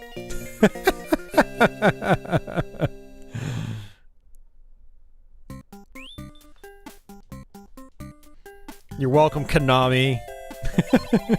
Freaking Konami. I'm giving Konami money, of all people. Of all companies. The ones that copyright claimed so many of my videos in the past.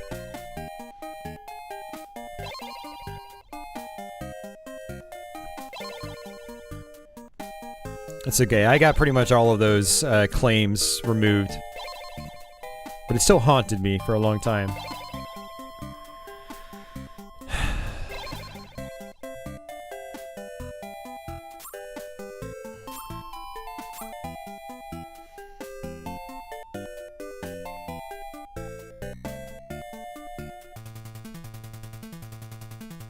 And actually, you know what's kind of glorious about this?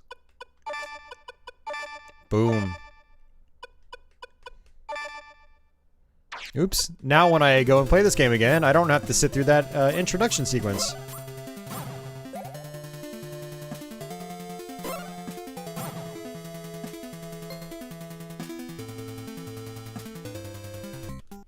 Oh, it takes me back. Okay.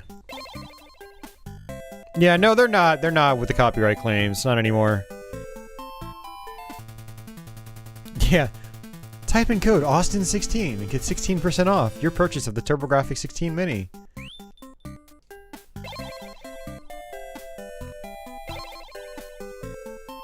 Oh, look at that. No passwords.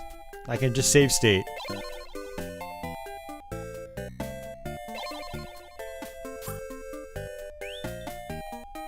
Jazetta.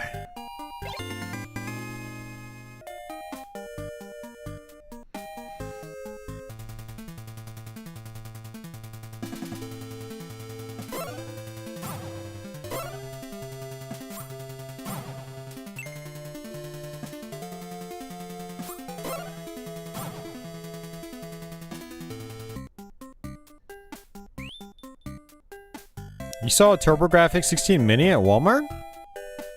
Yeah, no, I think it's absolutely worth it, man. I've enjoyed pretty much everything about it today. It's been great.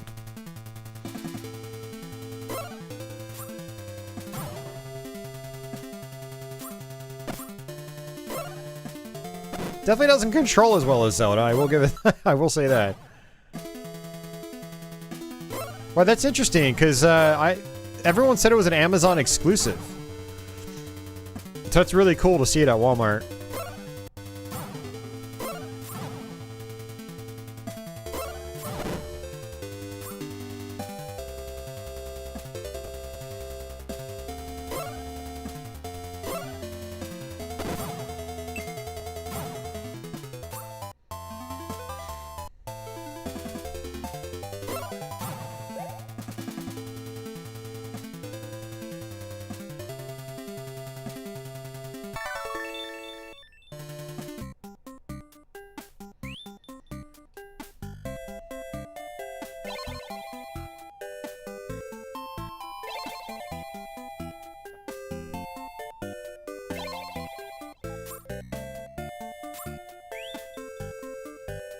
The Fire Wand.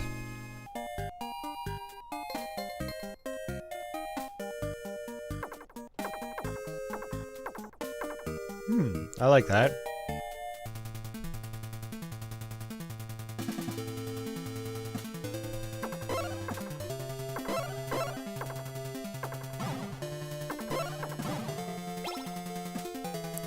Fruit gives you health back.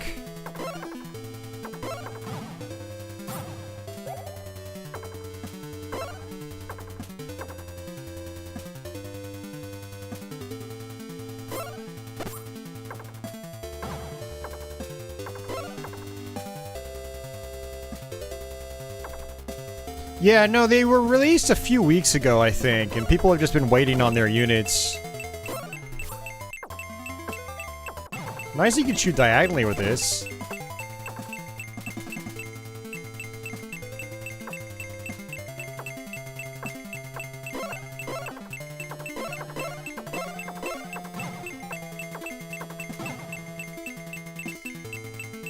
Good lord, my ears.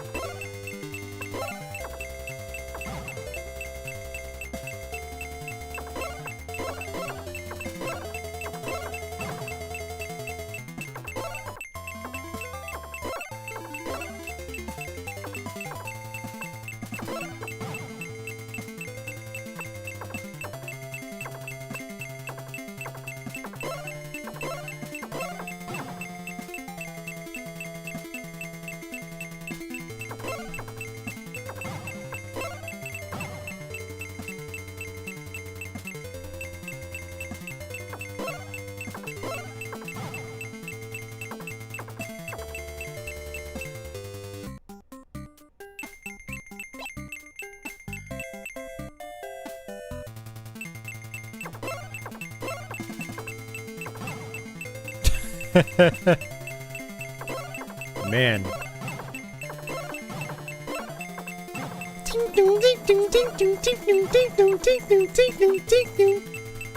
Am I annoying yet? Am I annoying yet? Am I annoying yet? It actually doesn't bother me that much, but I know it's gonna bother someone out there in the crowd.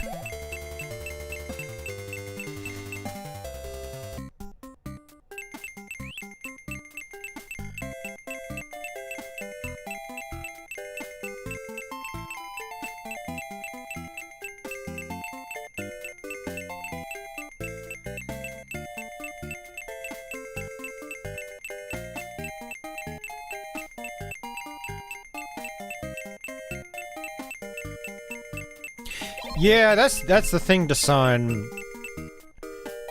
I don't know how long Konami's gonna keep these available.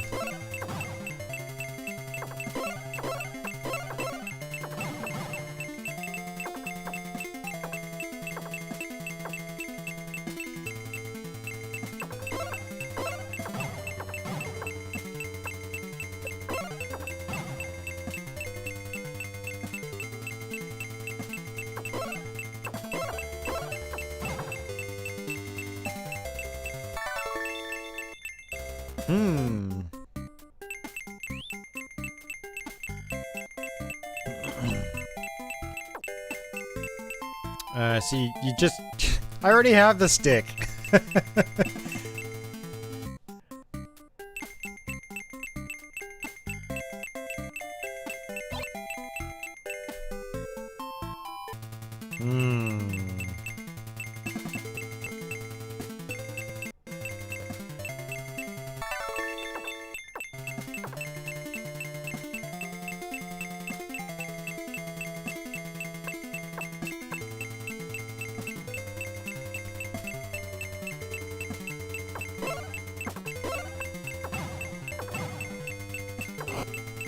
Uh-oh, look at that.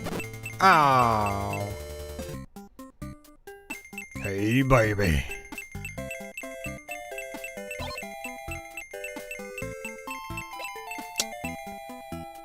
What's up with all these, like, tutorials and hidden rooms? Where's my free money?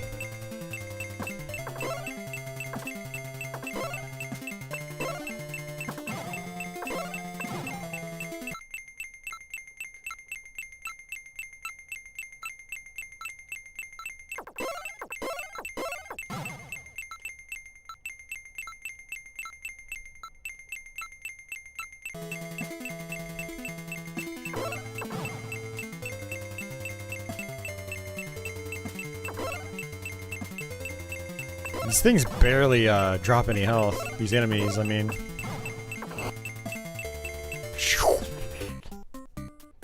Bombs. 100 gold! Jesus Christ, no thanks. Maybe some other time.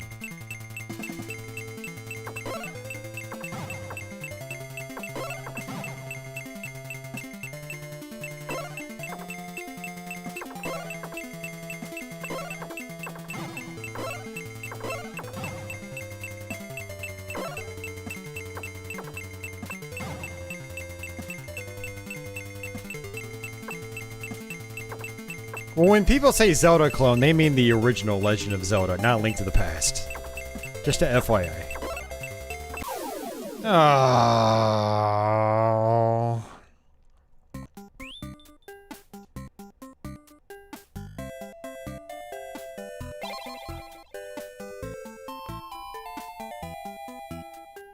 Yeah, I had a feeling she would give me health back. Well, at least it didn't completely...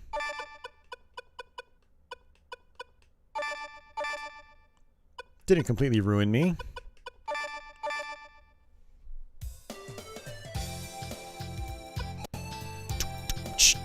Alright, so Dasan, let's go through the list. R-Type. Psychosis. Space Harrier, Shooty. Air Zonk.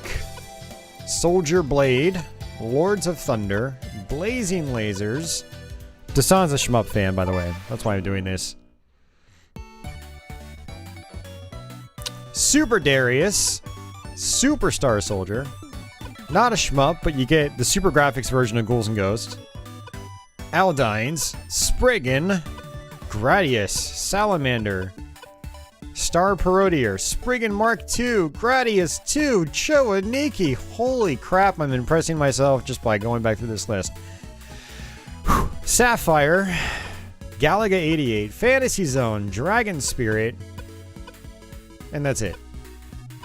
That's actually not entirely it, because if you hold select, you get a more arcade faithful version of Gradius.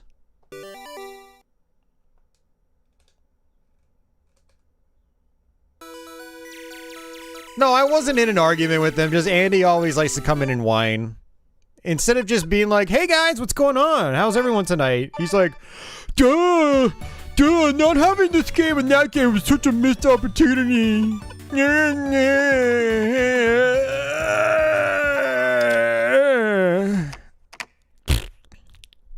You know, Andy, if you're out there listening, he's always like that. It's like, dude, just come in and chill out. Just be like, hey, yo, how are you guys? You know?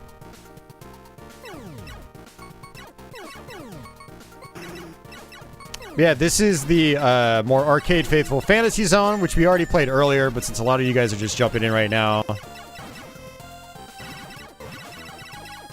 So this is a sweet bonus. So you hear this?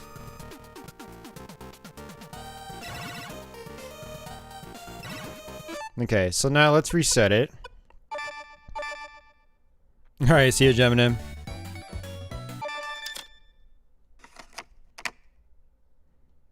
And this is the original TurboGrafx version. Ooh.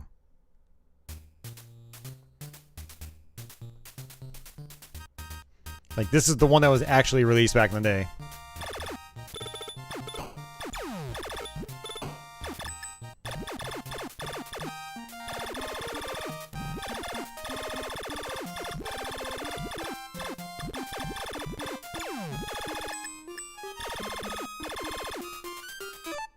You kind of get the idea. Yeah, there are 3 of these where you get more arcade faithful versions that M2 did. And then there are other games. Which one was it? It was on Gradius.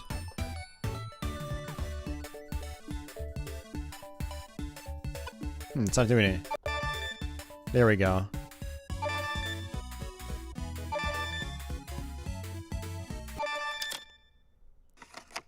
So this is a secret. This should be... Is this the one I'm thinking of? Should be. They really could have translated Snatcher. They could have, but it wouldn't have been worth the effort to sign. You do know it takes a lot of effort. A lot of time and effort to translate games like that, right? Now, it's not just like... It's not something where like someone can just sit on the can and do it while they're taking a big old dump, you know, in the matter of 15 minutes. Like, it takes a lot of time and effort. Which is why they were not going to translate something like that. We looked at it earlier, and fans haven't even translated it yet. So, I mean, it's not exactly... you know... Yeah. You know what I mean. I don't need to explain. But if we do select again, we'll actually unlock Twin B. Just because, Dasan. Just because. Quit your bitching, Andy. Andy's living vicariously through Dasan. No, Andy has possessed Dasan. Andy, give us Dasan back. Give him back, you creature. You evil being, you. Yeah, so I just wanted to show off how this was unlockable. Give me back the Dasan, I know. So here's my thing, Dasan. I don't really care that much because if this thing is hacked and someone eventually translates the damn game, then we can just load it onto here. Whenever that happens, if it happens. Yeah, we haven't played Cho Aniki yet.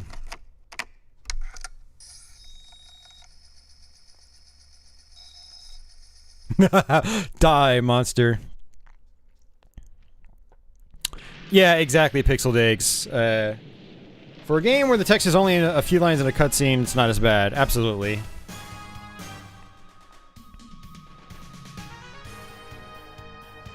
And hey, Dasan, there is a thing called walkthroughs. You can have a walkthrough up as you play the game.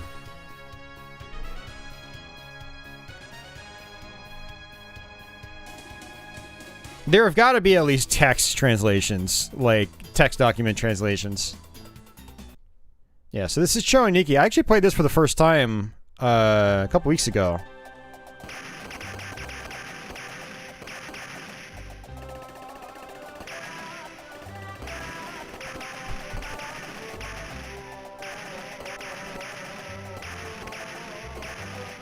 Okay, this one actually does surprisingly feel pretty laggy, but I remember... Oh yeah, I remember this game not feeling that great to begin with. Wow, this is actually odd. I actually am really feeling some input lag here on this one.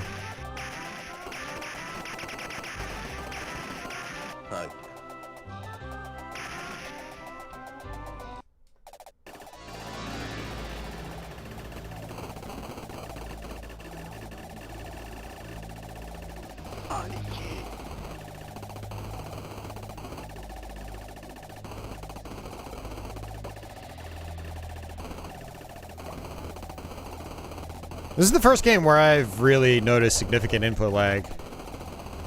I'm having to predict my inputs. Hey, this has been the only one so far. Michael, yeah, I think it's worth it, yeah. If I had paid the full $100, I would have been pretty happy with it overall. There are just so many good games. If you're a fan of shoot-em-ups, I think it's a must-buy. There are so many good shooters on here. If you're not huge in the shooters, you might want to, you know, you might want to think about the purchase. Look up a games list, see if there are other games that appeal to you. But for shooter fans like myself and a bunch of the people that watch my channel, oops, oh, that was cheap. It is absolutely worth it.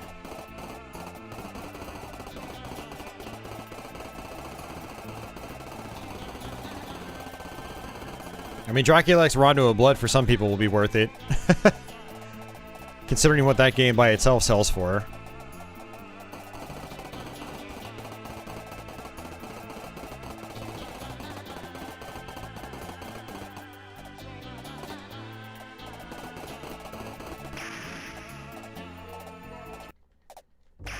Apparently if I jiggle around, does that even hurt enemies? It seems like it does.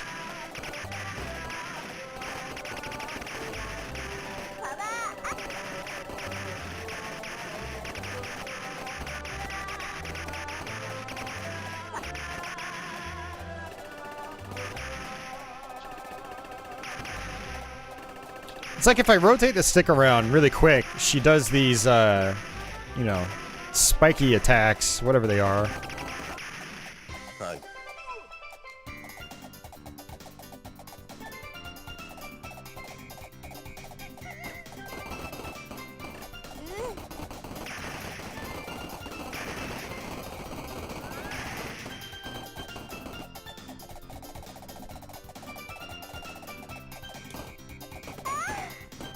Oops. 5 4 3 2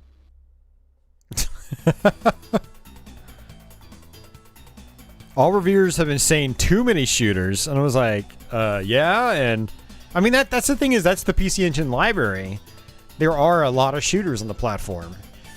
There are several games that I wish were on here that aren't shooters, like, you know, East 3 is a big one for me personally. Would have loved to have seen that. But, you know, whatever.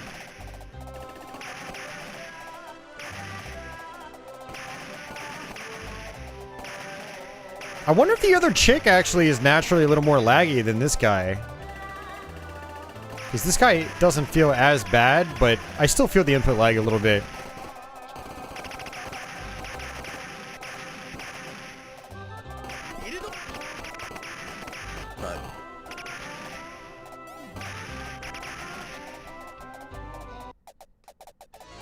Yeah, Uber Disco, this is the first one. Where the Muscle Man are kind of secondary.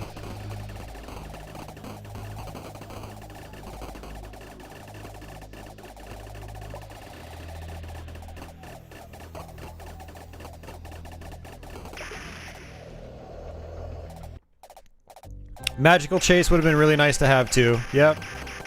I mean, there are a lot of other shooters that could have been on here, so...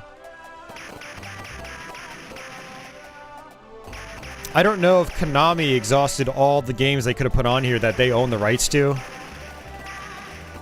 But you got multiple Bomberman games, you've got multiple Bonk games, you got Neutopia 1 and 2, East 1 and 2, both US and Japanese versions.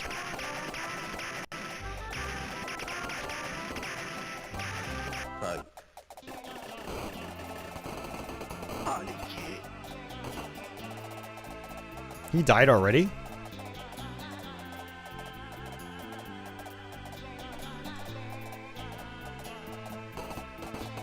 Yeah. Yeah, we were talking about that way early on in the stream. Price doesn't equate, you know, quality.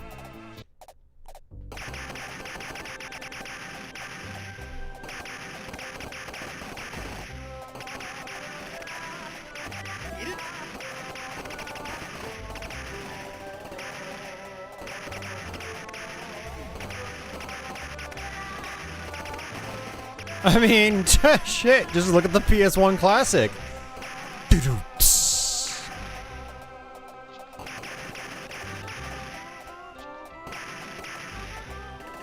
Yeah, if you don't like shooters, it's definitely more debatable.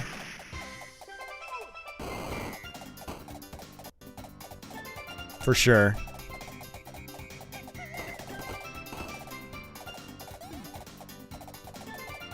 I'm just really looking forward to see if it gets hacked. I mean, it's gotta have to be hacked, because the Genesis Mini by M2 is hacked.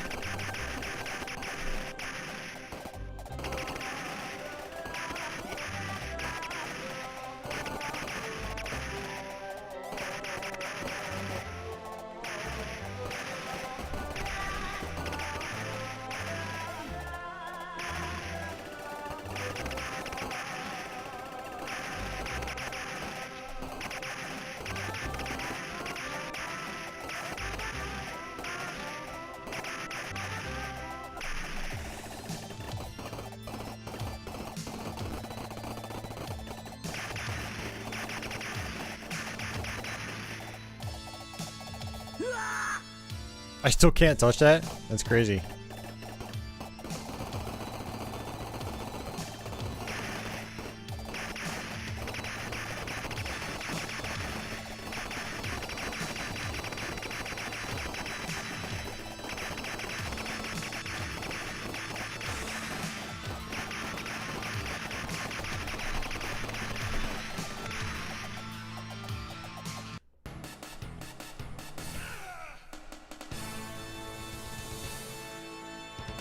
Yeah, I mean, a PC Engine system, a core graphics anyway, will cost you probably at least $100 for sure.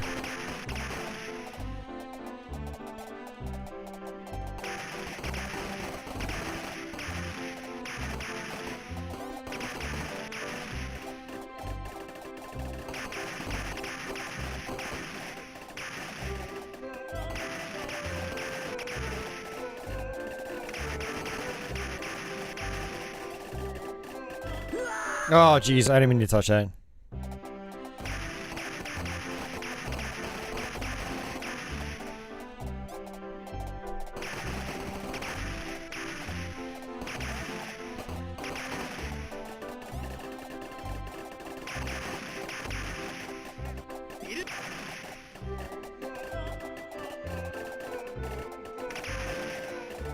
This music is, it's crazy.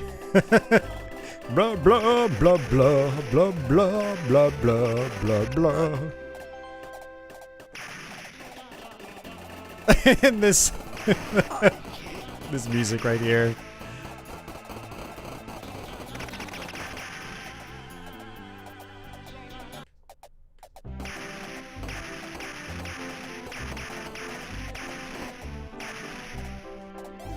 Yeah, no, the Turbo EverDrive is a great deal, but yeah, no CD support, obviously. So if you're trying to get into the TurboGrafx or PC Engine, you're looking at at least $100 for the console, $75 for an EverDrive. So you're already at $175. 5, 4, Yeah, you're already at $175 to get into it. And then if you look at something like an SSSD3, you're looking at another 300.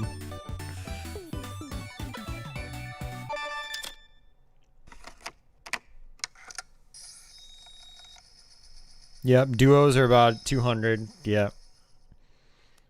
And then good luck finding a working duo that doesn't need to be fixed in some way. And then you still need to buy CDs or burn CDs and hope that your burns work. Yeah, Turbo Tap, true.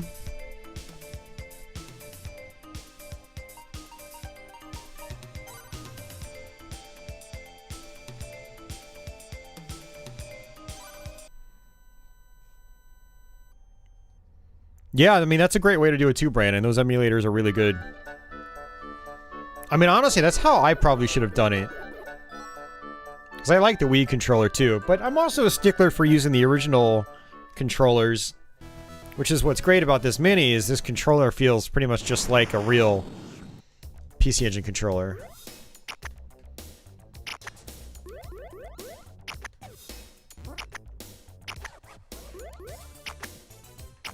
I actually don't remember how to play this game. I've barely played it before.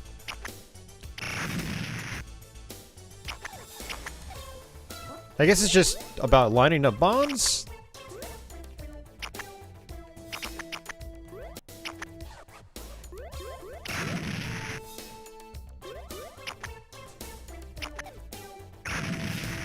Yeah, I have to just detonate the bombs. Okay.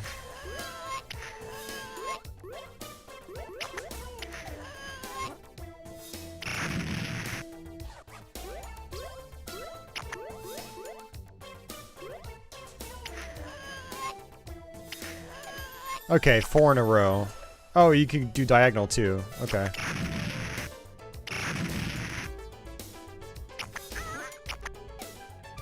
She loved in the 90s and everyone had to have their own puzzle game. Oh, it's just 3 in a row. Okay. It's like actually like columns, come to think of it.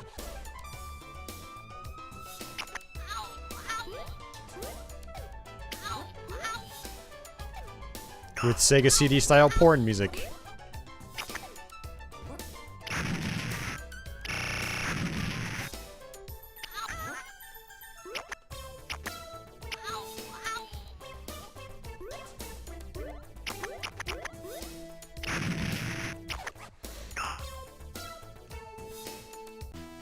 Looks like we got it.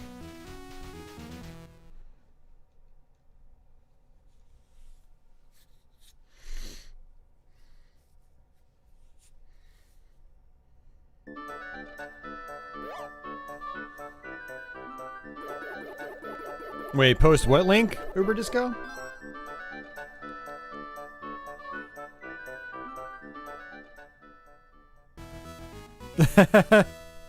Oh, yeah, no affiliate links here. The only affiliate link I have is for Starland. Always in my description box. If you guys ever shop at Starland, use that link. I'll get a little kickback.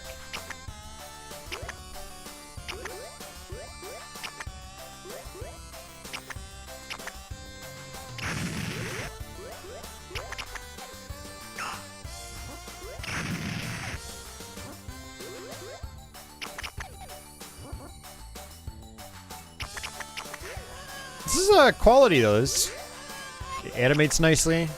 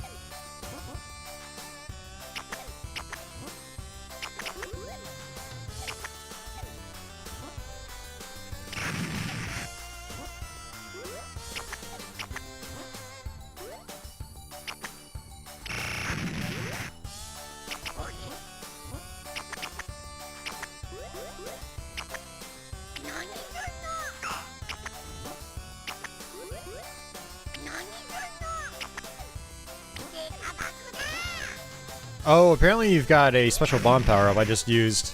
Let's see. Okay, nice.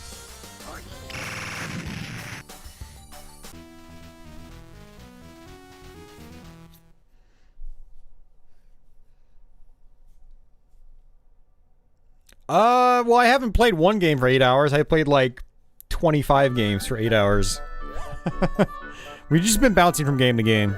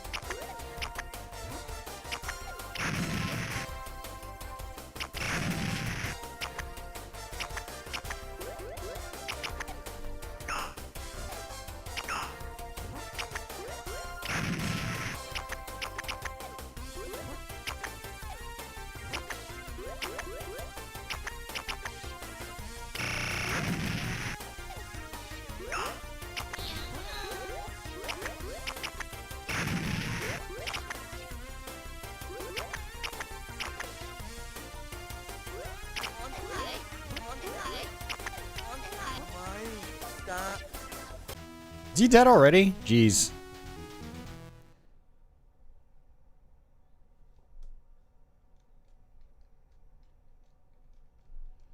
Are you talking the my special? It looks like you only get one. I don't think I got another one on that level.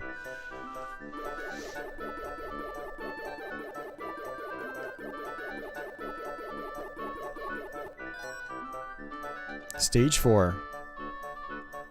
So I guess we probably just go through this map and that's it. For story mode? Or maybe there's another kingdom we go to or something. I don't know.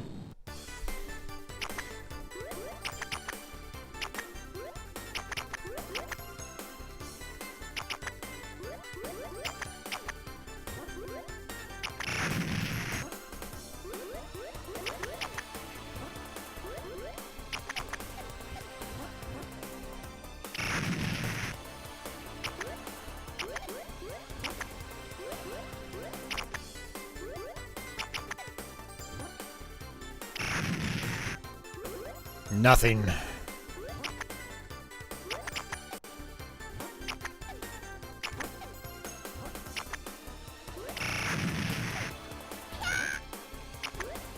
Oh, what are those?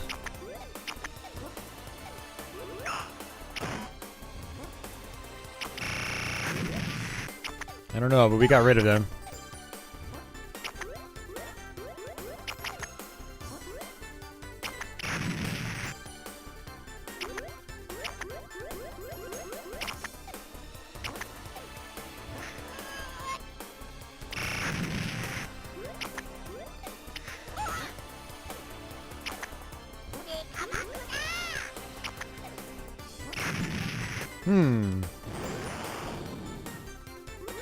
I didn't use that intentionally. I don't know what happened there. It just kind of came out. Alright, see you, Dasan.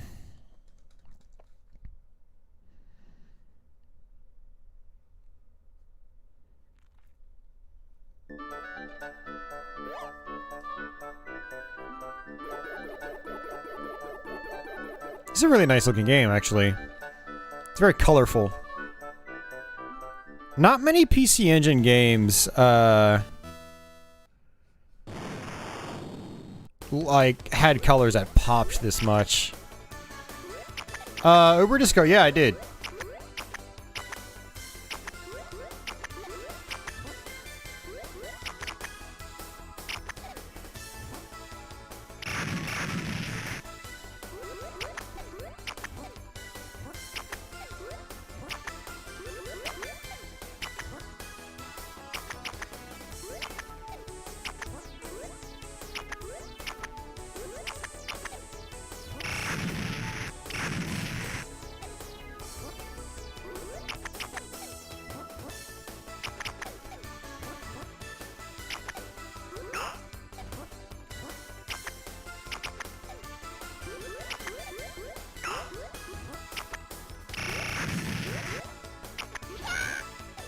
Uh-oh.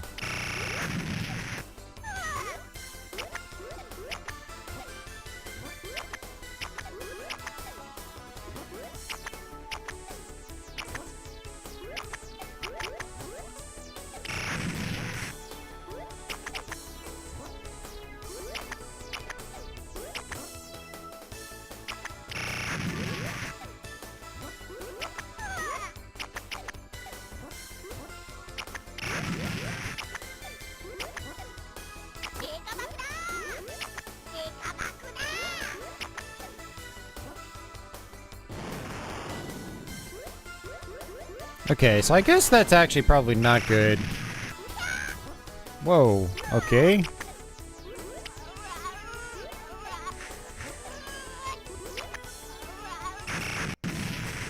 Huh, interesting.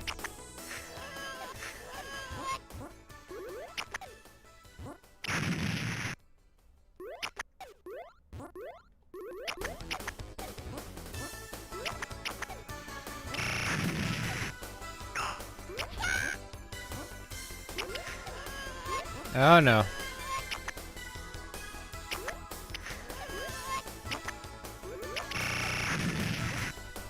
Jeez. Starting to get a little intense there.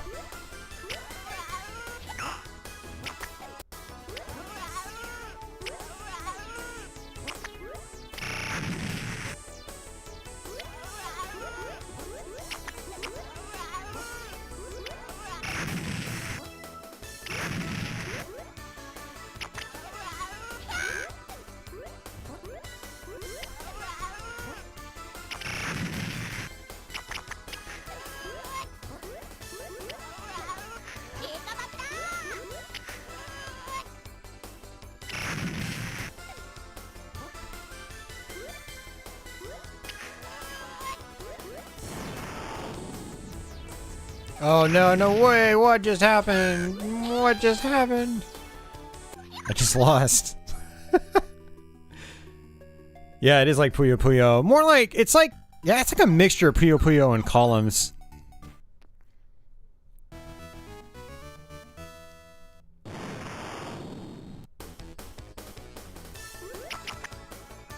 I also don't entirely have... I don't know entirely what I'm doing here.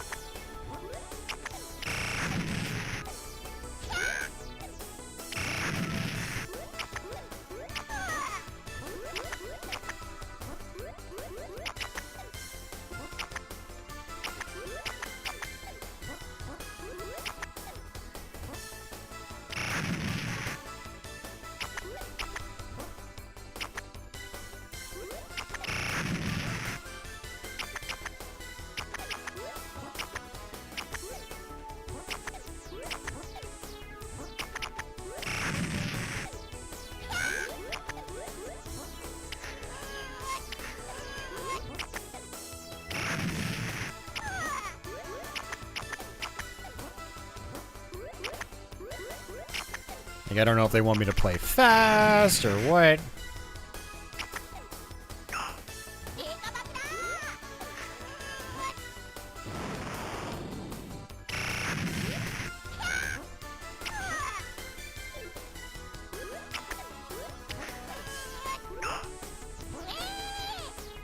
I think I lost again.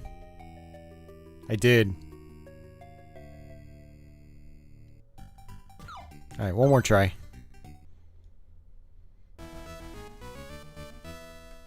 I'm trying to use my Mega Bomb up there, but it wouldn't let me, so I don't know what I'm doing wrong.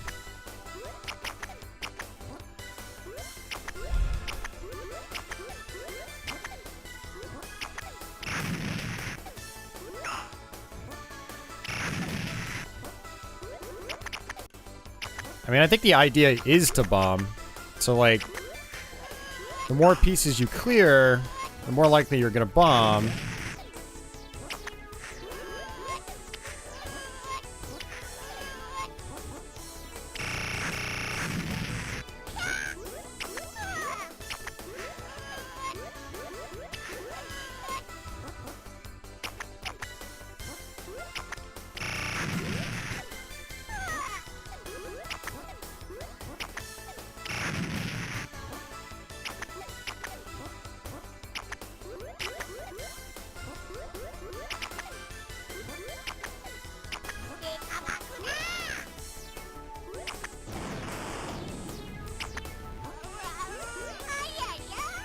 Okay, we got it that time.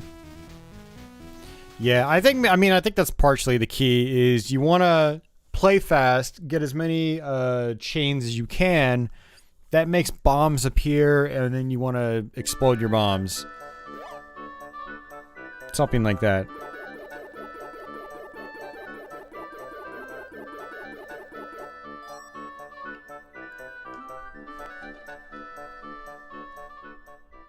Victory?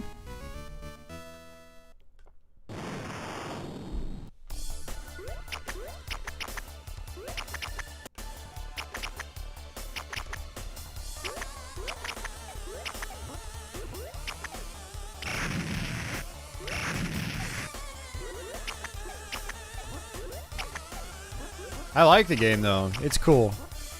I've only briefly played the Virtual Boy version of all systems. And literally just for a couple of minutes. I never really figured out what I was doing.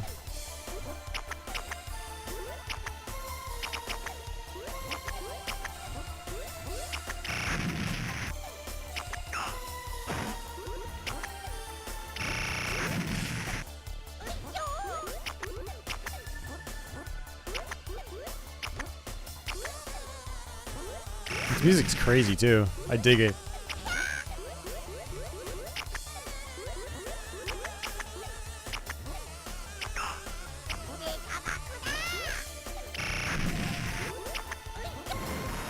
Why, thanks. I could actually use that.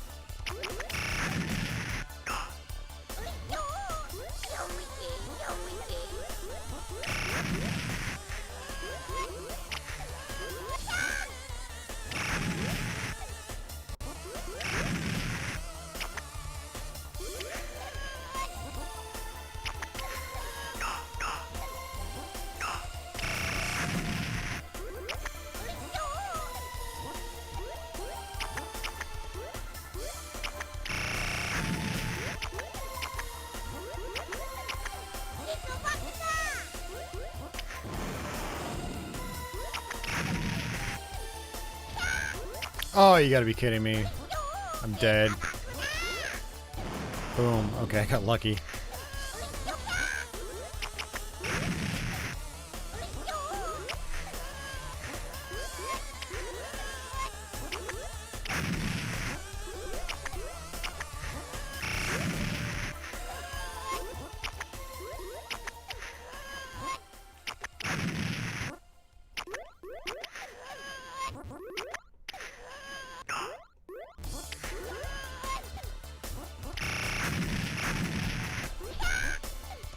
I'm not getting those sweet, sweet combos.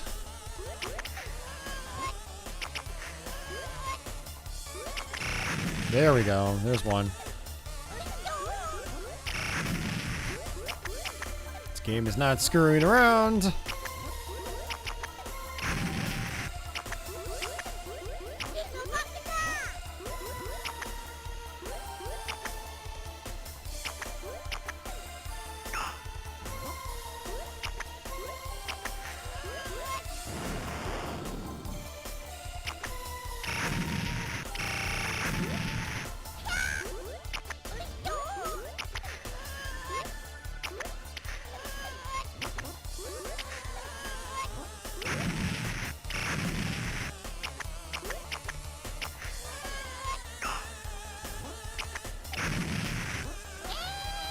I lost. Dude.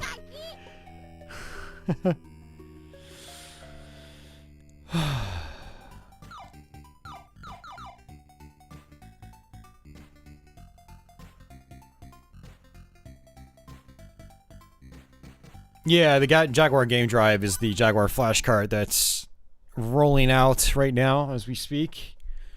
Sort of rolling out.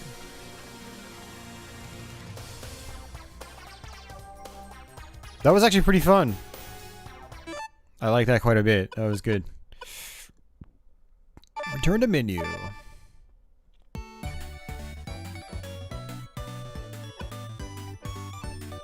Alright, speaking of Bomberman, we'll try Bomberman 94 real quick. We played Bomberman 93 for a few minutes earlier.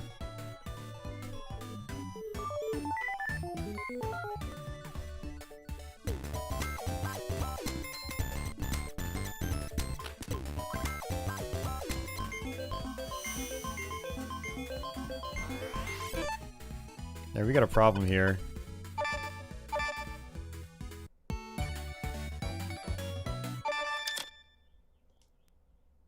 Okay, yeah, that was interesting. The music kept playing. It glitched out.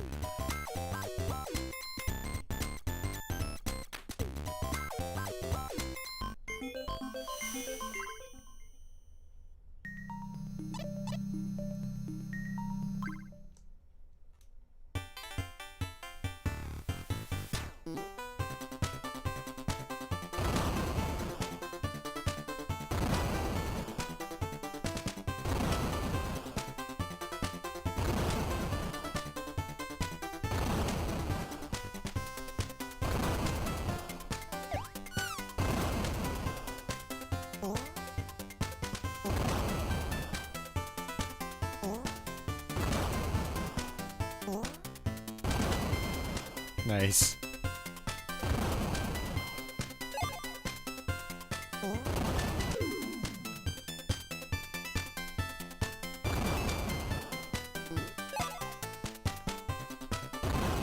Oh, nice, Dasan. Well, welcome back. We just played some Panic Bomber. That was fun. I enjoyed it.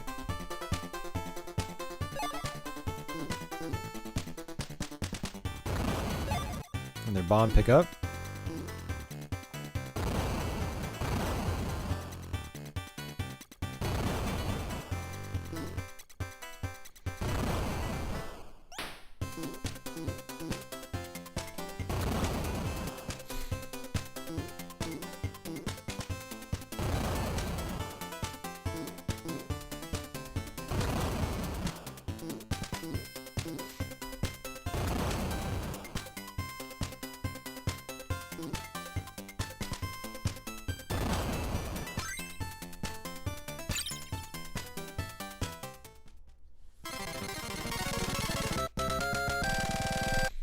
Yeah, me too, Dasan. At least the first one. I didn't put much time into the Super Bomberman 2, but I played a lot of the first one. I loved it. Super Bomberman 1 feels more arcade style with all like the flashing enemies and stuff like that. When you hit bosses, they blink. And the smooth colors. The way it sounds and feels very arcade style. I liked it a lot.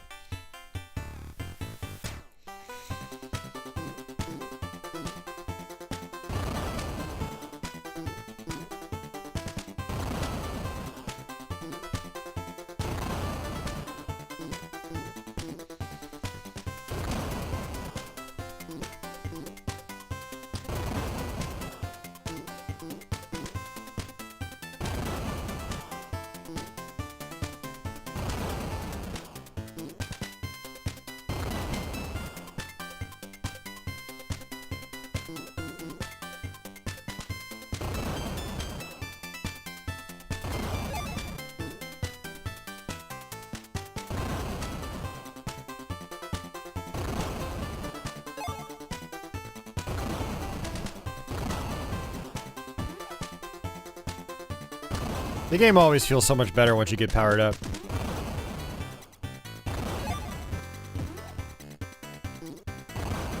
Ooh, that was close. Shouldn't have done that. Look at that! Look at that! That's so cool. The attention to... I love it when games have attention to detail like that. It's unnecessary. It just enhances the experience. People don't realize it, but it does.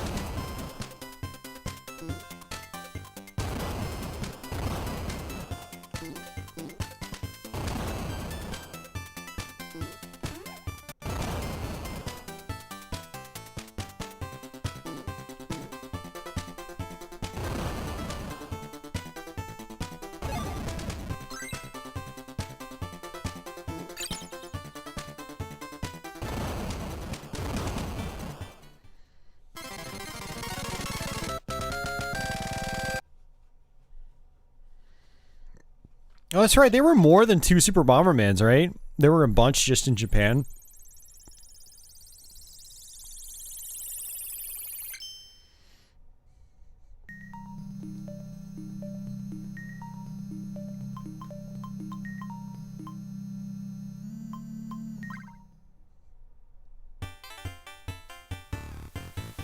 Just 2 in the US, yeah.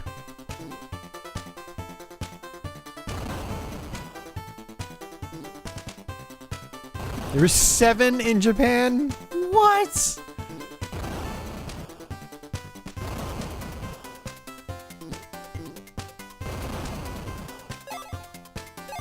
Bomberman much? Super Famicom? Jeez.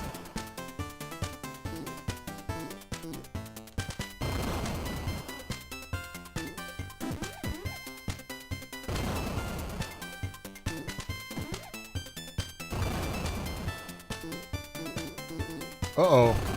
I didn't realize I had that many bombs.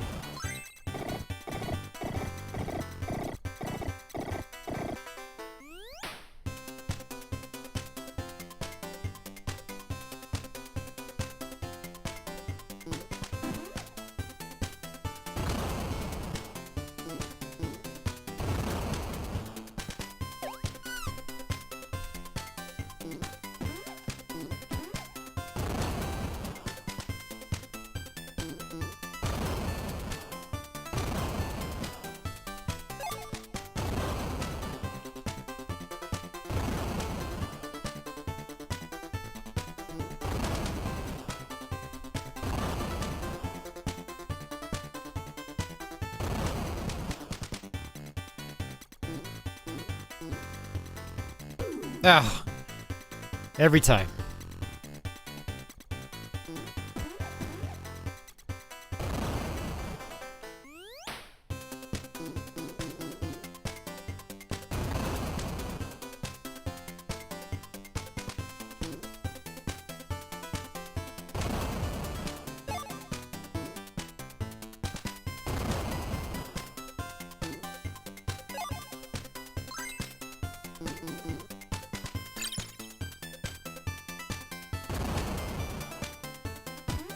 That was close. Can I push the rocks like in Neutopia? Probably not. How long have I been streaming? 9 hours now? Okay, we got time. Boss time!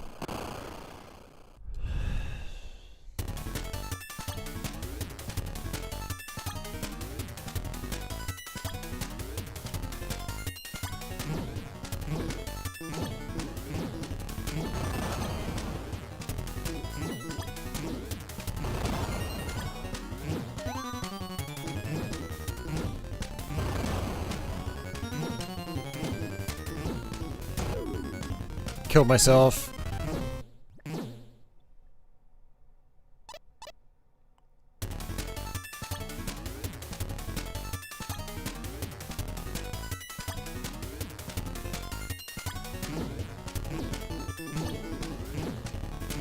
Oh, that's cool. I get to keep my power-ups at least.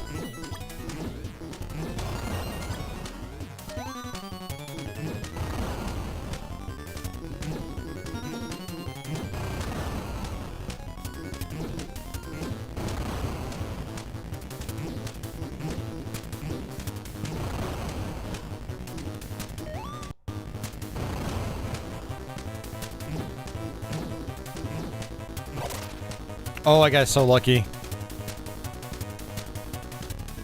That would have killed me.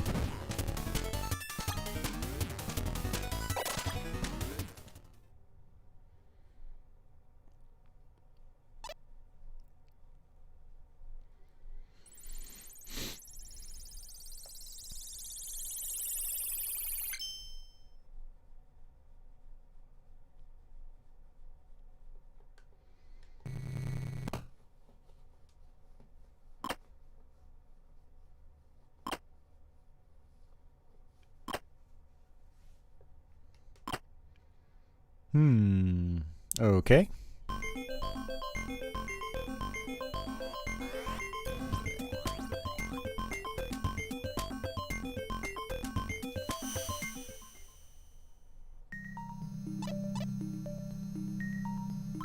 Alright, we'll do one more level, then we'll switch out to something else. I'll definitely make a save state though, and I'll try to keep at this.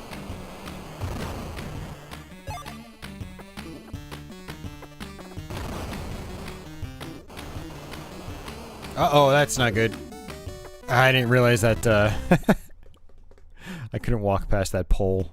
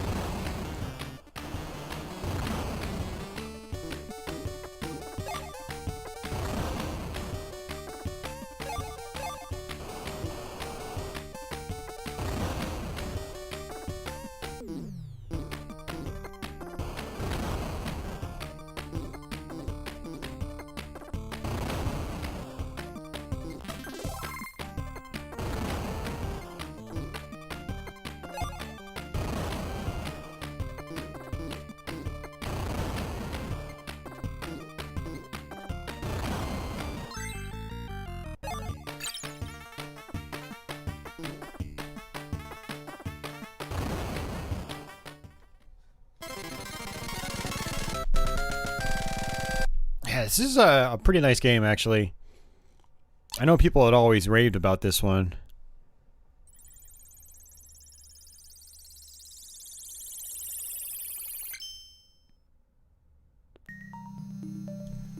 It sounds exciting, Uber Disco.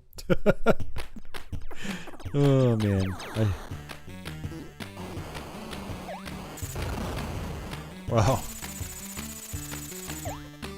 Nice.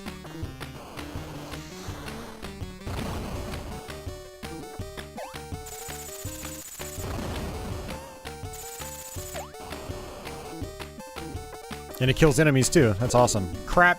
I just killed myself.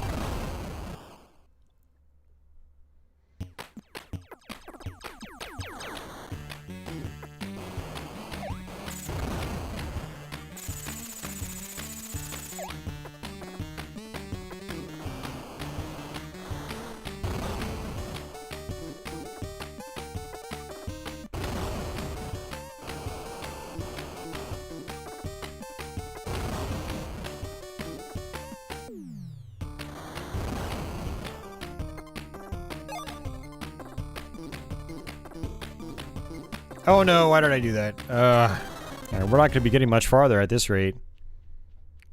I mean, I was going to switch over after the last level, but I thought, hey, maybe I could just play the rest of this, world.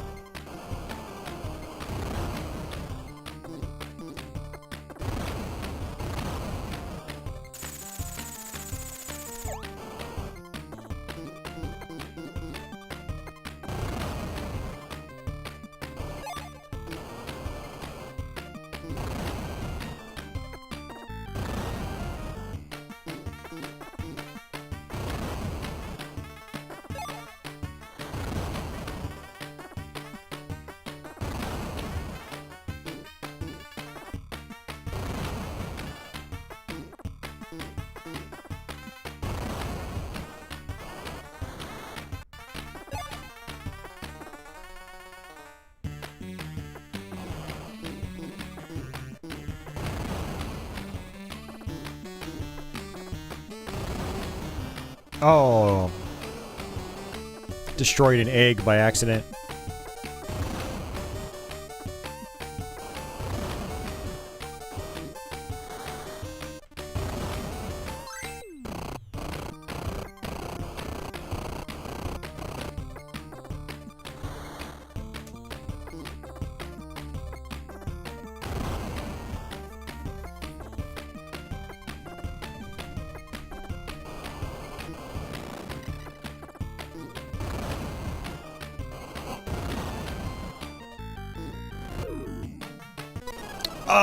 Duh, their fire can destroy my bombs.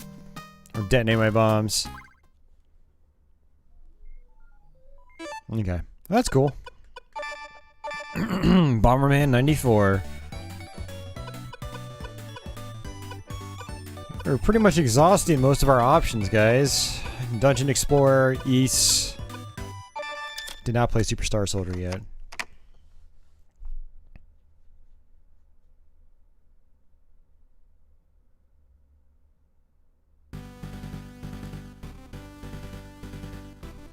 Yeah, the rift is gonna happen either way, Dasan. It's just how it goes.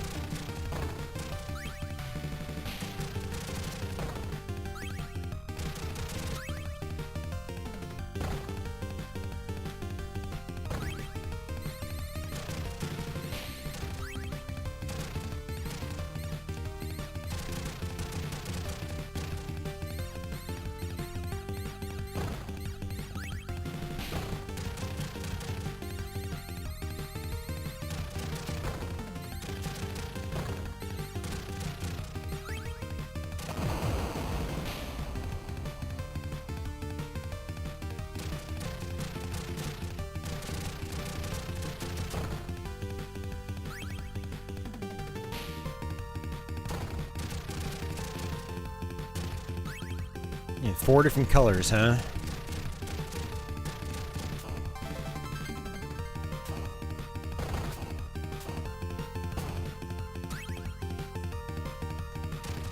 I don't know, this red shot seems kind of rinky-dink compared to some of these other ones.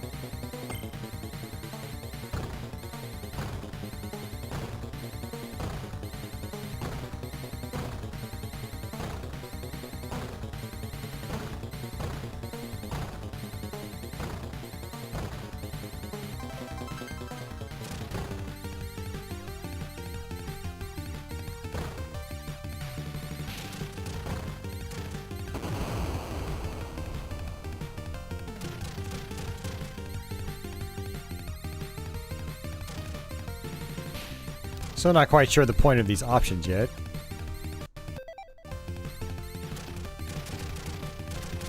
I guess they just absorb bullets? Yeah, that's what they do. Oh, so I can put them in front of me too and... Got it. Never mind.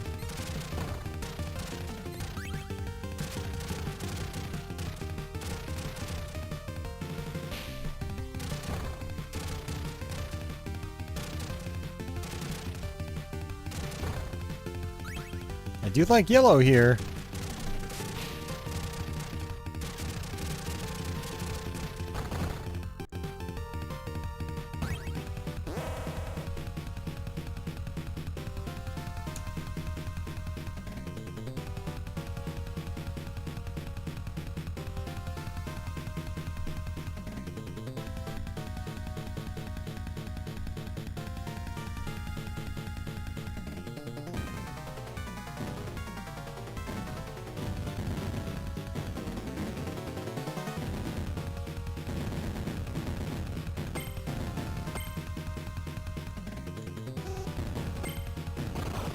Oh, that's... I thought that was a weapon pickup.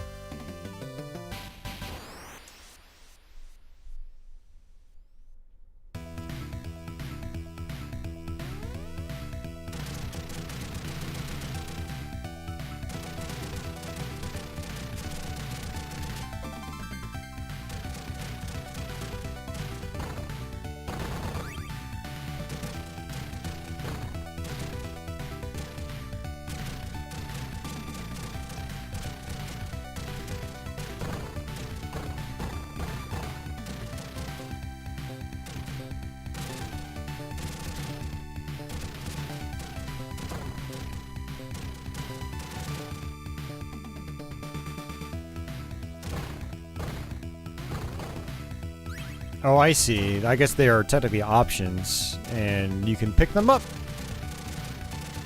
I was like, what happened to them? We actually have bullets to dodge, too.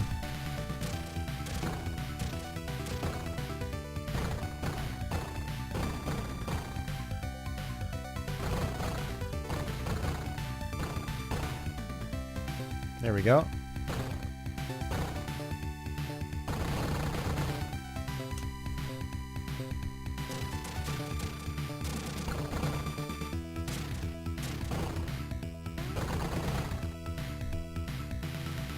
Hey, Henry, I am still playing, yes.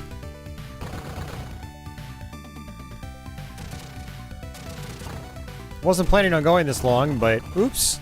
One of the problems with the options is I get them confused from my ship when I'm moving really fast.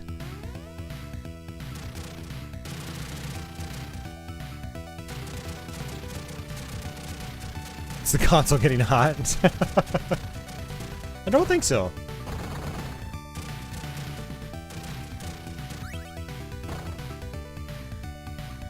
Ah, why did I do that? Yeah.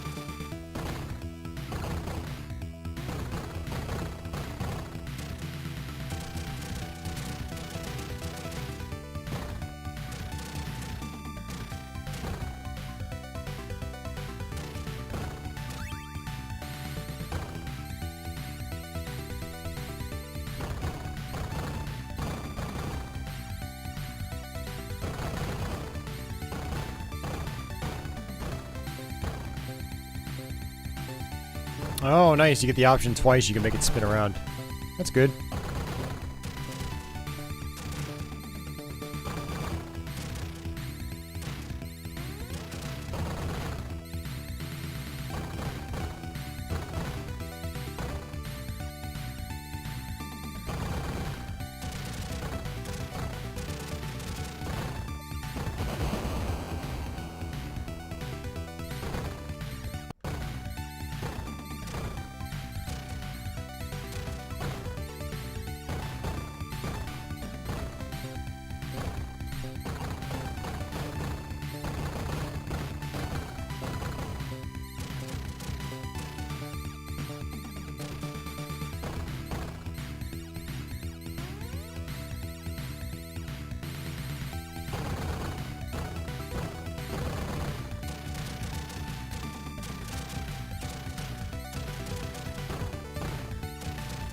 game is a good challenge.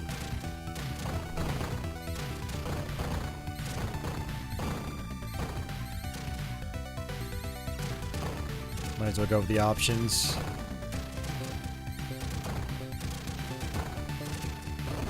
Dude, come on.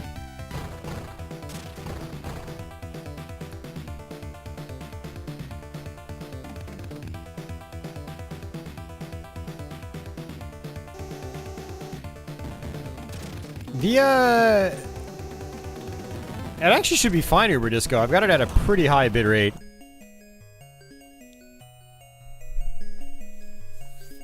Yeah, I was gonna say I've got the bitrate set at 6 megabits a second, so I mean it's pretty high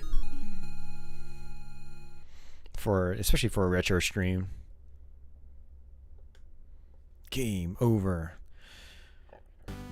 So earlier I was talking about a caravan mode. I thought I had played it. I think it might actually be this one.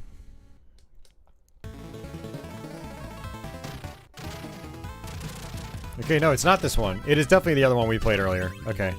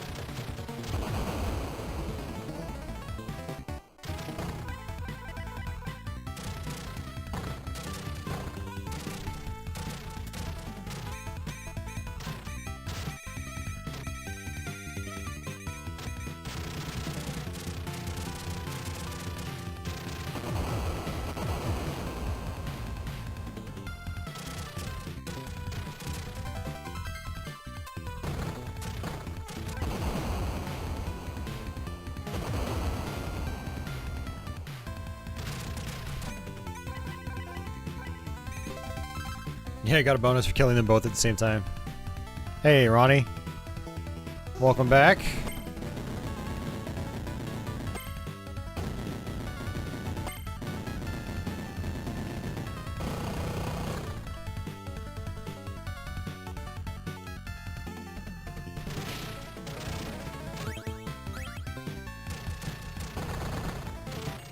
And that's it.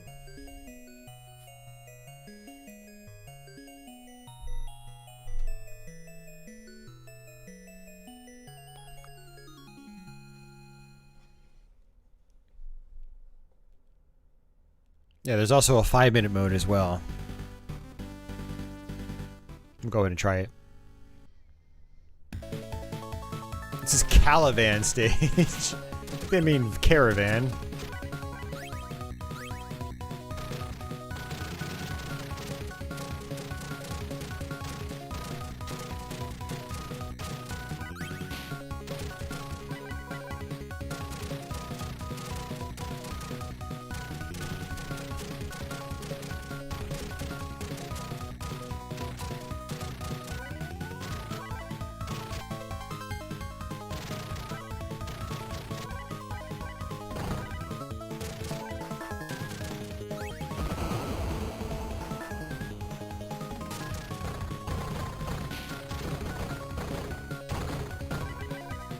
So we're gonna get to see more of the stage because we're on 5-minute mode.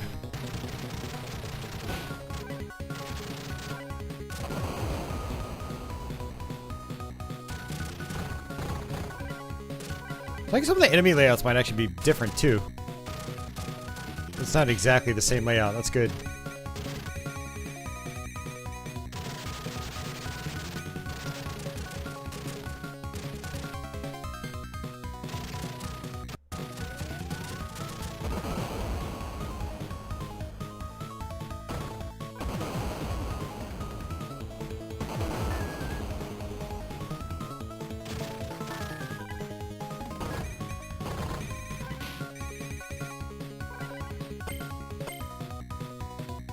It's weird how those hurt you. They look like power-ups, but they're not power-ups.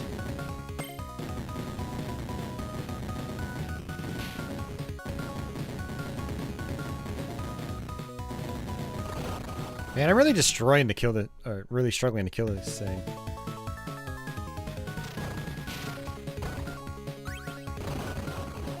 Holy crap! Okay, let's reset the game and try again.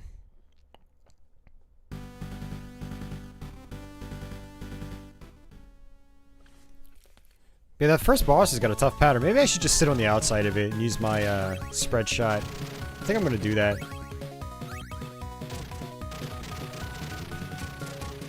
It's not gonna kill him as fast though, that's the thing.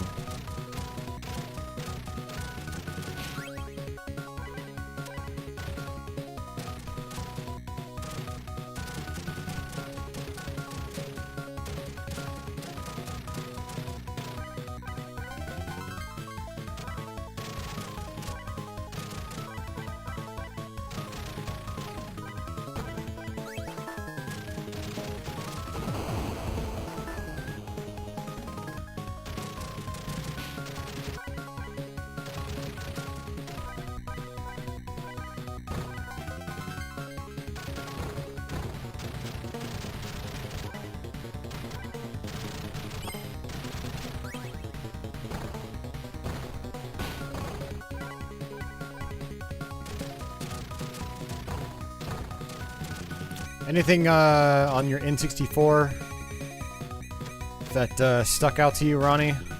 I assume you've been playing it.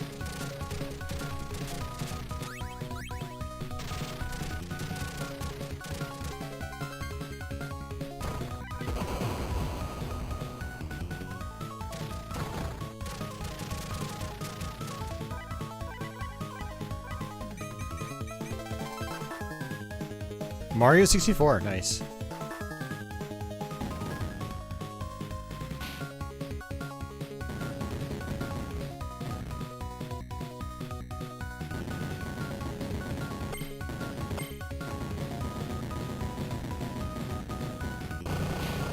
Man, it's tough.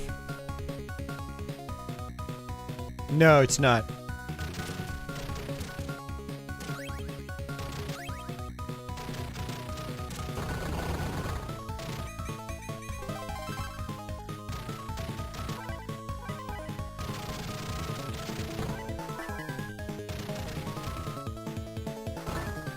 I don't think Compile made any of the Star Soldier games. They did do Blazing Lasers, though, which is very similar as well. Or were they contracted for some of the Soldier games? I don't know.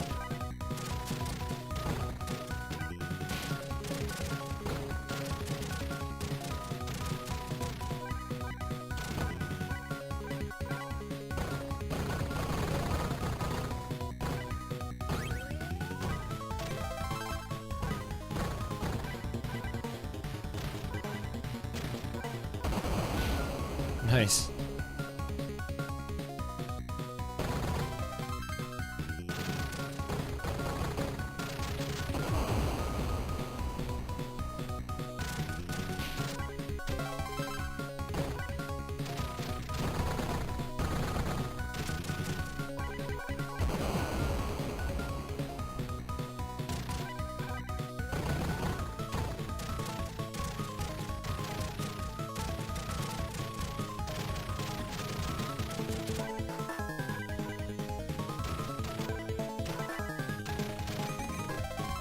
Got a minute 30 left.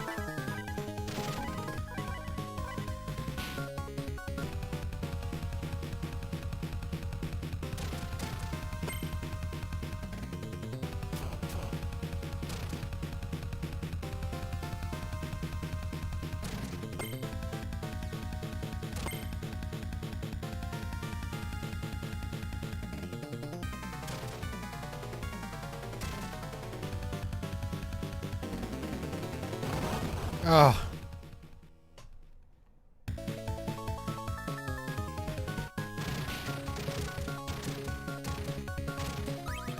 Alright, well that's it. We're not gonna be able to beat this. It's a pretty good first, or second, technically, 5-minute try. That's it.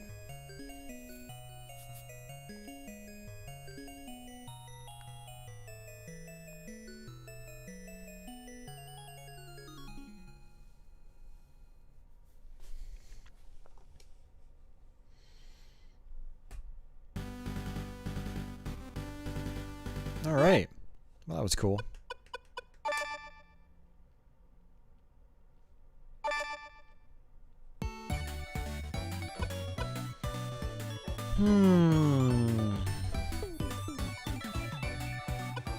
I want to try this, but again, I don't trust Namco. I really don't trust them.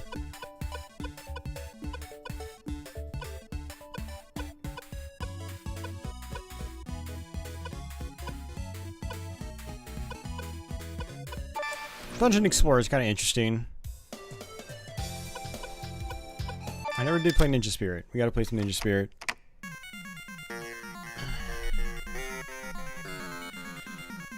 This is a pretty solid port of the arcade game. Hey Jeff, I am. Yeah. Alright, let's go ahead and hit start.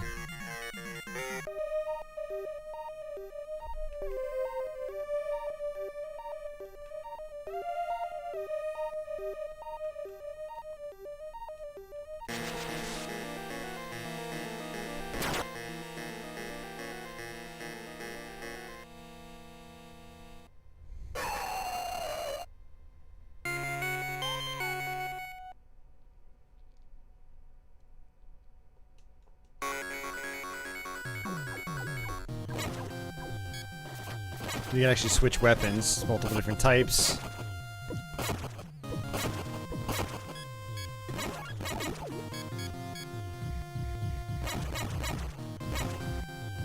I was playing the arcade archives version of this one for a few months back. Hey Jeff, man, thanks for that. Get some sugar-free Gatorade for this marathon gamer. Whoa, okay. I have not beat this before, no. Thanks a lot, Jeff. I appreciate it, dude.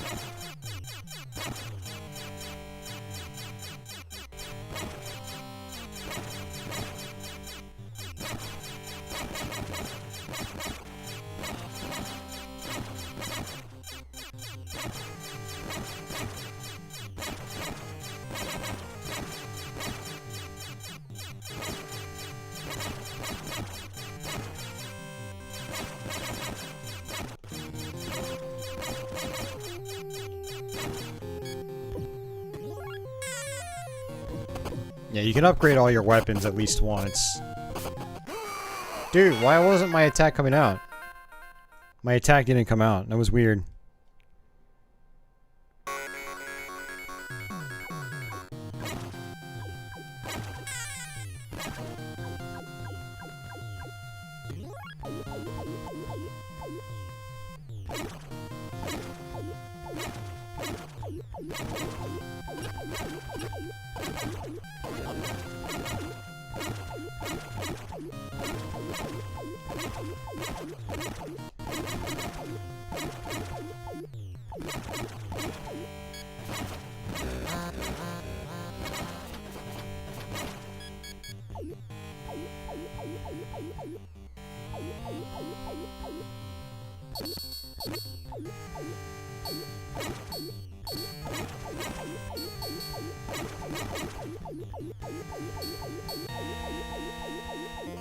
We played China Warrior a couple hours ago.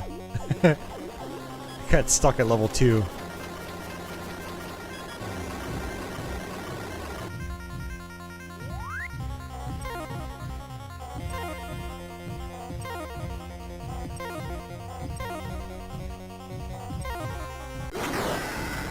Yeah, Ninja Spirit, for the time it came out, it's a pretty good looking game.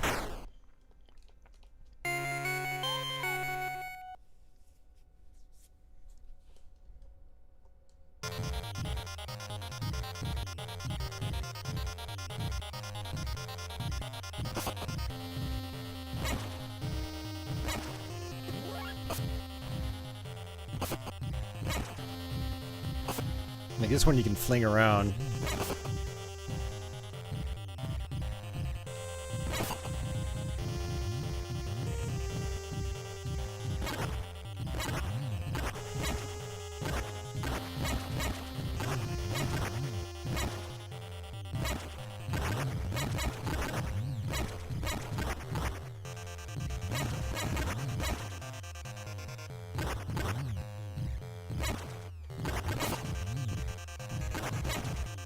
Tense.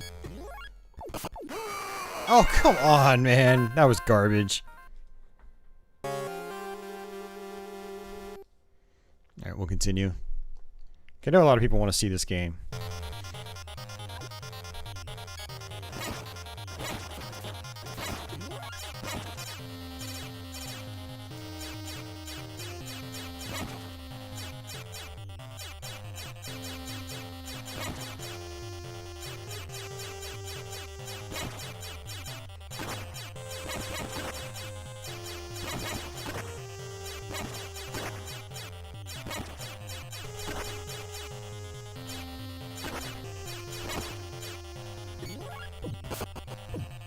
Picked up the wrong thing.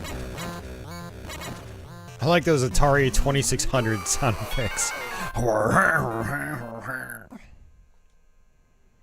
There are eels in my hovercraft. Are most of the best TurboGrafx games on the Mini? Some of them. I mean, there are a lot of good games in the system, Stexor. Not sure if you're really familiar with it.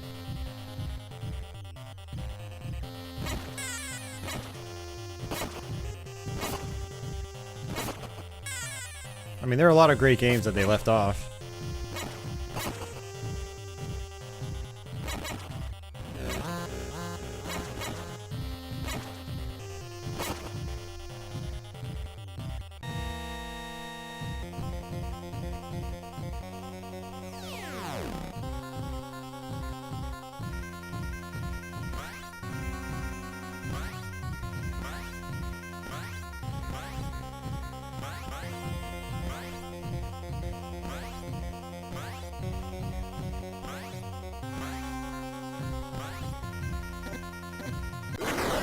Nice. PS1 Classic, please, no one. I didn't think the PS1 Classic was as bad as people were making it out to be. I don't think it was worth $100. I think it should have cost less, but... we streamed it, and actually I had a really good time with it on stream. Even with its faults, you know?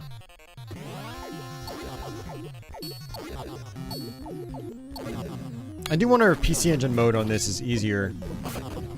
This does seem pretty faithful to the arcade game.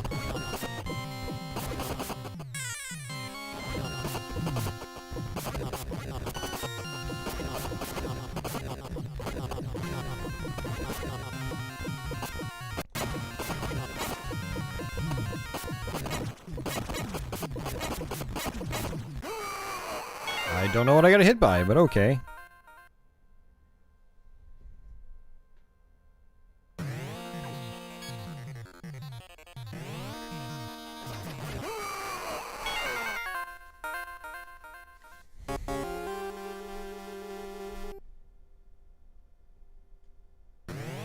Not remotely familiar with the console? Really? Damn, man. You need to get on that. It's a great system. I mean, the PC Engine in general. TurboGrafx, PC Engine.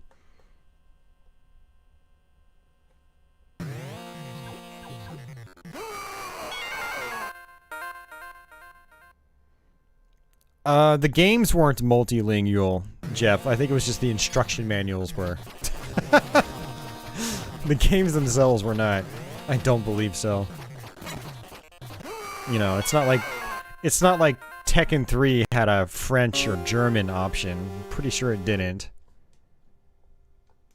But yeah, I could see that being the case. Just having support documentation in multiple languages.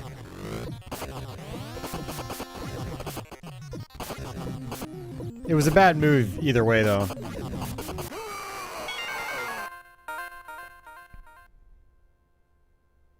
Yeah, really bad move. All the games should have been 60 hertz, guaranteed.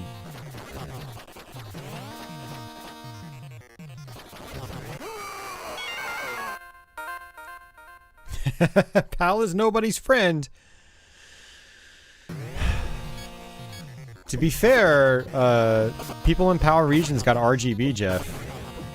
Whereas we got shafted on that. I mean, I'll take 60 hertz over RGB, personally, but... You know, we didn't have it perfect either. I guess that's the point.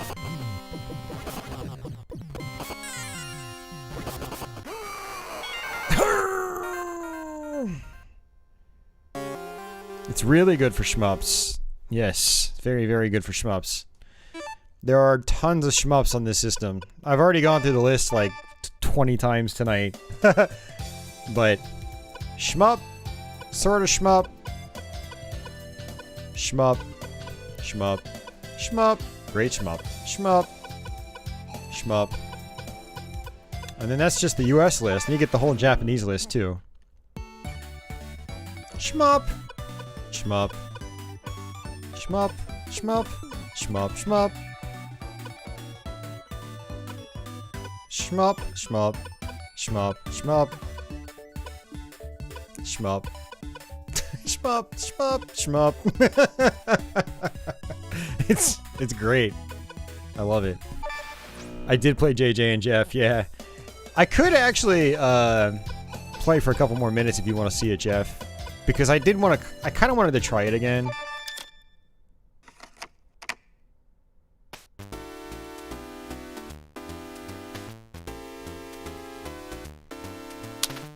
It does, Ronnie, yeah.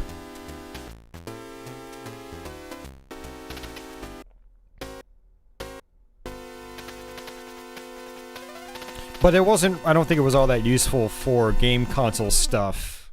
I think it was mostly... television probably looked better over there, I'm gonna guess. I don't know, I'd be interested in hearing from people that grew up over there.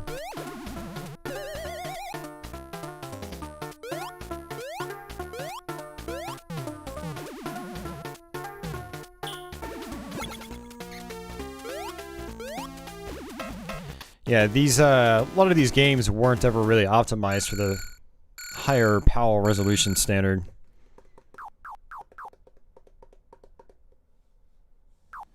Oh geez, the TurboGrafx-16 has probably more shooters than any other system. Boom. Ow.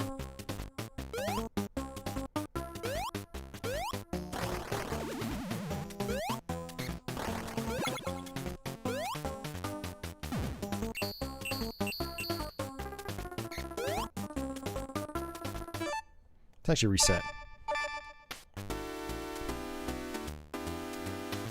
You got a good deal of input lag on the Mini.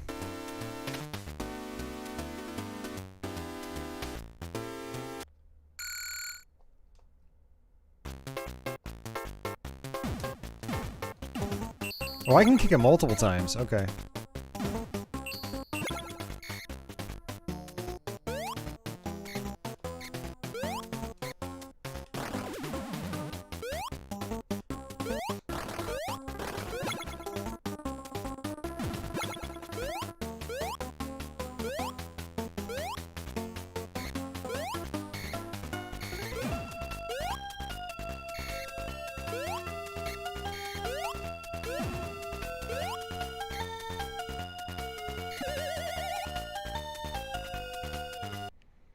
It is Jeff. Try kicking above the stump, chump.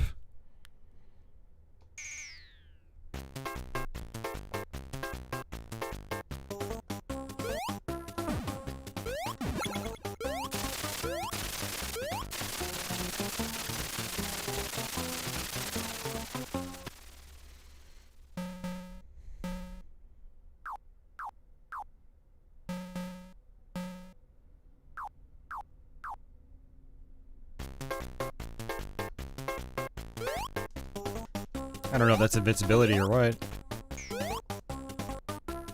I guess it is.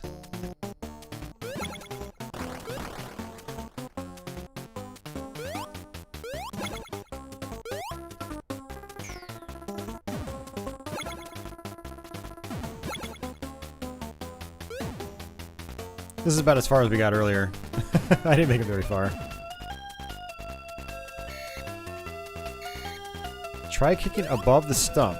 Oh! Hey, look at that. Am I actually starting to enjoy this game a little bit? I don't know. It's got Adventure Island elements to it, honestly.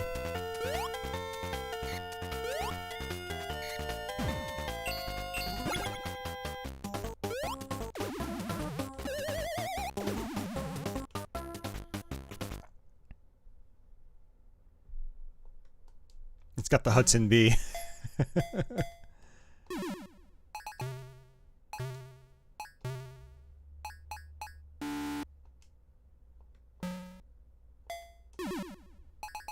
Hey Matt, welcome to the stream.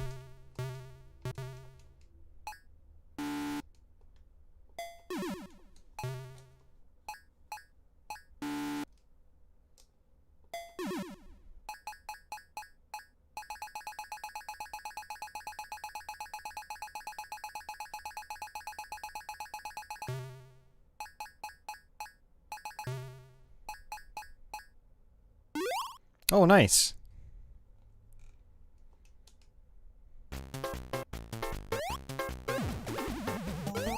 Jeez, you can't kick everything in this. Oh, I just realized you like Adventure Island. You hold down one button, press another, and you jump higher. That's how you jump high. I had no idea.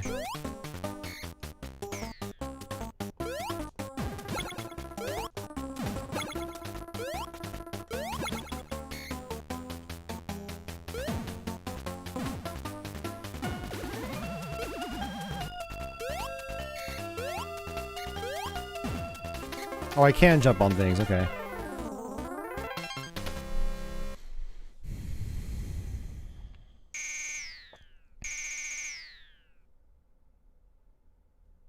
Yeah, no thanks, Uber Disco. I don't think I'll take this game that far. I wouldn't mind learning how to beat the game. Eventually, maybe. I don't know. Oh, look at that. That's a lot easier. It's a lot more tolerable, too.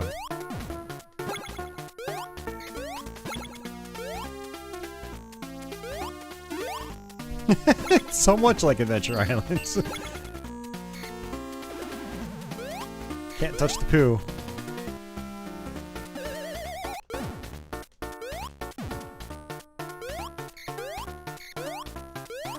Oh, I just realized my life's constantly dropping too, like Adventure Island.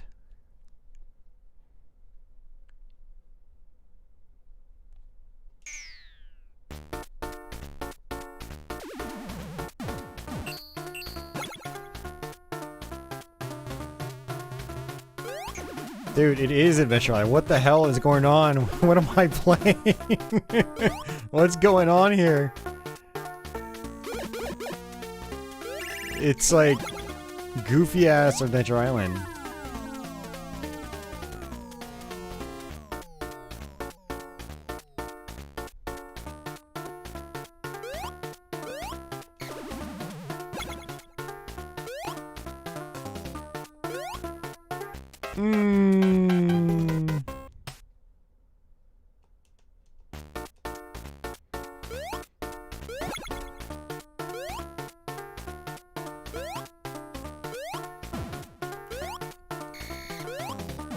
It's like they basically want you to speed through.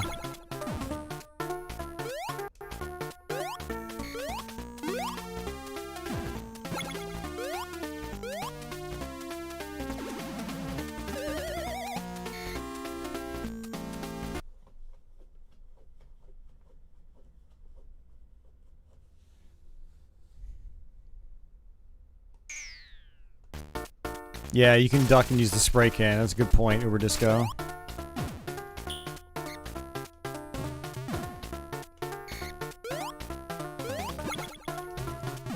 Whoa, you can jump on rocks. I did not know that.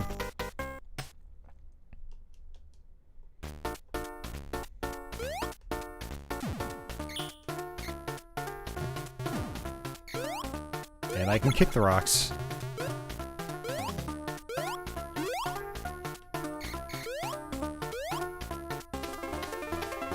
I mean, the game is more fun than I originally thought. I could definitely see myself getting into this. Although I will have to try the Japanese version sometime just to see the differences.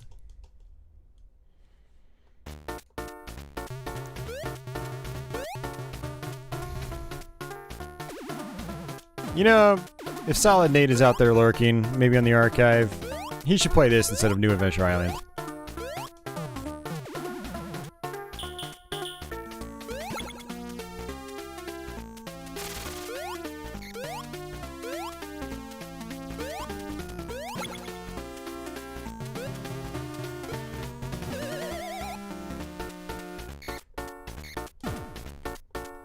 Right in the nuts.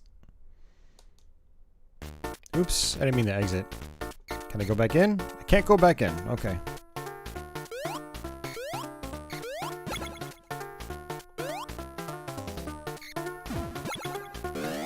Whoa! Okay. Alrighty then.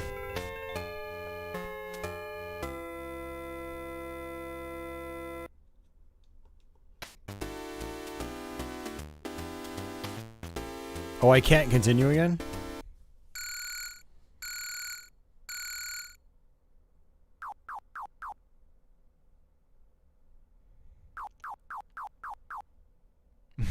No problem, Jeff. I'll put more time into that too sometime.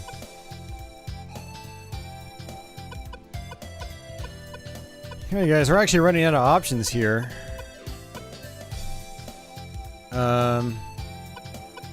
We haven't done Alien Crush. Let's do Air Zonk. Let me go grab some water and use the bathroom. I'll be back in a minute. Don't go anywhere. I definitely need some water. I haven't had any all day.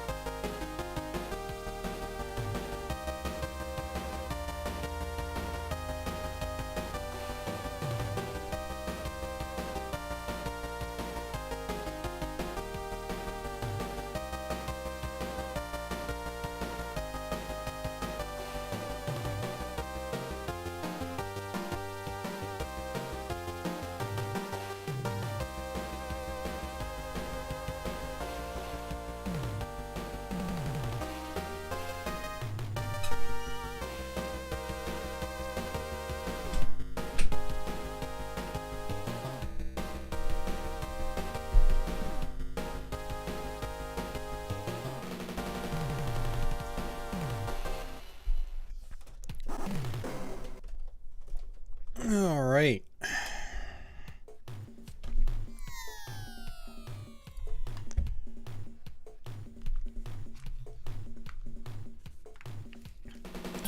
Oh, there's a continue code in JJ and Jeff. Gotcha.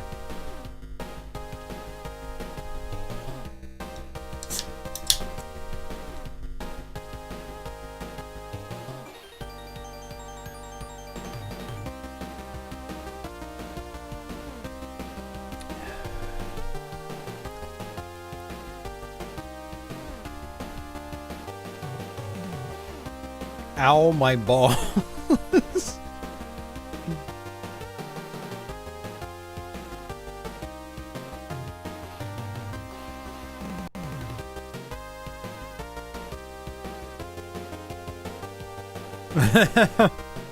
Hey, Pixel Digs.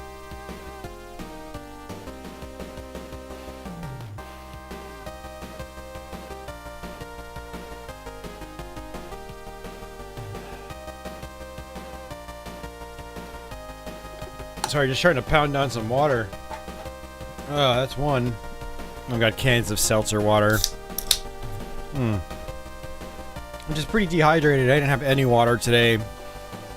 I just drank a bunch of diet soda for caffeine. It just dehydrates you. Whew. Alright, feeling better already. Grabbed a little snack while I was at it. I also had to feed my cat. Alright, so Air Zonk.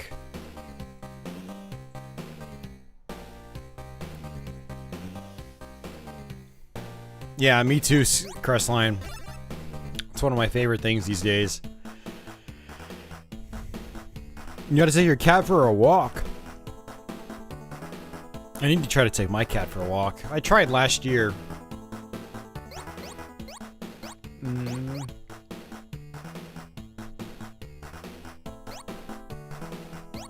Do auto. I guess you get partners.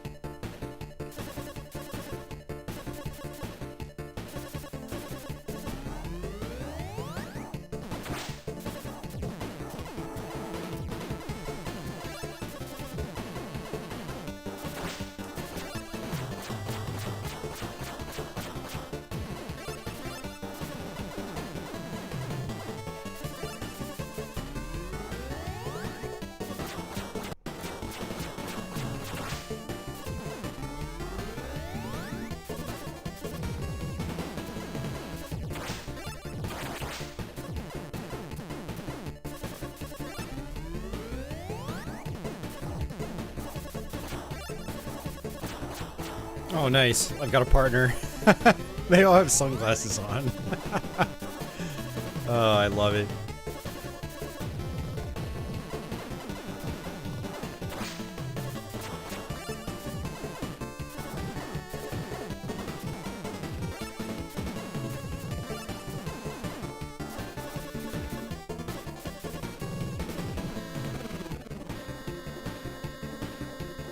Oh, they got magnets on their heads. They're sucking me in.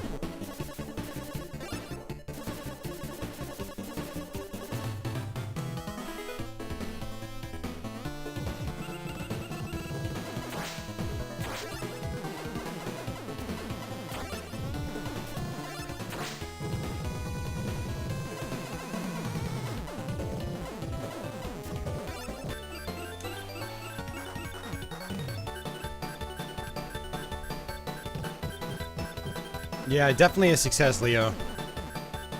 It's a great little mini console, man. I love it.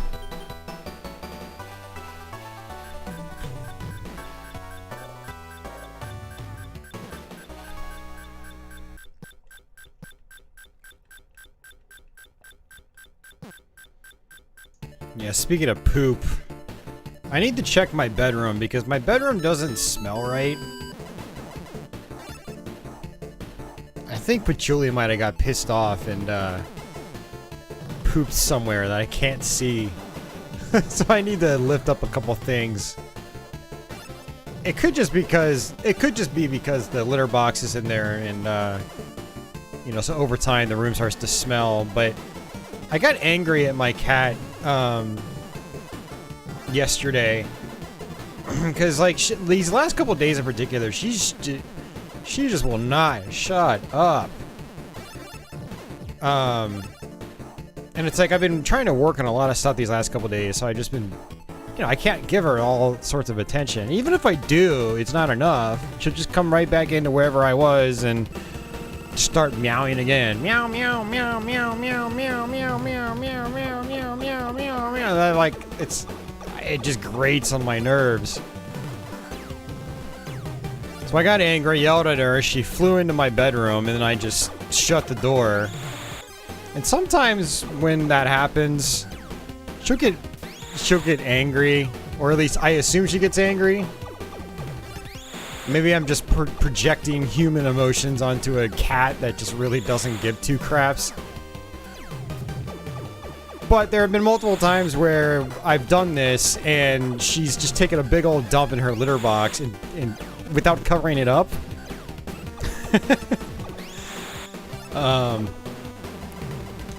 So my room smells a little funky now, and I wonder if she went underneath one of the like tables and just pooped.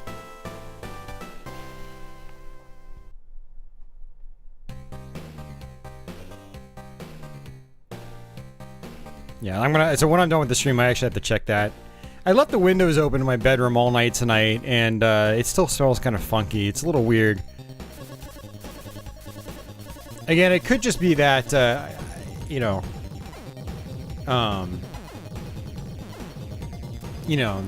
haven't replaced a litter box in several months now. I should probably do that. It could just be that getting kind of crusty, and I haven't vacuumed in there in a while either. I don't really... Funny enough, I have a bedroom, but I don't do anything with it because I sleep on the couch all the time now. It's just more comfortable and it's better for my back. Because I can't really sleep on my stomach on the couch. It was mostly a habit I got into from working graveyard shift. It actually was a lot easier to sleep on the couch during the day than it was in my bedroom. Farther away from windows, so outside noise doesn't get to me as much. I also have these AC units right outside my bedroom window. They're super loud. That always woke me up.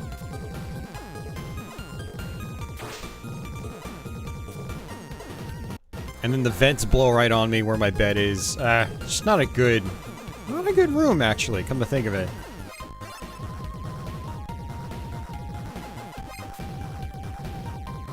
But yeah, I keep the litter box in my bedroom closet. The bedroom closet door is always open, so it's not like, you know, Patchouli can't get to her litter box.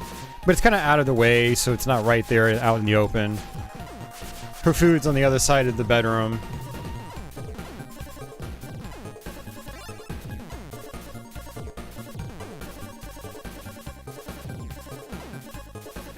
I'll play hide and poop.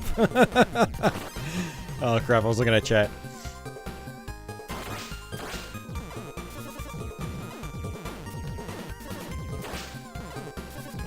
I like the music in this game.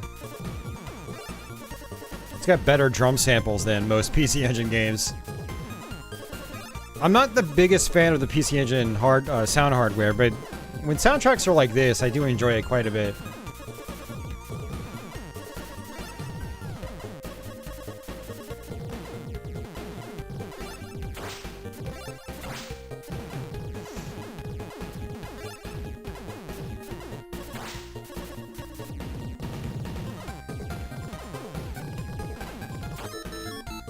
When's the last time Patchouli got a checkup? Sometimes you get needy when they're not feeling well. It's been a while. Probably a year. Probably about a year. It's close to checkup time again.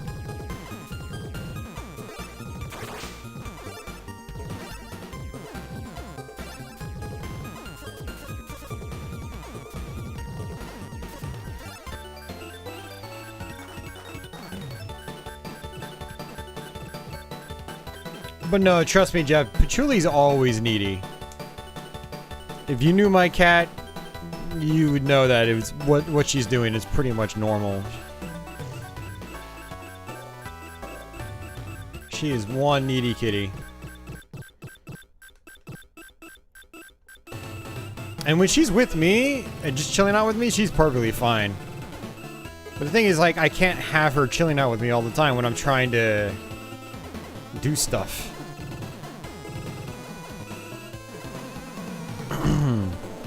Yeah, Ronnie knows. Ronnie knows. Ronnie's been up here many times, and she's consistently meowy. I've honestly never personally experienced a cat more meowy than she is.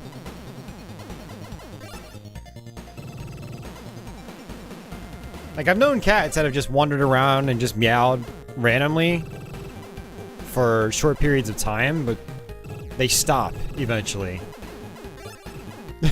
But truly will not stop. Non-stop.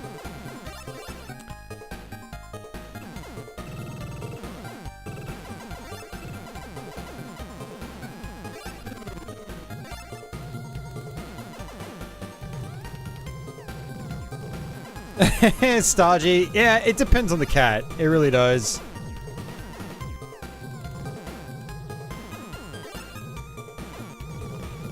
But no, yes, while cats can be pretty independent, they are also very needy too if you have them as pets. But I mean, they're great pets though. I absolutely love cats.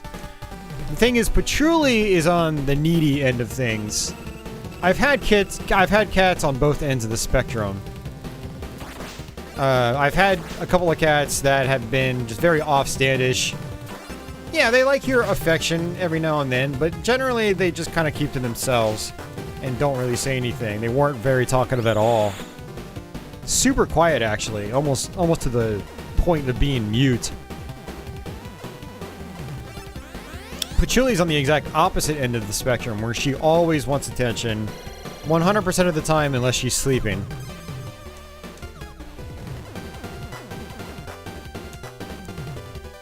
But if you give her the attention, man, she's a crazy lap cat. She always wants to lay on top of you, which is great.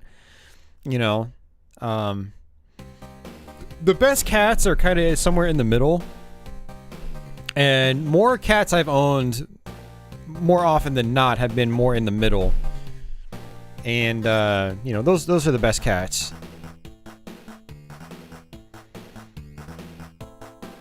You named it a dog. I mean, I love Patchouli. She's a fantastic cat, but it gets to a point sometimes, though, where, like, I basically have to just, like, shut her up in the bedroom. You know. Otherwise, I can't get anything done, because she just distracts me over and over. And not just distracts me, it's like, I'm the kind of person where, like, I get really focused on my stuff that's right in front of me, and anything else that's just, like... Anything else that's kind of, like, distracting me slightly, it gets under my skin, I snap. I get really, annoyed, like, and angry.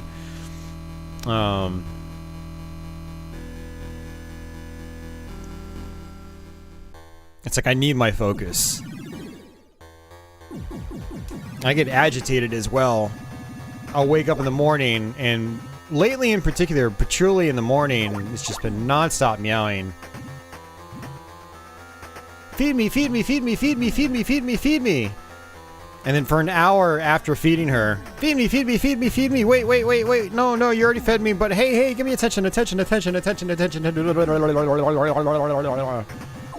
when I wake up, I'm the most groggy, I'm the most irritable. Irritable is the best way to put it. Alright, let's actually reset this because I picked the wrong music. I thought the music I wanted was on the top, or the bottom, sorry.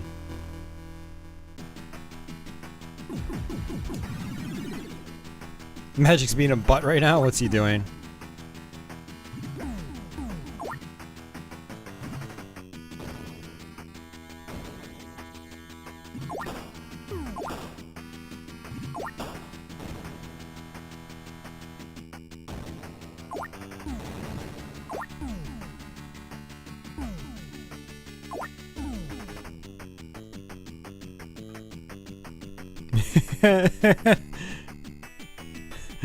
What's up, Guns? That's a great impersonation, Ronnie. It sounds about right.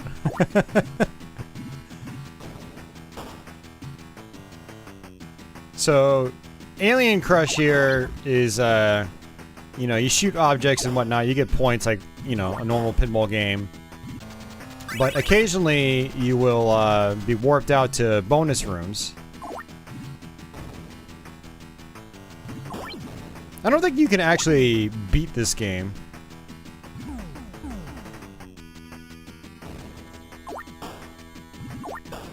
As in, I don't think the game ends. If anyone knows for sure, let me know.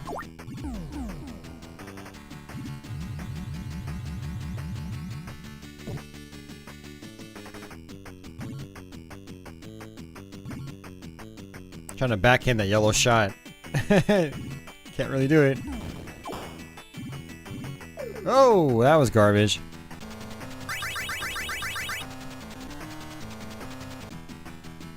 Oh, when you take your cat for a walk, you don't put him on a leash. You just let him out. Yeah, if... That's tough, man. They will get away.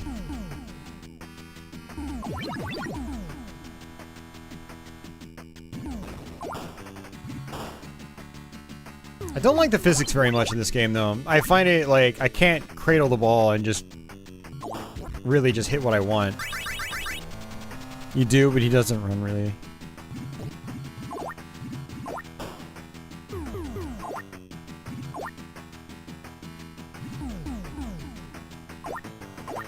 Yeah, I want to try to take Patchouli out, 'cause she's a house cat, but I want to try to take her out on a leash.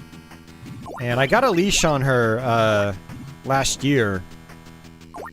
But she refused to actually go outside. I couldn't get her outside.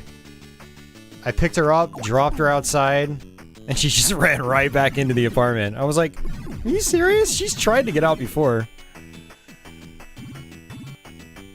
It could have been because it was raining, and I live next to a major highway, so there's constant traffic. It's always loud. I did try taking her out in the balcony, but she wouldn't go out there either. So I've got pictures of her with the leash on, but in the apartment.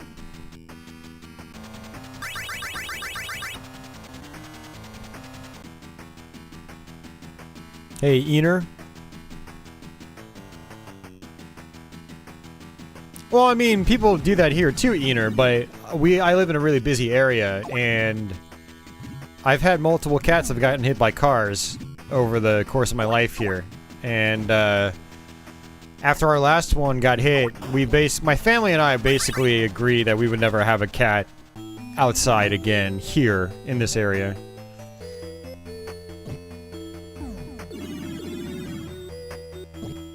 This is one of our bonus rooms. Oh, that's not good. Actually, I wonder if you end up beating the game if you go through all the bonus rooms.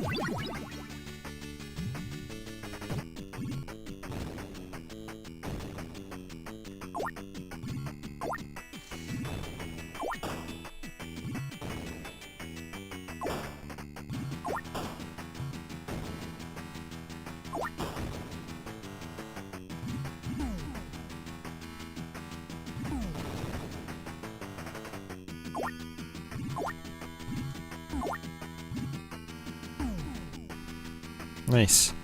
I think lots of cat owners don't take up their responsibility as a pet owner enough. Yeah, some don't, for sure.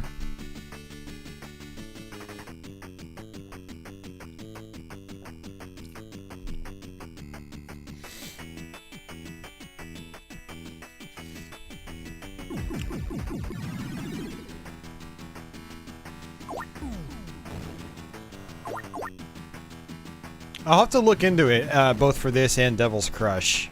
Unfortunately, Devil's Crush is not on here, but I'm actually curious now if you can actually finish these games.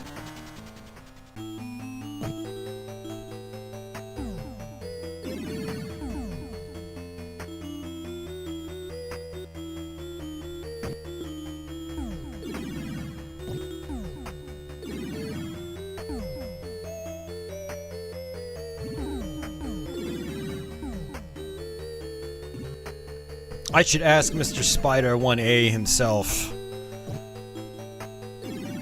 So I know he's done reviews on both Alien Crush and Devil's Crush, I'm pretty sure. I know he played these games a lot back in the day. He's a real-world pinhead. He would probably know.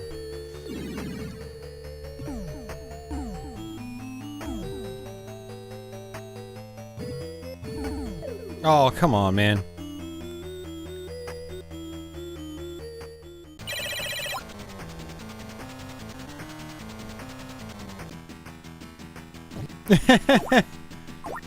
Well, cat taking a poop outside is fine. I mean, if anything, it's good. It's kind of like fertilizer. Yeah, no, I mean, with like our cats, we've always scooped their boxes twice a day. We feed them twice a day. They get all the love and attention. You know, they get their checkups and their shots and all that stuff.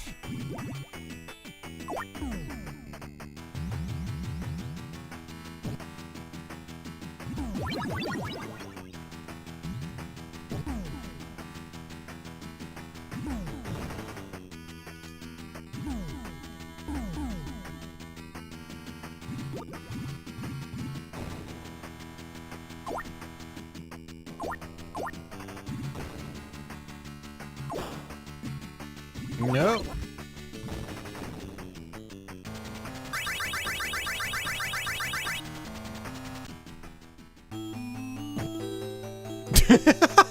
The dog keeps eating the turds.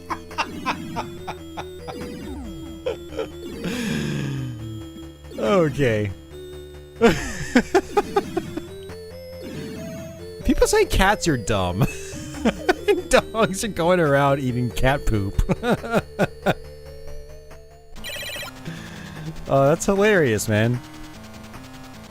Cat poop is a delicacy to dogs? What? This is news to me, but I've never had a dog around my cats. I've never owned a dog.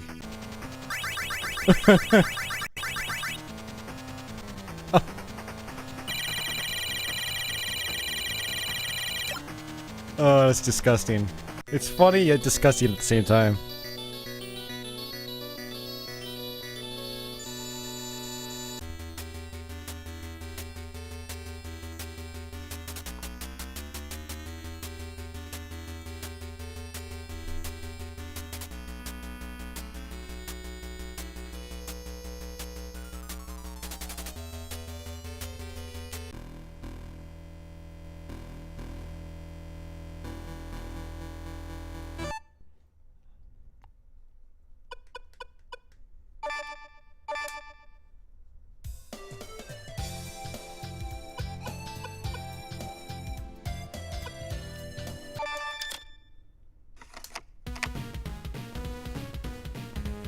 Moto Roader.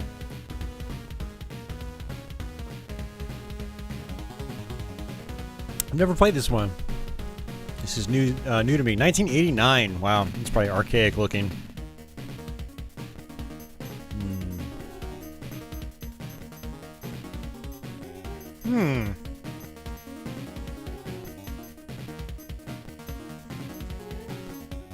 I don't know.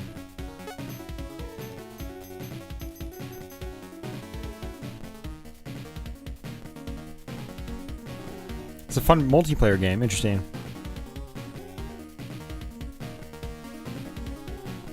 It basically shows me the course, I guess.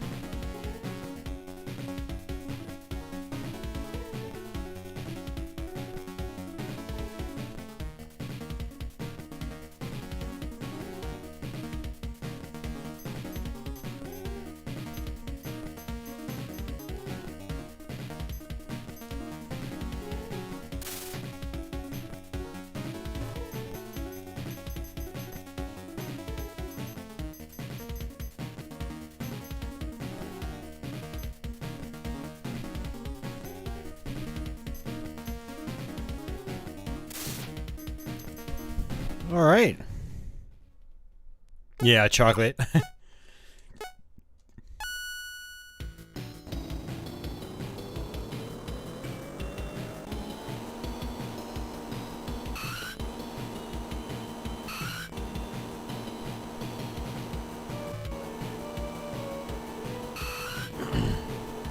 Wow, we start pretty slow.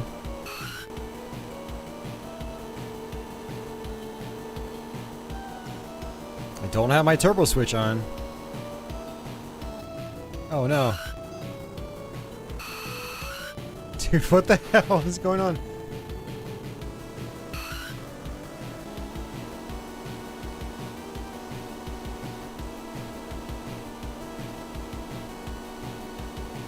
I'm the white car, by the way.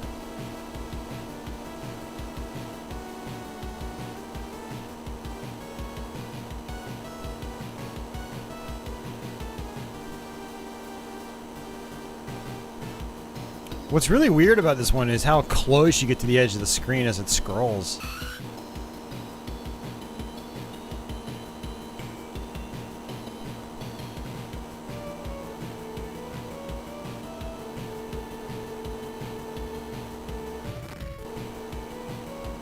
Did someone just explode?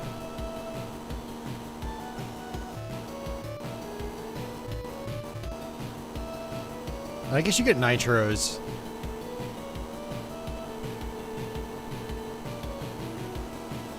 But I don't have any. Or turbo boosts, whatever they are.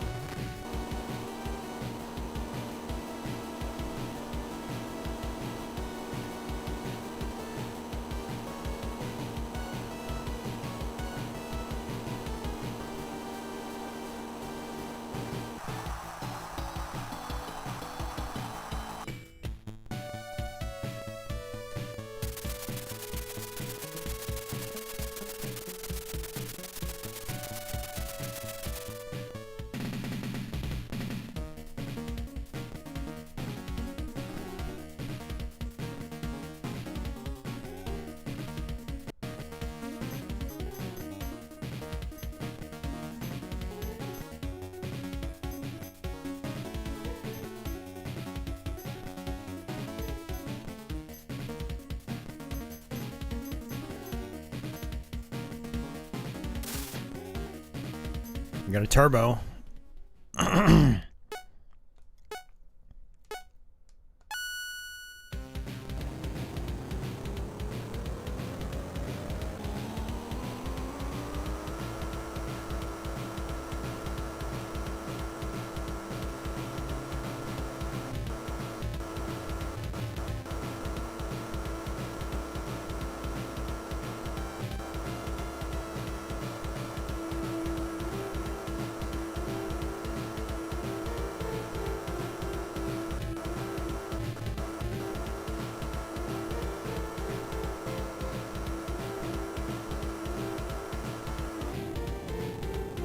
Alright, that's enough of that. Yeah. Actually, no, I want to try one more thing with it. I feel like I abandoned it way too soon. I want to try one more thing. I want to try one of these other course types. Strange.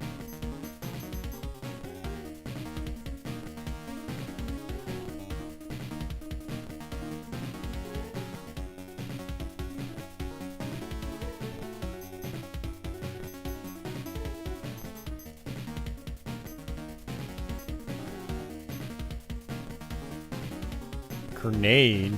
Bomber? Sure.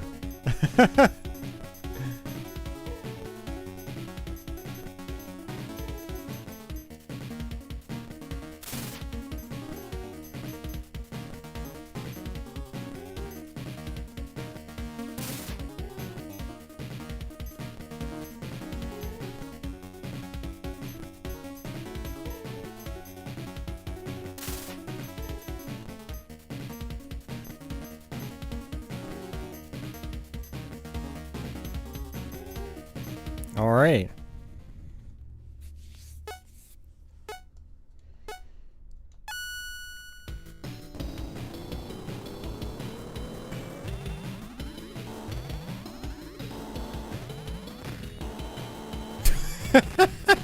Okay. So I do get grenades. You get weapons. Alright.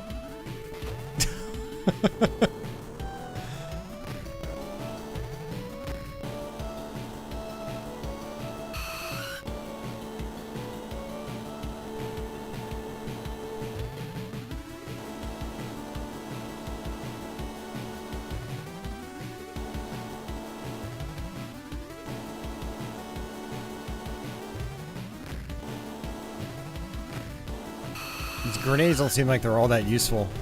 You have to be lagging behind. Which I guess makes sense.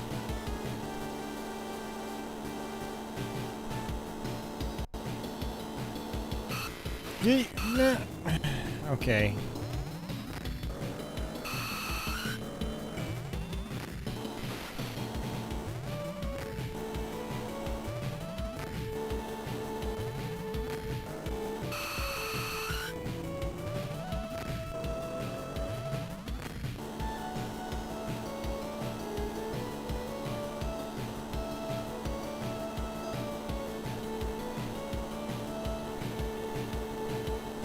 I could sort of see the appeal as a party game.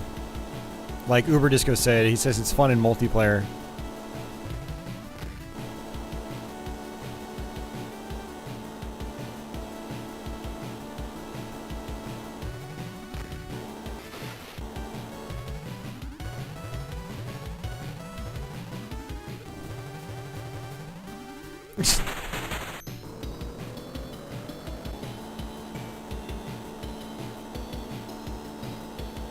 The Fenrir has now entered America. Nice.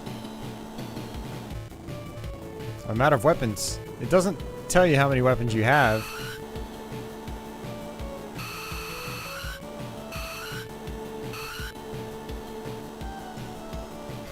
Oh! These jumps, man.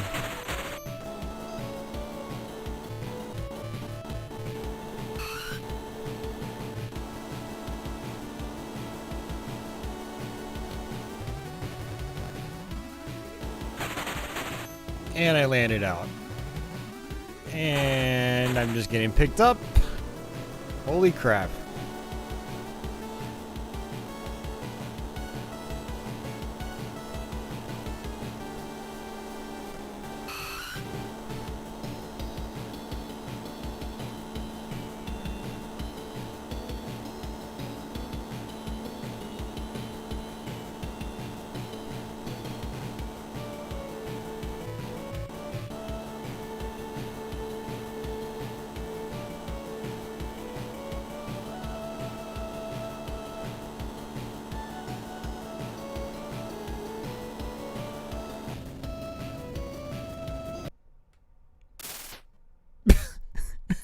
I don't even know what's going on. I don't even know how I got a game over. 12 shots of hard booze. It sounds like a good night, actually.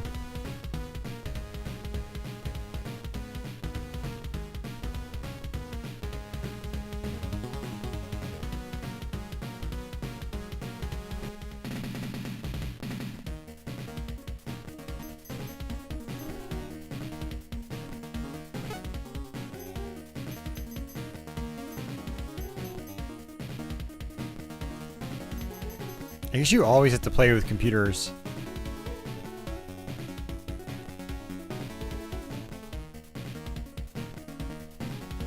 Dude, every course looks the same.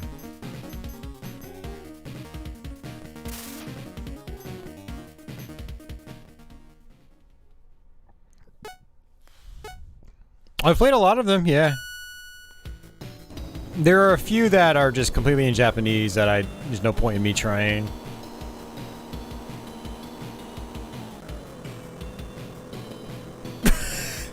Alright, game. You know what? You're dumb. You're being put in timeout, Moto Roader.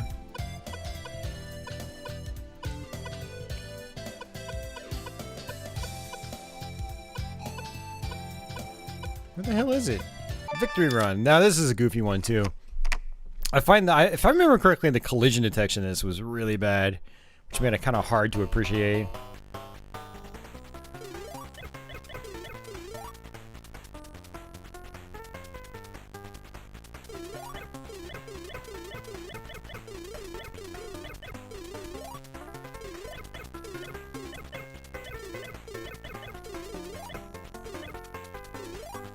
Sure.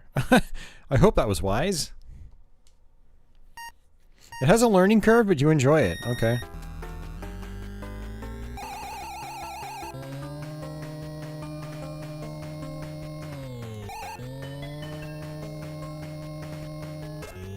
Oh, I actually had to shift manually. Uh-oh.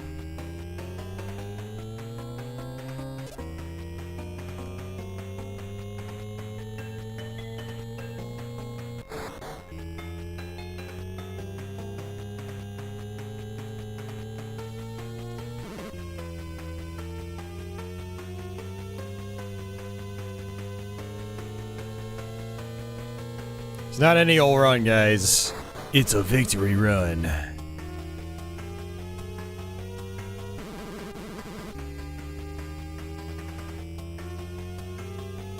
Oh man, this is hard on my eyes. Whoa, what just happened?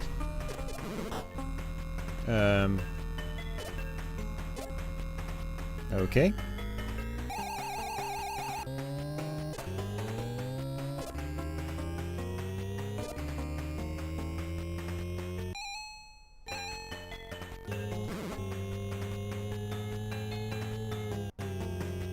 Yeah, that is so hard on my eyes when it goes up and down.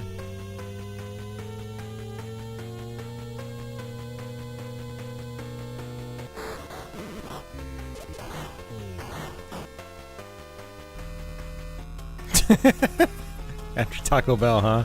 You might want to get that checked up on, Jeff.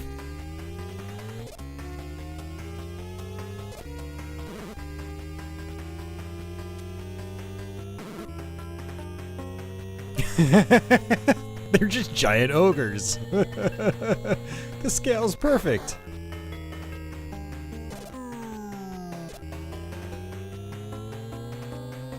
I think I'm going to lose.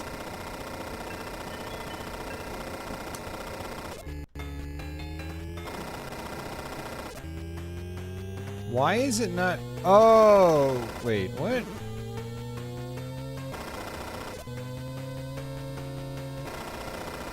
I can't.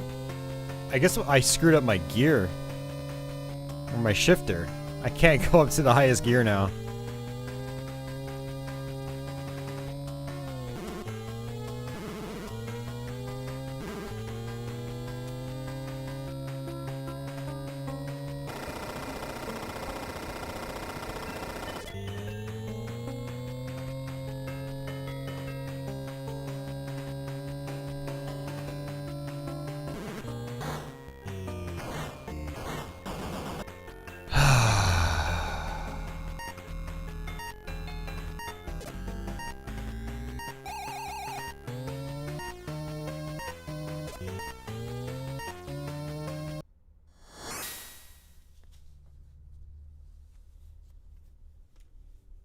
Yeah, definitely a learning curve. Jeez.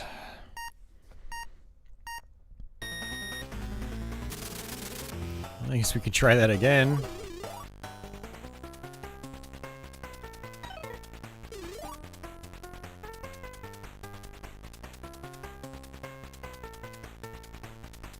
Man, I don't know.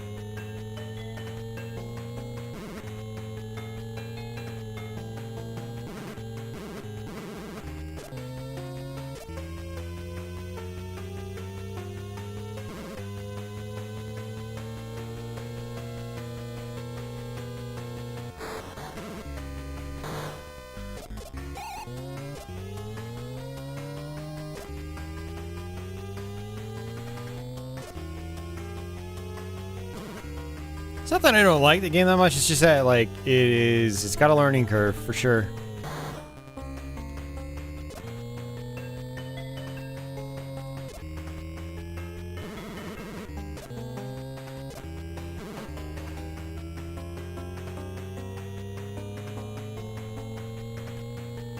And it's got some jank to it. I mean, like this, you know, the camera perspective. Hard to get used to.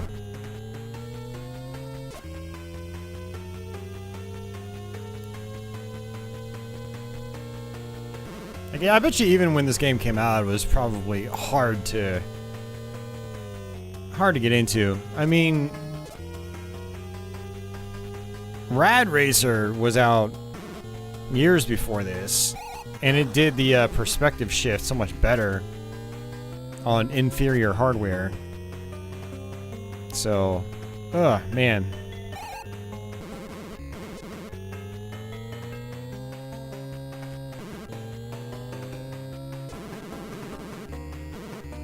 Dude, I keep touching the side.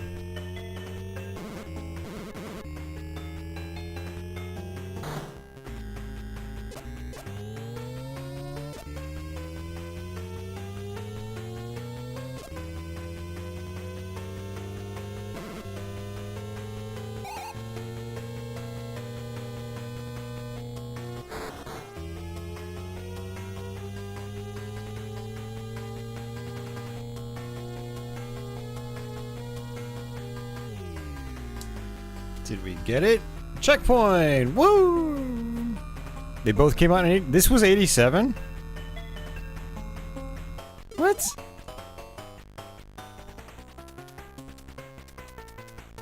When did the PC Engine come out in Japan? Because I know TurboGrafx was like 89 in North America.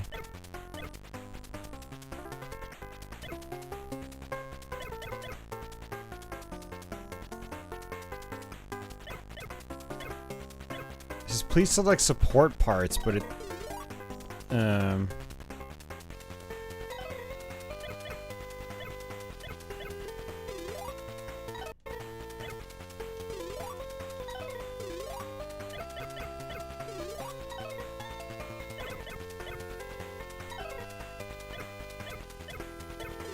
don't understand what's going on here.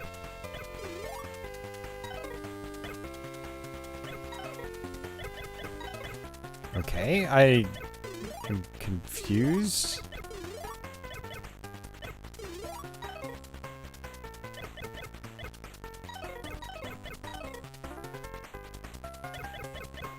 I don't understand it at all. Yeah, Jeff. Well, I mean, like, Rad Racer, I think, is, you know, it does the perspective thing a lot better. Yeah, F-Zero is great, man.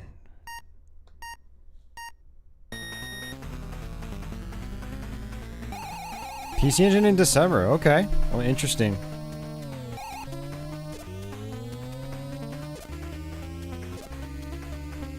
Yeah, except it didn't let me do that, Leo. What you're describing, it didn't let me do. I was trying to take one and then apply it to another, and it didn't work. Ugh.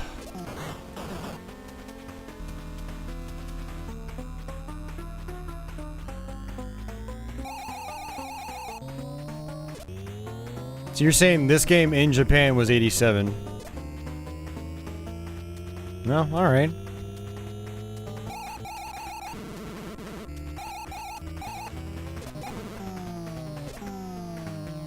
I mean, a lot of the old line scrollers are still fine. I mean, you play like Top Gear on Super Nintendo, or the Lotus games on the Mega Drive. Alright, my shifter is shot again, which means we're not gonna be... I don't know, that game's kinda lame. Just to be blunt about it. I tried, Leo. I tried, man. I really did. I tried. What have we played? Did we do Soldier Blade yet? No.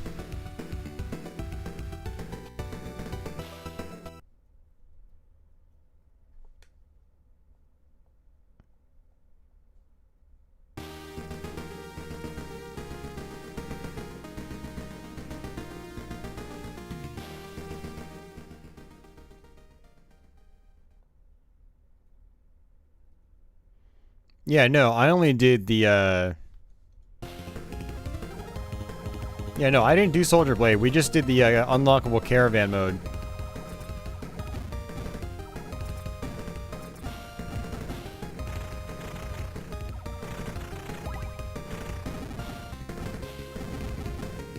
So let's go ahead and reset it.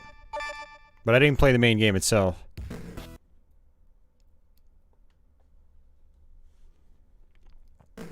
I did Superstar Soldier.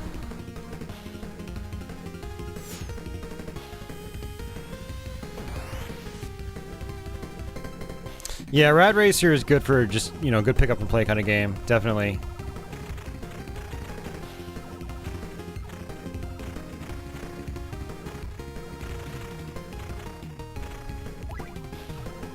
Yeah, we're at the 10-hour and 40-minute mark. We only have really a couple more games to try. I mean, I could fire up Neutopia 2. There's Dungeon Explorer.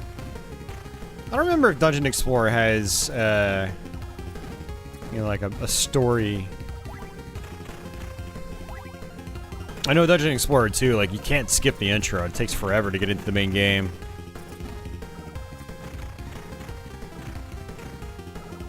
No Final Soldier. Nope.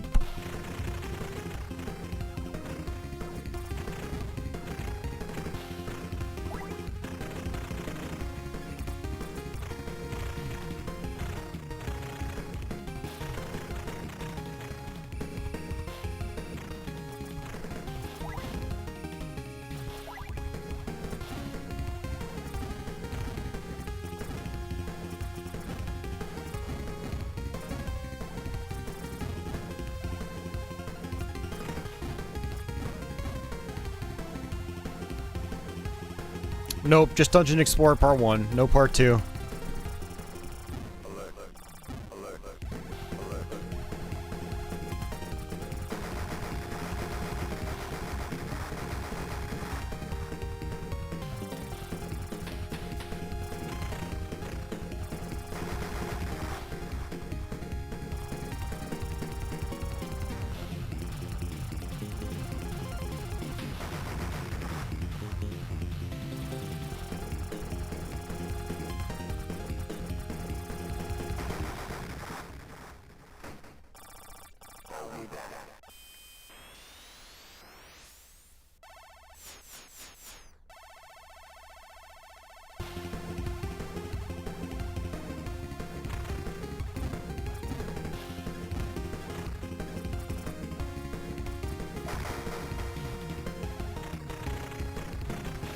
Yeah, I hear you, Leo.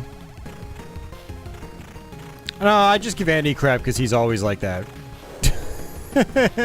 You have actual normal conversations, Leo, without needing to whine at every given moment. So when people come in and, you know, they like to whine at every given moment, I'm just like, I just give them crap. That's what I do. And if you keep coming back, cool. I guess, you know, we'll just have this relationship back and forth where I continue to give you crap until you start to behave like a normal adult.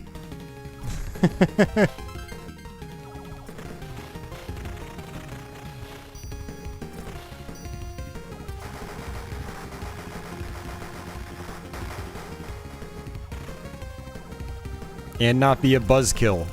That's the big thing. I don't like it when people come in, they're buzzkills. Come in, enjoy the stream.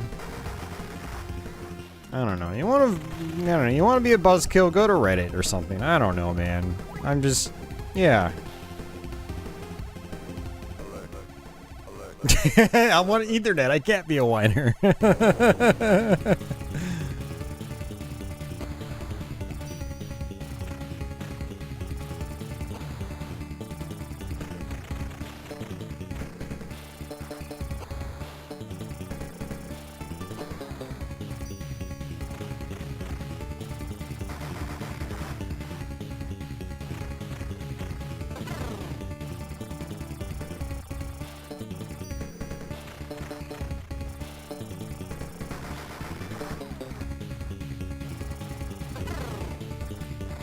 Forgot I can use these as bombs in this one.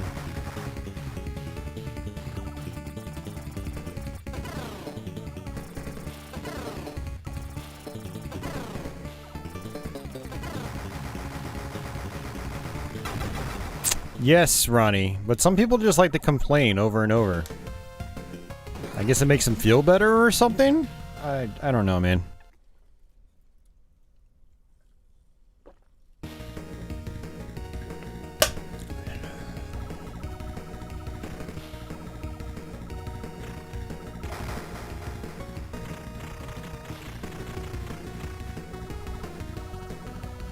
Remember, Ronnie, the earlier days of Twitch, or at least my Twitch channel, when we would have some very specific individuals that would come in and complain about their job on a daily basis? Yeah, it's stuff like that. It's just like, come on, man. Man, what are you doing? How do I tell you to shut up without actually telling you to shut up? That sort of thing, like... How do I convey that this is really annoying and probably bringing a lot of viewers down? You know?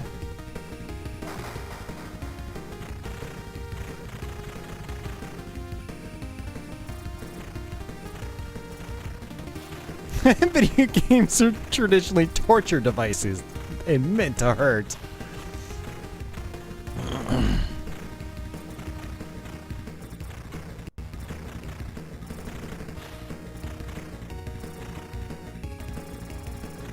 Anyway, we should be here to mostly celebrate video games. I'm not against people sharing their opinions here and there, but come on, like, if you know you're gonna be a downer constantly, just maybe withhold what you're gonna send through that that keyboard of yours.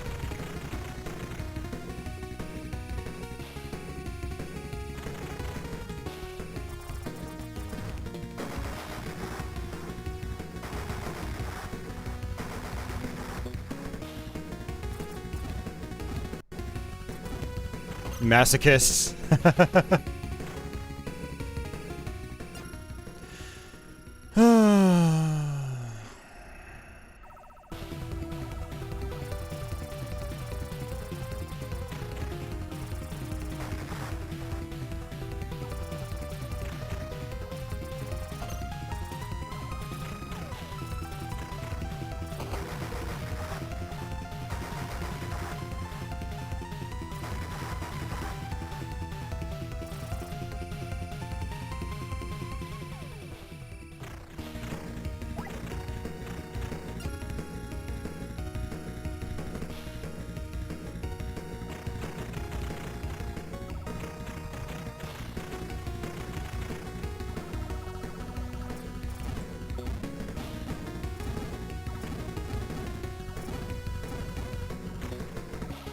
If you aren't smashing your controller at the wall every few minutes, the game sucks.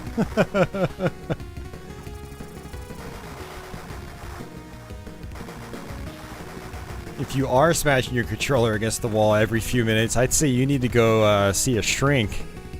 You got some issues that you need to work out.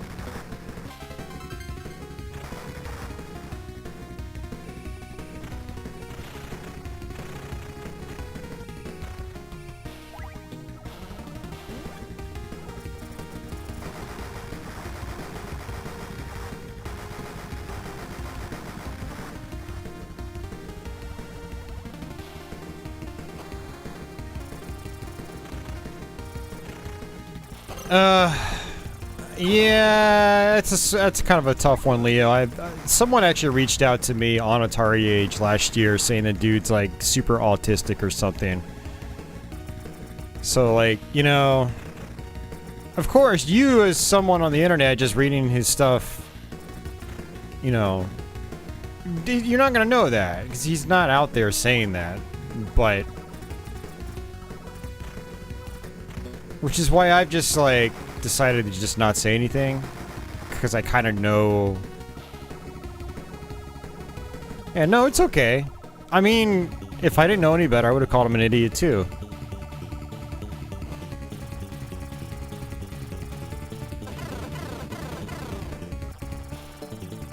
But yeah, it's, you know, you don't know any better. You didn't know any better, Leo. So, you know.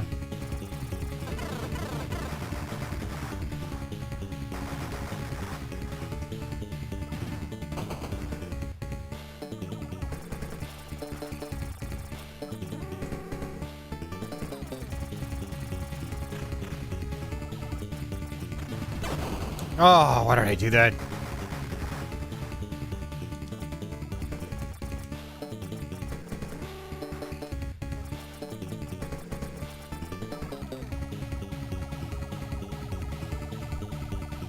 I mean, I've actually broken a lot of controllers in the past. I've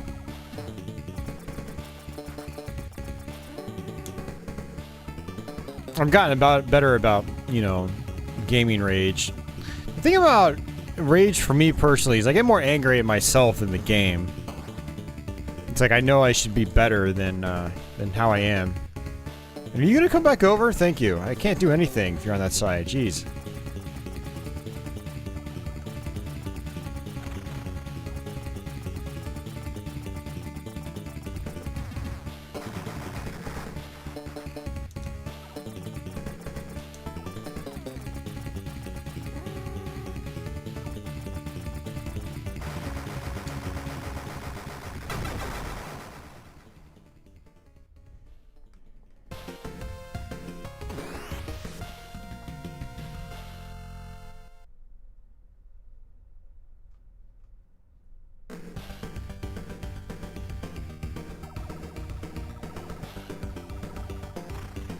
Oh, yeah, Jeff. I mean, I've met a bunch of those types of people online, too, man.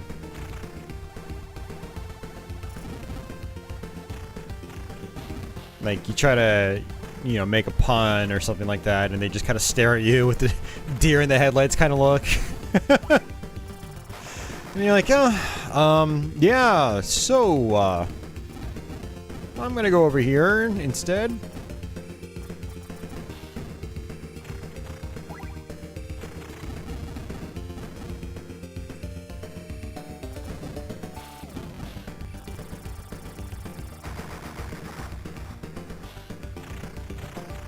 Yeah, I love sarcastic humor, Jeff. I mean, it's some of my favorite kind of humor, honestly.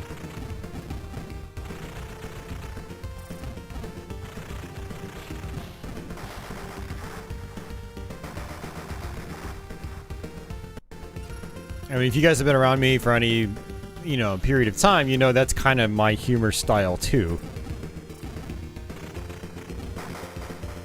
If I am ever actually funny. Which is question for another day, I guess.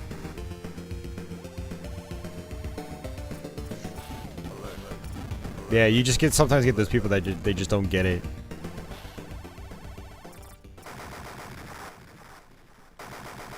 I want to scroll up chat and read what else you guys have to say, but I also don't want to die. I could just pause it.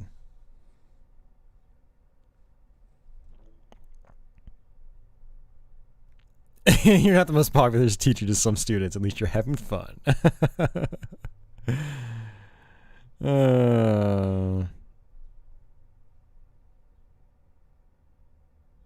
We all have bad days, but a stream isn't the best place to bring it. No, exactly, Fluttershy. Definitely. Definitely. I don't know. Some streamers do it differently. For me, all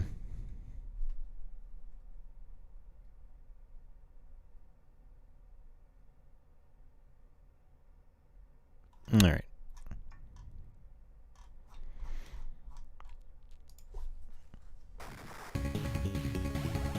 Yeah, for me, just personally, I don't view streams as a place to, like, air out your dirty laundry, you know?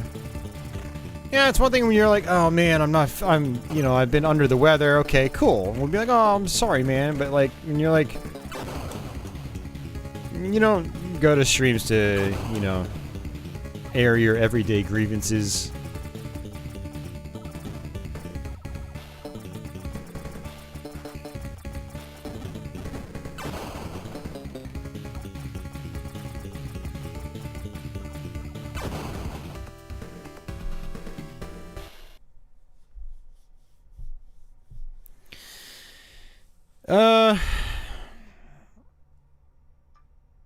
Yeah, you might be right, Jeff. It could be a part of it. It could be a part of it.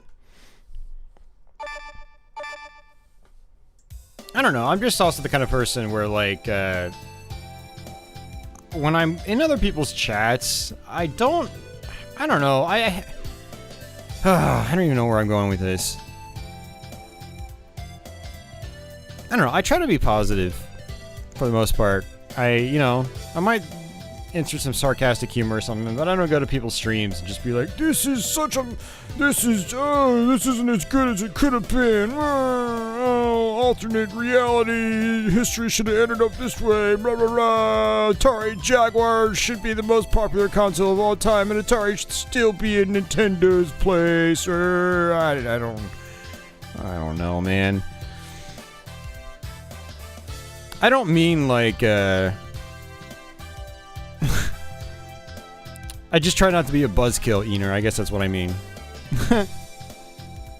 I just try to chill, you know? I try to be chill. And, that's just kind of how I want people to be in my stream. I just want people to be chill. You know?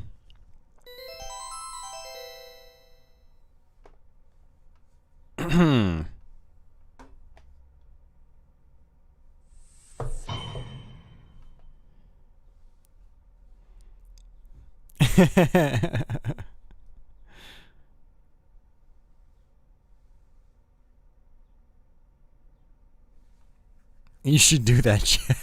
That'd be the ultimate troll. You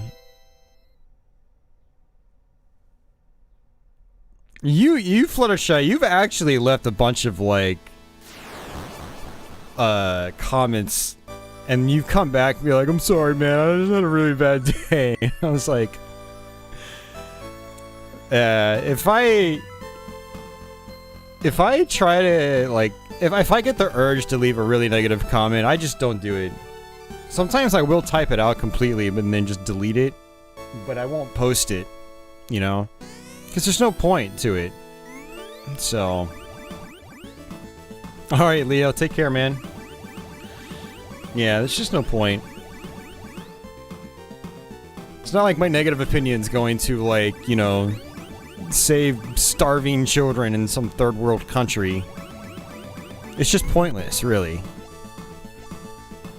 And, you know, like with the TurboGrafx Mini here, it's not flawless. It does have some minor issues. Obviously, every mini console,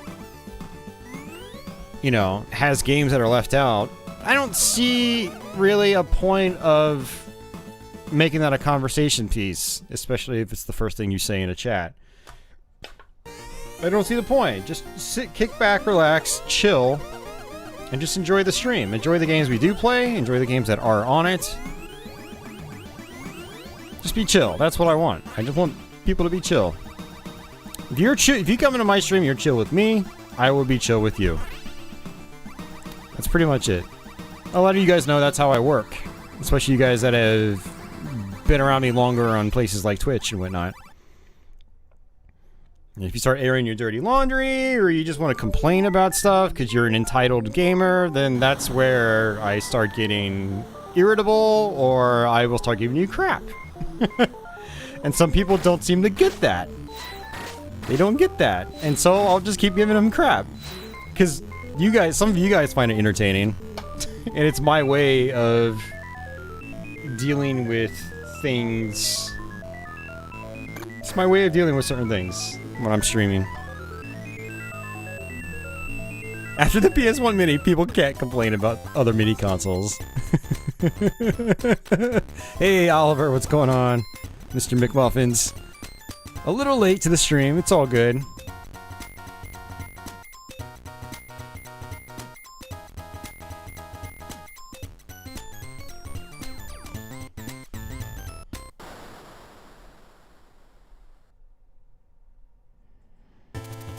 Misinformation's a big pet peeve, yeah, because then people will take it and spread it.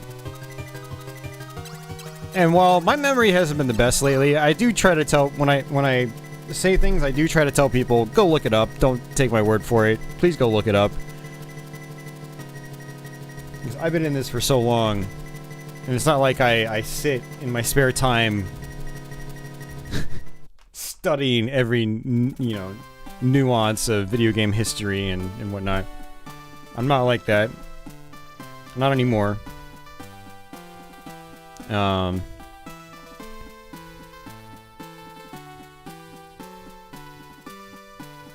Crestline. No, I've done several 12-hour streams close to it.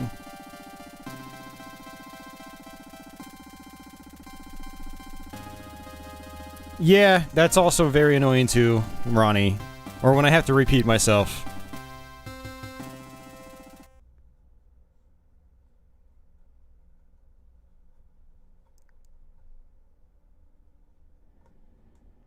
Yep, yeah, not a lot of drama here, for sure, man. Can't remember what I asked you about once. It was totally wrong. And that might have even been recently over Disco. I think I know what you're talking about.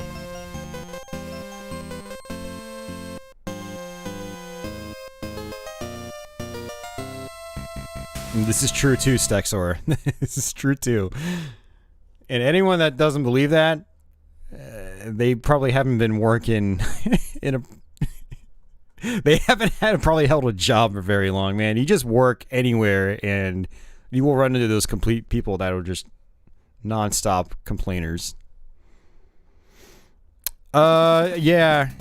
Man, if you remember what it was you were Disco, I'm actually kind of curious because it's something I could try to clarify on stream too. Man, I vaguely remember what you were talking about. About the satiator.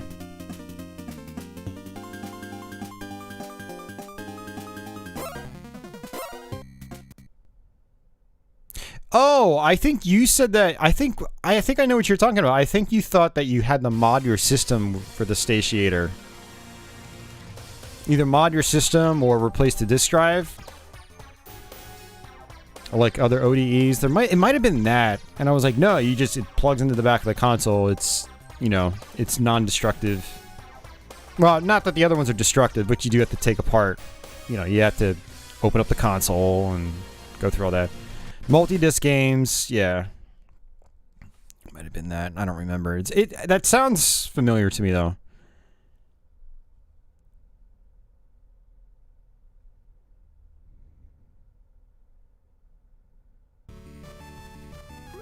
Yeah, with this pandemic thing, Crestline, switches have dried up.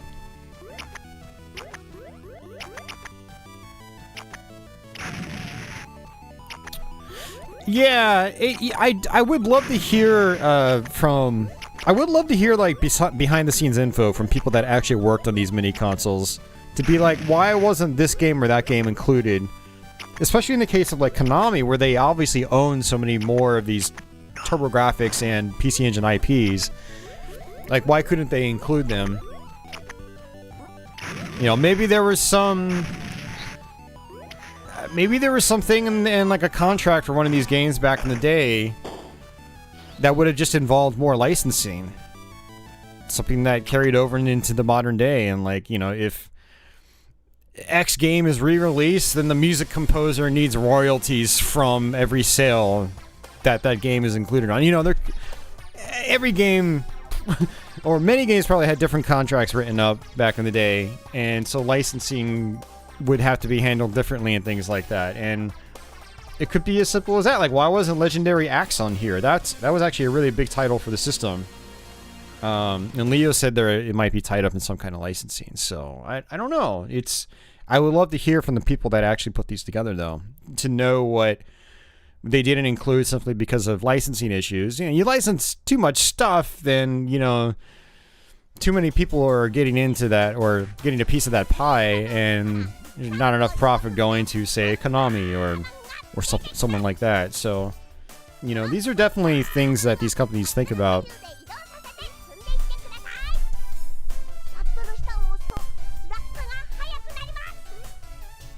It was the most silent and depressing office you'd ever worked in. That sucks, man.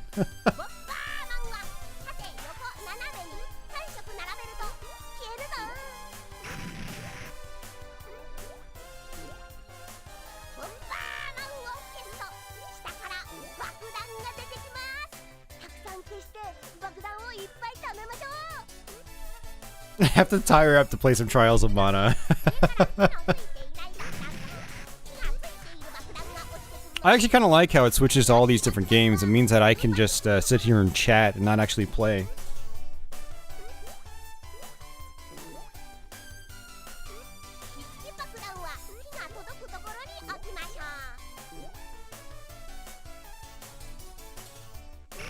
Yeah.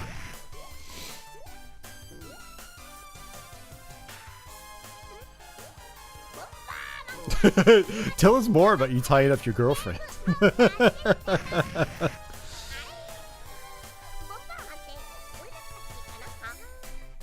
You bought a $70 eShop card and it didn't work. That sucks.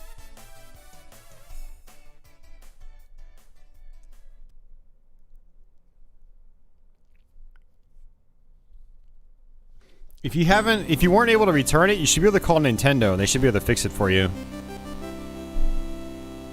Ooh, look at that intro. I like that. Sexy graphical effects.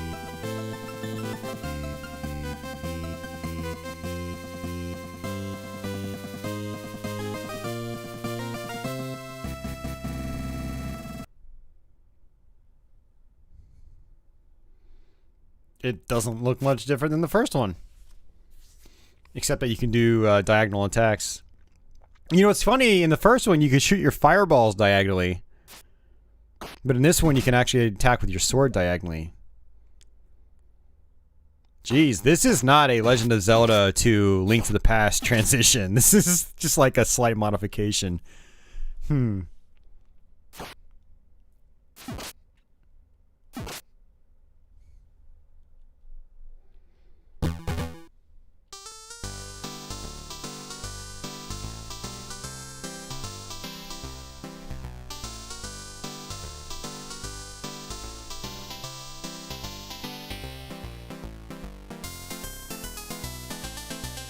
Yeah, it's more like Neutopia 1.5.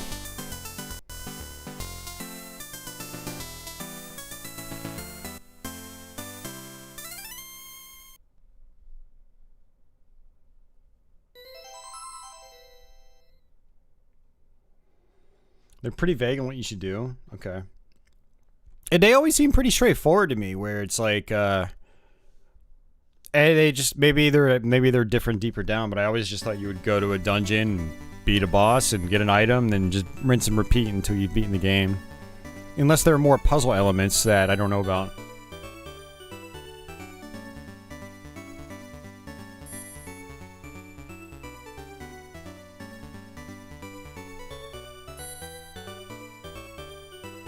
Shooting a little slow there, Vic Viper.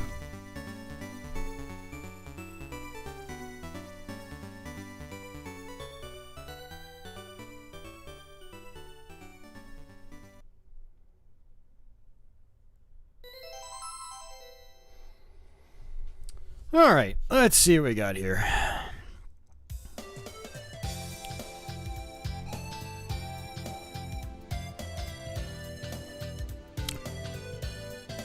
No, I haven't played Soul Blazer. I've seen it, but I haven't really played it.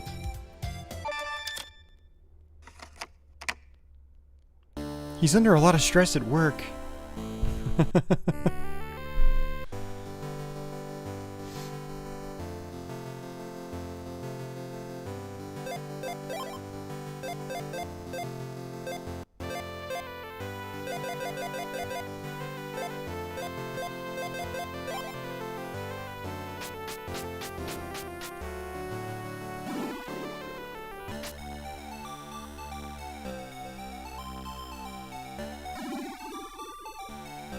Hey, Brian.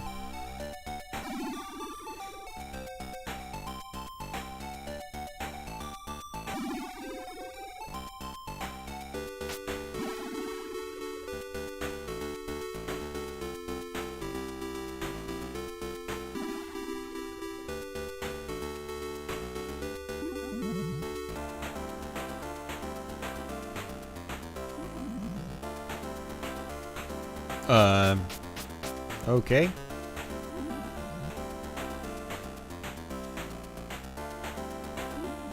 Hey, Boston Burf.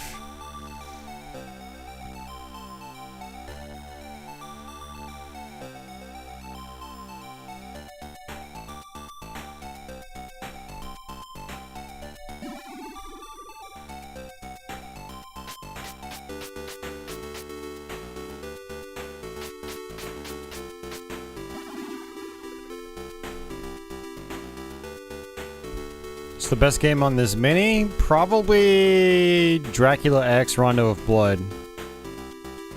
Castlevania Dracula X.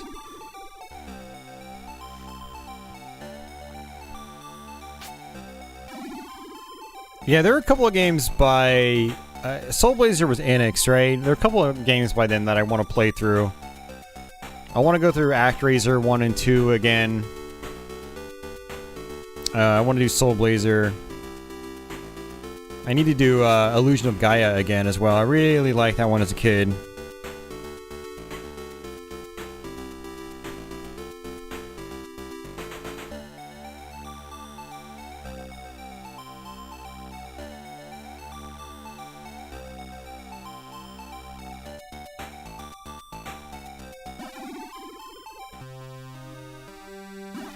Dracula X.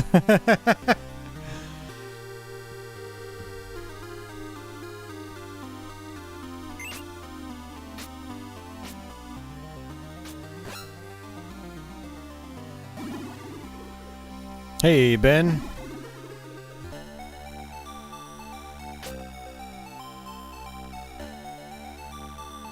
Yeah, it's been ages since I played this. I know I'm supposed to go into, like... I'm supposed to find a staircase or a door or something that takes me into a dungeon, and we just kind of go from there. This game is a lot like Gauntlet. Yeah, Dragon Spirit's on here. Unfortunately, I can't really play it because it's Namco, and I've gotten copyright claims on multiple Dragon Spirit gameplays.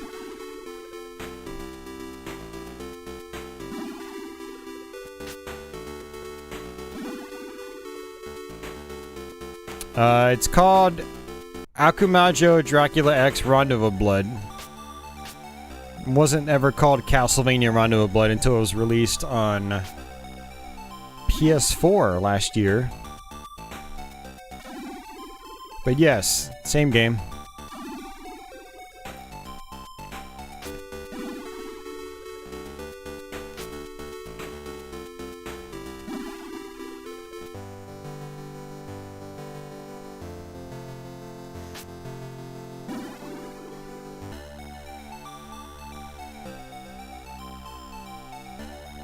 Terranigma, yeah. Grand Stream Saga. Really? Is that more like action RPG? Or action adventure? I've heard of Grand Stream Saga. I know what you're talking about. But yeah, I do want to play Terranigma as well. Oh, look, I didn't even have to go anywhere. So yeah, it's got spawners like in Gauntlet too.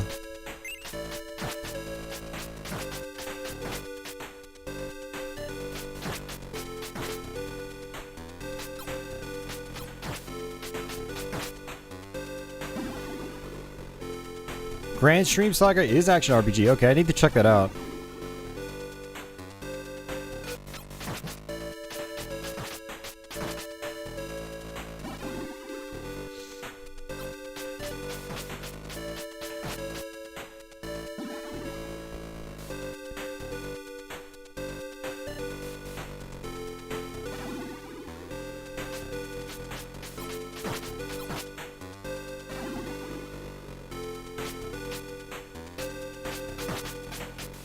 So if I wanted to, I could probably just wait for guys to spawn. Status. Level max hit 18.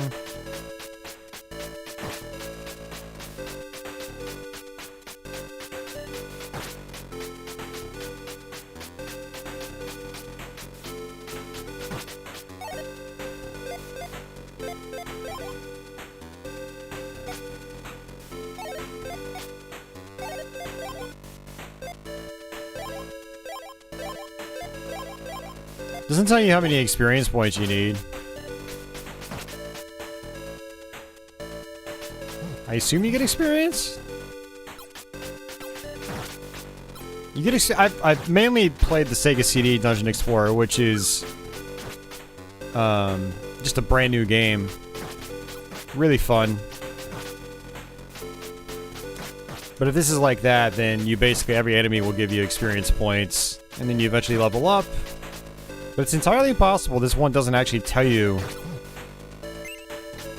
how many experience you have. Oh, actually, you know what? You might... Going back to the bar might tell you how much you have. I remember that's how it was in the Sega CD one, too. There's basically like a pub, and I think that's where you would find out, well, I don't know. I feel like there's more information in the Sega CD one. I don't know. It's possible the games could just operate totally differently, and I just don't know yet.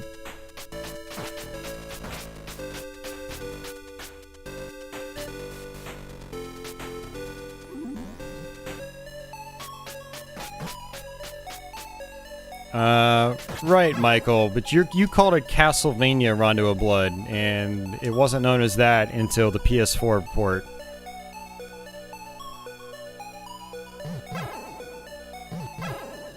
Whoa.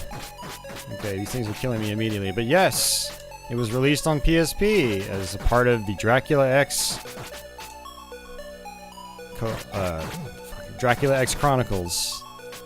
And then it was made available as an import on the Wii Virtual Console. I mean, if we really need to go there, which I don't think we really need to. We do not need to be anal retentive after we've been streaming for 11.25 hours. And now I'm annoyed, so we're gonna play a different game. You like the Dungeon Explorer logo on the HUD. Well, that's for Player 2. And rhyming with Player 2 is Chu Man Fu, sort of.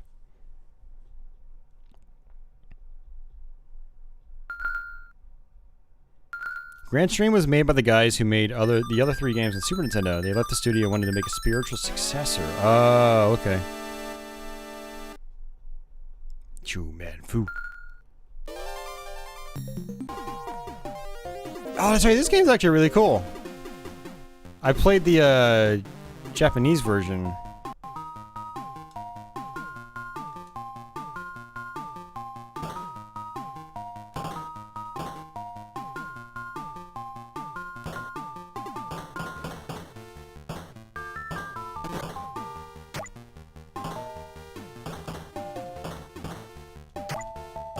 JJ and Jeff is a platformer. It's weird.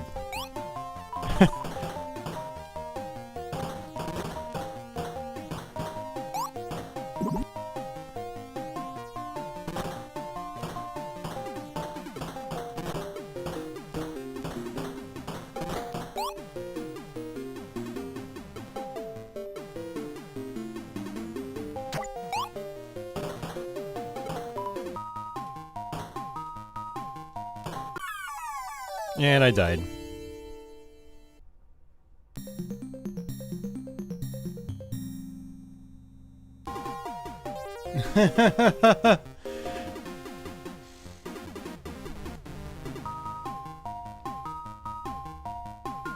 Oh, I can turn around corners with them. Okay. Well, that's good to know.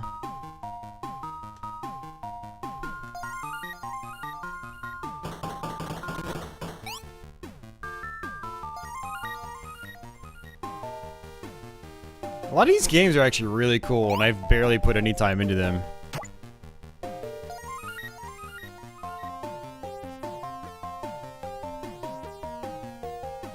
There we go. Yes, yes it was, Ronnie. Yep. Yeah, this whole night I was intentionally skipping this game. I didn't realize it was this game. Because I forgot what the Japanese name was. I'm pretty sure it's not the same name. So I've got a Turbo EverDrive, and so, you know, some nights I'll be on the EverDrive and just playing random ass games.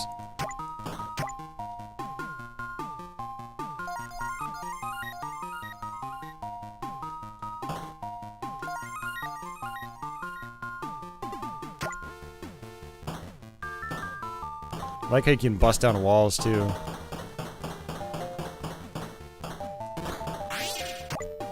Whoa, okay. I like that.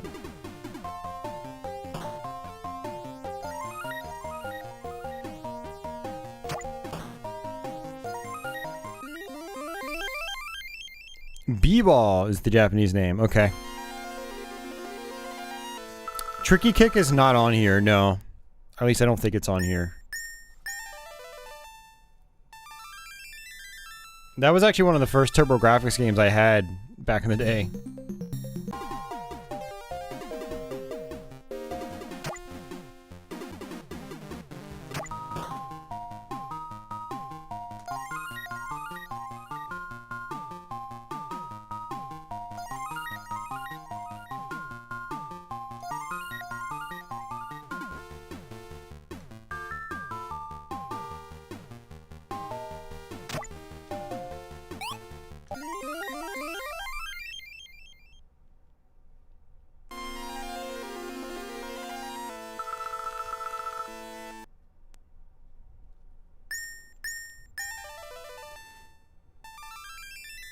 Yes, Emil, there are lots of shooters on this.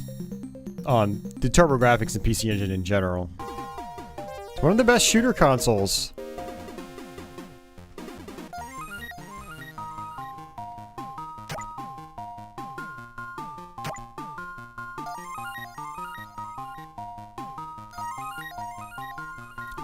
Yeah, I know exactly what you guys mean.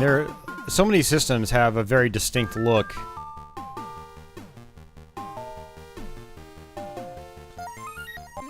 Super Nintendo, Genesis, TurboGrafx.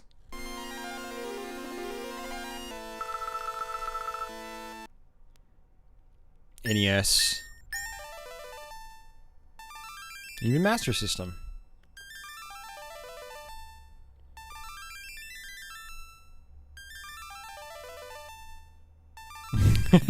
Sonic Spike. N64 had fog and blurry textures, yes.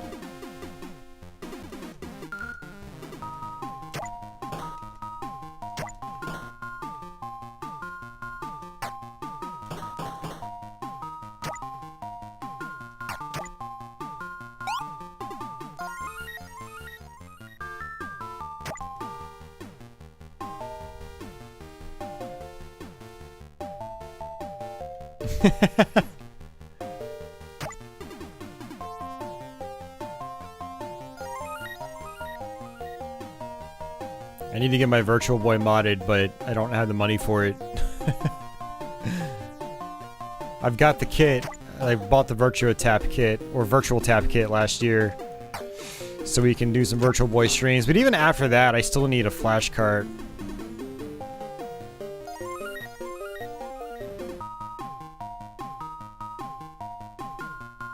Oh, wrong way. Get in there! You damn dirty ape, you. You really want a virtual tap? Yeah. I really want my system modded, but I still need a flash card after that. That's gonna be, just money. Money, money, money, money. Area 1, round 6. Round 6. Fights.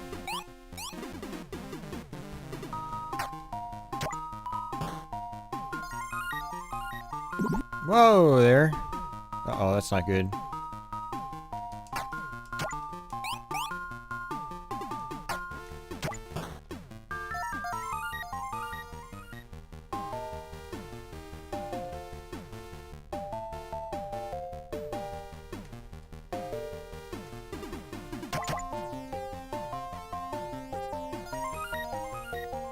I like this game.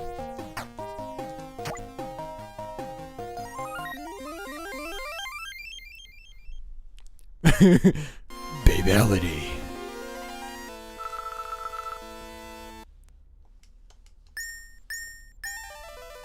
If it doesn't hurt enough, those apes took 2 hits.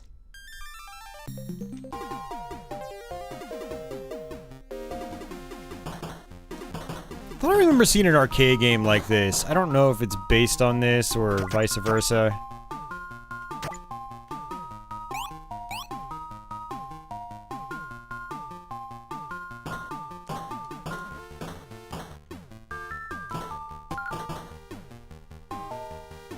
Uh-oh.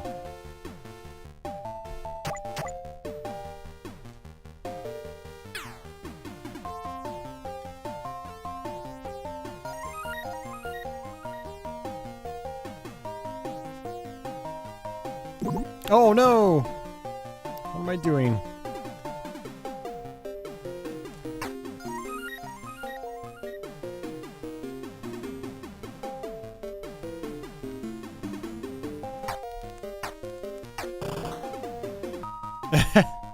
Interesting.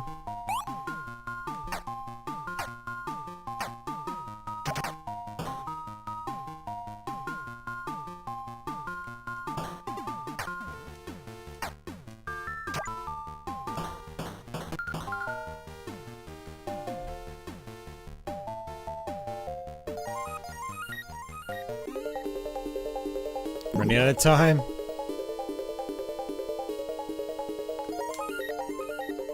Dude, could you stop? You know, please.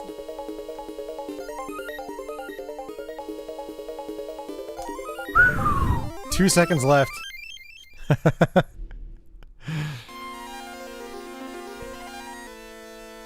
You might have a spare Wario Land? Nice. Wario Land, that's actually a really good game.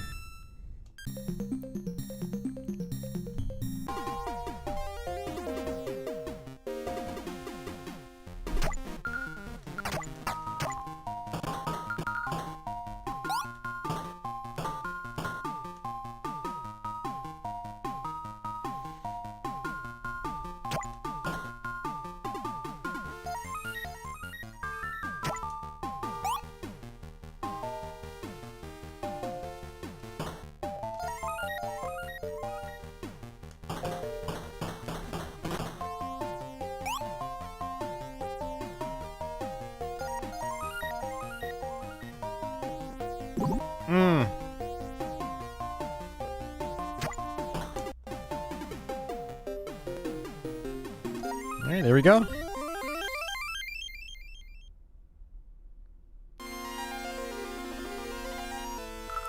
Alright guys, we're pretty much getting close to wrapping things up here. We're at 11.5 hours.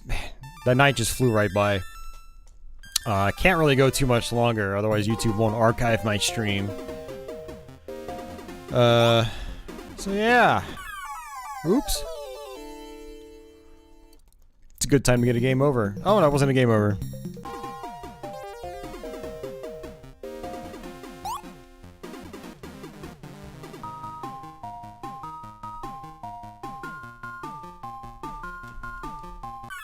Ah. That's gotta be game over. Yep. Another fun game. Will you continue your fight to rid the Egg Roll Dynasty of Chew's curse? I don't know if I want to be a part of this dynasty. No. I guess you must be a bit tired, so copy this password. 320-300. It's not even a word, it's a series of numbers. You should have wrote passcode. Retro Simon.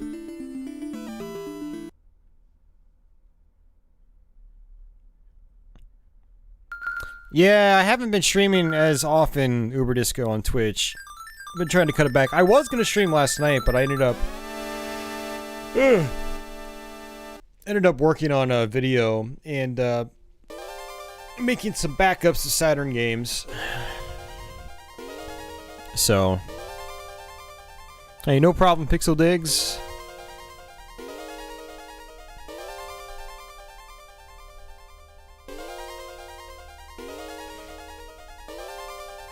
Yeah, thanks, Uber Disco.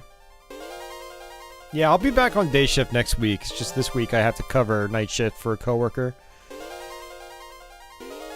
China may once again eat egg rolls. Not the egg rolls, anything but the egg rolls. No. I mean, I have a few more minutes. I'm just saying, before the 12-hour mark, I have to stop the stream. So I usually like to go to 11:45, 11:50 tops. So.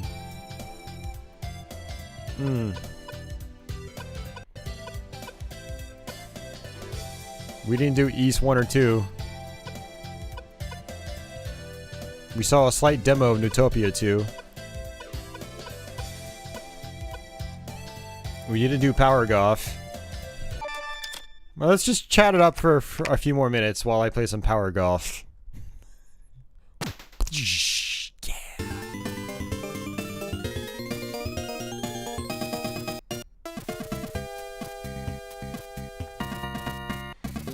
I sold 2 people on this thing. Actually, I think 3. Zotmeister bought one, Uber Disco bought one, and I think Dasan's gonna buy one.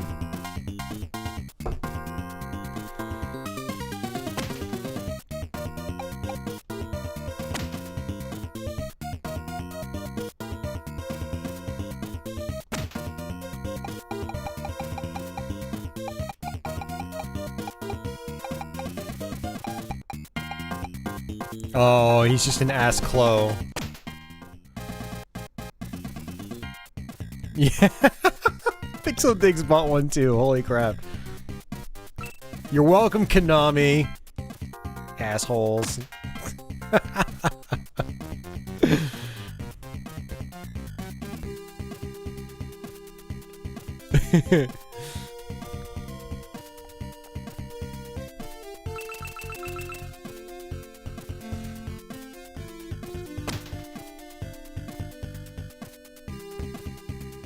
Oh yeah, this doesn't seem like a bad golf game.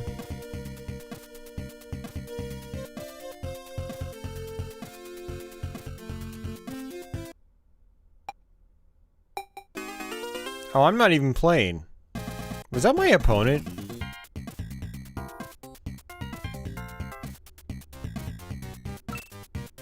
Wait.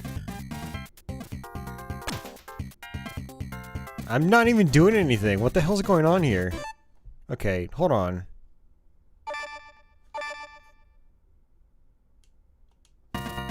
Stroke play, match play.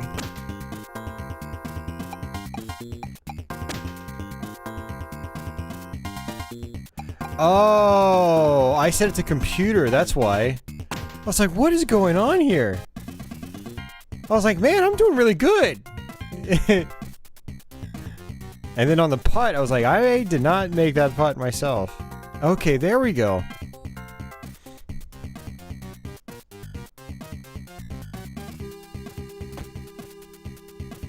What?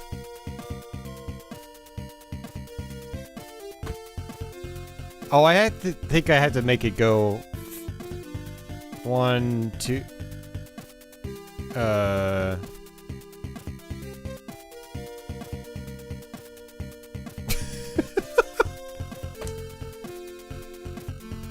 I don't even know how to putt or swing.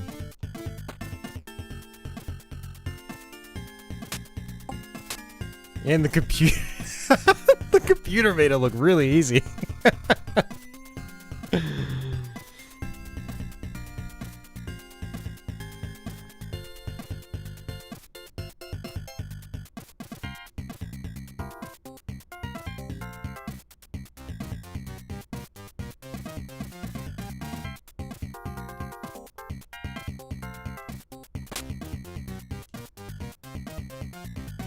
What am I doing?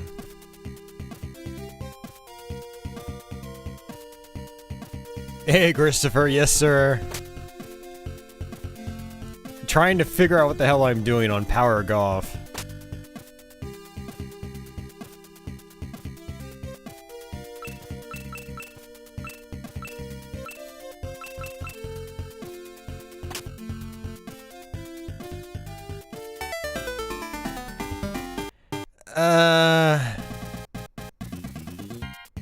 Yeah.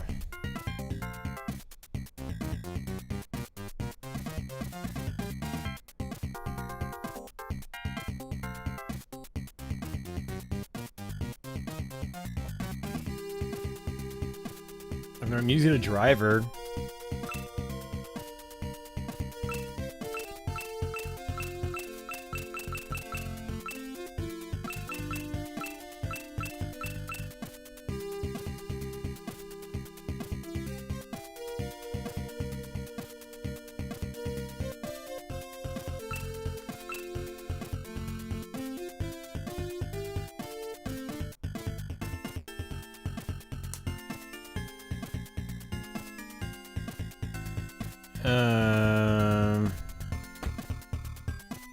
How are you supposed to swing in this game?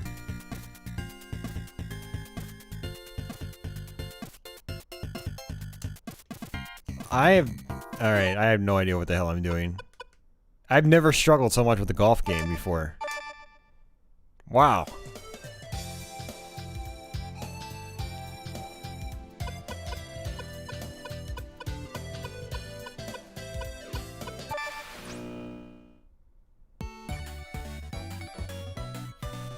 Yeah, no, there was definitely a ball there.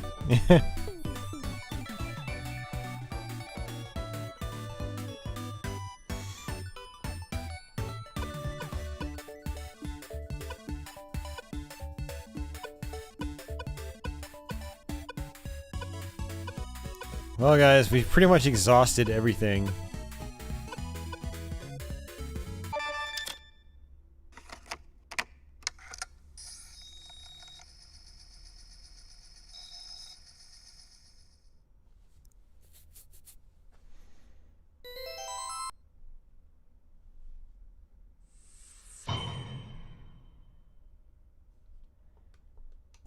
Cyberpunk adventure in Japanese. Sneeze.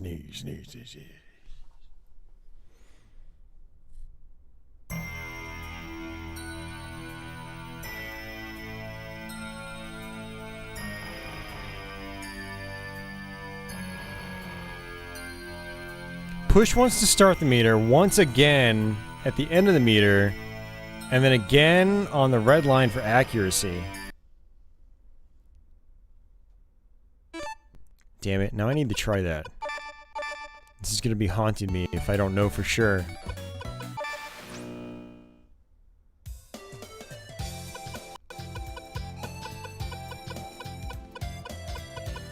By the way, this looks so out of place compared to the rest of the artwork. It's so out of place. Alright, let's try this again. Hey, baby.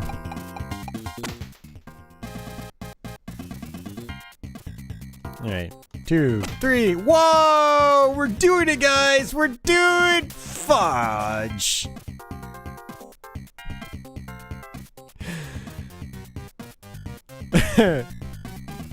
Pixel Diggs was right. 1, 2, 3, whee! Aww.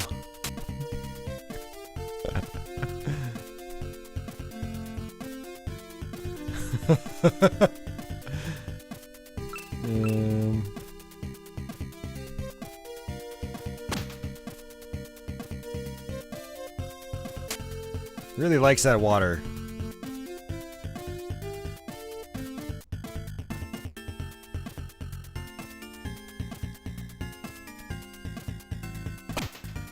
Whee! What the hell, water? Come on, seriously. Oh.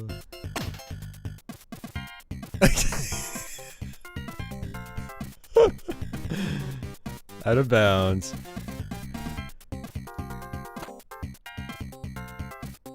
I could actually see this being fun after a point. Sega CD had an English snatcher.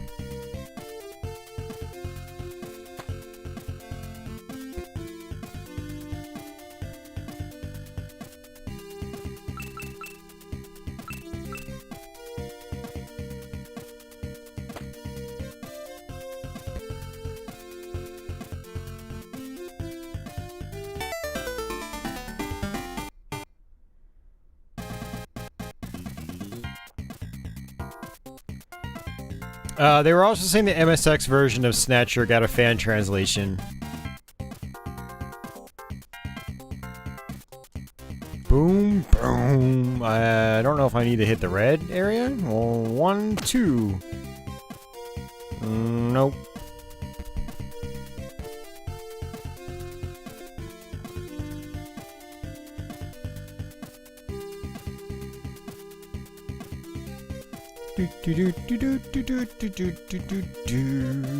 Who cares about this course? We're gonna go the other way. That's how I like to play. Invisible wall. What's over here to the right? Water hazard, okay.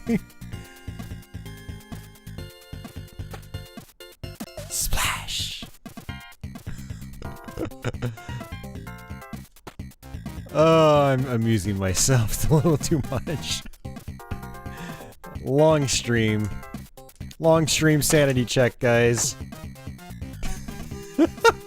Actually, I think I've cracked like an egg. Yeah, there are no spectators. What the hell?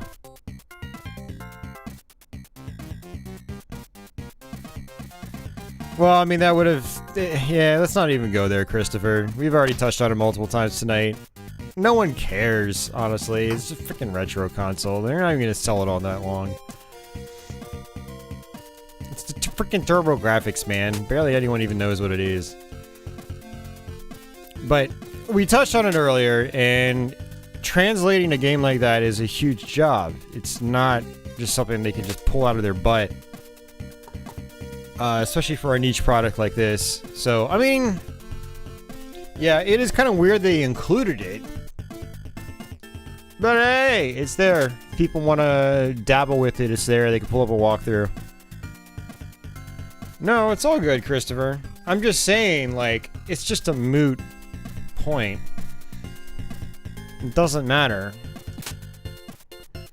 You need to understand what it takes to translate something like that.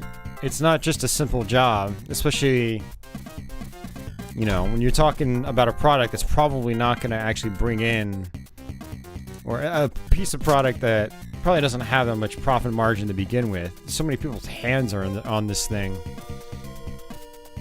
Yes, in a perfect world, it would have been great, but it's unrealistic. That's all. And I can't seem to get the hell out of this sandpit.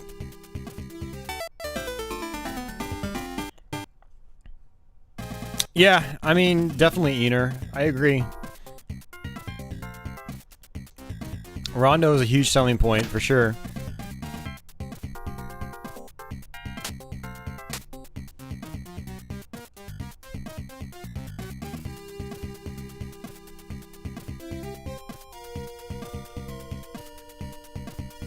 Well, at this moment in time, Bossenberg, we actually checked earlier tonight, or someone else checked. And apparently there's no fan translation of the PC Engine version. So you can't patch it in, because it doesn't exist. But if a fan translation is ever made, you can be sure that, you'll be able to hack it in. It's safe to assume that you'll be... Jesus Christ, I can't talk at all right now. It's safe to assume you'll be able to hack this platform eventually, just like you can with the Genesis Mini. And then once that happens, I can't play this game at all. Or talk. No, it's not that playable if you don't read Japanese. Yeah, I mean, there are a lot of games like that, like role-playing games, that aren't very playable without knowing Japanese.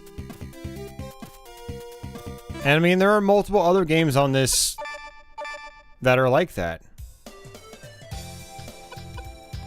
So, I mean, this is really geared towards, this library right here, the English stuff. Consider the Japanese stuff just as a bonus. You get, what, like 20 American English titles and a bunch of other games that are still in Japanese. Granted, most of these are shooters. But your Super Momotaro Dentetsu, that's, yeah, good luck playing that. Or your Neutopia 1 and 2. Although, fortunately, we have the English versions of those. So, yeah, I mean, in East 1 and 2, yeah. Dungeon Explorer. I don't know. These are just considered some of these bonuses. And not the main draw. You buy it for the shooters, buy it for the action games. You don't buy it for Snatcher. Pretend like Snatcher doesn't even exist. That's pretty easy, right? Pretend everything else but Momotaro and Snatcher exist. And this game. Necromancer. Oh, and maybe this one, Gate Ball. Actually, oh no, this is the, like the croquet game. Damn it, I have to get out of here. I pretend like I know what I'm doing. We don't need no stinking snatcher. Well, you don't have to, Christopher. You can play the Sega CD version. Right now. Okay, yeah, this is probably kind of hard to play.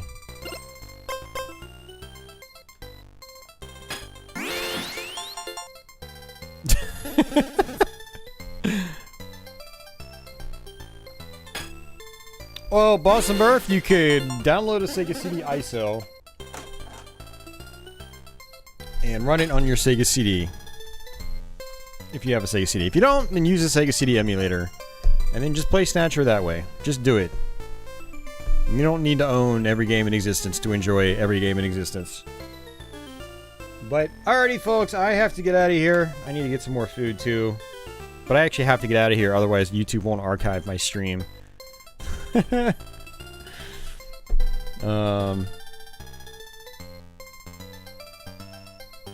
Oh man.